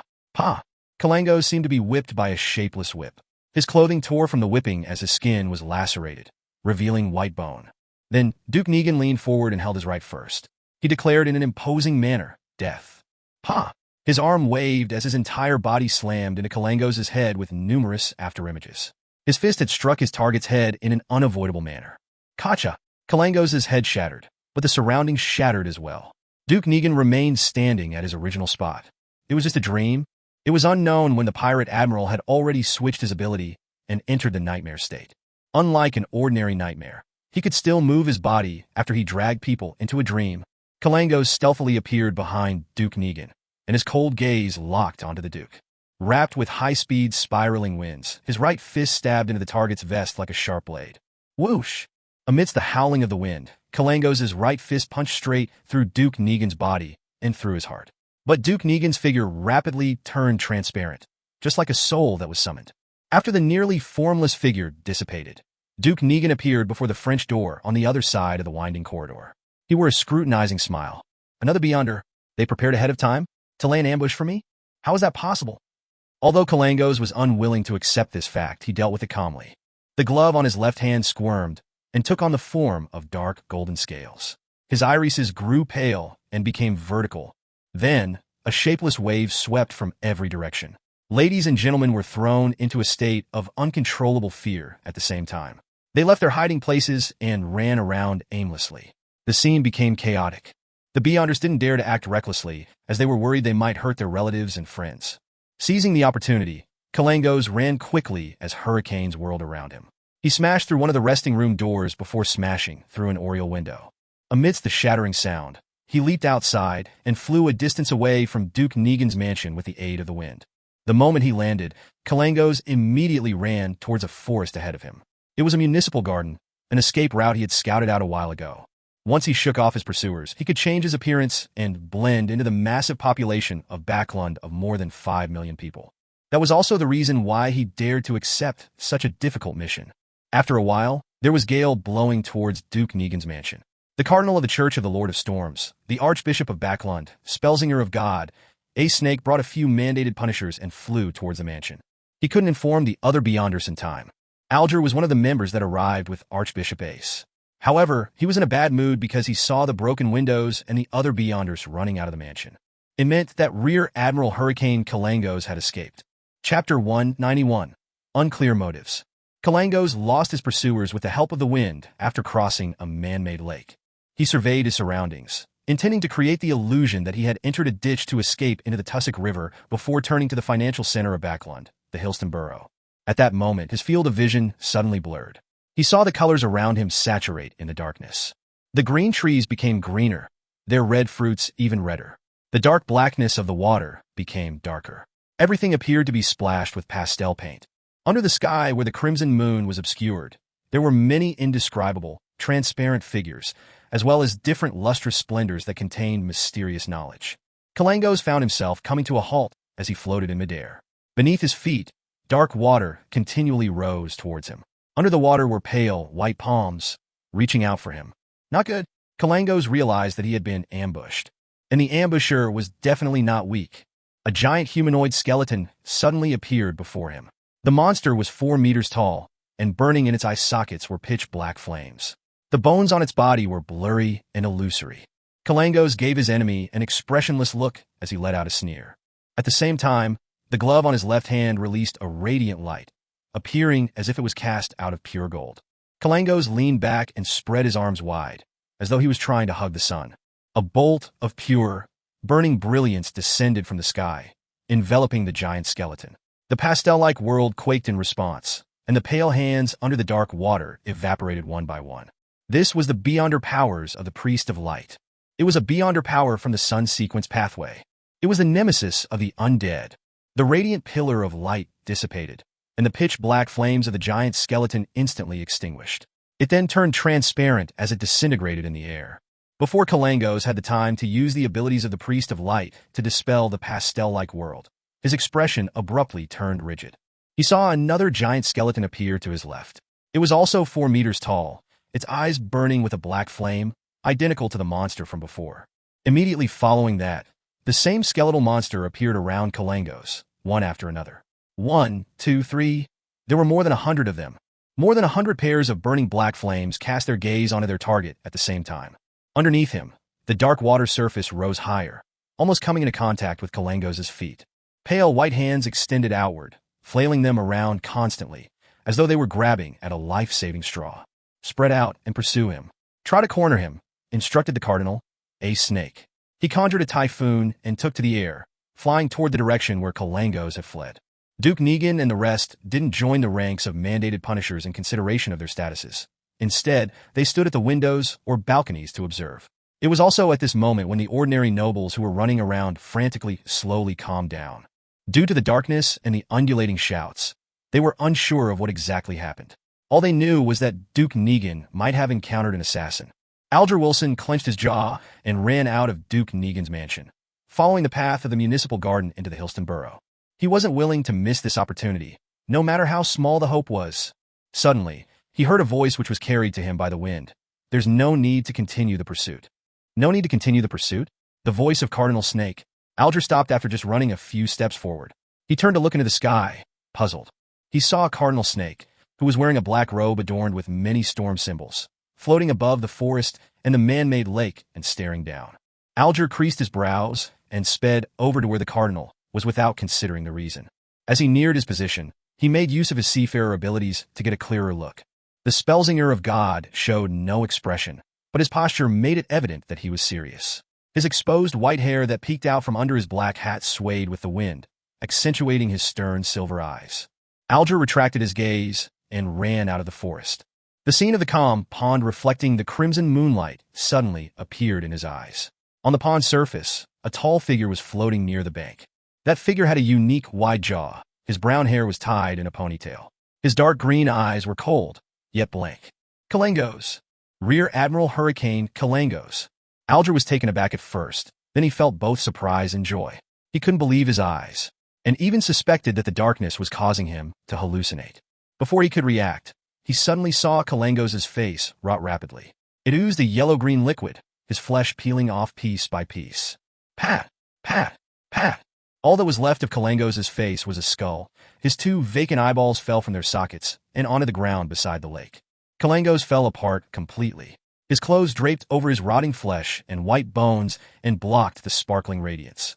In less than 20 seconds, one of the 7 pirate admirals, Kalangos, had died mysteriously in front of Alger's eyes. This shocking scene was etched deeply into Alger's mind. It made him suspect if he was having a terrifying nightmare. What was happening? Didn't Kalangos escape successfully? Why did he die so simply, yet so mysteriously here? What did he encounter for him to lose his life in such a short amount of time? He's a Sequence 6 wind-blessed, the owner of Creeping Hunger. Who did it? What was the motive for killing Kalangos? Just as countless ideas flooded Alger's mind, he heard Spellsinger of God, Ace Snake's charismatic voice. Did you give the information to anyone else? Is there anyone else who knows of this information? Alger quickly calmed down. He glanced at Kalangos' remains and gave an explanation that he had prepared. I reported the information to you the moment I found out about it. He couldn't help but grumble inwardly. If it wasn't for the fact that Ace Snake had gone for a walk along the Tussock River, forcing me to spend time finding him, Kalangos might not have even escaped Duke Negan's mansion. Of course, he didn't dare say this in front of a high-sequence beyonder. He could only respectfully and humbly continue. The personnel who received the information directly even sacrificed himself for it, and no one opened the letter during its transfer. I can vouch for this. But I cannot confirm if there was a leak at the source of this information. Since we could learn of it, others might have too. As Alger spoke, he formulated some guesses about who killed Rear Admiral Hurricane Kalangos. The person or organization who tasked Kalangos to assassinate Duke Negan. Since Kalangos had already successfully escaped and there was no threat of any information leaks, there's no need to kill him. If it were me, I would get Kalangos to lay low and try another assassination attempt when everyone was certain that he had left Backlund. Also, Kalangos only trusts himself, so he wouldn't tell his assassination plan to anyone. Duke Negan has been organizing gatherings lately in preparation for his bill proposal in September, so there are abundant opportunities. Other than Kalangos himself, there's no one who can correctly predict when he would strike. You unless that person was a prophet. But that is unlikely. Other factions? Not possible. Miss Justice prayed to Mr. Fool to relay the information the moment she noticed a problem. There was no way another organization could have received the information at the same time. Mr. Fool. Alger was shocked as he thought of a possibility. The person who struck was Mr. Fool's adorer. He happened to be in Backlund and thus lent a hand. The more he thought about it, the more Alger felt that this guess was close to the truth. Only the members and subordinates of the Tarot Club could have received the information in time. Only the help of the Fool's adorer could make it seem so mysterious and without motive. Just as he was immersed in his thoughts, Cardinal Snake fell silent for a moment. He told the rest of the mandated punishers who were making their way over, Kalangos is dead. A high-sequence beyonder, or someone who used a sealed artifact of a similar level killed him. But this is rather dangerous and highly unlikely. After a preliminary analysis, I believe that the high-sequence beyonder is of the pathway of death, perhaps a member of the Numinous Episcopate, but not someone I know of. There's also the possibility of it being a member of another secret organization. The motive is unclear. The Numinous Episcopate originated from the southern continent. Legend has it that it was first formed by a descendant of Death in an attempt to revive Death. They were nearly eradicated after the southern continent was colonized, but they stubbornly survived and spread toward the countries of the northern continent. A high-sequence beyonder, yes, only a high-sequence beyonder could kill Kalangos in such a short amount of time. Just a mere adorer of Mr. Fool is already at such a high sequence. That's a demigod. Alger once again looked at the pile of flesh and bone. He felt dissociated from everything, as if he had lost all his emotion. He stood there in a daze, watching everything. If I happened to betray Mr. Fool one day, he suddenly had such a thought. Immediately, the terrifying scene of Kalango's rapidly rotting appeared in his mind. Alger couldn't help but shiver and lower his head. At the same time, he relaxed. Since he couldn't escape or fight back, then he could only choose to be loyal. Phew! With Kalango's dead, no one can threaten me with that secret anymore. He exhaled, his worries completely vanishing. In Duke Negan's mansion, Audrey Hall, who was discussing the assassination with her mother and the other nobles, saw her father appear at the door. She found an excuse and left the resting room for the balcony at the main hall. Father, is something wrong? Audrey looked at Count Hall with her green eyes. Her green eyes had come from her mother, not her father. Count Hall smiled. It's been resolved, my child. You need not worry any longer. Did you tell anyone that Baron Grammer was an imposter? No, Audrey shook her head firmly. I only told an almost godlike existence. She added in her heart. She thought for a moment, then explained herself. After I told you, I went to the bathroom, then to where Mother was. You can ask her. I see.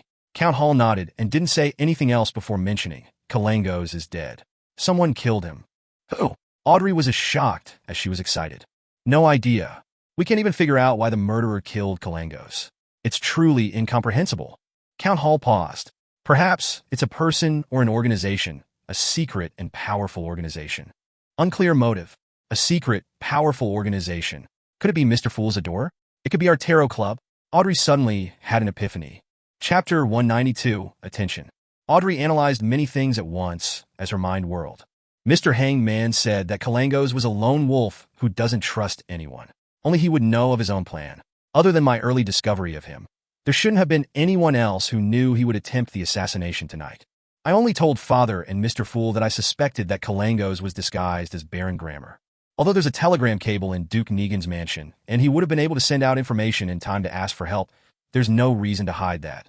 Dad's puzzlement implies that the powerful being that killed Kalangos wasn't within their expectations. Combining all of the above, I can almost be certain that the person who killed Kalangos was Mr. Fool's Adorer. Plus, only the unique model of the Tarot Club can create such a strange situation with unclear motives. Kalangos was a Sequence 6 Wind Blessed, and he had the magical item, the Creeping Hunger. To be able to quickly kill him without leaving any traces behind, it could only be a high sequence beyonder, known also as demigods, right? Or maybe he used a sealed artifact, which possesses immense danger. Regardless of the possibility, it shows that Mr. Fool's Adorer is extremely powerful. Mr. Fool lives up to his reputation. Regardless, I certainly provided clues, so Mr. Hangman has to carry out his promise and pass me the pituitary gland of a rainbow salamander. This should be our Tarot Club's very first mission, right? One of the 7 pirate admirals, Kalangos, died because of us. Looking at his daughter, who seemed excited, Count Hall, who was a handsome man in his youth, coughed lightly and warned his daughter with a mask of solemnity. Audrey, I know that you're very interested in mysticism, and I normally tolerate it, but you mustn't be involved in this. You can't even ask about it. You will be introduced by the Queen to the Backland social scene events by the end of this year. As an adult, you should clearly know and remember that a terrifying beyonder or a powerful, hidden organization is equivalent to danger. Do you understand that? Yes, Father, Audrey replied charmingly. I was just a little curious. Curiosity won't do either, Count Hall emphasized, and he couldn't help but let out a helpless smile. Okay, Audrey nodded obediently. I understand the whole incident better than you do anyway. She made a silly face in her head. Count Hall thought and said with a gentle smile, regardless, you are the heroine tonight, the savior of Duke Negan. Half of the reason why Kalangos is dead is partially because of you, and it's the same with the bounty. Of course, if there's no one that admits to killing Kalangos and comes to receive the bounty, the remaining half of it will be yours too. Added together, it will be 10,000 pounds in total. The bounty set up by the Intis Republic, the Faceac Empire, and other countries and organizations could be received as well. After conversion, there should be about 20,000 pounds in total. Duke Negan promised that he would give you his holiday estate at Desi Bay as a gift. It includes a huge rubber tree plantation. I don't know the annual profit exactly, but it definitely won't be low. He spent 8,000 pounds to buy it back then, and later, even build a house and purchase good quality seeds for planting. Audrey, who already had an inheritance of 300,000 pounds, was considered rich. However, a reward that was almost 40,000 pounds was still a huge amount of income. Many noble ladies wouldn't even receive such a figure as a dowry. In an allied marriage of a noble and a businessman in August, Miss Mary Oldbury, the daughter of a millionaire, only had an £80,000 dowry. I never considered the bounty, Audrey muttered inwardly. Suddenly, she thought of something. If she were to receive the bounty and her name spread, the hangman could easily find out who justice was. This can't happen. As a member of the Tarot Club, I have to maintain a sense of mystery. Audrey looked towards her dad and reorganized her words. Dad, I'm a little worried. Why? What happened? Count Hall asked in concern. If it were to spread that I found out that Kalangos was disguised as Baron Grammar, I'm afraid that his underlings would take revenge on me. I'm afraid that whoever instructed Kalangos to assassinate Duke Negan would target me. Audrey tried to make herself seem pitiful, weak, and helpless. I'll hire someone to protect you, Count Hall replied. Then he nodded faintly and said, There's really no need for you to take such a risk. Plus, the person that killed Kalangos took the creeping hunger. Of course, to a high-sequence beyonder, that wouldn't be a strong enough motive for interfering. Yes, I'll inform Duke Negan to keep this a secret and tell someone else to receive the bounty on your behalf and compensate you in private. Then, Count Hall smiled and said, You really are my daughter. You earned £40,000 so easily. This is more than 1/10 of your current wealth. The £300,000 was what he had set aside for her in advance. He would still add in another part when she got married as his daughter's inheritance. Am I as good as you were? Audrey happily asked in reply. Count Hall shook his head and laughed. Much better than I was. The profit from my very first business venture was only £60. Audrey suddenly became extremely thrilled. The satisfaction derived from receiving a £40,000 bounty, getting her father's compliment, causing Kalangos' death, completing an extraordinary task, and the reward of a rainbow salamander's pituitary gland that she was going to get from the hanged man amplified her happiness. I really want to report this to Mr. Fool to get his reassurance. No way. A powerful, mysterious being killed Kalangos with an unknown motive. There might be someone observing me in secret, looking for clues regarding Kalangos' death. I can't show any hint of abnormality. Pooey, there's nothing abnormal about me to begin with. As long as I don't attempt to recite Mr. Fool's honorary name. If Mr. Fool's adorer was really the murderer, he must have already known the outcome. He wouldn't need me to report it to him. Well, do I need to share the bounty with the adorer? No matter what kind of payment method is used to transfer £20,000, it would definitely draw attention. I can't take the risk. Plus, it has always been the hanged man who's been asking for help from Mr. Fool. Technically, he should pay the reward. Yes. After all, he declared that he had many pages of Emperor Roselle's diary. I'll try to gather more pages of the diary to thank Mr. Fool for answering my prayers. He definitely wouldn't be interested in crass money. Audrey quickly determined her next course of action. In Duke Negan's mansion, in a secret study room, the fat and tall Duke sat on a high-back chair behind a desk. He was smoking a cigar as he looked at the Spellsinger of God, Ace Snake, Prime Minister Iron Negan, and the others opposite him. Based on our current knowledge, we still aren't certain of the identity of the high-sequence beyonder that killed Kalangos. Prime Minister Aguisa Negan had just rushed over from the king's side. Archbishop Snake nodded. We've determined that it wasn't any of the high-sequence beyonders that we're familiar with or the numinous episcopate either. We have sufficient reason to believe that it's a powerful, mysterious beyonder we aren't aware of. Of course, we haven't eliminated the possibility that the person was using a dangerous sealed artifact. Duke Negan held a cigar and said, Maybe it wasn't just a high-sequence beyonder. There might be a hidden organization behind that person, a hidden organization that we don't know enough about. Otherwise, they wouldn't be able to lay an ambush for Kalangos so accurately. Yes, perhaps one of the guests at tonight's ball is a member of theirs. His brother, Prime Minister Aguisid, stated solemnly, Regardless of that possibility, we have to be careful. We have to quickly find out the identity of the high-sequence beyonder, the purpose of his presence in Backlund, and why he killed Kalangos. A high-sequence beyonder that they didn't know about, who wandering in Backlund, was sufficient to draw attention from the government and 3 major churches. Although a Sequence 4 or Sequence 3 beyonder might not be able to withstand the cannon attacks of their warships, there was no need for them to experience a frontal assault. They possessed too much of a mysterious power. Hence, they were existences even more dangerous than ironclad warships. Hence the reason why they were called demigods. Spellsinger of God, Ace Snake stood up and said, Let me make some arrangements and get into contact with the Church of the Evernight Goddess, the Church of the God of Steam, and Machinery Hive Mind. His Majesty will allow the military and the intelligence agencies to cooperate, Prime Minister Aguisid promised. In a hotel in the North Borough of Backlund, Isaac sat under a gas lamp and looked at the glove before him. The glove was very thin, as though it was made from human skin. It seemed that as long as it was filled with flesh and blood, it would turn into a hand. Isaac looked at it for a very long time. His face suddenly contorted in agony and pain as he muttered, I seem to have cooperated with them before.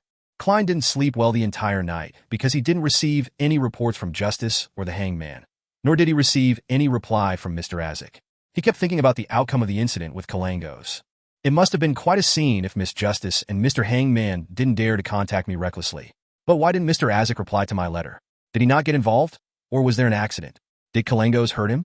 Klein extended his hand and covered his mouth as he yawned. He got onto the trackless carriage that headed for Zutland Street. Extra! Extra!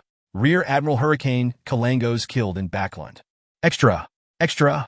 Rear Admiral Hurricane Kalangos killed in Backlund. Just as the carriage was about to set off, Klein suddenly heard the paperboy, which was also one of the Emperor Rosel's inventions. Klein was momentarily stunned as he quickly fished out a penny and bought the Tianjin Morning Post. Many passengers made the same choice. He opened the newspaper and quickly read the headline. Pirate Kalangos shot dead by Duke's bodyguard in Backlund. Kalangos died? Mr. Azek did it? Klein fell in a deep thought and lampooned himself. As the boss behind the scenes, I actually had to find out the outcome from the newspapers. Chapter 193, coming to a close. The article covering what happened to Kalangos wasn't long, and all it stated was the time, place, people involved, and the outcome. As the saying goes, the more succinct the content, the more serious the situation. Something that happened in Backlund at 8 or 9 last night is already being reported in Tianjin City this morning. The spread of information in this world isn't too slow due to the exceptional contributions of Emperor Rosel. It must have been one of the nobles or ministers who attended the ball who leaked this information to some reporter. Then that reporter used the telegraph to send the sensational news to the news companies in various counties. The morning papers are usually drafted at night and printed after midnight before being distributed in the morning. There was just enough time to make changes and publish this article. Just based on this news, the Tianjin Morning Post would be able to sell an extra 1,000 copies. And that's only considering just the city. Klein's thoughts became more and more distracted before finally calming down. Since Rear Admiral Hurricane Kalangos is dead, that means that even if Mr. Azek is injured, it wouldn't be too serious. If it was serious, he definitely would have been captured by the mandated punishers or Duke Negan's Beyonder bodyguards that were in pursuit of Kalangos. And when facing such a situation, Miss Justice and Mr. Hangman would definitely try their best to report it to me. The latter not happening is enough to indicate that everything is under control. Yes, if Mr. Azek doesn't give me a reply, or if Miss Justice and Mr. Hangman do not pray to me by tonight, I'll blow the copper whistle once again to summon the messenger and send over a letter of inquiry. Relaxing, Klein shifted his attention away from the newspaper. Then he surveyed the public carriage. Most of the people who could afford transport like this could read, and under the influence of the term extra, many had bought the Tianjin Morning Post. Now, a few of them were quietly discussing the incident. The King of Pirates and the Admirals have been terrorizing the sea routes for a long time. They back off when they see the battleships of the various countries, but they don't pay much regard to merchant ships. Even though Kalangos had only been inducted as one of the 7 pirate admirals for less than a decade, he's the first to be killed by the government. Frankly, I'm curious as to what he was doing in Backlund.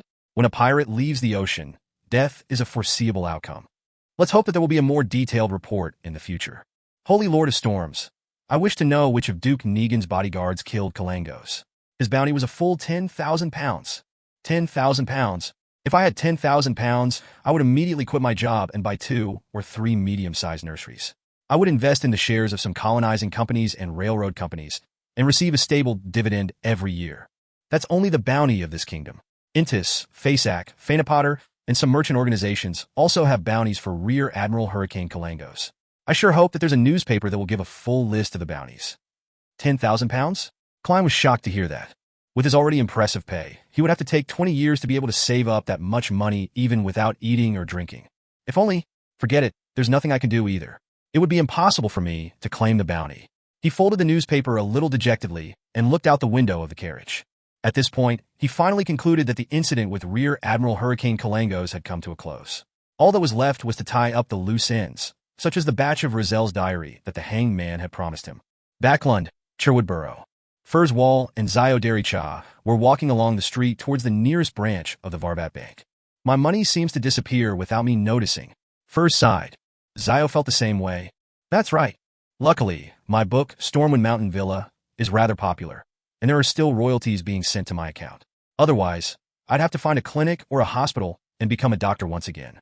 Furs let out a sigh, both in satisfaction and in worry.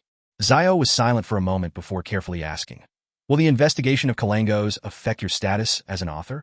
After all, We could be under the attention of the mandated punishers, Nighthawks, and the rest. No, the only one they would focus on is you. Furs laughed. You were the one who sent someone to make a police report. Same for the one who sent the letter and the one famous among the alleys and gangs of the East Borough. As for me, Furs Wall, I'm still the popular best-selling author. Zio said in a daze. So you've just been accompanying me all this time? Furs stroked her hair and laughed. Don't you find that this was an interesting experience? This experience has provided me with the much-needed inspiration for my work. My next novel will be about a sudden, brutal murder. Zio paused, not knowing how to continue the conversation. All she could do was continue walking forward bitterly, forgetting to make a turn until Furs dragged her back. At that moment, they heard a paperboy shout, "Extra! Extra! Rear Admiral Hurricane Kalangos killed in Backland." Ah? What? Zio and Furs looked at each other in confusion. They only came to their senses after the paperboy repeated himself multiple times. What? Kalangos is dead. Furs couldn't believe what she was hearing. He's dead. How did he die so suddenly? Zio, who was trying to hide from the prosecution of this merciless pirate, was shocked and dazed. Doesn't this have to follow a normal procedure? First, they find clues to confirm Kalangos' motive. Then they would gather powerful Beyonders and ambush him. Killing the pirate was the last step. But Kalangos was killed even though the first step hadn't been completed yet. He died just like that. Furs and Zio exchanged looks as if they were two marble statues. Nearly a minute later, Zio charged towards the paperboy and bought a copy of the Tussock Times. This was one of the 3 most distributed newspapers in the Lone Kingdom. Oh, Kalangos is really dead, killed by Duke Negan's bodyguard. Oh goddess, Negan's bodyguard is, Zio gasped, leaving out the powerful Beyonder that she had wanted to say. Furs looked at her good friend in pity. To think that you would believe everything the newspapers say. All right, perhaps someone realized Kalangos' motive in advance, and the mandated punishers, Nighthawks, Machinery Hive Mind, and the military cooperated and executed a successful ambush. Zio froze and exhaled. We don't need to worry about it any longer. We can go back to our normal lives, but we have to avoid the sphere of influence of that police station from before. She looked at Furs and asked, a little worried, "How much do you think Miss Audrey will pay us now? I know that a few £100 wouldn't be too much to her, but we haven't really completed what she asked of us." No. At least we made Kalangos appear on his own accord. The reason he rushed to take action and fall for the ambush was definitely in some part due to our contributions, Furs consoled her. With Miss Audrey's generosity, she'll give us half the reward, even if she's not giving us all of it. Let's hope so. Zio took in a deep breath and had an expectant gaze. I wonder who will claim that bounty of £10,000. It sure invites the envy of others. If I had that much money, I'd have become a Sequence 7 or 6 long ago, but I missed the opportunity time and time again. Furs also felt a little sorry, but she reminded her friend, Zio, let us not contact Miss Audrey for the time being. Let her contact us on her own accord. There are too many hidden details surrounding the death of Kalangos. Looking for Miss Audrey abruptly could put us in a dangerous situation. Zio first nodded before saying in surprise, "How did you know that I was thinking of heading to Empress Borough?" "Try guessing." Furs laughed in response. After a busy morning, Klein returned to the Blackthorn Security Company. He reported to Dunn Smith, "Captain, the people connected to Lenevis that I'm in charge of investigating have no problems. They were merely victims, not associated with any Beyonder incidents." Dunn placed both his elbows on his desk, then stopped that for the time being. "We shall place our focus on the more likely suspects after the rest of the members have finished with their investigations. We cannot direct all our manpower onto this incident. We have to guard against other sudden incidents." "All right." Klein was about to stand up and head to lunch when he suddenly heard knocking on the door. "Please enter," Dunn said in his mellow voice. The handle moved, and Roseanne peeked inside. "Captain, someone is here with a mission." "A mission? This seems to be targeted at the Blackthorn Security Company and not the Nighthawk Squad. So, who mistakenly came to us this time?" Klein wondered to himself. Dunn thought for a moment before saying, "We can go hear the request out and reject it if it's too troublesome." He arranged his shirt and vest as he walked out of the office. He made his way through the partition and towards the sofa in the receptionist area. Klein and Roseanne followed curiously behind. There were 2 ladies on the sofa. Both of them were wearing black hats and dresses without any extra color. One of the ladies was plump and had fair skin. Her face was completely obscured by the black veil of her hat. Klein felt a sense of familiarity when he saw her, as though he had seen her somewhere before. Just as he was recalling, he heard the skinnier lady beside her speak. "The mission we would like to entrust to you is for you to track and monitor Madame Sharon and find evidence of her crimes." Madame Sharon. Klein suddenly had an epiphany and recalled where the sense of familiarity came from.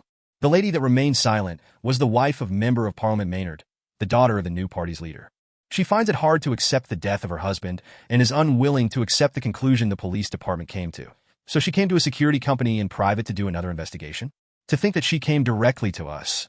Klein shook his head and laughed to himself. Chapter 194, Infiltration. Madam Sharon? Dunn obviously knew of Baron Coey's widow, a famous socialite in Tingen. Maynard's wife turned her head to shoot a glance at the scrawny lady who came with her to the Blackthorn Security Company, but she didn't speak for herself. The scrawny lady in the black dress and hat weighed her words before she spoke. Yes, Madam Sharon, the wife of the deceased Baron Coey. She stammered, then suddenly spat in anger. She's a B***H. Upon hearing her curse, Klein suddenly recalled the porno that he had seen and Madam Sharon's behavior, which appeared nervous on the surface but was calm deep down. That made him believe the rumors about her, and he felt sorry for the deceased old Baron. It's not like Madam Sharon can't remarry, but her loose behavior really makes the old Baron's grave a perfect nesting ground for cuckoos. Dunn didn't have much of a change in his facial expression. He sat on the sofa opposite and said with his mellow voice, "But that doesn't make her a criminal. You know clearly, and I know it clearly too. Madam Sharon is very influential in Tingen. If we were to follow her and monitor her, there could be very serious consequences for us." "She's a criminal," the scrawny lady said angrily. "She caused my brother's death, but those lovers of hers pressured the police department and made them pronounce that my brother died of excessive drinking and continuous indulgence in sexual pleasure. If they are all criminals, those..." Klein realized that the scrawny lady was Maynard's sister, while feeling sorry for the old Baron once again. That's right, for such a scandal, she would definitely not send a maidservant here. It's better if the request is made by family. He nodded his head in enlightenment. Mrs. Maynard patted the back of the scrawny woman's hand and added with a deep yet cold voice, "She's a criminal. If you suffer any damages because of this, I will compensate you for your losses." That tone. She lives up to her identity as the daughter of the new party's head. If the police department wasn't very confident with the result of my mediumship ritual, I'm afraid they would have submitted under her pressure. Klein lampooned inwardly. Dunn was silent for nearly 20 seconds before he said, "All right, I have another question. Why do you seem to be so certain that we would find something?" The scrawny lady nodded and said, "The tobacco merchant, Vic Roy, introduced us here. He said that you're the cream of the crop in this industry and can complete missions that others aren't capable of completing." The tobacco merchant Vic Roy. Who is he? Klein looked at Captain subconsciously and noticed that Dunn Smith looked really confused. "I'm so silly. Why did I hope for Captain to remember something like this? After all, even I don't quite remember." He sighed. The scrawny lady saw that the two elite mercenaries looked confused, so she added, "You saved his kidnapped son." "Oh, him? That kidnap case led me to the discovery of the Antigonus family's notebook." Klein was suddenly enlightened. Dunn nodded slightly and said, "I understand." Upon seeing this, the scrawny woman laid out her offer. "You are to tail and monitor if that be **H for 2 weeks. Even if you don't find any evidence of her crime, you have to take note of who visited her and who she visited. We will pay £50 for this. And if you find evidence of her crimes, we would pay another additional £200. That's a large sum of money." When Klein suddenly recalled that he had only spent £7 to hire Detective Henry to gather so much information about red chimney houses, he became a little ashamed. Dunn thought for a moment before saying, "No problem. We can sign the contract now. You'll have to pay a deposit of £20 up front." "Captain, we're really lacking in manpower right now. There's the huge case regarding Lenevis." Klein didn't expect Dunn Smith to accept the mission, although he himself was quite keen on accepting it. Mrs. Maynard nodded slightly and said, "No problem. I believe in you. Please don't disappoint me." Dunn smiled but kept quiet. He turned his head and told Roseanne, "Please write up a contract." When the contract was signed and the deposit was paid, Dunn watched Mrs. Maynard and the scrawny lady leave the Blackthorn Security Company. He then looked sideways at Klein and said, "This mission will be yours." "Huh?" Klein looked confused. Dunn smiled and said, "Didn't you want to learn tailing techniques and monitoring skills? This is a great opportunity. It also turns out that you're done with your part in the Lenevis case." All right, Klein didn't reject the assignment. Just as he accepted, his mind began whirling quickly. According to the rules, half of the mission's commission is handed to Mrs. Oriana as additional funding for the team. The remaining would be split among the involved members. However, it seems like I'm the only one handling the case. Regardless of whether the investigation succeeds, there will be at least £25 of income. On top of that, I'll receive my usual weekly pay. If I really could find some clues, I could even receive £125. Captain is a wise man. Dunn stole a glance at him and said, "Learn the tailing techniques and monitoring skills from Leonard and Fry in the morning, and put your combat training on hold for this week." "Yes, I think you're quite well trained already, so I'll send someone to inform Gawain." Learn tailing techniques and monitoring skills from Leonard and Fry? That doesn't seem very reliable. Klein was stunned. He could imagine Leonard using only one method, which was playing his Phaenopotter lute while singing melodious poetry. Then, he would probably seduce Madame Sharon to bed in order to monitor her up close. As for Fry, he had a unique air to him. He was cold and gloomy, so no matter where he went, he would catch the attention of others. How could such people make good spies? As his thoughts churned, Klein replied seriously, "All right." Dunn nodded slightly and walked towards the partition. Suddenly, he paused, turned around, and hesitated before he spoke. "Do you remember the tobacco merchant? What was the kidnapping about?" "So you didn't remember anything or understood anything. Why were you acting so staid and confident?" Klein facepalmed. Based on Leonard's guidance, Klein wasn't in a hurry to tail Madame Sharon, even though he knew that she stayed on Osna Street in the East Borough. Until you know the target's routine, you can't tail your target recklessly. Plus, monitoring alone makes it difficult to take note of everything. "Unless you don't eat, drink, sleep, and go home," Leonard had said. Hence, Klein followed his suggestion and found one of the Triad bosses in the Hound pub and spent £5 to get his underlings to monitor Madame Sharon and record her daily routine. Luckily, this can be reimbursed. Why does it feel like I'm subcontracting? On Friday afternoon, Klein received the investigation report from the Triad boss. Calling it an investigation report was an obvious insult to professional detectives. Not one of the Triad boss's underlings was literate. They relied on drawings and symbols, which was then interpreted and organized by their semi-literate boss who had attended Sunday school for a year. Klein got a headache just from reading it and took quite a while to finish reading the report. According to the surveillance, Madame Sharon seldom leaves her place recently. There aren't many guests who visit either. She might be affected by Maynard's death. Those Triad underlings are quite capable. They even gathered information from Madame Sharon's maidservant. She will be attending the Conservative Party's banquet tonight. She might return home quite late, or maybe not return. This is an opportunity for me to put theory into practice. Klein quickly decided to sneak into Madame Sharon's house and search through it. With his duties regarding the Lenivas case over, the temporary suspension of combat training, and the end of the Kalangos incident, Klein only had two matters on hand. One was to investigate the red chimney houses, and the second was following and monitoring Madame Sharon. In other words, he was relatively free. 2 days ago, he had received Mr. Azek's reply. There was only one sentence on the letter. "I obtained the creeping hunger and recalled something." Klein had finally confirmed that it was Mr. Azek who killed Kalangos and that this amnesiac teacher of his who had a long life was a high-sequence beyonder. However, he didn't dare ask him what he had recalled with the aid of the creeping hunger. Azek obviously didn't want to talk about it. If he was willing to share, he would have described it directly in the letter. In Klein's reply, he only reminded Mr. Azek that the creeping hunger yearned for the flesh, blood, and soul of living humans. He had to find a safe sealing method. In addition, Justice and the hangman had yet to pray to him, but Klein wasn't worried. He understood that both members were afraid of being monitored, so they didn't recite his name recklessly. Gas street lamps illuminated the straight Osna Street at night, while the crimson moon hung high above. Klein, who had sneaked out with the clown's balance and agility, leaped over the outer wall of Madame Sharon's house quietly. Passing through the garden, he arrived by the side of the house. He climbed up the water pipe and slipped onto the balcony on the second floor. Klein had never even climbed a tree successfully when he was young, so it was quite a monumental event. He took out a tarot card from the pocket of his black windbreaker, slotted it into the gap of the balcony door, lifted it lightly, and unlocked the door. The servants are so careless. They didn't use an additional lock. Otherwise, I'd have to try entering by climbing through the window. Klein muttered silently and entered the house. Based on the information provided by the Triad boss, he found Madame Sharon's bedroom easily. He turned the knob and stepped into the room. He closed the door carefully and suddenly smelled a faint fragrance.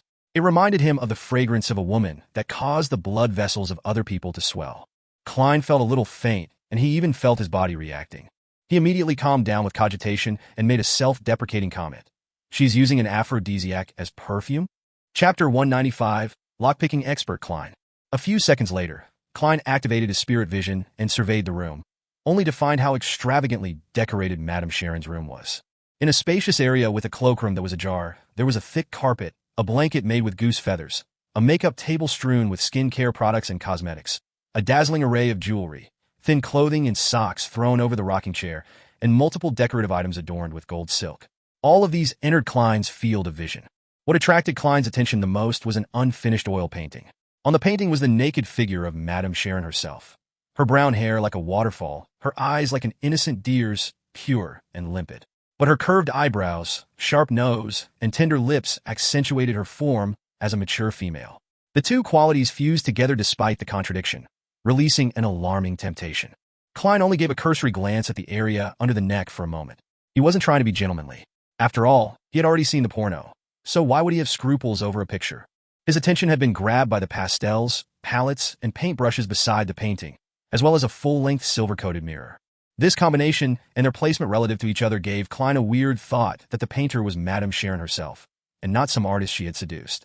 A beautiful woman with a great figure, flirtatious yet innocent, stripping and drawing herself while looking in the mirror to chronicle her beauty. It feels a little odd. Is Madame Sharon narcissistic? Klein gulped silently and retracted his gaze. He started to search for possible evidence of her crimes. Following Leonard's and Fry's instructions, he kept his black gloves on as he searched. He had to keep the original position of everything in his memory to facilitate putting everything back after he was done.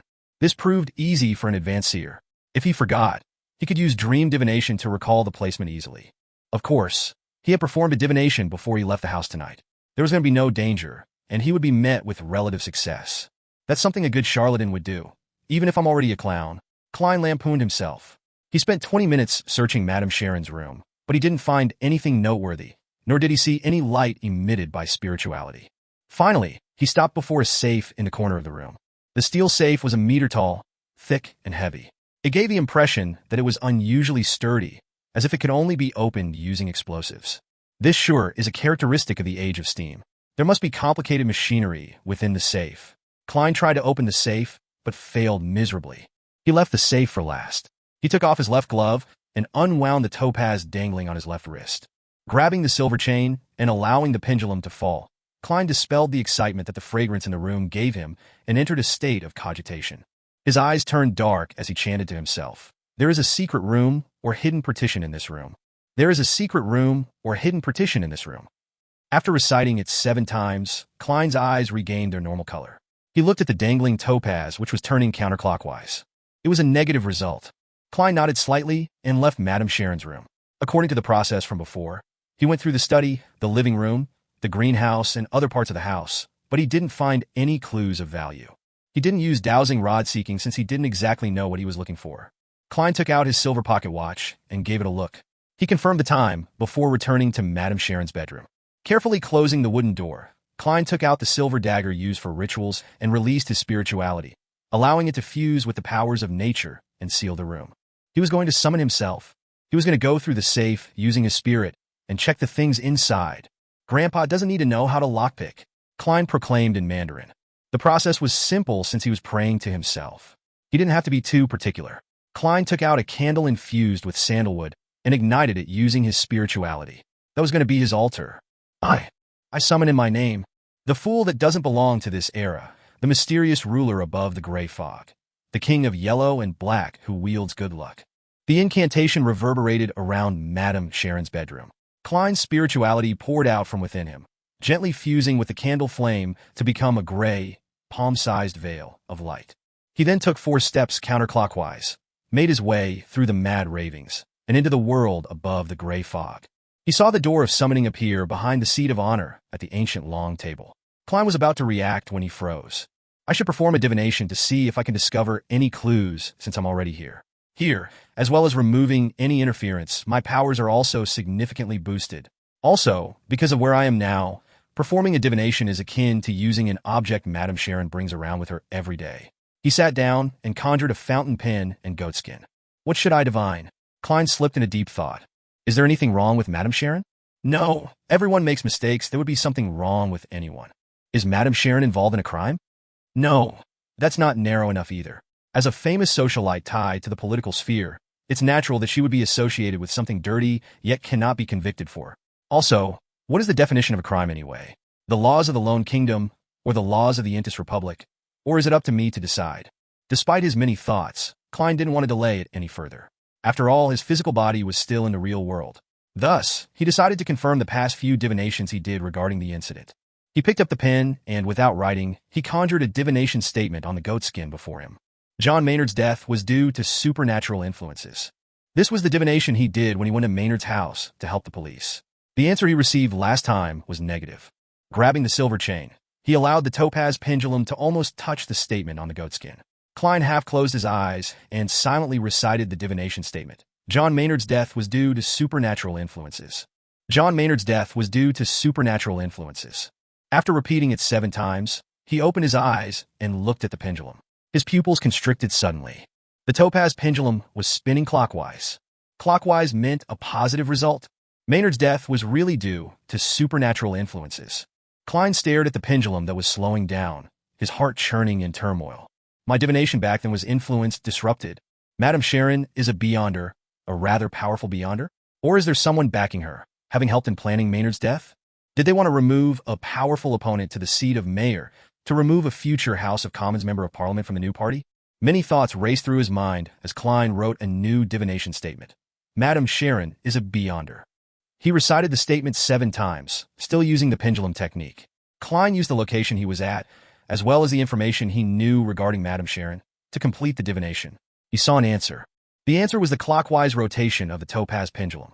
The answer was yes. Madame Sharon is a beyonder. Klein's nerves tensed.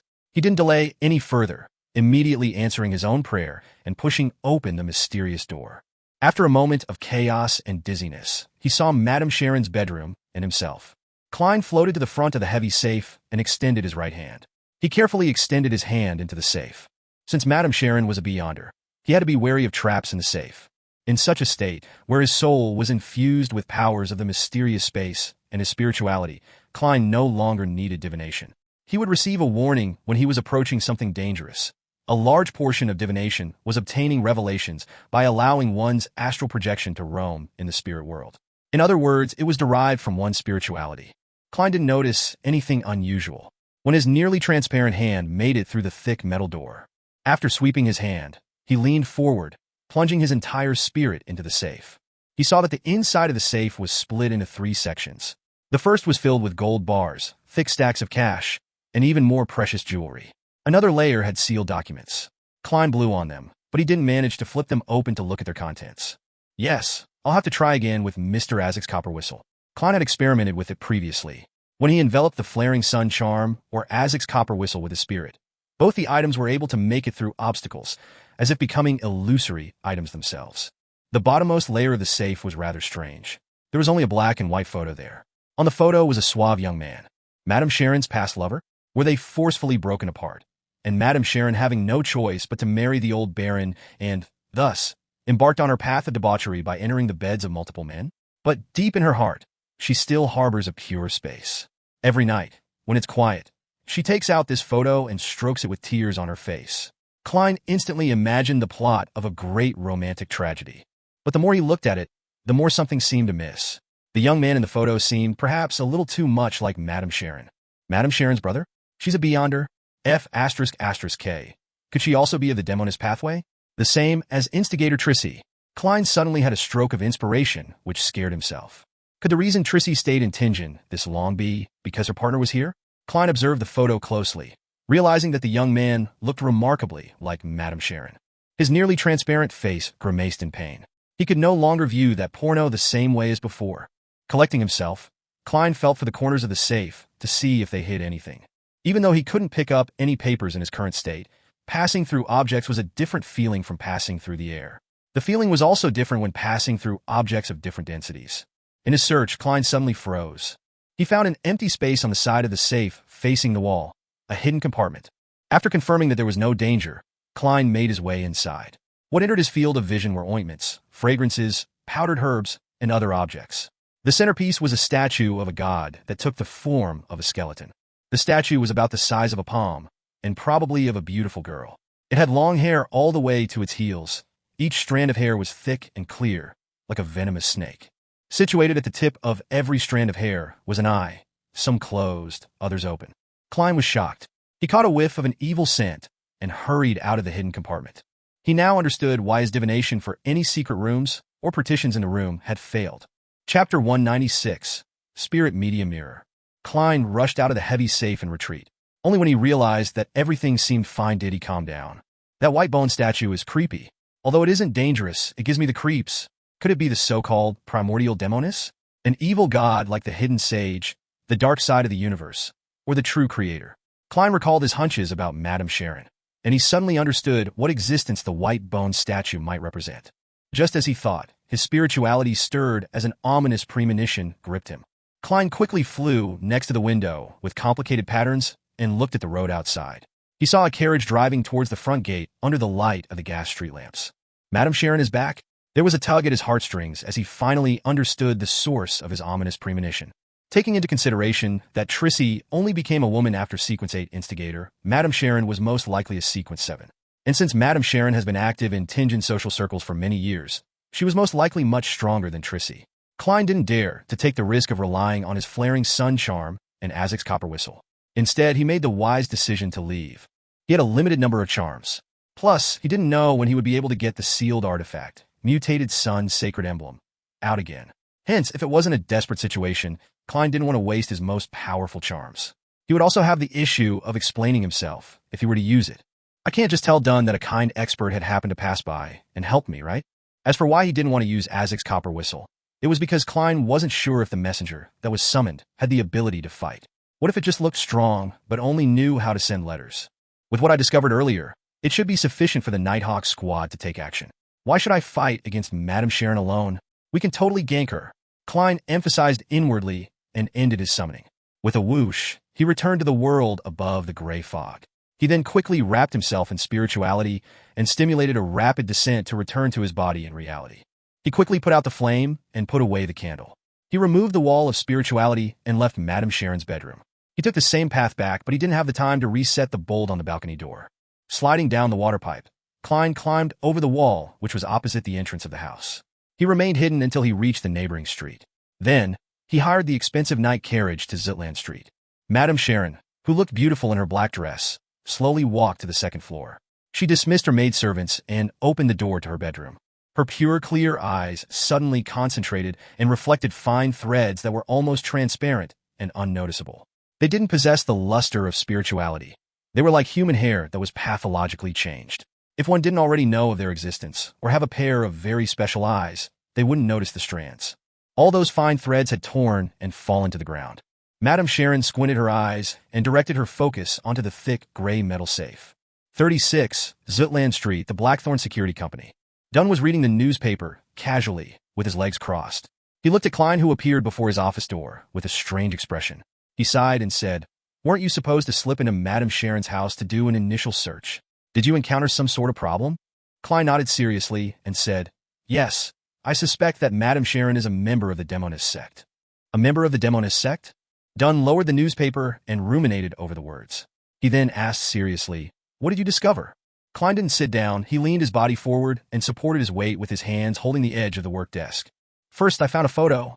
There was a young man in the photo, but he looked very much like Madame Sharon. If he were to change into female clothing, put on makeup, and Photoshop the picture a little, he would look exactly like Madame Sharon." Klein held back his urge to lampoon. Similar to instigator Trissy, Dunn's eyes sparkled as he was enlightened. They had previously predicted that Trissy was most likely a member of the Demonist sect. "Yes." Klein nodded with mixed emotions as he continued. "I used divination to discover that Madame Sharon has a white bone statue in a hidden compartment in her safe. It's of an extremely beautiful woman, but her hair is very long to her ankles. Every single strand is as thick as a venomous snake. On the tips, there were eyes. They looked rather creepy. Captain, is that the image of the primordial Demoness?" As his security clearance was insufficient, the information about the Demonist sect that he could read was very limited. Dunn recalled and nodded with a serious expression and said, "That's the image of the primordial Demoness. We have to take action immediately and seize control of Madame Sharon." Klein immediately agreed and said, "If Madame Sharon is a mid-sequence beyonder from the Demonist sect, I have to assume that she'll be able to tell that someone had sneaked into her bedroom." Then he suddenly felt puzzled as he blurted, "Captain, why do the 7 Orthodox gods only have symbols without any actual image, while the evil gods that I'm currently aware of have anthropomorphic appearances? The true creator and the primordial Demoness are examples. Is this one of the differences between Orthodox gods and evil gods? Why would there be such a difference?" Klein added inwardly, but he wisely didn't say it out. "That's one of the differences between Orthodox gods and evil gods." Dunn gave a reassuring answer. Then, he got up and walked towards the clothes rack. He said, "Let's not delay any further. I'm worried that Madame Sharon will run away." Then, Dunn paused. "Go upstairs to get Kenley. With the 3 of us taking action together, we can apply for one sealed artifact. Madame Sharon is very likely higher than a Sequence 7 Beyonder." "Captain, you're so wise." Klein answered without hesitation. All right. Then he asked curiously, Captain, which sealed artifact are you going to use? Dunn weighed his words before he answered, 3-0217. As there weren't many sealed artifacts behind Tinjin City's Chinese gate, Klein quickly remembered what Captain wanted to use. Number, 0217. Name, Spirit Medium's Mirror. Danger grade, 3, considerably dangerous. It has to be used carefully. It can only be requested for operations that require 3 or more people. Security classification, official Nighthawk member or above. Sealed method, store in absolute darkness. Description, the back of the mirror is plated in mercury. The front of the mirror has 3 minor cracks. The very first investigator that looked into the mirror saw a sobbing girl with long hair. Then he discovered the girl climbing out of the mirror. From many experiments with the artifact, the image that's reflected in the mirror is different most of the time. Even if the same person uses it repeatedly, they would encounter different things of varying danger levels. But they would prioritize dealing with the person who looked at the mirror first. The most dangerous situation is to see oneself in the mirror. If no one looks at the mirror, under the prerequisite of there being light, an image would surface automatically every 3 hours. It doesn't possess any living traits. Remark, the mirror originally belonged to a spirit medium and was a very ordinary mirror until one day the spirit medium committed suicide when looking into it. Indeed, that there aren't many sealed artifacts behind Chinese Gate that can be used in a Beyonder battle. 3-0217 is a good choice.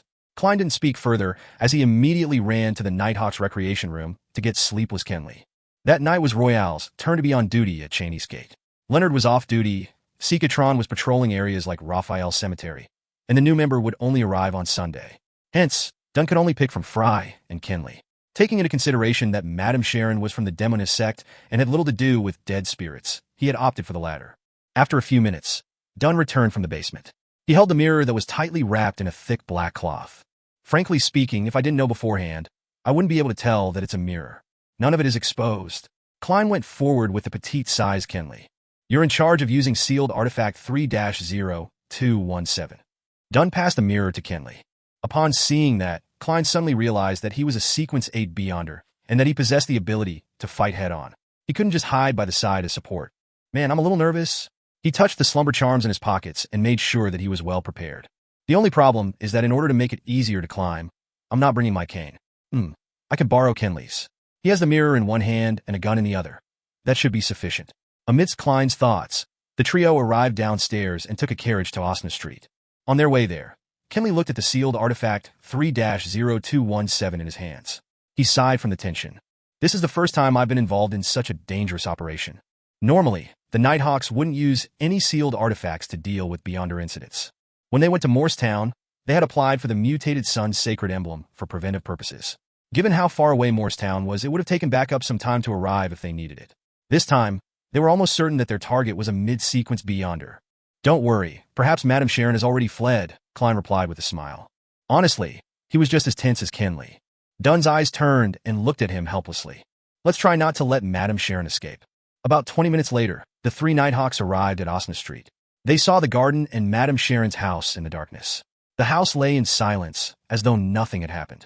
Klein took out the pendulum in his left sleeve and made a quick divination. There's danger inside. There's danger inside. After he recited the statement 7 times, he opened his eyes and saw the topaz pendant spinning clockwise. The amplitude and speed were considered medium level. It meant that there was danger in there. Not very high, but it wasn't very low either. Chapter 197, Operation. There's danger in there.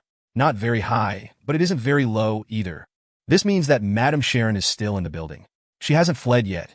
Klein froze for a moment, quickly realizing the reason. He had entered a unique state by summoning himself to inspect the safe. He hadn't forcefully broken the lock when he was inspecting the secret compartment, nor did he activate any hidden traps. Thus, Madame Sharon wouldn't have discovered that her secret had been exposed. She would only think that there was a break-in, or some private investigator was checking on her to no avail. In such a situation, it was logical that she would continue to stay home. It made logical sense. To lose composure from a tiny matter and overreact wasn't the Madame Sharon whom Klein had come to understand. She was a calm socialite who was capable of acting afraid and pitiful, as well as a Beyonder member of the Demonist sect who had kept her identity hidden for many years. If the telephone had been invented, Madame Sharon definitely would have called one of her lovers and complained about the security in Tinjin City, whilst hinting that it was Madame Maynard. Klein began imagining a melodramatic plot. He told Dunn and Kinley the results of his divination, as well as his guess. That's the most reasonable deduction. Dunn pressed down on his hat as he looked at the second floor of Madame Sharon's apartment. There's no need for us to rush in. Why? Kinley, who was holding sealed artifact 3-0217, instinctively asked. He was filled with fear towards the spirit medium mirror in his hands. He was afraid that some unexpected event would arise from the sealed artifact. Dunn wore his black gloves and looked at Klein. Do you still remember what happened when we tried to capture Instigator Trissy? I remember, Klein replied after some thought. She seemed to be able to detect our presence and make the necessary responses, which resulted in her successful escape. I also remember suggesting the use of bombarding the house when the captain asked me how I would deal with the situation. That was the safest, most surefire method. But not this time. We can't use it here, as there are many innocent maids in Madame Sharon's house. If we notified them in advance and got them to evacuate, that would definitely catch Madame Sharon's attention. According to Leonard, Trissy could turn invisible. We have to assume that Madame Sharon has that ability too. Klein connected the dots at once. Dunn looked at the crimson moon in the sky and said, Good. Your answer is very good. You're rather intuitive in such situations. We cannot approach recklessly and end up alarming Madame Sharon. I'll try dragging her into a dream from a distance. If I'm successful, you and Kinley will go and capture her. Well, you can make the decision of whether to kill her or not. Kill her if you cannot control her. Your safety is of utmost importance. Captain, your line of thought is always so clear at such critical moments. I was just waiting for you to say that. Klein praised in his heart. Over the months, Klein had grasped most of the unique traits of the different beyonder powers of his partners when he was casually chatting with Dunn, Leonard, Fry, and the rest. Amongst those, Dunn Smith, who was a nightmare, could freely enter the dreams of a sleeping person even though he was at home or at the Blackthorn Security Company. But how he did it was a secret of his own sequence, and Klein didn't ask about it too deeply. The ability to drag someone into a dream had a limited range and was normally used during direct confrontations. But Klein had once heard the captain say that the ability also had a certain effect when used within a 100-meter radius. But he needed time to complete the process. He couldn't do it instantly, for the process was similar to coaxing a child to sleep. At this moment, Dunn was going to drag the distant Madame Sharon into a sleeping state a little at a time. After completing the first stages of the restraint, he was going to create the most opportunistic conditions for Klein and Kinley. All right, Kinley was also rather accepting of the captain's plan. Without any more chatter, Dunn leaned on the corner of a wall and shut his eyes. He put his hands together and lowered his head. His black windbreaker and silk hat blended into the night. In the opulent bedroom, Madame Sharon was leaning on her comfortable rocking chair, completely naked. Her fair and excellent figure was completely exposed. She sometimes turned her head towards the full-length mirror to admire her charming self. As she looked, her face would flush red as tears welled in her eyes. Her expression emitted a strange tenderness amidst her stupor. The skeletal statue of the goddess was sitting on the table beside her. The thick strands of hair seemed gentle under the warm, pink light. Slowly, the frequency in which Madame Sharon looked into the mirror decreased. Bit by bit, her eyelids couldn't help but droop. Seconds turned into minutes when Klein suddenly recalled something. How was the captain going to notify Kinley and himself after he successfully dragged Madame Sharon into a dream? Madame Sharon would wake up if the captain left his nightmare state, and she would notice that something was off. I wonder if the captain is capable of giving hand signs while dreaming at the same time? Klein looked at the worried Kinley pacing around and intended to discuss this with him in order to distract him. At that moment, his mind turned into a blur. He saw a giant crimson moon, as well as Captain Dunn Smith in his black windbreaker under the moon. There was also the short Kinley, his expression dazed. Klein realized that he too was dreaming. I'd been dragged into a dream by the captain, so that's how he was going to notify us. He wanted to face-bomb himself, but could only maintain his trance-like state while saying muddle-headedly, Captain? Dunn nodded slightly and said, Madame Sharon has entered a dream. You can take action now. He then emphasized, remember to be careful, and don't be too reckless. We would rather miss the opportunity than take unwarranted risks. Just as he finished his sentence, the world before Klein shattered. His eyes reflected Dunn Smith again. He was still at the corner of the wall, looking down with his hands clenched tightly into fists. On the other side, Kinley, who had stopped pacing about, also opened his eyes. The duo exchanged looks and nodded. Both of them entered a state to execute their operation. Even though this was the first time Kinley was participating in a relatively dangerous mission, he was still more experienced than Klein. He had attended many official missions, so he quickly adjusted his mental state, becoming calm and sharp.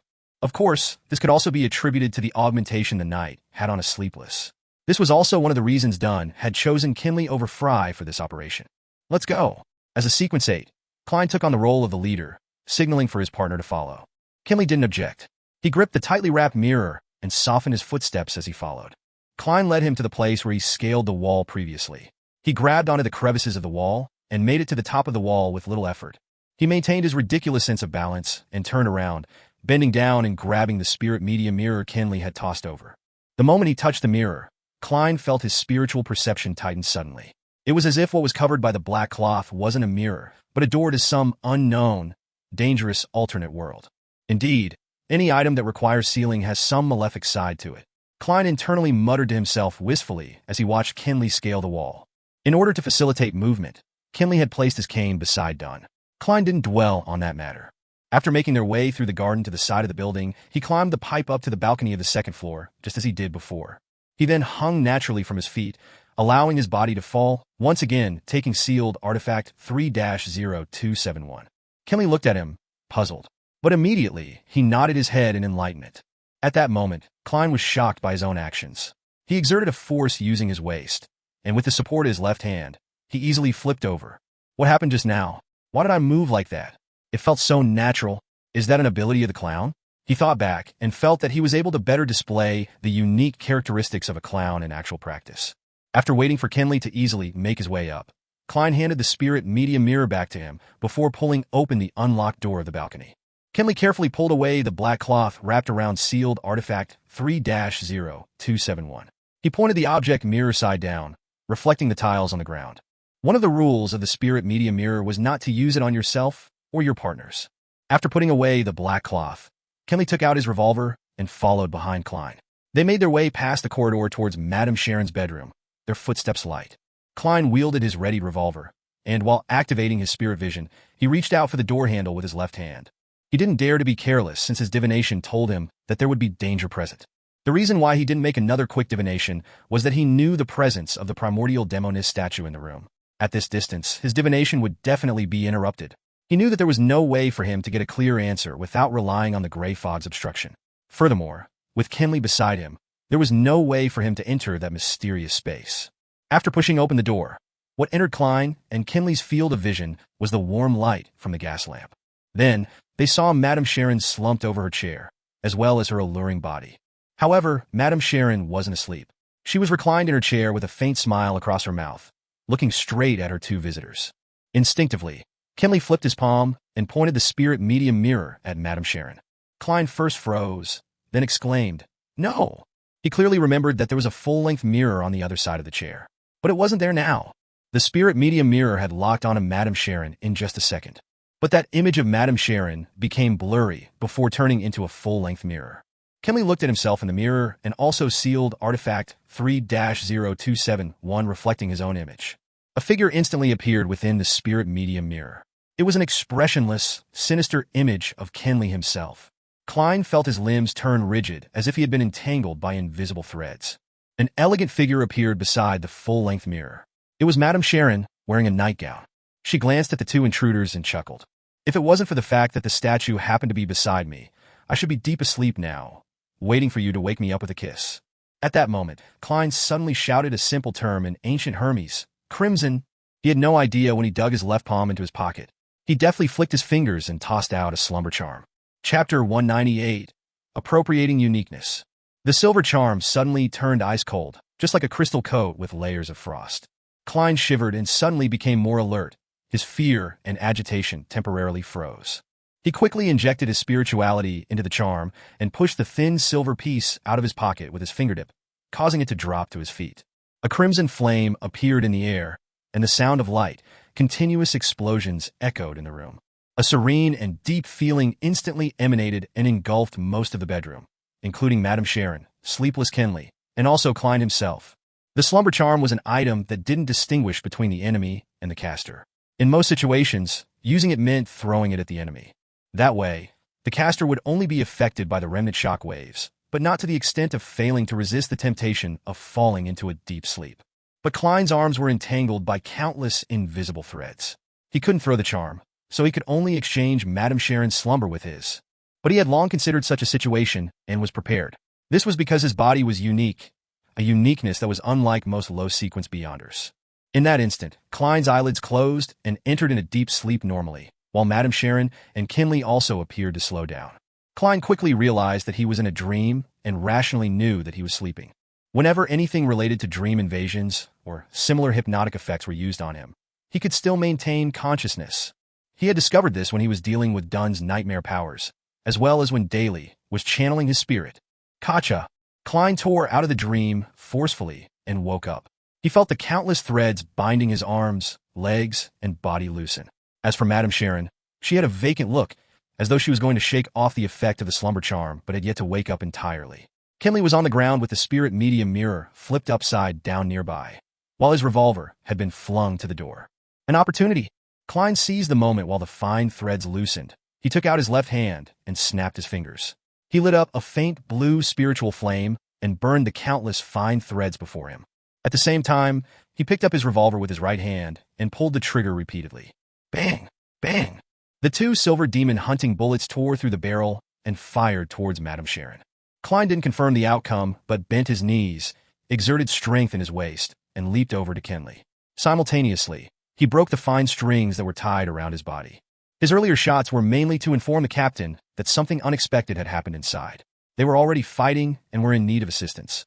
Of course, if he could shoot Madame Sharon directly, that'd be the best outcome. However, Klein didn't believe a Sequence 7 or 6 Beyonder could be taken care of so easily. There were faint blue flames twirling in the air, dancing across the fine threads in the room. In such a dreamy scenery, the two silver demon hunting bullets struck Madame Sharon's body. Kacha! Kacha! Madame Sharon was in her translucent sleeping robe, and her indistinct body shattered like the crimson moon's reflection in a lake. The full body mirror next to her cracked into pieces, and most of them shattered into about thumbnail-sized chunks, while a small amount remained on the frame. They all resembled palms, strangely shaped palms. A substitute? A Beyonder power of the Demoness sequence? The corner of Klein's eyes swept over it as he already rolled next to Kinley. Since the fine strings were all broken by his movement, the faint blue flames didn't spread over. At that moment, Madame Sharon had vanished, but the sleeping Kinley lifted his hands and gripped his neck so tightly that his saliva began flowing out as his tongue protruded. But he didn't seem like he was going to stop. But in Klein's spirit vision, there weren't any abnormal things around. He suddenly recalled the description of sealed artifact 3-0271. The most dangerous situation is when you see yourself. Could it be that Kinley saw his own reflection in sealed artifact 3-0271 through the full-body mirror? Klein speculated. He quickly took out another silver charm without having the luxury of time to think about it. It was a triangular-shaped item, a requiem charm. Crimson. Klein said the ancient Hermes word while he instilled his spirituality into the charm and threw it out. Then he pressed down his left hand and grabbed the spirit medium mirror. He used the corner of his eye to determine that the sealed artifact was facing downward, so it wouldn't reflect himself. The triangular silver charm ignited into icy blue flames. The gentle and serene darkness blanketed Kinley and affected Klein himself. The nervous emotions dispersed in that instant. Kinley relaxed his hands on his throat, while Klein felt like he was standing before his oriel window at home, overlooking the quiet streets. His physical and mental state was at peace. That was exactly what Klein wanted. At that very moment, he entered an extremely serene state. He appeared to be the only person left in the entire world with nothing else in existence. Within this sense of calmness, he suddenly had a gut feeling in his mind. Madame Sharon is about to attack my right waist. That was the foresight ability of a clown in battle. Without any hesitation, Klein lifted the spirit medium mirror and rolled to his left. Just as he moved, a dagger, burning in dark flames, pierced the spot where he had stood earlier. Madame Sharon's figure was outlined once again. As he rolled, Klein suddenly lifted the spirit medium mirror and pointed it at Madame Sharon. Besides saving his teammate, his main goal when he got close to Kinley was to pick up the sealed artifact. Otherwise, he didn't believe that anything good would come out of waiting for the captain's reinforcements while being next to Madame Sharon. The flaring sun charm could be used to fight against a Beyonder, but the effect wouldn't be as significant as if it was used against a dead spirit. Plus, the other person wouldn't just stand there and wait for him to use a charm. If it really didn't work, Klein could only take the risk and use Azek's copper whistle. Regarding how he would explain it, he would think about it after he managed to stay alive. However, things developed better than Klein had predicted. Madame Sharon opted for assassination. She didn't interrupt his use of the requiem charm and the spirit medium mirror. Therefore, Klein had instantly formulated a simple plan. He didn't avoid the repercussions of the requiem charm, but relied on it to enhance his foresight ability as a clown. Then, he seized the opportunity to dodge the attack while he used the spirit medium mirror to reflect the enemy. When Madame Sharon missed her strike, she immediately wanted to chase after her agile opponent who was rolling away. She suddenly saw a mirror with 3 cracks. The surface of the mirror rippled, and a woman's figure appeared. Her hair was black and thick, hanging low and blocking her face. Klein's left hand shook, and the spirit medium mirror glided on the carpet for a dozen centimeters with the front facing upwards.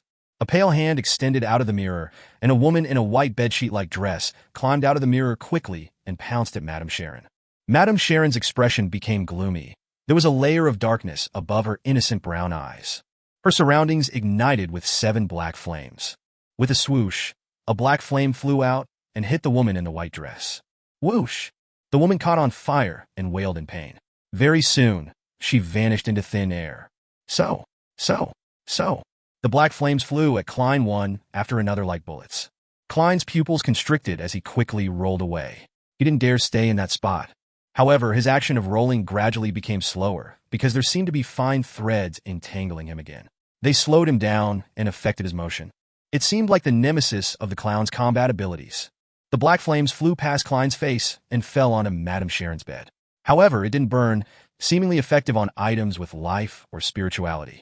Klein had yet to feel rejoice over his successful dodge when another premonition flashed through his head. He twisted his spine and changed his forward flip into a side roll. A transparent ice crystal suddenly appeared like a spear and stabbed into the carpet where Klein had originally intended to land. The white frost expanded and struck Klein, whose actions were affected by the fine threads. He suddenly shivered, and his body became stiff. Although he could still move, he was much slower. Madame Sharon had black flames surrounding her again, and there was a transparent ice spear that condensed in her hands. Klein didn't hesitate any further as he shoved his hand into his pocket and grabbed Azek's copper whistle. Hee. Just then, Kenley shook off the effect of the requiem and slumber charms. He got up and looked towards Madame Sharon with a pair of vacant-looking eyes. His face seemed to be blanketed by a shadow, making him look silent, yet creepy. Thud, thud, thud. Kenley leaped at Madame Sharon, who was the closest. Madame Sharon narrowed her eyes and shot the black flames surrounding her one after another at Kenley. Poof! Poof poof! The black flames disappeared like snowflakes and didn't have any effect.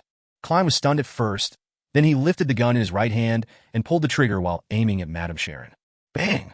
Madame Sharon dodged ahead of time and threw the frost spear towards Kenley, but it only penetrated his clothes and not his skin. Hence, it didn't create a freezing effect. Bang!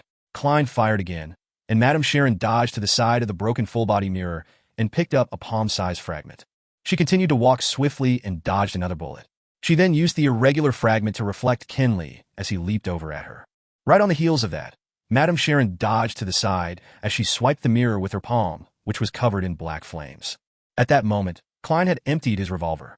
He had no choice but to throw it, letting the empty shells and revolver fall to the carpet. Just as he rolled over to pick up Kenley's revolver, he heard his teammate's tragic scream. Kenley stopped before bending over and vomiting. It was bile at first, then a red heart, followed by his lungs and stomach that were burning with black flames. Chapter 199. Successful Toss of the Die. The beating heart, the yellowish-green liquid, the silently burning black flames, and the falling figure entered Klein's field of vision and etched themselves deeply into Klein's mind. The most dangerous mission he had encountered up to this date had been when he was dealing with Ray Bieber, who was in the midst of digesting. Even such a terrifying and dangerous monster had only resulted in severe injuries to the Beyonders on the mission. No one had to sacrifice their lives. The deaths of the Beyonders Klein had witnessed, including old Niels, were all due to them losing control. The murderer might be strange and indescribable or related to evil gods, but they had nothing to do with the missions they undertook. Now, he was looking at one of his partners being killed in action. The death was purely due to one mistake. Nighthawks were fighting against madness, but so were they also fighting against danger. There might never be an opportunity to make up for that one mistake. Klein's thoughts erupted with a boom. Apparently having taken a huge blow, he knelt down and lifted his right hand, firing successive shots at Madame Sharon. The silver demon hunting bullets pierced through the invisible threads and shot towards her head and transparent sleeping gown. Suddenly, Madame Sharon appeared to be yanked in another direction by something, allowing her to successfully avoid Klein's manic shooting. Klein only managed to collect himself and regain the ability of rational thought when he finished firing the 5 bullets in his revolver, and the sound of the hammer striking an empty chamber entered his ears. His heart tightened. Without any time to reload, he tossed the revolver to the side and took out a stack of tarot cards. Ha! Madame Sharon's body moved to the side and saw a card fly past her, piercing deeply into the surface of the makeup table. She smiled, her beautiful brown eyes once again taking on a black luster. At that moment, her waterfall-like brown hair suddenly flailed into the air like it was lifted by an invisible force. Madame Sharon froze. She wanted to dodge, but she was too slow. Klein had tossed out a magician card, successfully pinning her hair to the wall. Ha! Madame Sharon forcefully tore away her hair and rolled forward, her body quickly vanishing from Klein's line of sight. She's turned invisible again. Klein had a tarot card between his fingers as he slowly turned around while being alert of his surroundings. Suddenly, he realized why Madame Sharon had to give up her attack and why she had slowed down. If the situation had developed normally, Klein would have had no choice but to use Azek's copper whistle to deal with this terrifying demoness. Yes, the captain must be around here somewhere. He felt a little excited. He looked around, his gaze instinctively falling on the window. At the same time, he made a judgment in his heart. Madame Sharon wants to flee. She knew that we still have a partner with the ability to drag her into a dream, but she was unsure if there would be other reinforcements from the Nighthawks, mandated punishers, or machinery hive mind. Even though she's powerful, there's no way that she can wipe out a team of Beyonders on her own. With that thought, Klein flicked his wrist, tossing the tarot card towards the window. Whoosh, whoosh, whoosh. He threw out 5 cards in succession, 3 sealing the window and the other 2 towards the door. Crack! Thud! Thud! Amidst the sound of shattering glass, 2 tarot cards dug into the ajar bedroom door, one after the other. As he expected, Klein heard the sound of dodging. He once again tossed cards out, making use of his clown's intuition to pinpoint where he should be aiming. The cards pierced through the air and rapidly advanced before drilling themselves into the sturdy wall. However, a figure was quickly outlined in the air. It was none other than the brown-haired Madame Sharon, who was in a translucent sleeping gown. The moment Madame Sharon was exposed, her eyes lost their focus, as though she was falling asleep standing. Captain, Klein scanned his surroundings, but was in no hurry to throw his cards. This was because he knew that Madame Sharon would quickly break out of the dream. He had to deal fatal damage in these 2 or 3 seconds, or their opponent would escape. It was easy to escape from a nightmare when there was a huge distance between them. Bending his knees, Klein rolled forward diagonally. He went prone and extended his right hand, grabbing the edge of the spirit medium mirror that was facing upward. He then flicked his wrist before his reflection could appear in the mirror. He tossed sealed artifact 3-0271 towards Madame Sharon, mirror side facing her. Madame Sharon's body trembled. The color of her brown eyes was quickly restored as they once again found their focus. An awakening before her was a crystalline layer of sturdy frost that appeared on the surface of her body. However, she didn't see the card, nor the demon-hunting bullet approaching her. All she saw was a mirror, and that the mirror was reflecting her innocent, yet alluring beauty. That beautiful face in the mirror suddenly became contorted. Wrinkles, gashes of blood, and rotting spots appeared on her face. No! Madame Sharon let out a shrill cry as if she had just witnessed someone she loved die. Her skin quickly took on a green color as yellow pus flowed out the corner of her eyes. After a moment of suffering, a silent black flame burned outward from within Madame Sharon, as if she was trying to expel something. The black flames then condensed into a thick frost, as if it was creating a coffin for an eternal rest. The invisible threads finally took on a color that was visible to the human eye. They enveloped the frost, forming a gigantic cocoon. Thud! Thud! Thud! Sealed artifact 3-0271 fell onto the ground and tumbled before stopping beside Madame Sharon's giant cocoon. At that moment, Dunn broke through the window frame and somersaulted into the room. He caught sight of Kenley, who had stopped breathing, and his expression sank. It was at this moment the cocoon cracked open. The coffin of ice crumbled an inch at a time as black flames turned into specks of light, dissipating into the surroundings. Madame Sharon's skin had regained its normal color. Her eyes showed fatigue, but she seemed normal. Her eyes reflected Klein, who was still sprawled on the ground. She also saw Dunn Smith, his finger pressed on his glabella with his eyes closed. A formless ripple spread outward from Dunn as Madame Sharon's eyelids drooped uncontrollably. Under Dunn's windbreaker were writhing, snake-like objects. Klein knew that the captain couldn't restrain Madame Sharon for long, just like when they were previously fighting Monster Bieber. Klein rolled forward again, grabbed his revolver, the one he had previously tossed onto the carpet. He grabbed 3 demon-hunting bullets with his left hand and familiarity stuffed them into the round chambers. Ha! Klein closed the cylinder and stood up, taking aim at Madame Sharon with both hands on the gun. He aimed at the center of her forehead. Bang! He controlled his body with the abilities of the clown and pulled the trigger. The silver demon-hunting bullet pierced through the air, accurately hitting the fixed target. A bloody gash appeared between Madame Sharon's eyes, but the bullet seemed to tear through multiple layers of obstruction, causing it to lose the bulk of its power. rendering it unable to pierce through the target's skull. Klein fired another 2 shots without hesitation when he saw Madame Sharon suddenly open her eyes. Bang! Bang! A rain of blood splattered amidst white dots. The stunning beauty that was Madame Sharon had become a mutilated corpse that would incite nightmares in every man. She had long run out of substitutes to use. Phew! Phew! Klein lowered his arms and panted heavily. Madame Sharon, with only half her head left, slumped onto the ground. She still had an exceptional figure, her skin still white and tender. Dunn straightened himself up and opened his eyes. He, too, lowered his hand from his glabella, his face a little pale. He wasn't injured, but he looked as though he had lost a lot of blood. If it wasn't for the fact that she wanted to kill a few people before she tried to escape, if it wasn't for sealed artifact 3-0271 reflecting herself by chance, we probably would have only been able to injure her. Dunn slowly walked forward to Klein's side, his voice unusually low. If it wasn't for how unique I was, I would have died along with Kinley in the first 10 seconds of the battle. Klein turned to look at Kinley, who was silently lying on the black ash. He exhaled. Captain Kinley? I know, Dunn replied with a raspy voice. I made a mistake. I was fooled by Madame Sharon. I didn't expect her to secretly escape from the dream. He paused, then he said in a serious tone, but you have to get used to this.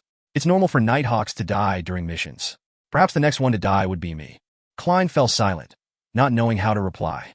Kinley still had his eyes open, staring blankly at the ceiling. May the goddess bless you. May you find true peace. Dunn walked over to Kinley's side and drew a crimson moon on his chest.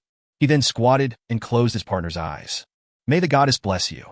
May the serene night no longer harbor any danger or madness.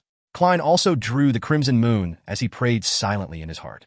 A few seconds later, he forcefully retracted his gaze and asked in a heavy voice, Captain, should I channel her spirit now? Dunn nodded indiscernibly. Don't attempt to ask about the primordial demoness. That's very dangerous. I'll guard you and prevent any accidents from disturbing you. Klein didn't tarry. He took out the various ingredients and quickly set up an altar, starting the mediumship ritual. After reciting the incantations, he took a step back and used a dream divination. Madame Sharon's partners. Madame Sharon's partners. After reciting the statement 7 times, Klein entered a dream. He saw Madame Sharon's soul within the hazy world. He reached out to the transparent, ethereal soul, and the scene before his eyes changed. It was a night scene. Madame Sharon, who was wearing a long black robe, handed an ancient bronze book over to Instigator Trissy. She laughed a little manically after hearing the latter's doubt over the term witch. Weren't you always curious? Curious about why our upper echelons are all female. So it really was the Demonist sect.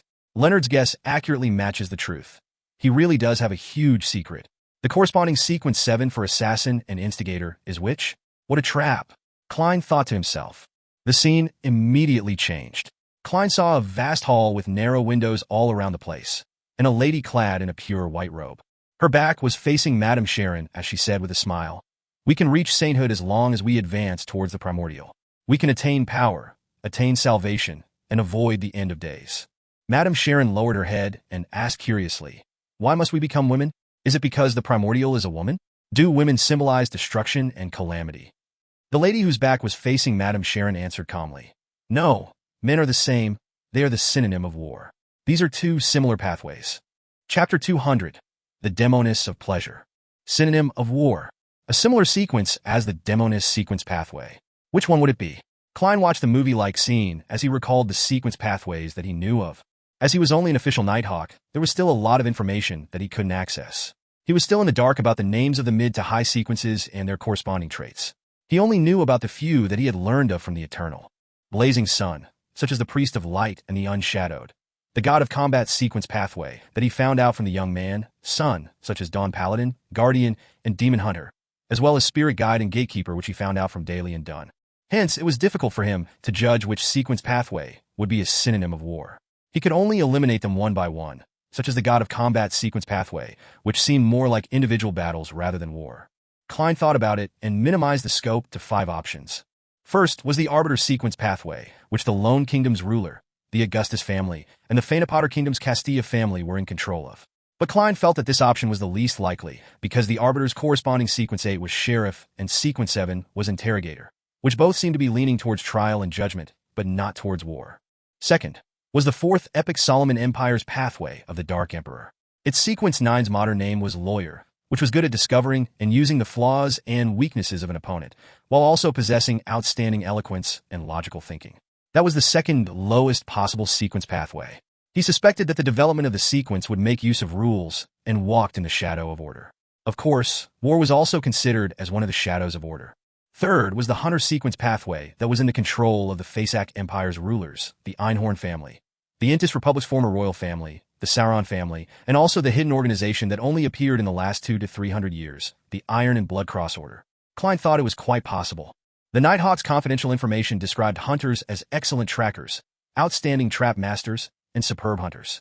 The corresponding Sequence 8 was Provoker, while Sequence 7 was Pyromaniac. Both were partially associated with massacre and war. Fourth was the ancient organization Blood Sanctify sect that worshipped demons. They were in control of the criminal sequence pathway. From the sequence title itself, Klein felt that it had a high possibility. Fifth was the Rose School of Thought that was known for bloody rituals.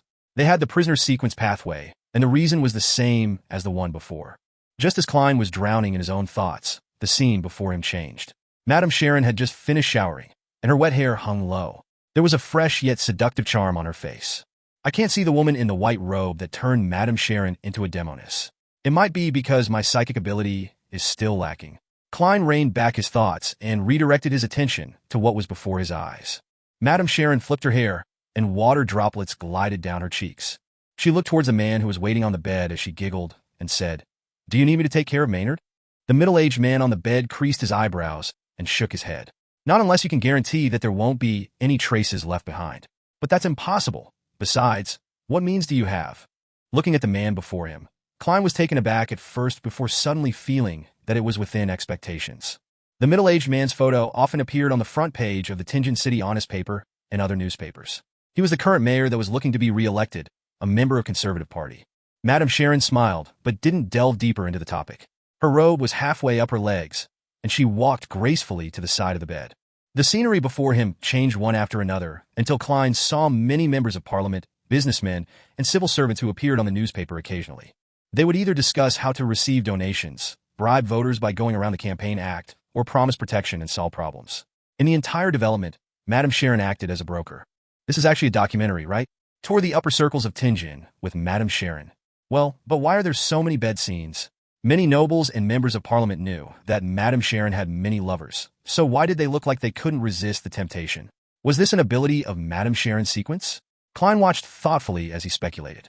Through the divination earlier, he was certain that none of the guys in Tingen's upper circles knew of Madame Sharon's true identity, nor did they collude with her to murder Maynard. In other words, Maynard's death was Madame Sharon's own decision? Why? She had no reason to take the risk.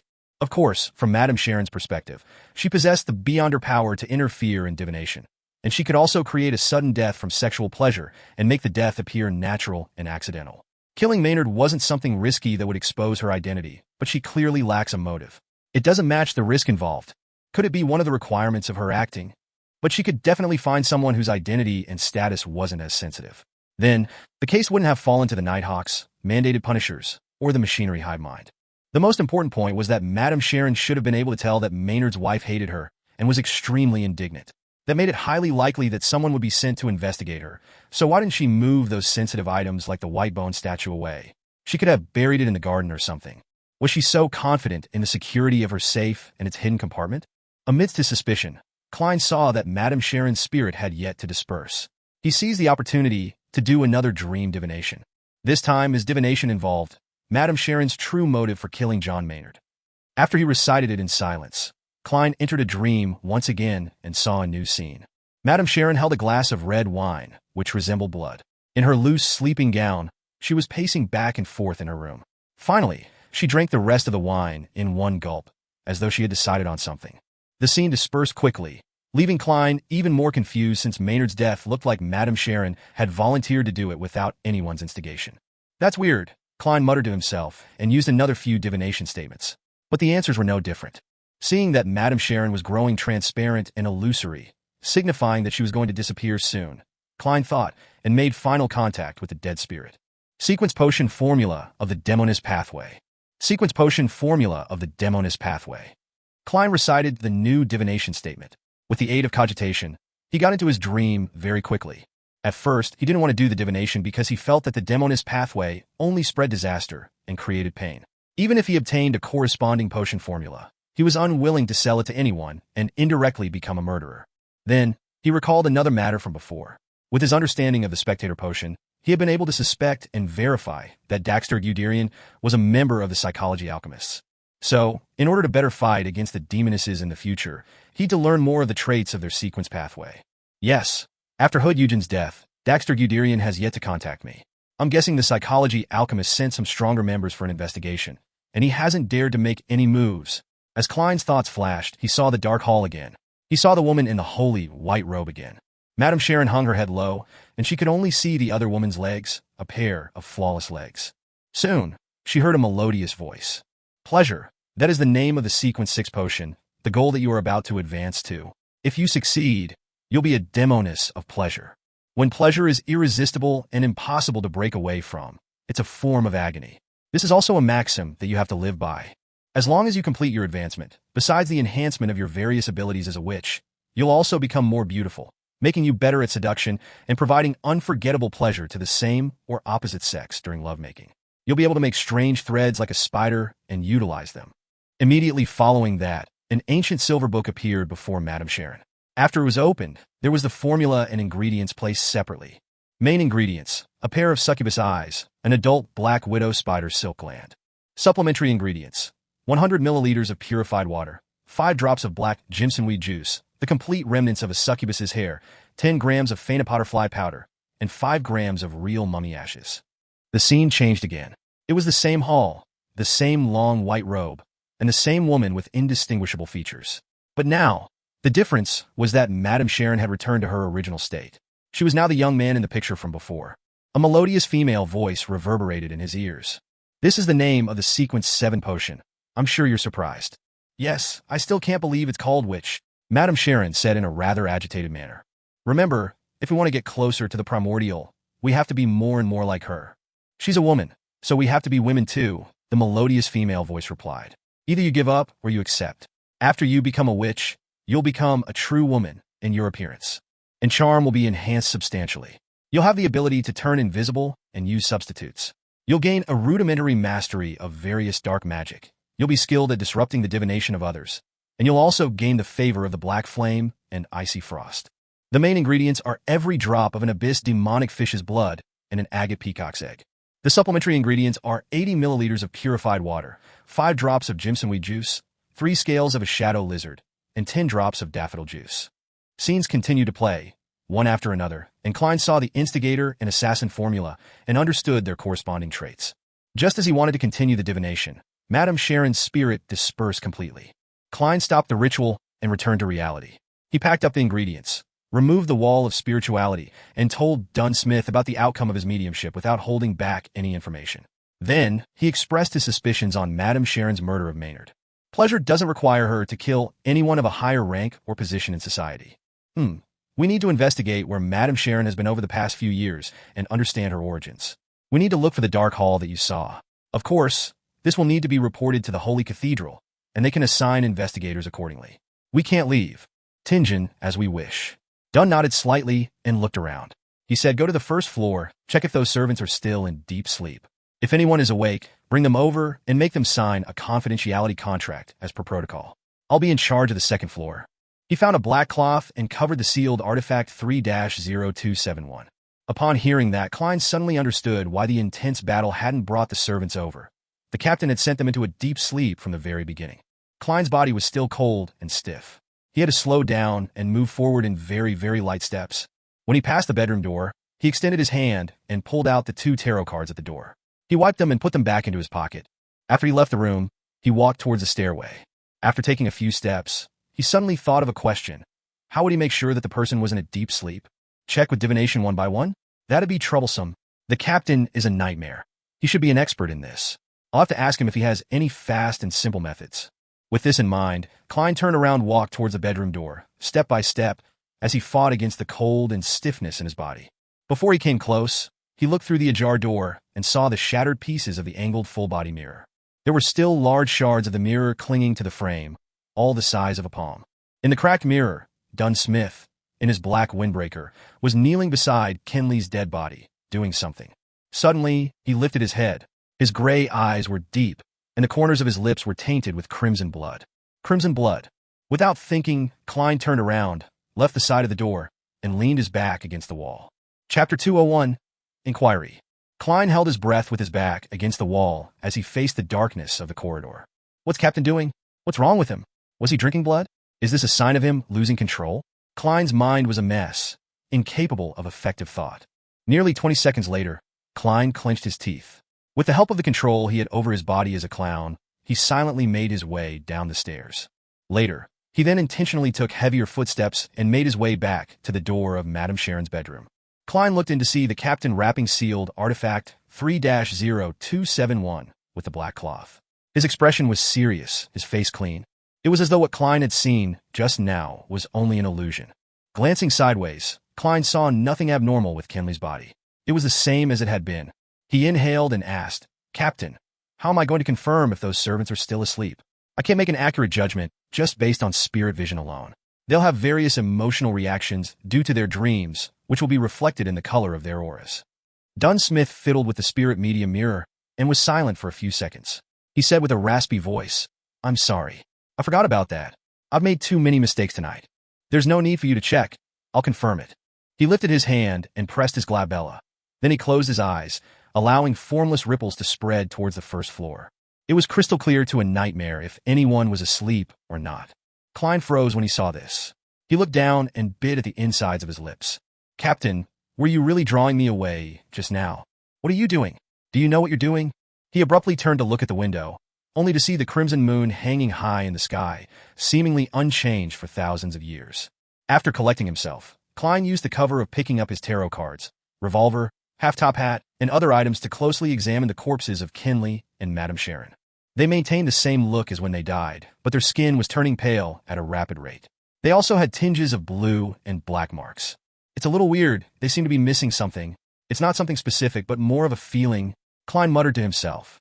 He felt his hair stand on end due to the chilly wind blowing through the shattered window. At that moment, Dunn opened his eyes and said in a deep voice, "They're all still asleep, but some of them are close to waking up."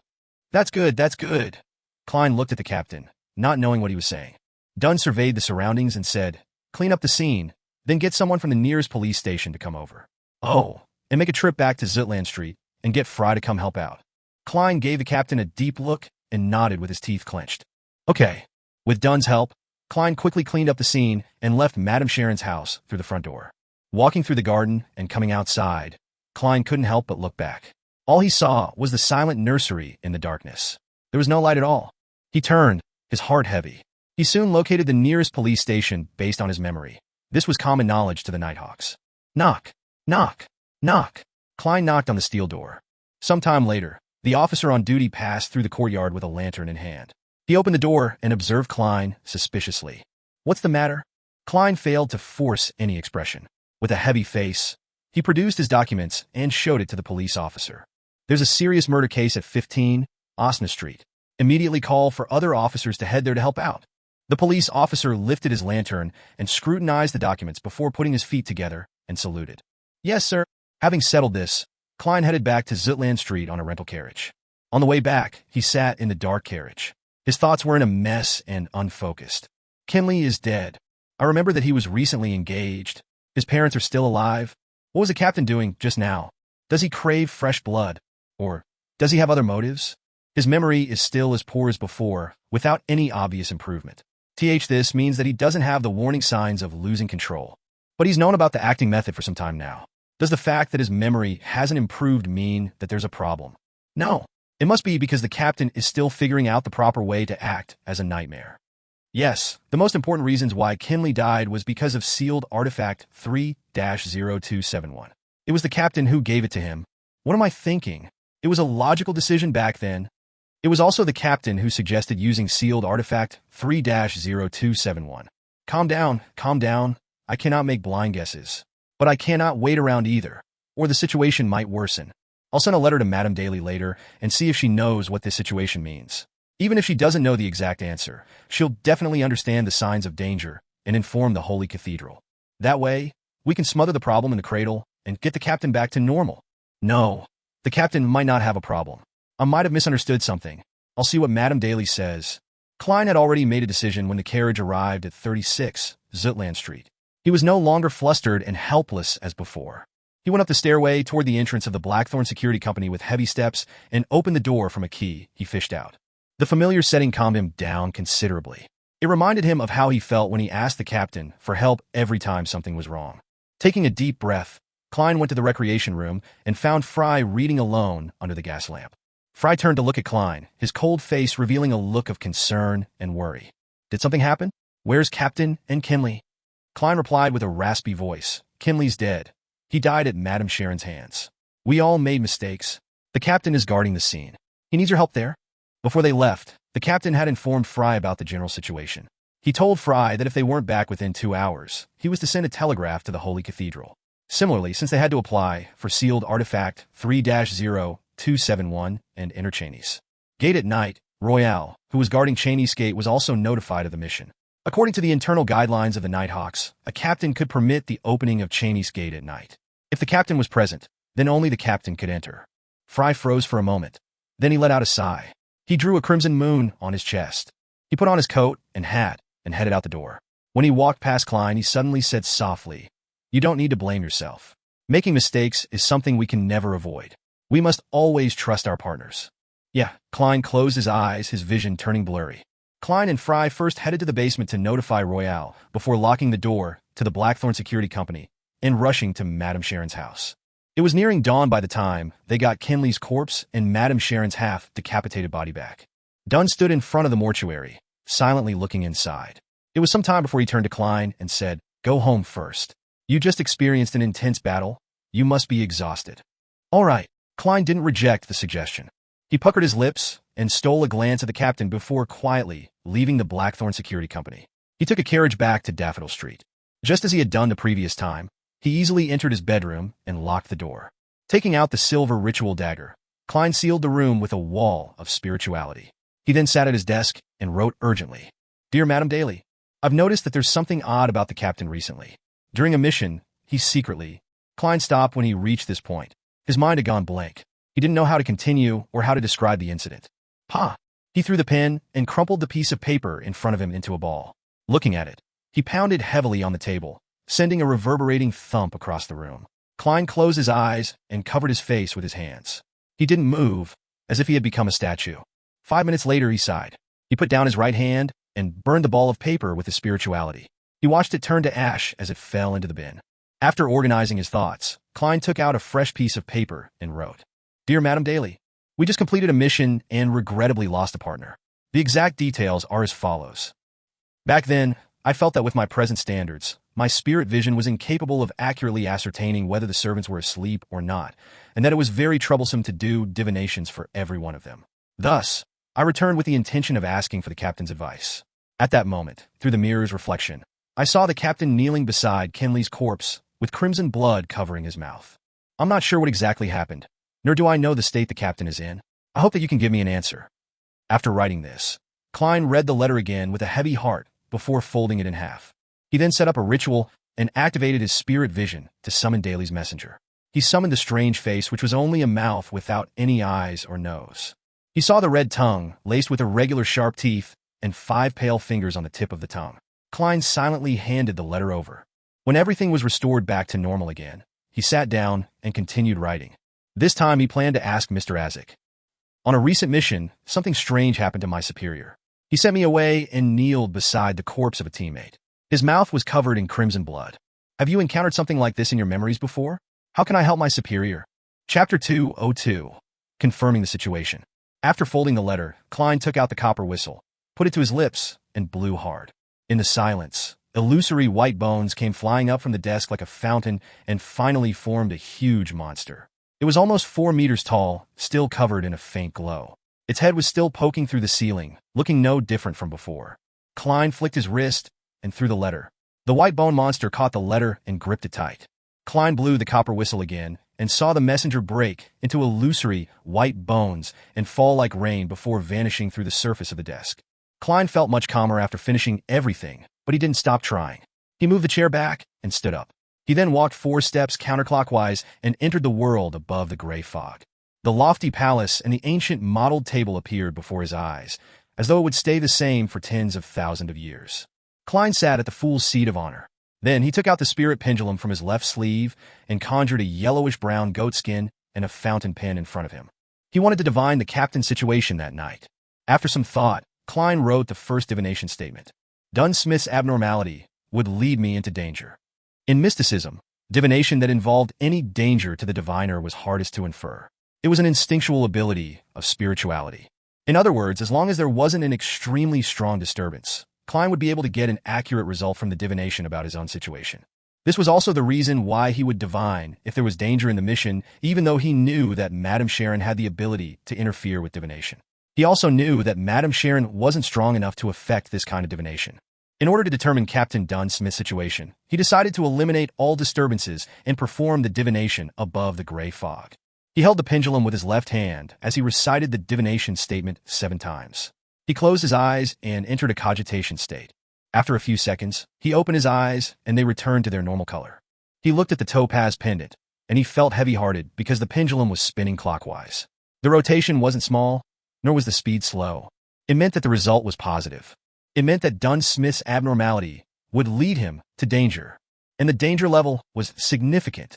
After he closed his eyes, Klein wiped away the previous content and wrote down a new divination statement. The reason for Dunsmith's abnormality. He put away the topaz pendant and leaned back into the chair. He recited the divination statement as he entered a dream with the aid of cogitation.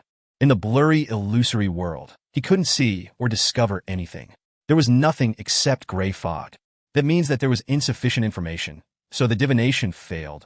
Klein looked at the goatskin on the long bronze table as he muttered bitterly and helplessly.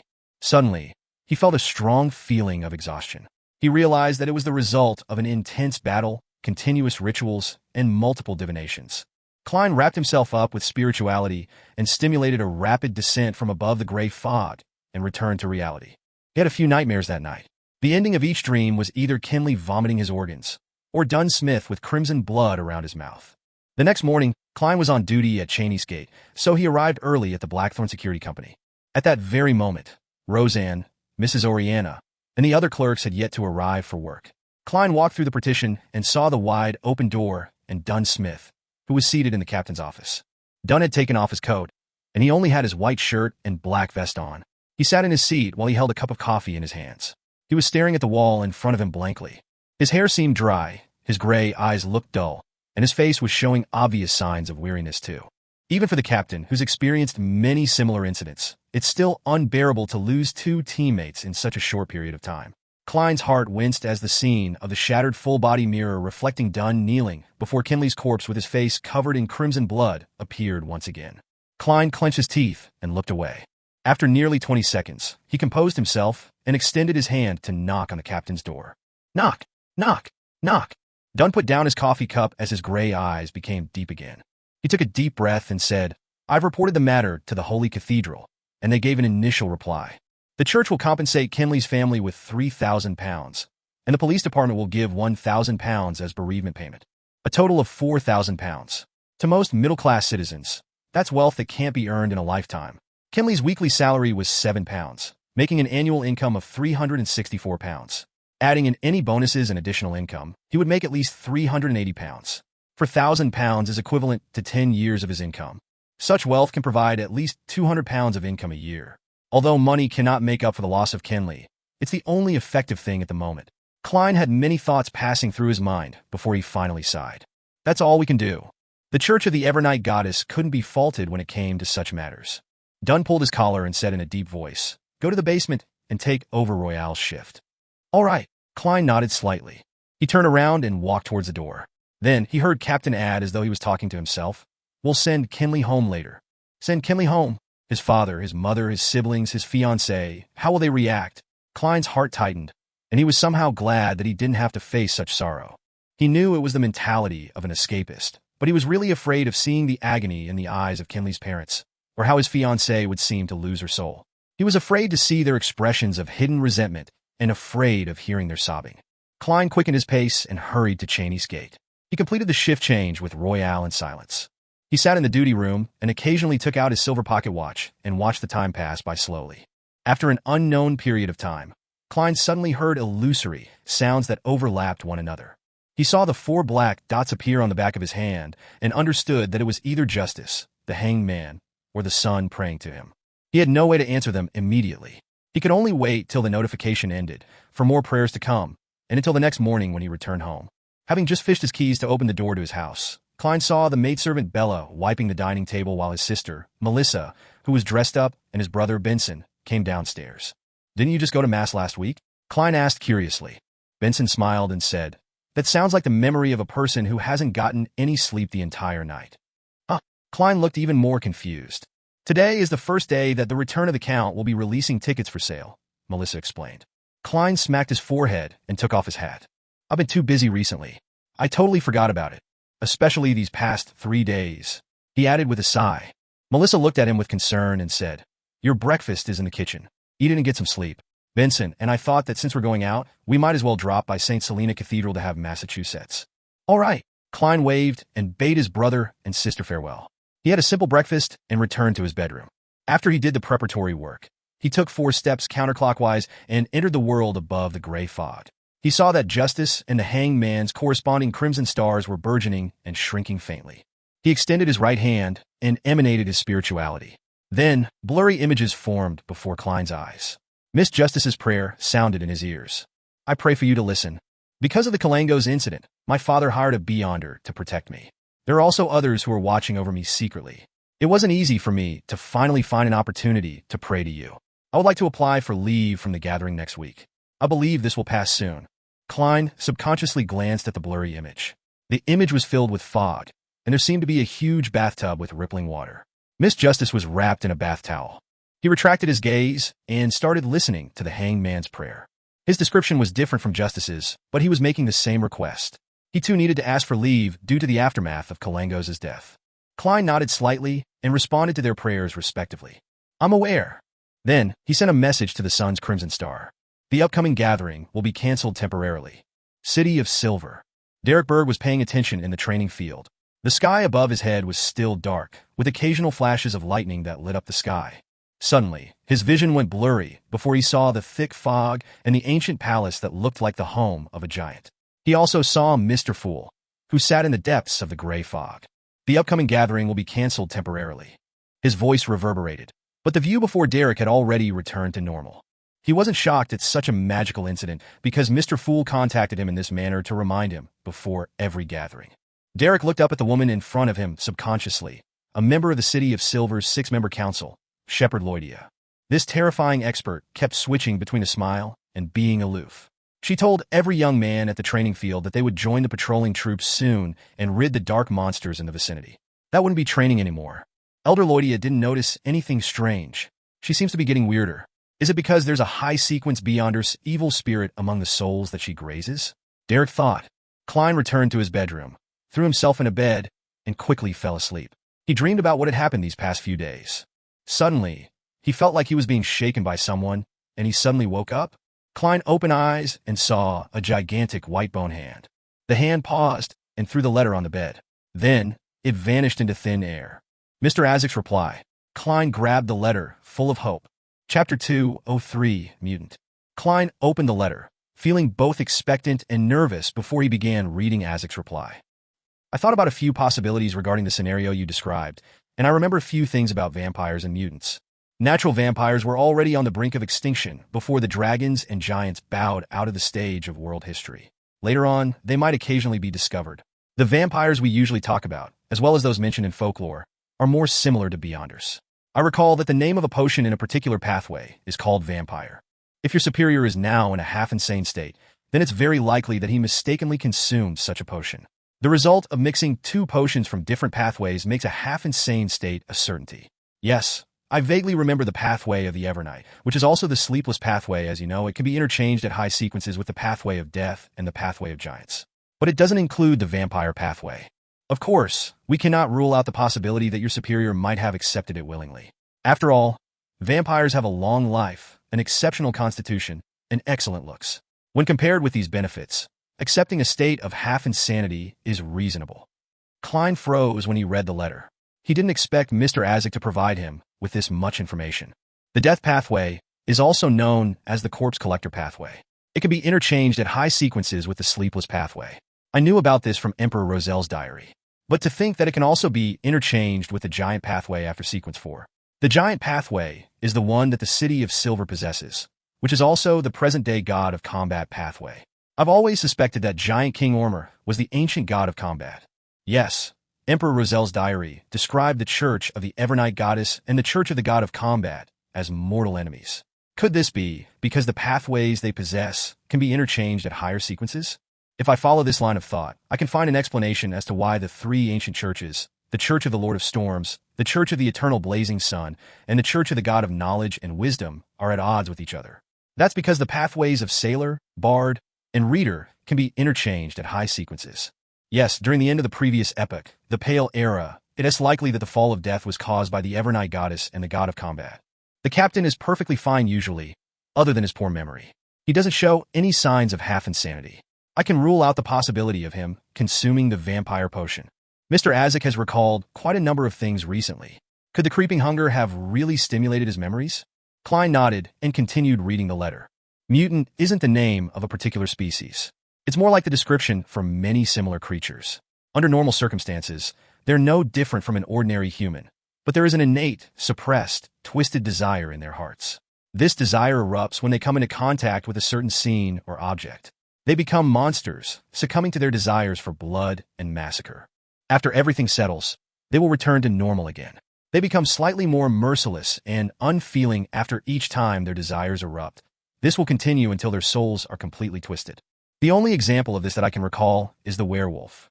They're similar to humans for the most part, and they cannot be distinguished using most Beyonder abilities. But during the full moon, the twisted desires in their hearts intensify, and their bodies also change accordingly. Your superior might be a potential mutant. The death of your teammate might have triggered his true nature. These are all my personal guesses. I cannot guarantee that there are no other possibilities since I haven't gotten all my memories back.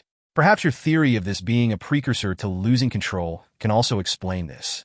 There's no saving him whether he has consumed the vampire potion, or if he's a mutant. Of course, many people have theorized that mutants were originally ordinary human beings, but were put under a strange curse or corrupted by some evil god or devil, and thus transform into a different monster under certain circumstances. Also, I'm not too sure if you can treat him when you notice the warning signs of losing control. I would advise that you report this directly to your superior and hope that there's still time. Klein looked gravely at the desk after placing the letter down. He slipped into deep thought. He had to admit that the theory of a mutant was a very possible one, but he couldn't eliminate the possibility that it was a warning sign to him losing control. All I can do is wait for Madame Daly's reply. I sent the letter 2 nights ago, so she should have received the letter yesterday morning. If she replied immediately, I should have seen the letter last night or this morning. It's almost noon. Does that messenger not dare to go near Cheney's gate? Or was Madame Daly held up by something? Klein shook his head. He still felt exhausted and used cogitation to force himself to sleep. In the hazy world, Klein was suddenly jolted to his senses. He knew that he was dreaming. He then saw Dunsmith in his black windbreaker appear in front of him. Responding in a manner congruent with a normal dream, Klein gave a delayed greeting. Good morning, Captain. Dunn nodded slightly and said, Leonard found a clue when he was investigating the Lenevis case. He needs your help. The mystery prior that the Holy Cathedral sent over won't arrive until tomorrow morning because of a train fault. All right, Klein replied in a fleeting voice. Dunn thought for a moment before adding, There's no need for you to return to Zitland Street. Head to 62, House Street directly. Leonard will be there waiting for you. It's been hard on you. The moment he finished his sentence, Klein's dream shattered. Klein instinctively opened his eyes. House Street? Isn't that the area where the Divination Club, my classmate Welch, and the member of the Aurora Order lived? There sure are many incidents lately, one after another, as if they're culminating in something, Klein thought as he got up slowly. He washed up in the bathroom before changing into a white shirt, brown vest, and black windbreaker. He then picked up his hat and went down to the living room. It wasn't 11 yet, and Benson and Melissa hadn't returned home. Klein informed Bella that he was going out and that she didn't need to prepare lunch for him.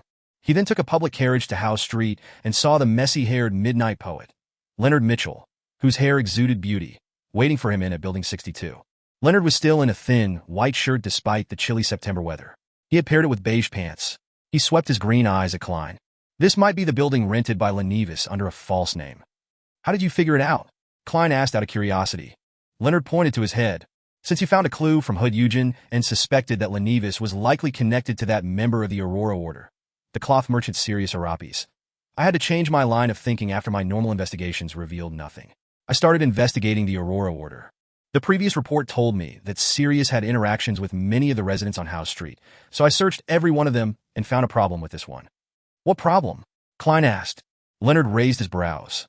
An obvious problem. The guest here appears very rarely. He claimed to be going to the southern continent to do business after Honas Vincent's death and never returned. His records are very realistic, and the police didn't discover anything. This could only be a coincidence. Klein creased his brows. Of course a coincidence. But when I showed the residents around here Lenivis's picture, an old man felt that he looked similar to the resident at number 62, other than his different glasses. Leonard took out a black and white photograph from his pocket. Why didn't you say so earlier? Klein lampooned inwardly. He entered 62, House Street with Leonard, and at Leonard's request, he started to divine if there were any hidden compartments or secret chambers. The result was yes. The secret chamber or hidden compartment in this building. Klein wrote down another divination statement. He took a seat on the sofa and closed his eyes as he recited the statement. 7 times later, he entered a dream. His vision was blurry. In the blurry world, Klein saw a wooden bookshelf. He saw rows upon rows of books. He saw that one of the books had been taken away. He saw the wooden surface beside the book open, revealing a hidden compartment. The scene quickly disappeared as Klein opened his eyes and told Leonard. In the study, Klein wound the topaz pendulum around his wrist and followed Leonard into the study. He saw the wooden bookshelf he had seen in his dream. Pull out that book. The place it's covering has a hidden compartment. Klein pointed at the book nearest to the sides. So it's here? I couldn't find anything when I searched the place, and I had no choice but to return to Zitland Street to request for help. Leonard grumbled as he walked over. He pulled out the book Klein had pointed out. After searching the area, he finally found the mechanism to open the hidden compartment. A letter lay silently in the hidden compartment. A letter? Lenivis had a letter here? Klein found it extremely strange. After he divined to see if there was anything dangerous within the letter and received a negative answer, Leonard picked up the letter and opened the unmarked envelope. Leonard pulled out the letter within and unfolded it. Klein leaned forward to get a look of its contents. All he saw were the first few paragraphs of the letter. Haha, congratulations. Congratulations on finally finding this letter. This means that you're not too stupid, nor too slow. You qualify to take part in this game of life and death that I've designed. Child laborers that die before their time. Factory workers who seldom live past 10 years after entering the factory because of their working conditions. Female workers who risk severe illnesses for a meager salary. I see boundless resentment surrounding every factory, turning the surroundings oppressive and gloomy. This is the worst of times and also the best of times. Our game shall take place under such a setting. Fools, prepare yourselves. I'm going to issue you a hint. Chapter 204, Visitor. Klein and Leonard lifted their gaze from the letter and exchanged glances. They muttered, he's crazy, right? Lenivis is secretly a lunatic? A lunatic who truly has a delusional disorder and an antisocial personality. Klein thought and felt a tug at his heartstrings. He quickly redirected his gaze to the letter. Ladies and gentlemen, the hint is that I've placed a bomb in Tingen, a bomb that will grow stronger over time. Seek it and finish it before it explodes. If you lose the game, there will be a boom, and the entire city of Tingen will be reduced to a ruin. Trust me, I'm not lying at all about this. Lenivis, who enjoys giving his friends pleasant surprises. A bomb? Klein looked at Leonard and muttered to himself, perplexed. Leonard held the letter up to the sunlight and looked as he flipped it around. He didn't find any other clues. The term bomb is probably an expression. I've never heard of a bomb that can grow stronger. Klein creased his eyebrows and said thoughtfully, no, I mean, he might be using bomb to reference something in mysticism, such as an evil ritual that continuously accumulates power. Leonard cocked his head as though he was listening to something when suddenly, his facial expression grew solemn. He nodded as his green eyes constricted. Maybe you're right. Isn't there a description at the beginning of the letter? Child laborers that die before their time. Factory workers who seldom live past 10 years after entering the factory because of their working conditions. Female workers who risk severe illnesses for a meager salary. Boundless resentment surrounding every factory. Perhaps that might be the energy source that constantly strengthens Lenivis's bomb. Yes, that's very possible. Klein suddenly tensed up and said, we need to report to the captain immediately. Leonard laughed and said, there's no need to be so nervous. You should know that Lenivis is a swindler. The part where he said that he didn't lie might be a lie itself. Of course, regardless, we have to return to Zitland Street to report to the captain. It's best if we can request the Holy Cathedral to send a mysticism expert over and find the location of the altar through the abnormal accumulation of resentment. Someone is apparently very familiar with protocol. But why would the setup of such an altar need Hood Eugen's help? What role does a psychiatrist play in this? Klein didn't object to the idea. He left 62, House Street with Leonard and rushed back to Zitland Street on a hired carriage. Just as they entered the Blackthorn Security Company's door, Klein saw two familiar faces, one voluptuous and one scrawny. They were Maynard's wife and sister. They were still in black dresses and black hats. The fine checkered black gauze concealed their faces. The two ladies were chatting with Roseanne, and when they suddenly saw Klein's return, they turned around and walked forward. "You really are the cream of the crop in this industry." Mrs. Maynard nodded slightly and said in a low voice, "I'm very pleased with the outcome and am also impressed with your work approach. Here's the reward that you deserve." The scrawny woman passed a light brown paper bag to Klein. It was filled with thick stacks of cash. There were 10-pound notes, 5-pound notes, 1-pound notes, and also 5 soli and 1 soli. "It's a total of 230 pounds, the scrawny lady stated simply. Klein was in no mood to pay any attention to the money. He passed it to Roseanne and said, "Take this to Mrs. Oriana." I doubt the two respectable women would make a mistake counting the money. At that moment, the corner of his eyes caught the Tinjin City honest paper in Mrs. Maynard's hands. On the most eye-catching spot on the front page, there were two pieces of news. Old Baron's widow dies in involvement with MP Maynard's murder. Mayor Dennis takes the blame for the worsening public security in Tinjin for the past 3 months and resigns. So that's the official excuse for Madame Sharon's case? I've yet to read the newspaper today. Klein nodded at the two ladies and followed Leonard through the partition to the captain's office. "How was it? Did you find any clues?" Dunn Smith closed his document, lifted his head, and looked at Klein and Leonard with his deep gray eyes. "We found a letter that was left behind by Lenevis." Leonard didn't provide any further descriptions and simply passed the captain the letter filled with madness and provocation. Dunn opened the letter and scanned through it quickly. He rubbed his temples as he said, "He really is a lunatic. He's only a sequence 8, sequence 7 at most." Klein agreed from the bottom of his heart. Lenevis is a dangerous figure who can damage the stability of social order. Even though he's weak, we can't belittle him. Then, he told Captain about his and Leonard's assumption. Dunn touched his receding hairline as he said, "That was my thought as well. I'll immediately send a telegram to the Holy Cathedral and ask them to send a mysticism expert over for assistance. Who knows how dangerous Lenevis's bomb could be? We have to be extremely careful. When the Holy Cathedral replies to me, I'll arrange for the follow-up." Klein and Leonard exchanged glances and nodded simultaneously as they said, "All right." Seizing the moment when Captain was sending a telegram to the Holy Cathedral, Klein returned to the reception hall to grab a copy of the Tinjin City honest paper from Roseanne.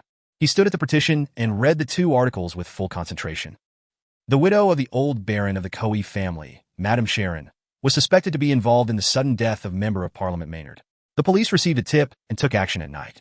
They discovered that Madame Sharon and her accomplice had knocked out her servants to carry out a pagan ceremony in her bedroom. They refused to surrender and attempted to resist arrest, resulting in the death of a heroic police officer. Finally, Madame Sharon and her accomplice paid the price for their evil deeds with their lives. Mayor Dennis takes the blame for the worsening public security in Tinjin and resigns. He also announced that he wouldn't be running for re-election next year. For the next few months, Deputy Mayor Mr. Harry will take on the responsibilities of mayor. A heroic police officer. Is that the description of Kenley? Klein sighed and knew that it was the best way of handling the situation. According to the internal rules of the Nighthawks, in order to prevent the forces of evil from taking revenge on their family members, their names would be kept confidential even if they sacrificed their lives. He folded the newspaper quietly and returned it to the reception desk. Klein suddenly saw a visitor who walked through the entrance. She was a young lady, in her 20s at most. She was in a ruffled hat and loose dress. She had lovely facial features, blonde hair, green eyes, and also a depressed yet silent temperament. She was quite a beauty. The most eye-catching thing about her was her stomach that bulged out. She looked like she was more than 7 months pregnant. Klein was stunned, and he felt that he had seen the young pregnant lady before. Suddenly, he heard Leonard say in surprise, "Miss Megos." "Megos?" "Yes, the young lady who was conned by Lenevis. She's pregnant with Lenevis's child, and as such, there might be something wrong with her mental health. She says her child sings in her stomach and also whistles." Klein was suddenly enlightened, and he wasn't surprised that Leonard knew Megos. When they relaunched the investigations of people related to Lenevis, the lady's photo had been seen by every Nighthawk. Klein knew her even earlier. Her Aunt Christina, whose savings had been conned by Lenevis, had brought her to the divination club to ask for help. Her aunt even asked if the child in her stomach could be used for divination. Then, as Megos heard Leonard's voice, she looked over at the both of them vacantly and replied politely, "Hello, Miss Megos. What brings you here to the Blackthorn Security Company? Do you have anything that you'd like us to do for you?" Klein took 2 steps forward and asked. He was very confused by Megos' sudden visit. He felt it was an extreme coincidence. "We just found Lenevis's letter, and Megos comes visiting?" Megos touched her stomach and smiled faintly. Somehow or other, I suddenly thought of coming to Zutland Street, and suddenly thought of coming up to take a look. Her mental health seems to have worsened. Klein recalled that he hadn't managed to activate his spirit vision and check on Megos' situation previously. Hence, he lifted his teeth and was about to tap his left molars. Just then, a series of thoughts screamed through his head in increasing intensity. Don't look! Don't look! Don't look! You'll die! You'll die if you look! You'll die if you look! Klein stood rooted on the spot like a statue as his forehead was covered in cold sweat. It was like having a deep and heavy nightmare that he nearly couldn't wake up from. Suddenly, he understood something. He had failed to activate his spirit vision the last time because his spirituality had noticed an unimaginable danger. It slowed him down subconsciously, so he missed the opportunity and forgot to follow up.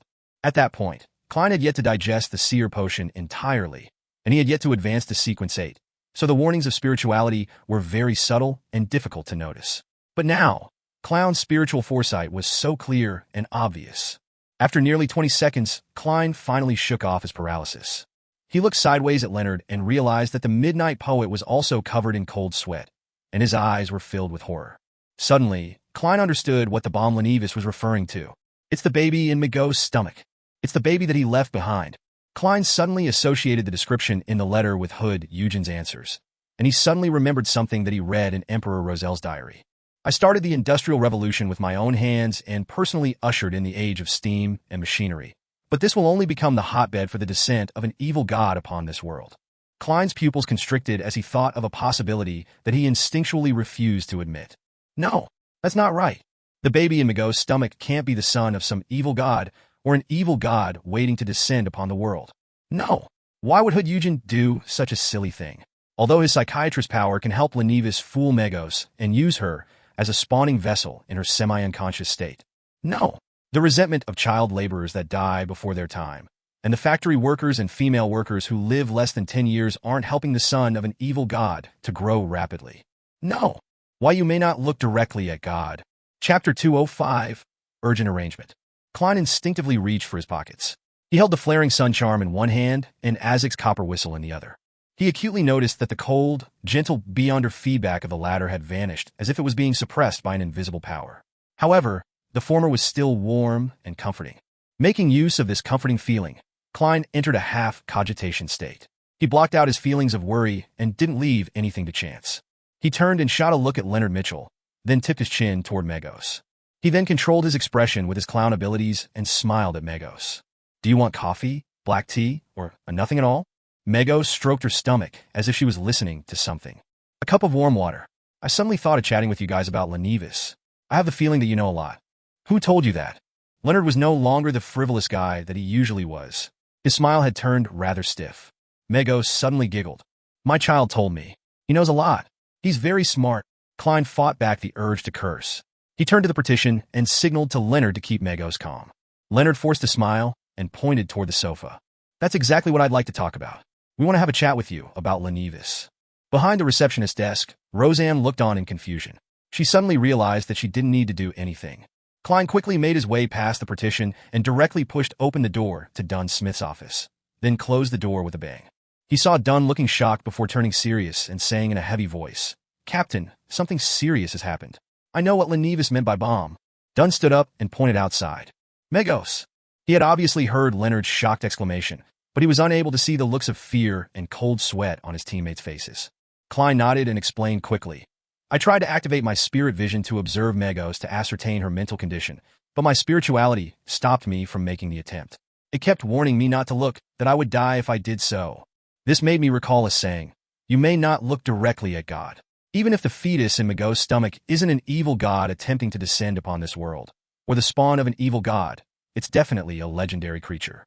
Captain, connecting this to the black altar in Hood Eugen's memories, to his psychiatrist abilities, to the tragic world as described in Lenevis' letter, I think that my guess is quite close to the truth. Lenevis obtained a ritualistic magic linked to the true creator from an Aurora Order member. With Hood Eugen's help, he turned Megos into a vessel to gestate a certain power.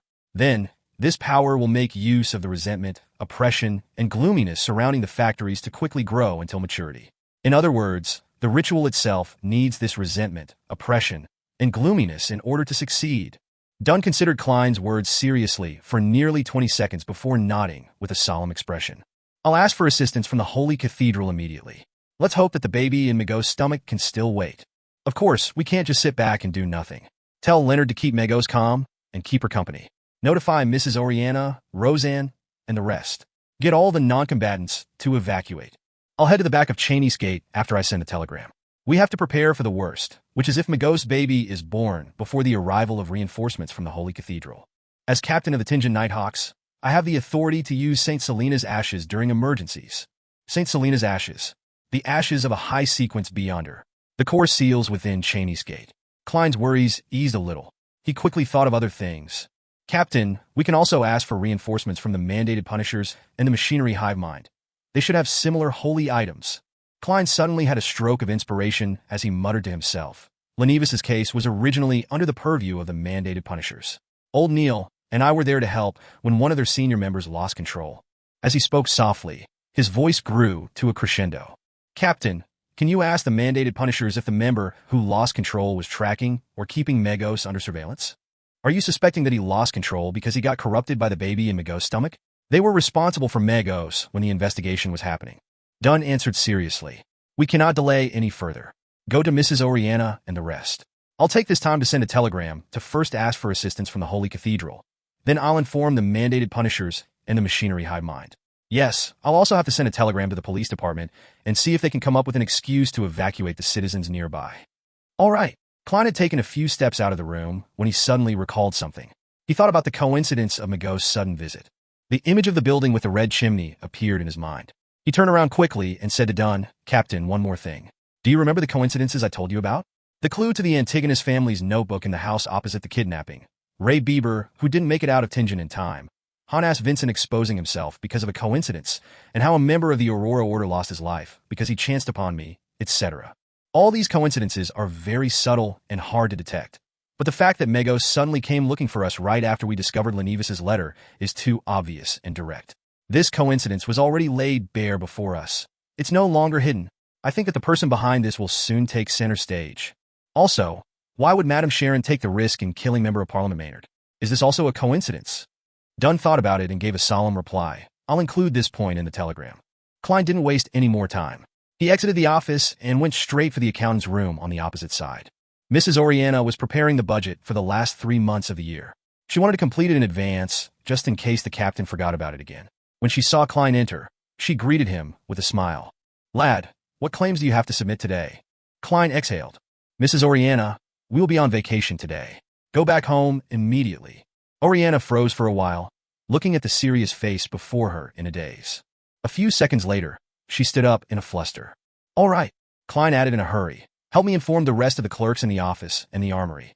I'll inform Roseanne. Yes. Oriana didn't even pack. She grabbed her handbag and hurried out of the accounting office. She turned and stared at Klein after entering the corridor.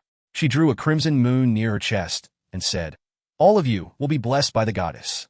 Thank you, Klein replied in silence. He made his way past the partition into the receptionist area, only to see Leonard chatting with Megos about Lenivis, his expression rigid. Klein leaned toward Roseanne as he filled up a cup of warm water. He then whispered, Go home. It's dangerous here. Come back tomorrow. Roseanne opened her mouth in shock, but closed it again after seeing Klein's stern expression. She lowered her head and packed for about 10 seconds before picking up her bag and leaving the receptionist area. Just as she was walking past Klein, she bit on her lip and whispered, To be honest, I respect the Nighthawks as much as I hate other people who become beyonders. After seeing the clerks evacuate the Blackthorn Security Company, Klein brought warm water to Megos, bent his back, and placed it on the table in front of her. I have something to settle. I'll be back soon. As he stood up, he took the opportunity to lean in towards Leonard's ear and whispered, Keep her here. Leonard clenched his teeth and widened his mouth into a grin.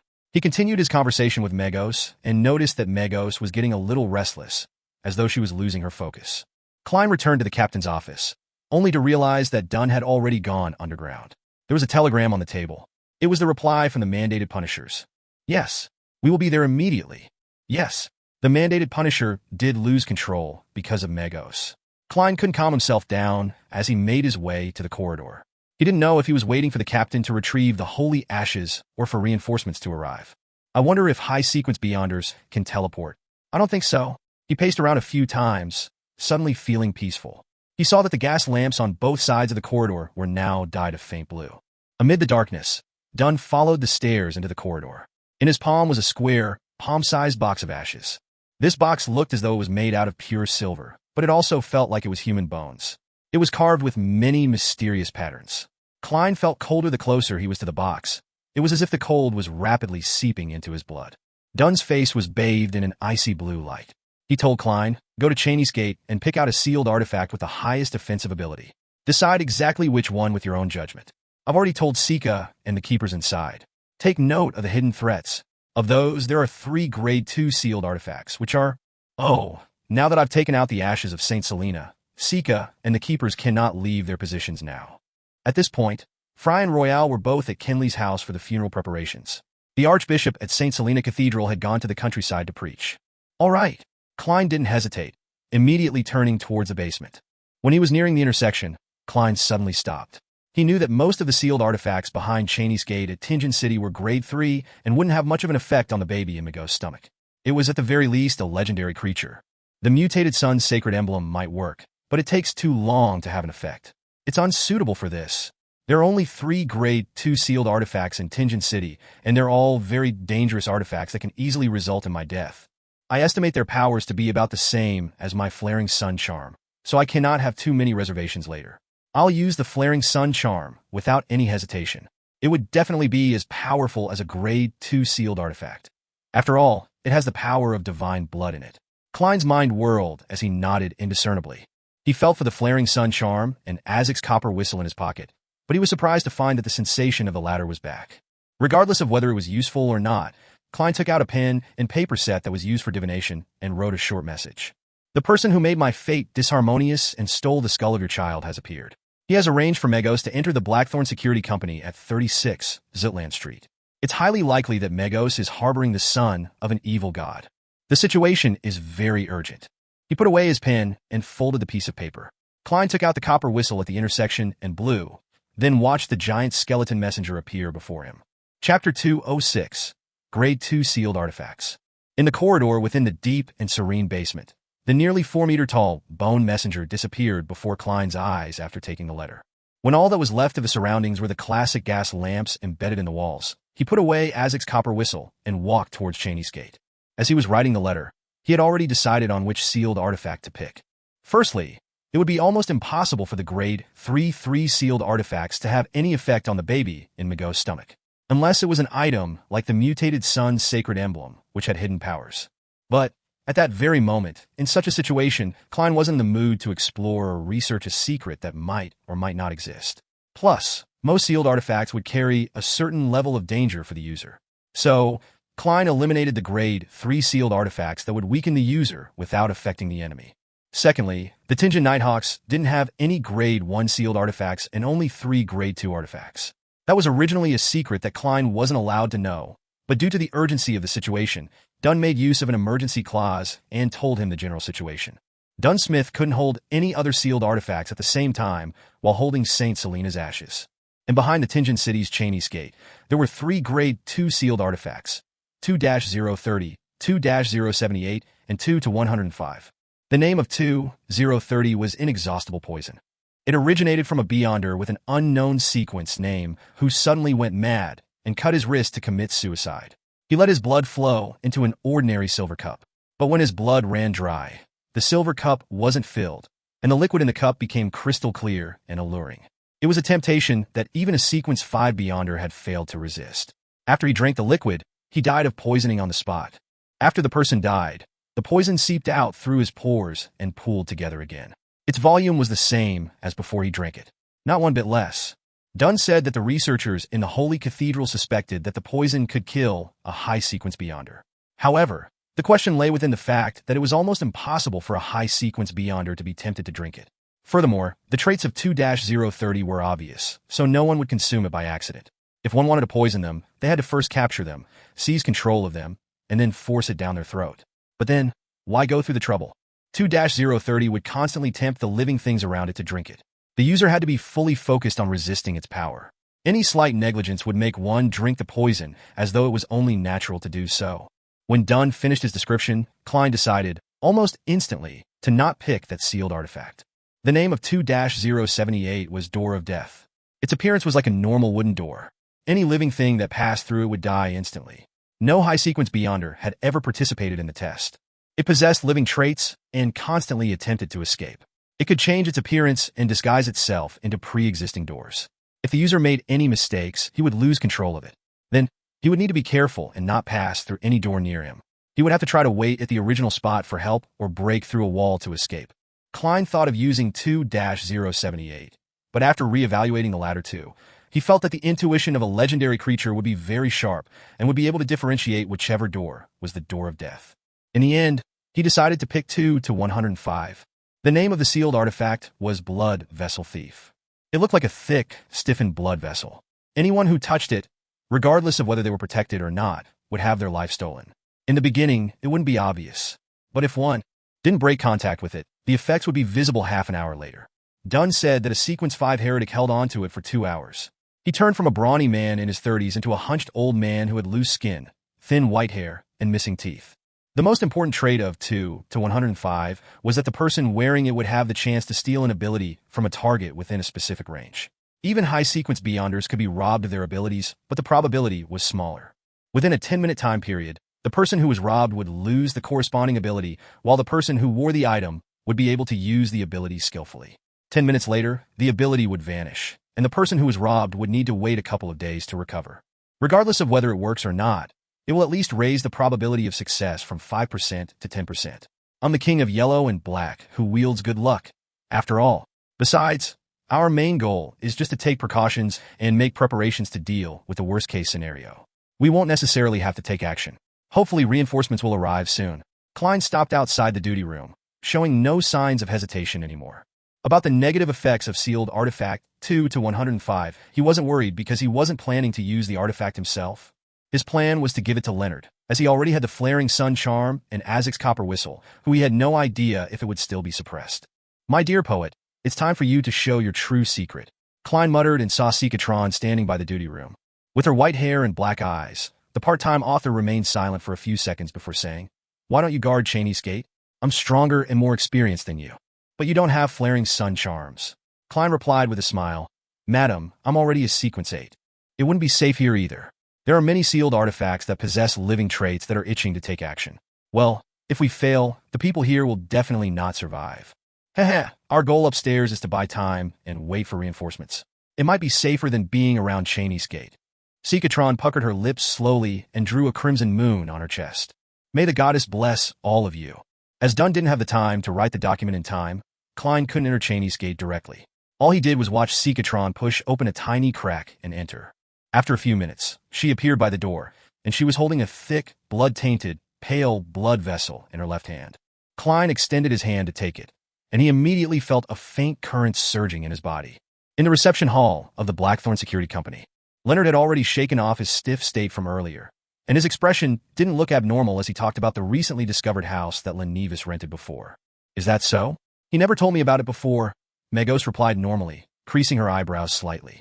Then, she grabbed her blonde hair, pulled out a handful, and casually threw it into the trash can by the side. Leonard was dumbfounded. He gulped with difficulty, and his palms were full of cold sweat once again. Klein walked up the stairs to the second floor with the Blood Vessel Thief in his left hand. He looked at the door that led to the Nighthawk's break room, where Dunn Smith stood silently in his black windbreaker. His eyes were gray and deep, just like when they had first met. "Reintroducing myself, Nighthawk Dunn Smith." The voice of the past sounded in Klein's ears as the scene of Dunn by Kenley's corpse flashed in his head. There was blood all over his mouth. He suddenly fell silent and walked over. He lifted his left hand and said, "Captain, I picked sealed artifact 2-105. I plan on letting Leonard use it." Dunn nodded slightly. He didn't ask why, but turned and pointed at his office as he spoke. "The Holy Cathedral sent a telegram. They said that they'll gather a team of strong Beyonders immediately and asked us to stall for as much time as possible and try to wait. About those coincidences, they didn't give any reply. I think they don't have any conclusions as of yet. Or perhaps, the person who handles the telegrams doesn't know the actual situation and has no way to make guesses. We have to make the best use of time. Telegrams can't be too long." "Yes." Klein nodded. He got closer to the partition and looked outside as he said, "How's the situation?" "Nothing strange as of yet." Dunn looked down at the Saint's ash box in his left hand. Seeing how Leonard and Megos were having a good time chatting, Klein didn't interrupt them. He retreated to the Nighthawk's recreation room and faced Dunn with the corridor in between them. Just then, Dunn suddenly let out a self-deprecating laugh. I forgot something. What is it? Klein replied, puzzled. Dunn looked sideways at him and said, Daly told me to explain myself to you. Huh? Klein was stunned, as he couldn't quite understand what the captain meant. After 2 seconds, before Dunn could reply, he suddenly understood. Madame Daly didn't reply immediately because she thought it was unnecessary. She had forwarded the matter to the captain and let him explain himself. That means that there isn't anything serious with the captain. At this critical point, Klein suddenly felt a surge of joy erupt inside of him. Chapter 207, Guardian. Dunn sighed. I didn't want to send you away back then, since I was going to do something that involves the secrets of the church and the Nighthawks. But Kinley's death left my mind in chaos. At that moment, all I could think of was a clumsy excuse, thus giving you the opportunity to witness what I was doing. What secret is that? Klein pressed, now being more at ease. He had almost forgotten about the threat of the evil god's son, or the existence of a legendary creature outside. Dunn weighed his words and said, there might be a law in mysticism. Even though I haven't read many books, I'm still aware of what a law means. This law is called Law of Beyonder Characteristics Indestructibility. The characteristics of a Beyonder is never destroyed or reduced. It's only passed from one carrier to the next. Klein's eyes opened wide. He suddenly came to a realization and asked thoughtfully, for example, the sealed artifacts, mysterious objects, or a potion's main ingredients that are left behind by Beyonders who have lost control? Correct. Dunn nodded solemnly.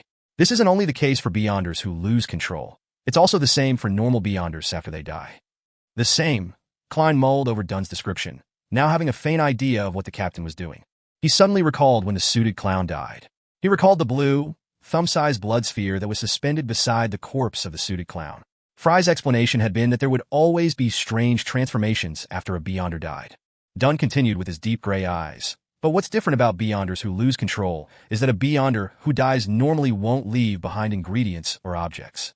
They're equivalent to a potion that corresponds to their sequences, except that they're lacking a certain amount of supplementary ingredients. Equivalent to potions. Klein squinted as a flash of inspiration went through his mind.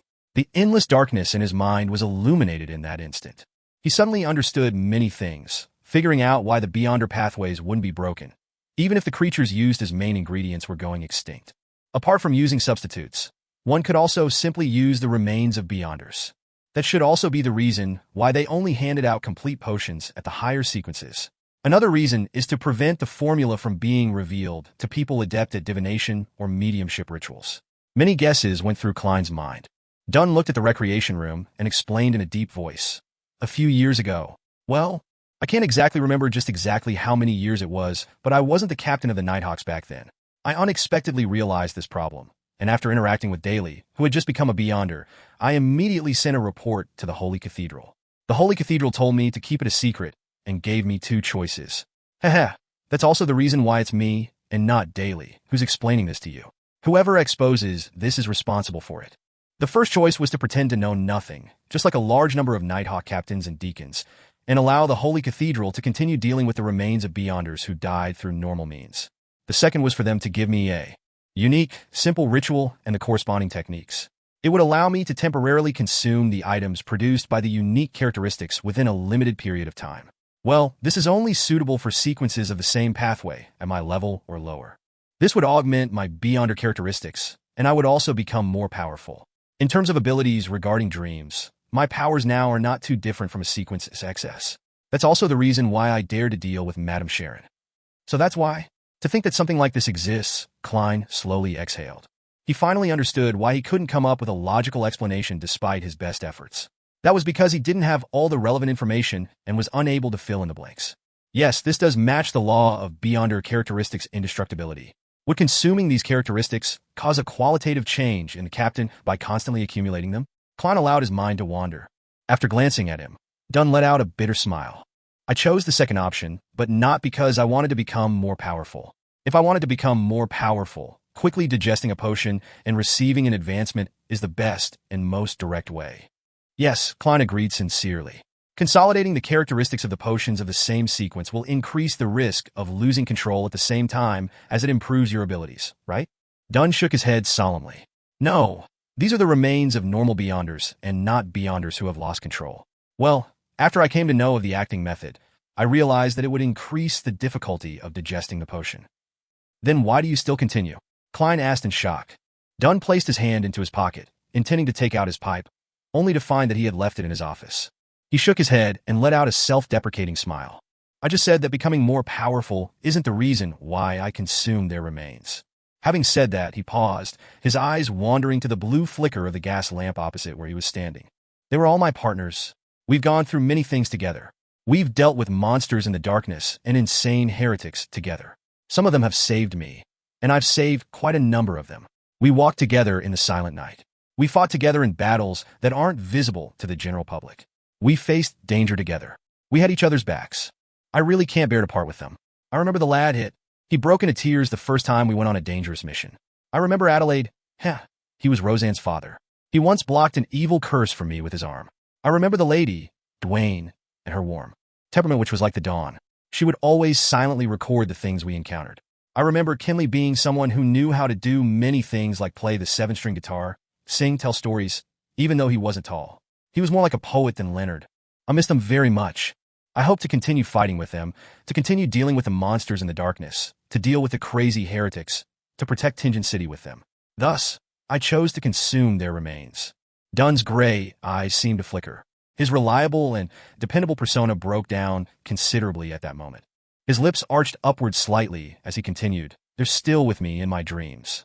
Adelaide loves to read, and he often reads at the solarium. He often tells me to discipline Roseanne and get her to mature faster, to the point that Roseanne complains about me becoming more and more like her father and has become scared of me. It is a person who cannot sit still and has to hunt in the forest every day. Dwayne always stands by the window of her bedroom and watches us chat.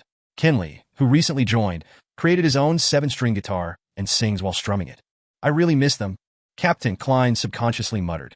His eyes became blurred and watery. He couldn't help but rub his eyes and curse in his heart. "Fuck, Captain, you're making me cry." But I finally understand the reason for the captain's slow progress despite using the acting method. Klein let out a silent sigh. Unfortunately, old Neil died after losing control. Otherwise, he would have brought along much joy to us. Dunn retracted his gaze. He lowered his head and massaged the bridge of his nose. A few seconds later, he lifted his head and let out a bitter smile. "This is a selfish decision. I don't know what the true wishes of Adelaide, Kinley, and the rest were, and thus, selfishly made a decision for them. I truly am a selfish person." No, Klein shook his head. On the sofa in the receptionist area, Leonard watched Megos pull out clumps of her hair as his expression became more and more rigid. Megos seemed increasingly restless as she constantly picked up the glass for a mouthful of water. She looked at Leonard with a contorted expression. "I don't know why, but I suddenly feel a little unwell." Leonard Mitchell was about to reply when he suddenly saw Megos reach for her face. She clawed out a piece of flesh, a long piece of flesh, a piece of flesh stained with blood. "My face is a little itchy." Megos smiled, a little embarrassed.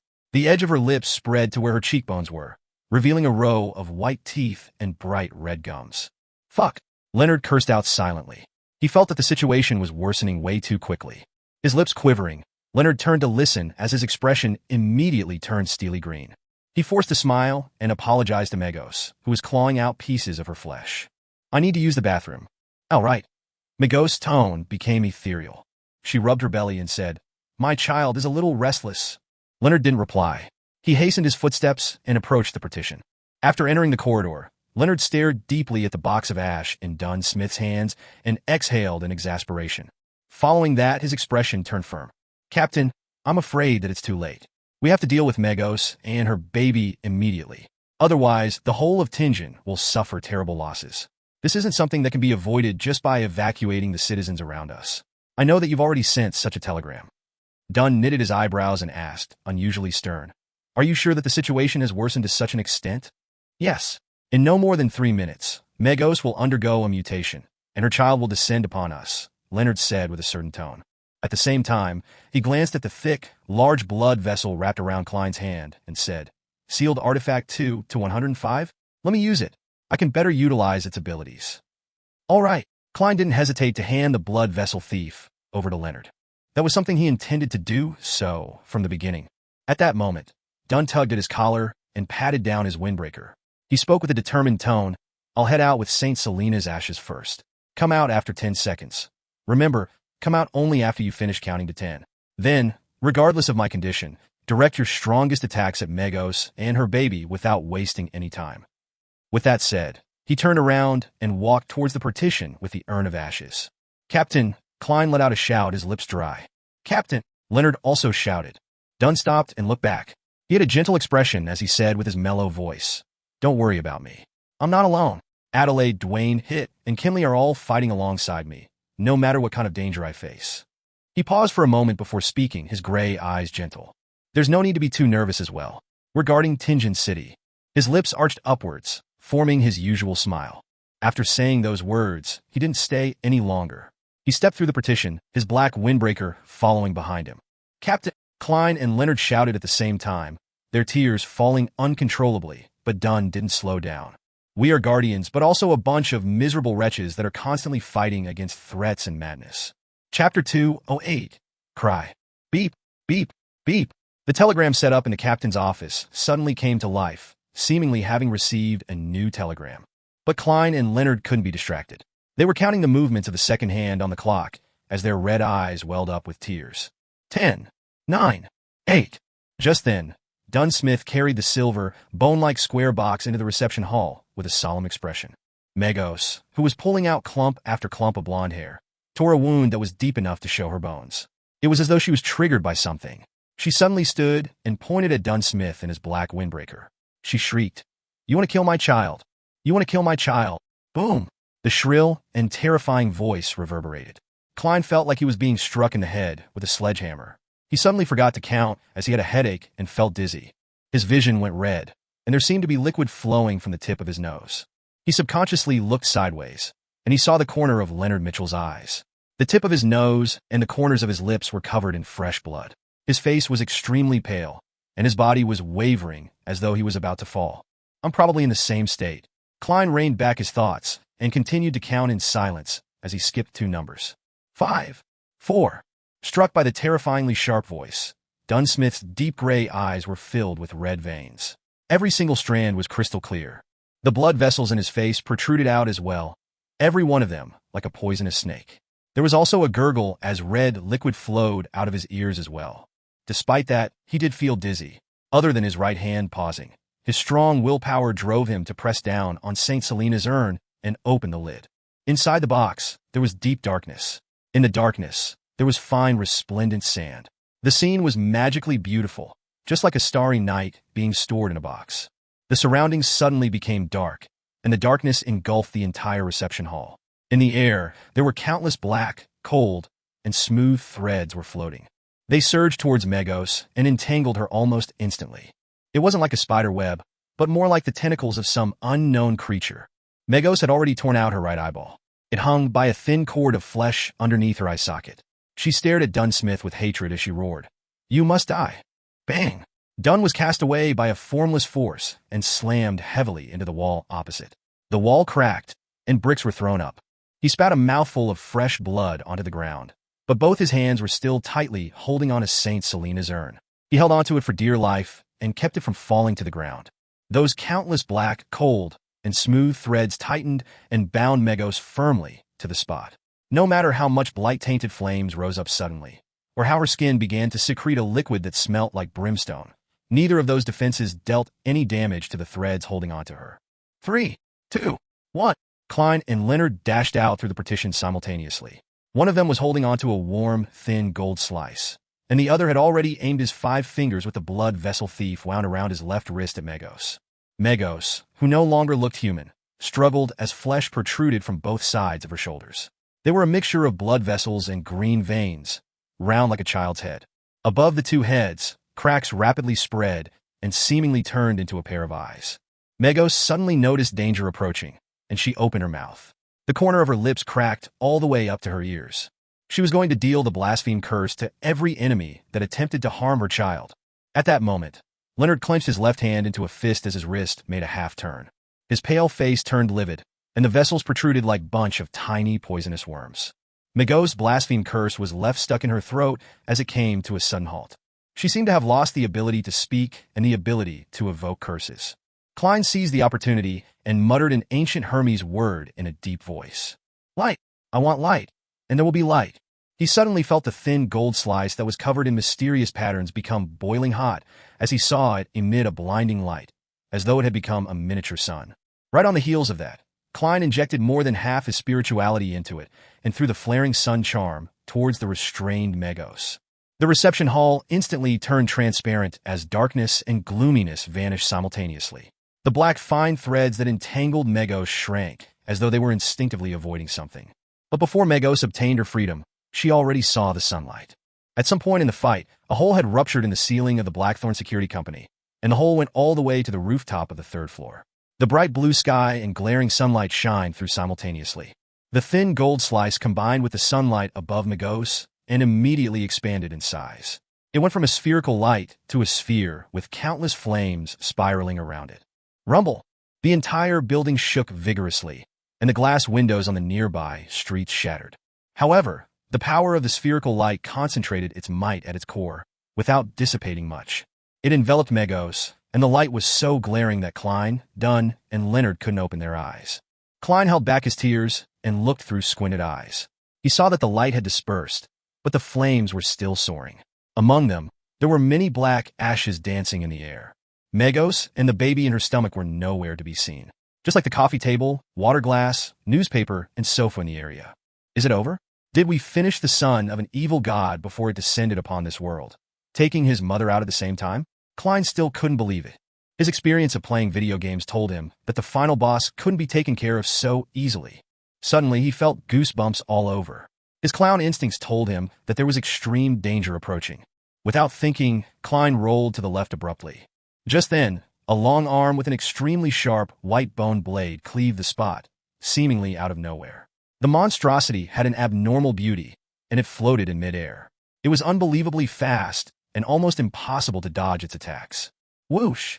Klein's clothing on the right side of his chest was ripped apart, his skin ruptured, and his flesh, along with his bones, was split into two. The wound was so deep that he could almost see one of his lungs. If it wasn't because he sensed danger approaching beforehand and dodged in time, that slash would have sliced him in half. But, even so, Klein slowed down.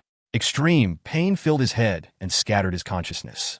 At the end of the white bone blade, a figure rapidly flew out. If it wasn't for the bump on its stomach, perhaps no one could identify it as Megos. Her hair and dress had been burned entirely. The skin on her face and body was charred black and was peeling off, flake after flake. Her nose had melted, leaving only two small black holes behind. Her eyeballs were nowhere to be seen, and there were faint white flames dancing in the empty sockets. The two heads that had popped up from both sides of Megos' shoulders had been burned away. Her left arm had become the white bone blade that she was holding. It looked demonic, yet holy. Creak! As the ground shook, Megos ignored Dunn and Leonard, as well as the black, cold, and smooth fine threads that were hurtling towards her again. She phased over to Klein, who had come to a stop after rolling away. She aimed the white bone blade at Klein's neck and was about to slash down. Suddenly, she heard a voice that contained a rich, blasphemous tone. Submit! Leonard lifted his left hand and aimed his palm at Megos. The sealed artifact 2-105 wrapped around his wrist had turned from a thick, pale, blood-tainted blood vessel into a crimson intestine that had expanded to the point that it looked ready to explode. With the aid of the blood vessel thief, Leonard had successfully stolen Megos' blaspheme curse and was attempting to use her power to seize control of her. Only an ability, at her level, was effective. Under the influence of the blaspheme curse, Megos bent her waist, and her knees were constantly trembling. Her motions came to a halt as the surrounding black threads surrounded her, as though they had found a delicious prey. Klein also took the opportunity to roll in the opposite direction, leaving a trail of fresh crimson blood behind him. However, he got some reprieve from his extreme pain and reached his hand into his pocket. He took out the last flaring sun charm. He took the opportunity when Megos was stationary to finish her off, once and for all. If she were to hold out until the baby was born, the outcome would be beyond their imagination. Boom! Megos' head exploded on its own. Her charred skin and flesh flew in all directions. But her headless body seized the opportunity to shake off the effect of the blaspheme curse. Boom! Megos' charred body transformed into a projectile that shot towards Leonard. Since the blaspheme curse had been forcefully disrupted, Leonard was temporarily frozen on the spot. At that moment, Dunn Smith was still holding on to St. Selena's urn tightly. His face was abnormally pale, and the black, cold threads that were created was still short of surrounding Megos. Creak! Megos slammed into Leonard, throwing him to the wall. The wall collapsed from the impact. Leonard's bones cracked, and there was blood spewing out from his mouth incessantly. Without even having the urge to struggle, he fainted instantly. Megos raised her white bone blade, but the countless black threads that emanated from St. Selena's urn enveloped her again and was about to bind her to the ground. Without the luxury of time to mind his injuries, Klein quickly took out the thin charm. Just as he was going to recite the ancient Hermes incantation, something suddenly sounded in the deep, dark, yet quiet room. Wah! It was the cry of a baby. Chapter 209 Light. Wah! The baby in Megos' stomach cried. It squirmed, wanting to come into this world in a bid to help its mother escape from her predicament. The black, cold, and smooth threads appeared to suffer a shock as they seemed to be suppressed by an invisible power, which led to their retreat backward. Wah!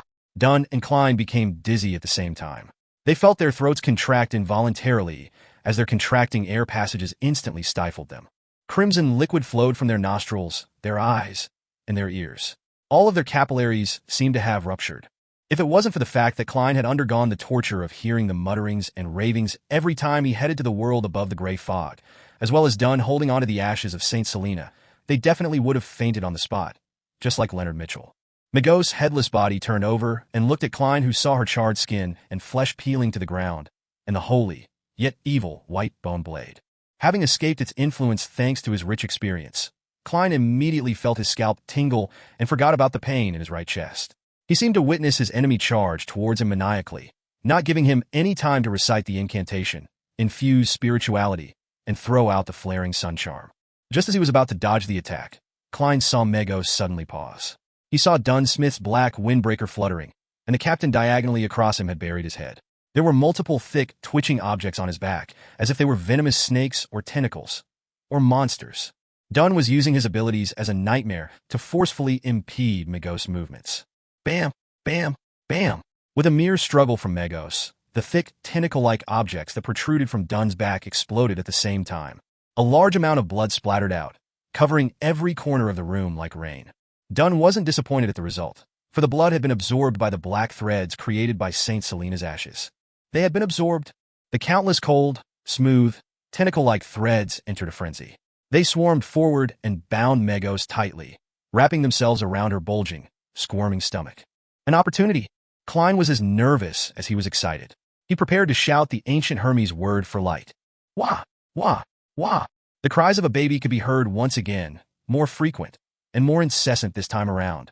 The countless black threads suddenly came to a pause, retreating and trembling again as if they had all been struck by lightning. Dunn's expression changed when he realized that Megos was about to free herself. Without hesitation, he retracted his right palm, formed a claw, and stabbed it into his own chest, his left chest. He quickly pulled out his right hand, his fingers holding a bloody heart tightly. It was a still-beating heart that brought with it the sereneness of the night and a dream. Captain, Klein watched helplessly as Dunn Smith stuffed the heart into the urn containing St. Selena's ashes. His vision quickly blurred. Whoosh! Whoosh! Whoosh! Crying that sounded like a late-night nightmare resounded. The countless cold and serene threads once again resumed their efforts as they wrapped themselves tightly around Megos. This time, they didn't loosen their bindings despite the cries coming from the baby in Megos' stomach. In fact, they even sealed the terrifying sounds within the body. Klein's tears fell together with his blood. He uttered a simple Hermes term in a deep voice. Light. The light that illuminates the darkness. The light that brings warmth. He infused almost all of his remaining spirituality into the thin gold piece etched with mysterious symbols, causing his mind to immediately turn blank and dizzy. Having mustered the last of his strength, Klein tossed out the flaring sun charm at Megos, who was still bound by the countless black threads. The black threads didn't retract this time, having not followed their instincts, as if they were being willed by someone. Thump! Thump! Dunn's fresh heart was still beating within the box containing St. Selena's ashes. The sunlight once again shone in from the hole in the ceiling, shining through all 3 stories, right into the Blackthorn Security Company, as if it were a corporeal pillar. It was guided here by the flaring sun charm, and it was focused on Megos. The sunlight fused with the top of the headless monster, and then exploded like the sun. Rumble! In the burning white splendor, Klein closed his eyes. This last scene was etched deep into his mind. Megos' body lost its left arm, head, and multiple pieces of flesh. Its charred body crumbled instantly. The half-illusory, terrifying creature within her body no longer had the support of a physical body and couldn't complete the last stage of its transformation. It turned into a furious ball of black gas, dissolving amidst the light and flames. Rumble! The entire building shook violently, but this was only due to the released energy of the flaring sun charm. The charm was different from a normal bomb. Its powers were concentrated, yet restrained. Klein fought to stabilize his body. He opened his eyes and looked ahead a few seconds later. He saw that the walls had crumbled. He saw a charred circle where Magos once stood. Surprisingly, the floor had only melted slightly. He saw a burned, bloody placenta on the ground. He saw Dunn Smith standing on the spot, still wearing his black windbreaker. He saw the heart in the box of St. Selena's ashes still beating slowly. He saw Leonard Mitchell lying on the opposite side. His outcome was unknown. The exhausted Klein felt elated and felt that he could still use ritualistic magic to save the captain. He felt that Magos and her baby were truly finished. No, it was more accurate to say that the latter had suffered an interruption and was exorcised. At that moment, Dunn Smith turned to look at Klein. His pale face had a warm and relaxed expression, and his voice still as mellow as it usually was. "We saved Tingen." After saying this, it was as if he had returned to the time when he was 20. He no longer appeared stern and serious as he winked at Klein with his left eye. Klein's expression froze. He saw the heart in the box of St. Selena's ashes stop beating. It turned into a resplendent ball of light before scattering into the surroundings. He saw the captain fall backward, his arms losing their strength. It felt like the scene was made up of a series of paintings, but Klein could do nothing to stop it. Thump! The box of St. Selena's ashes fell onto the ground, just like Klein's heart. Thud! Thud! Even though the box wasn't covered, the darkness within the box sealed the opening, preventing the resplendent sand-like ashes from falling out. The box rolled a distance away towards Klein. Dunn Smith fell to the wrecked floor, his deep gray eyes having lost all their luster. He was looking at the hole in the ceiling, the sunlight pouring down on his face. "Captain!" Klein's vision blurred once again. He wanted to shout, but that word and the subsequent words were stuck in his throat. "We miss you too." At that moment, the box containing St. Selena's ashes had rolled to his feet. Suddenly, Klein felt a pain in his chest, his pupils violently constricted as he froze in place. He looked down to see a slightly pale palm, drenched in blood, coming out the left side of his chest. Magos isn't dead. No, a new enemy. The mastermind behind the scenes. Am I going to die? Klein quickly lost his consciousness, his eyes almost losing focus. His body slumped to the side. His breathing gradually slowed, and he finally felt the palm pull back quickly. He saw a pair of brand new leather boots and a hand reaching downward, a slightly pale hand. It grabbed the urn of St. Selena's ashes. Klein's vision went black, and he lost all consciousness. Burned and shattered objects were scattered around in the now destroyed Blackthorn Security Company, but there wasn't a single sound. It was just like a cemetery. A few minutes later, Leonard Mitchell's body moved, his eyes opening slowly. He propped himself up with difficulty and surveyed the surroundings. He saw Dunn Smith on the ground. He also saw Klein, who had his eyes staring wide as a look of shock was plastered across his face. Dunn and Klein both had visible wounds on the left sides of their chests. "No!" Leonard squeezed out the word from his throat as he staggered towards Klein's corpse. That wasn't far away from Dunn. He kept checking them, going between the two repeatedly, but all he could do was accept this irreversible truth. Leonard's knees buckled as his knees plopped to the ground. His green eyes were filled with pain as tears streamed down his cheeks, washing away the blood and dust. He turned his head and listened for 2 seconds and suddenly sprawled forward. He let out an angry roar and clenched his palms into fists and heavily pounded the floor. Thump! Thump! Thump! Leonard kept tearing up as he pounded the floor. Amidst his sorrow was a feeling of clear hatred and a clear sense of self-abhorrence. Thud! Thud! Thud! Leonard looked up when he heard the sounds of hurried footsteps and saw the members of the mandated punishers and the machinery hive mind that had just arrived at the scene through his blurred vision. Chapter 210 Story. In a Tingen suburb, there was a house with a green lawn. The house had a garden that had begun to wither at the beginning of September. Attached to the house was a crimson chimney. There was a desk next to the window in the bedroom of that house. An ordinary notebook was spread open on the table. A slightly pale hand flipped the notebook to the very first page, then it quickly flipped to the back. As the paper flipped, the rows of words appeared faintly. Regents, a member from the secret order, sold the Antigonus family's notebook as an ordinary ancient book by accident due to the influence both of weariness and illusions. It was a coincidence that made logical sense. Affected by the calling of the Antigonus family's bloodline, the notebook secretly affects its owners, one after the other. After repeated changes in ownership, it came to Tingen. It fell into the hands of the members of the Aurora Order, Sirius Arapes and Hanas Vincent. After they flipped through the content that temporarily appeared in the notebook and copied the corresponding potion formulas, Sirius and Hanas were worried that the Secret Order, who were good at divination, would track them down. After discussing it, they decided to avoid the risk by selling it to another person. They didn't wait for Mr. Z's reply, perhaps because he stayed at Inmat Harbor. Through Sirius's introduction, Hanas got to know Welch McGovern from the Koei University's Department of History. Then, Hanas sold the Antigonus family's notebook to McGovern as an ordinary ancient book. Subsequently, Sirius was attracted by the treasure that was said to exist on the main peak of the Hornaces mountain range. He started to visit the Deweyville Library and research the mountain. He didn't think that there would be any problems, so he left his real address and name that aligned with his personality.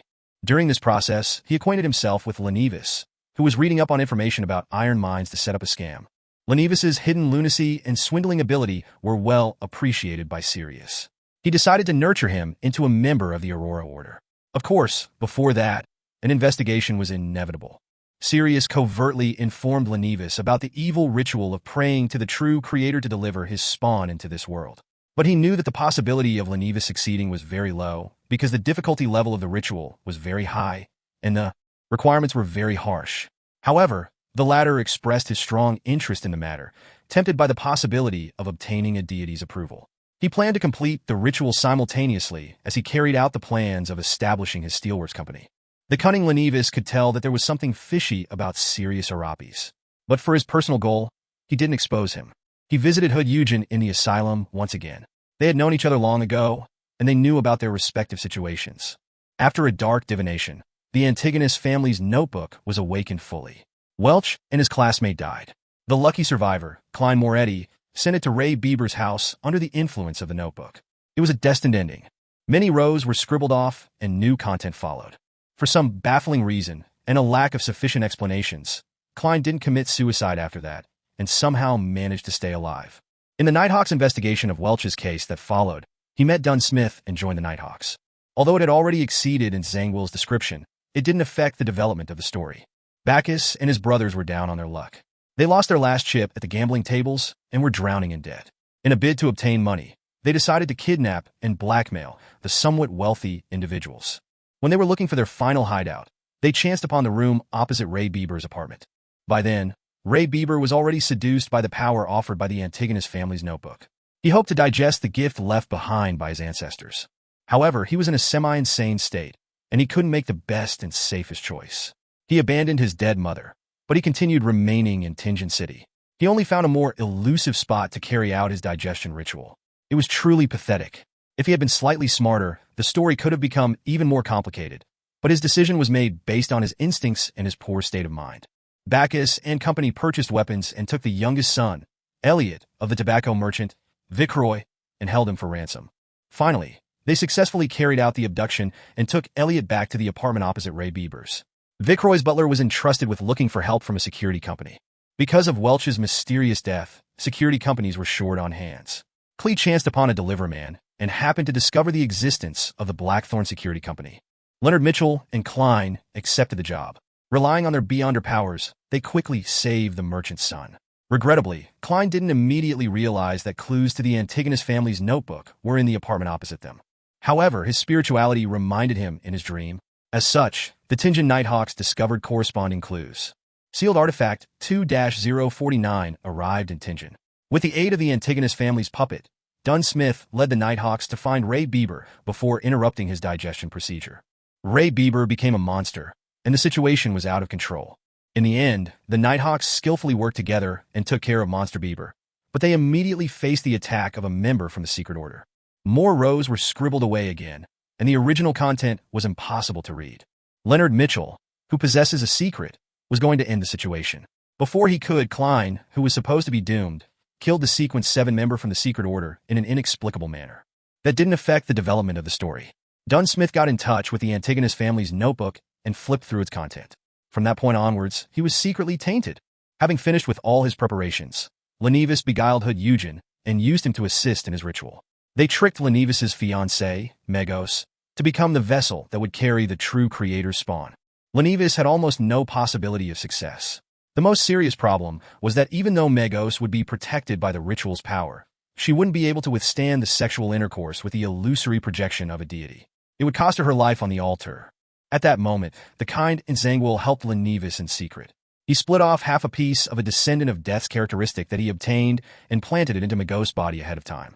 Hood Eugen made Megos enter a semi-unconscious state and convinced her that the true creator's illusory projection was Lenivis.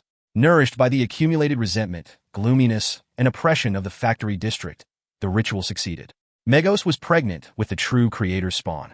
The deity saw through the coincidences, but since he wished to break through the shackles placed on him by the 7 deities, he didn't refuse. But Eugen was contaminated. After the ritual succeeded, the mad Lenivis regained his rationality. He clearly knew that if the deity's spawn was to descend into the world, Lenivis, himself, would become one of the sacrificial offerings. How could a mortal be the father of a deity's son? This was blasphemy of the highest order.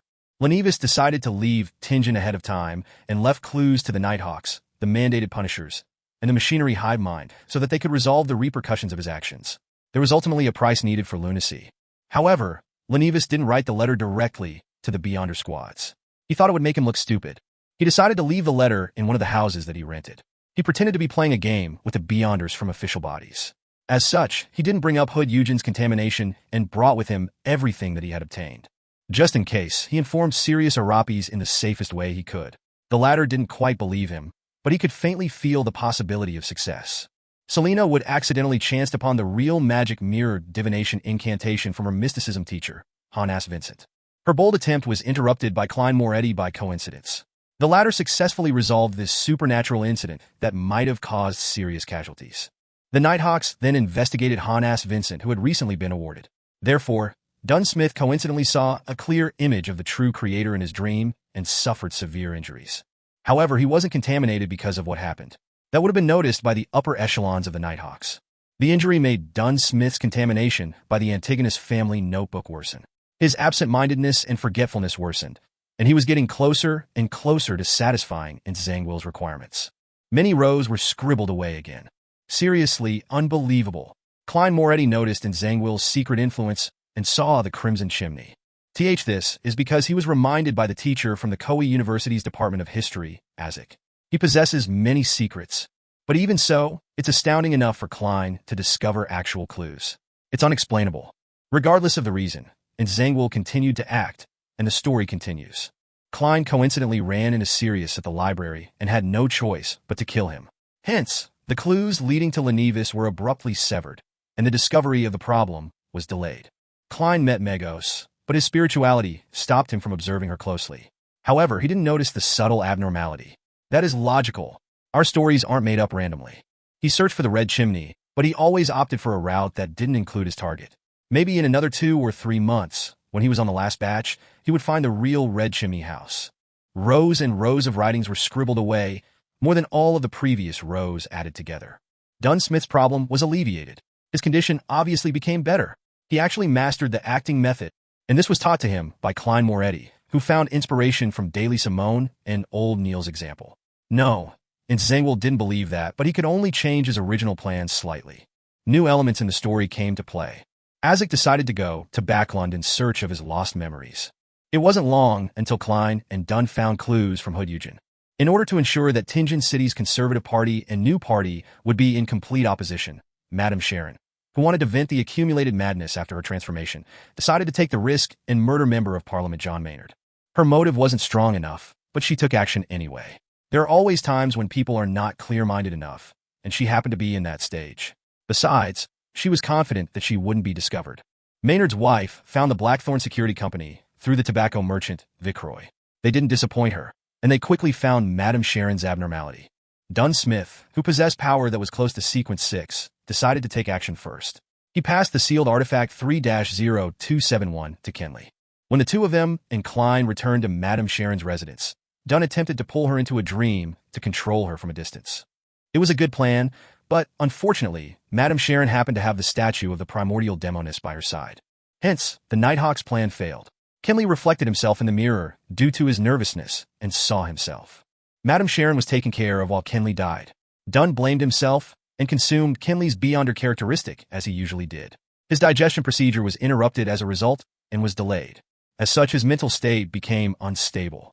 Under the circumstances, Leonard and Klein noticed the letter left behind by Lenivis. Megos received a baffling summoning and arrived at Zitland Street. She entered the Blackthorn Security Company and the baby in her stomach was at a critical point in its development. It couldn't stop her urges. Dunn made a detailed plan, a plan that was right, but he made one mistake. If he steeled his resolve to Megos behind Cheney's gate, he would have stood a chance with the aid of the environment and the items present. If he wanted to wait for backup, he definitely shouldn't have just taken St. Selena's urn out. Unfortunately, Dunn's mind wasn't in the right place due to recent events, and he didn't think of the most critical point. A deity's son would be able to feel the threat of the saint's urn. Hence, it was triggered and started to absorb its mother's strength in a bid to be born ahead of time, even though it wasn't exactly ready. Azek was in Backlund, but he wasn't a traveler, so he couldn't rush back in such short notice. A few rows were scribbled away. Megos became a monster, and the fight began. With the aid of the saint's urn, blood vessel thief, and 2 high-level charms that strangely appeared, Megos died, and the deity's son was exorcised. Dunn Smith died as a result, and the power of St. Selena's ashes was severely damaged as well. That went perfectly with Zangwill's intentions. Zangwill didn't get a chance to showcase himself, but it didn't hinder him from achieving his goal. He killed Klein Moretti, the fellow who kept disrupting his plans, and he took away St. Selena's ashes. Zangwill set up a ritual with the remaining half of the characteristic of Death's descendant. He consumed St. Selena's ashes and successfully advanced from Sequence 5 of the Death Sequence pathway, Gatekeeper, to Sequence 4 of the Evernight Sequence pathway, Night Watcher. As such, he received godhood characteristics and became a demigod. The sun continues to shine brilliantly on the land. Nearly no one in Tingen City realized how they narrowly escaped a huge disaster. Monster Adamasol would be left very confused about it. The notebook was flipped to the last page. A middle-aged man that was holding onto the book had dark blonde hair, a dark blue eye that was nearly black, a tall nose, and tightly pursed lips. His facial features were like that of a statue and didn't have a single wrinkle. He held a classic quill with a slightly pale hand and wrote a line clearly without dipping into any ink. He ended with a simple sentence. Tingen's story ends here. The papers rustled as he closed the book, leaving only a brown cover.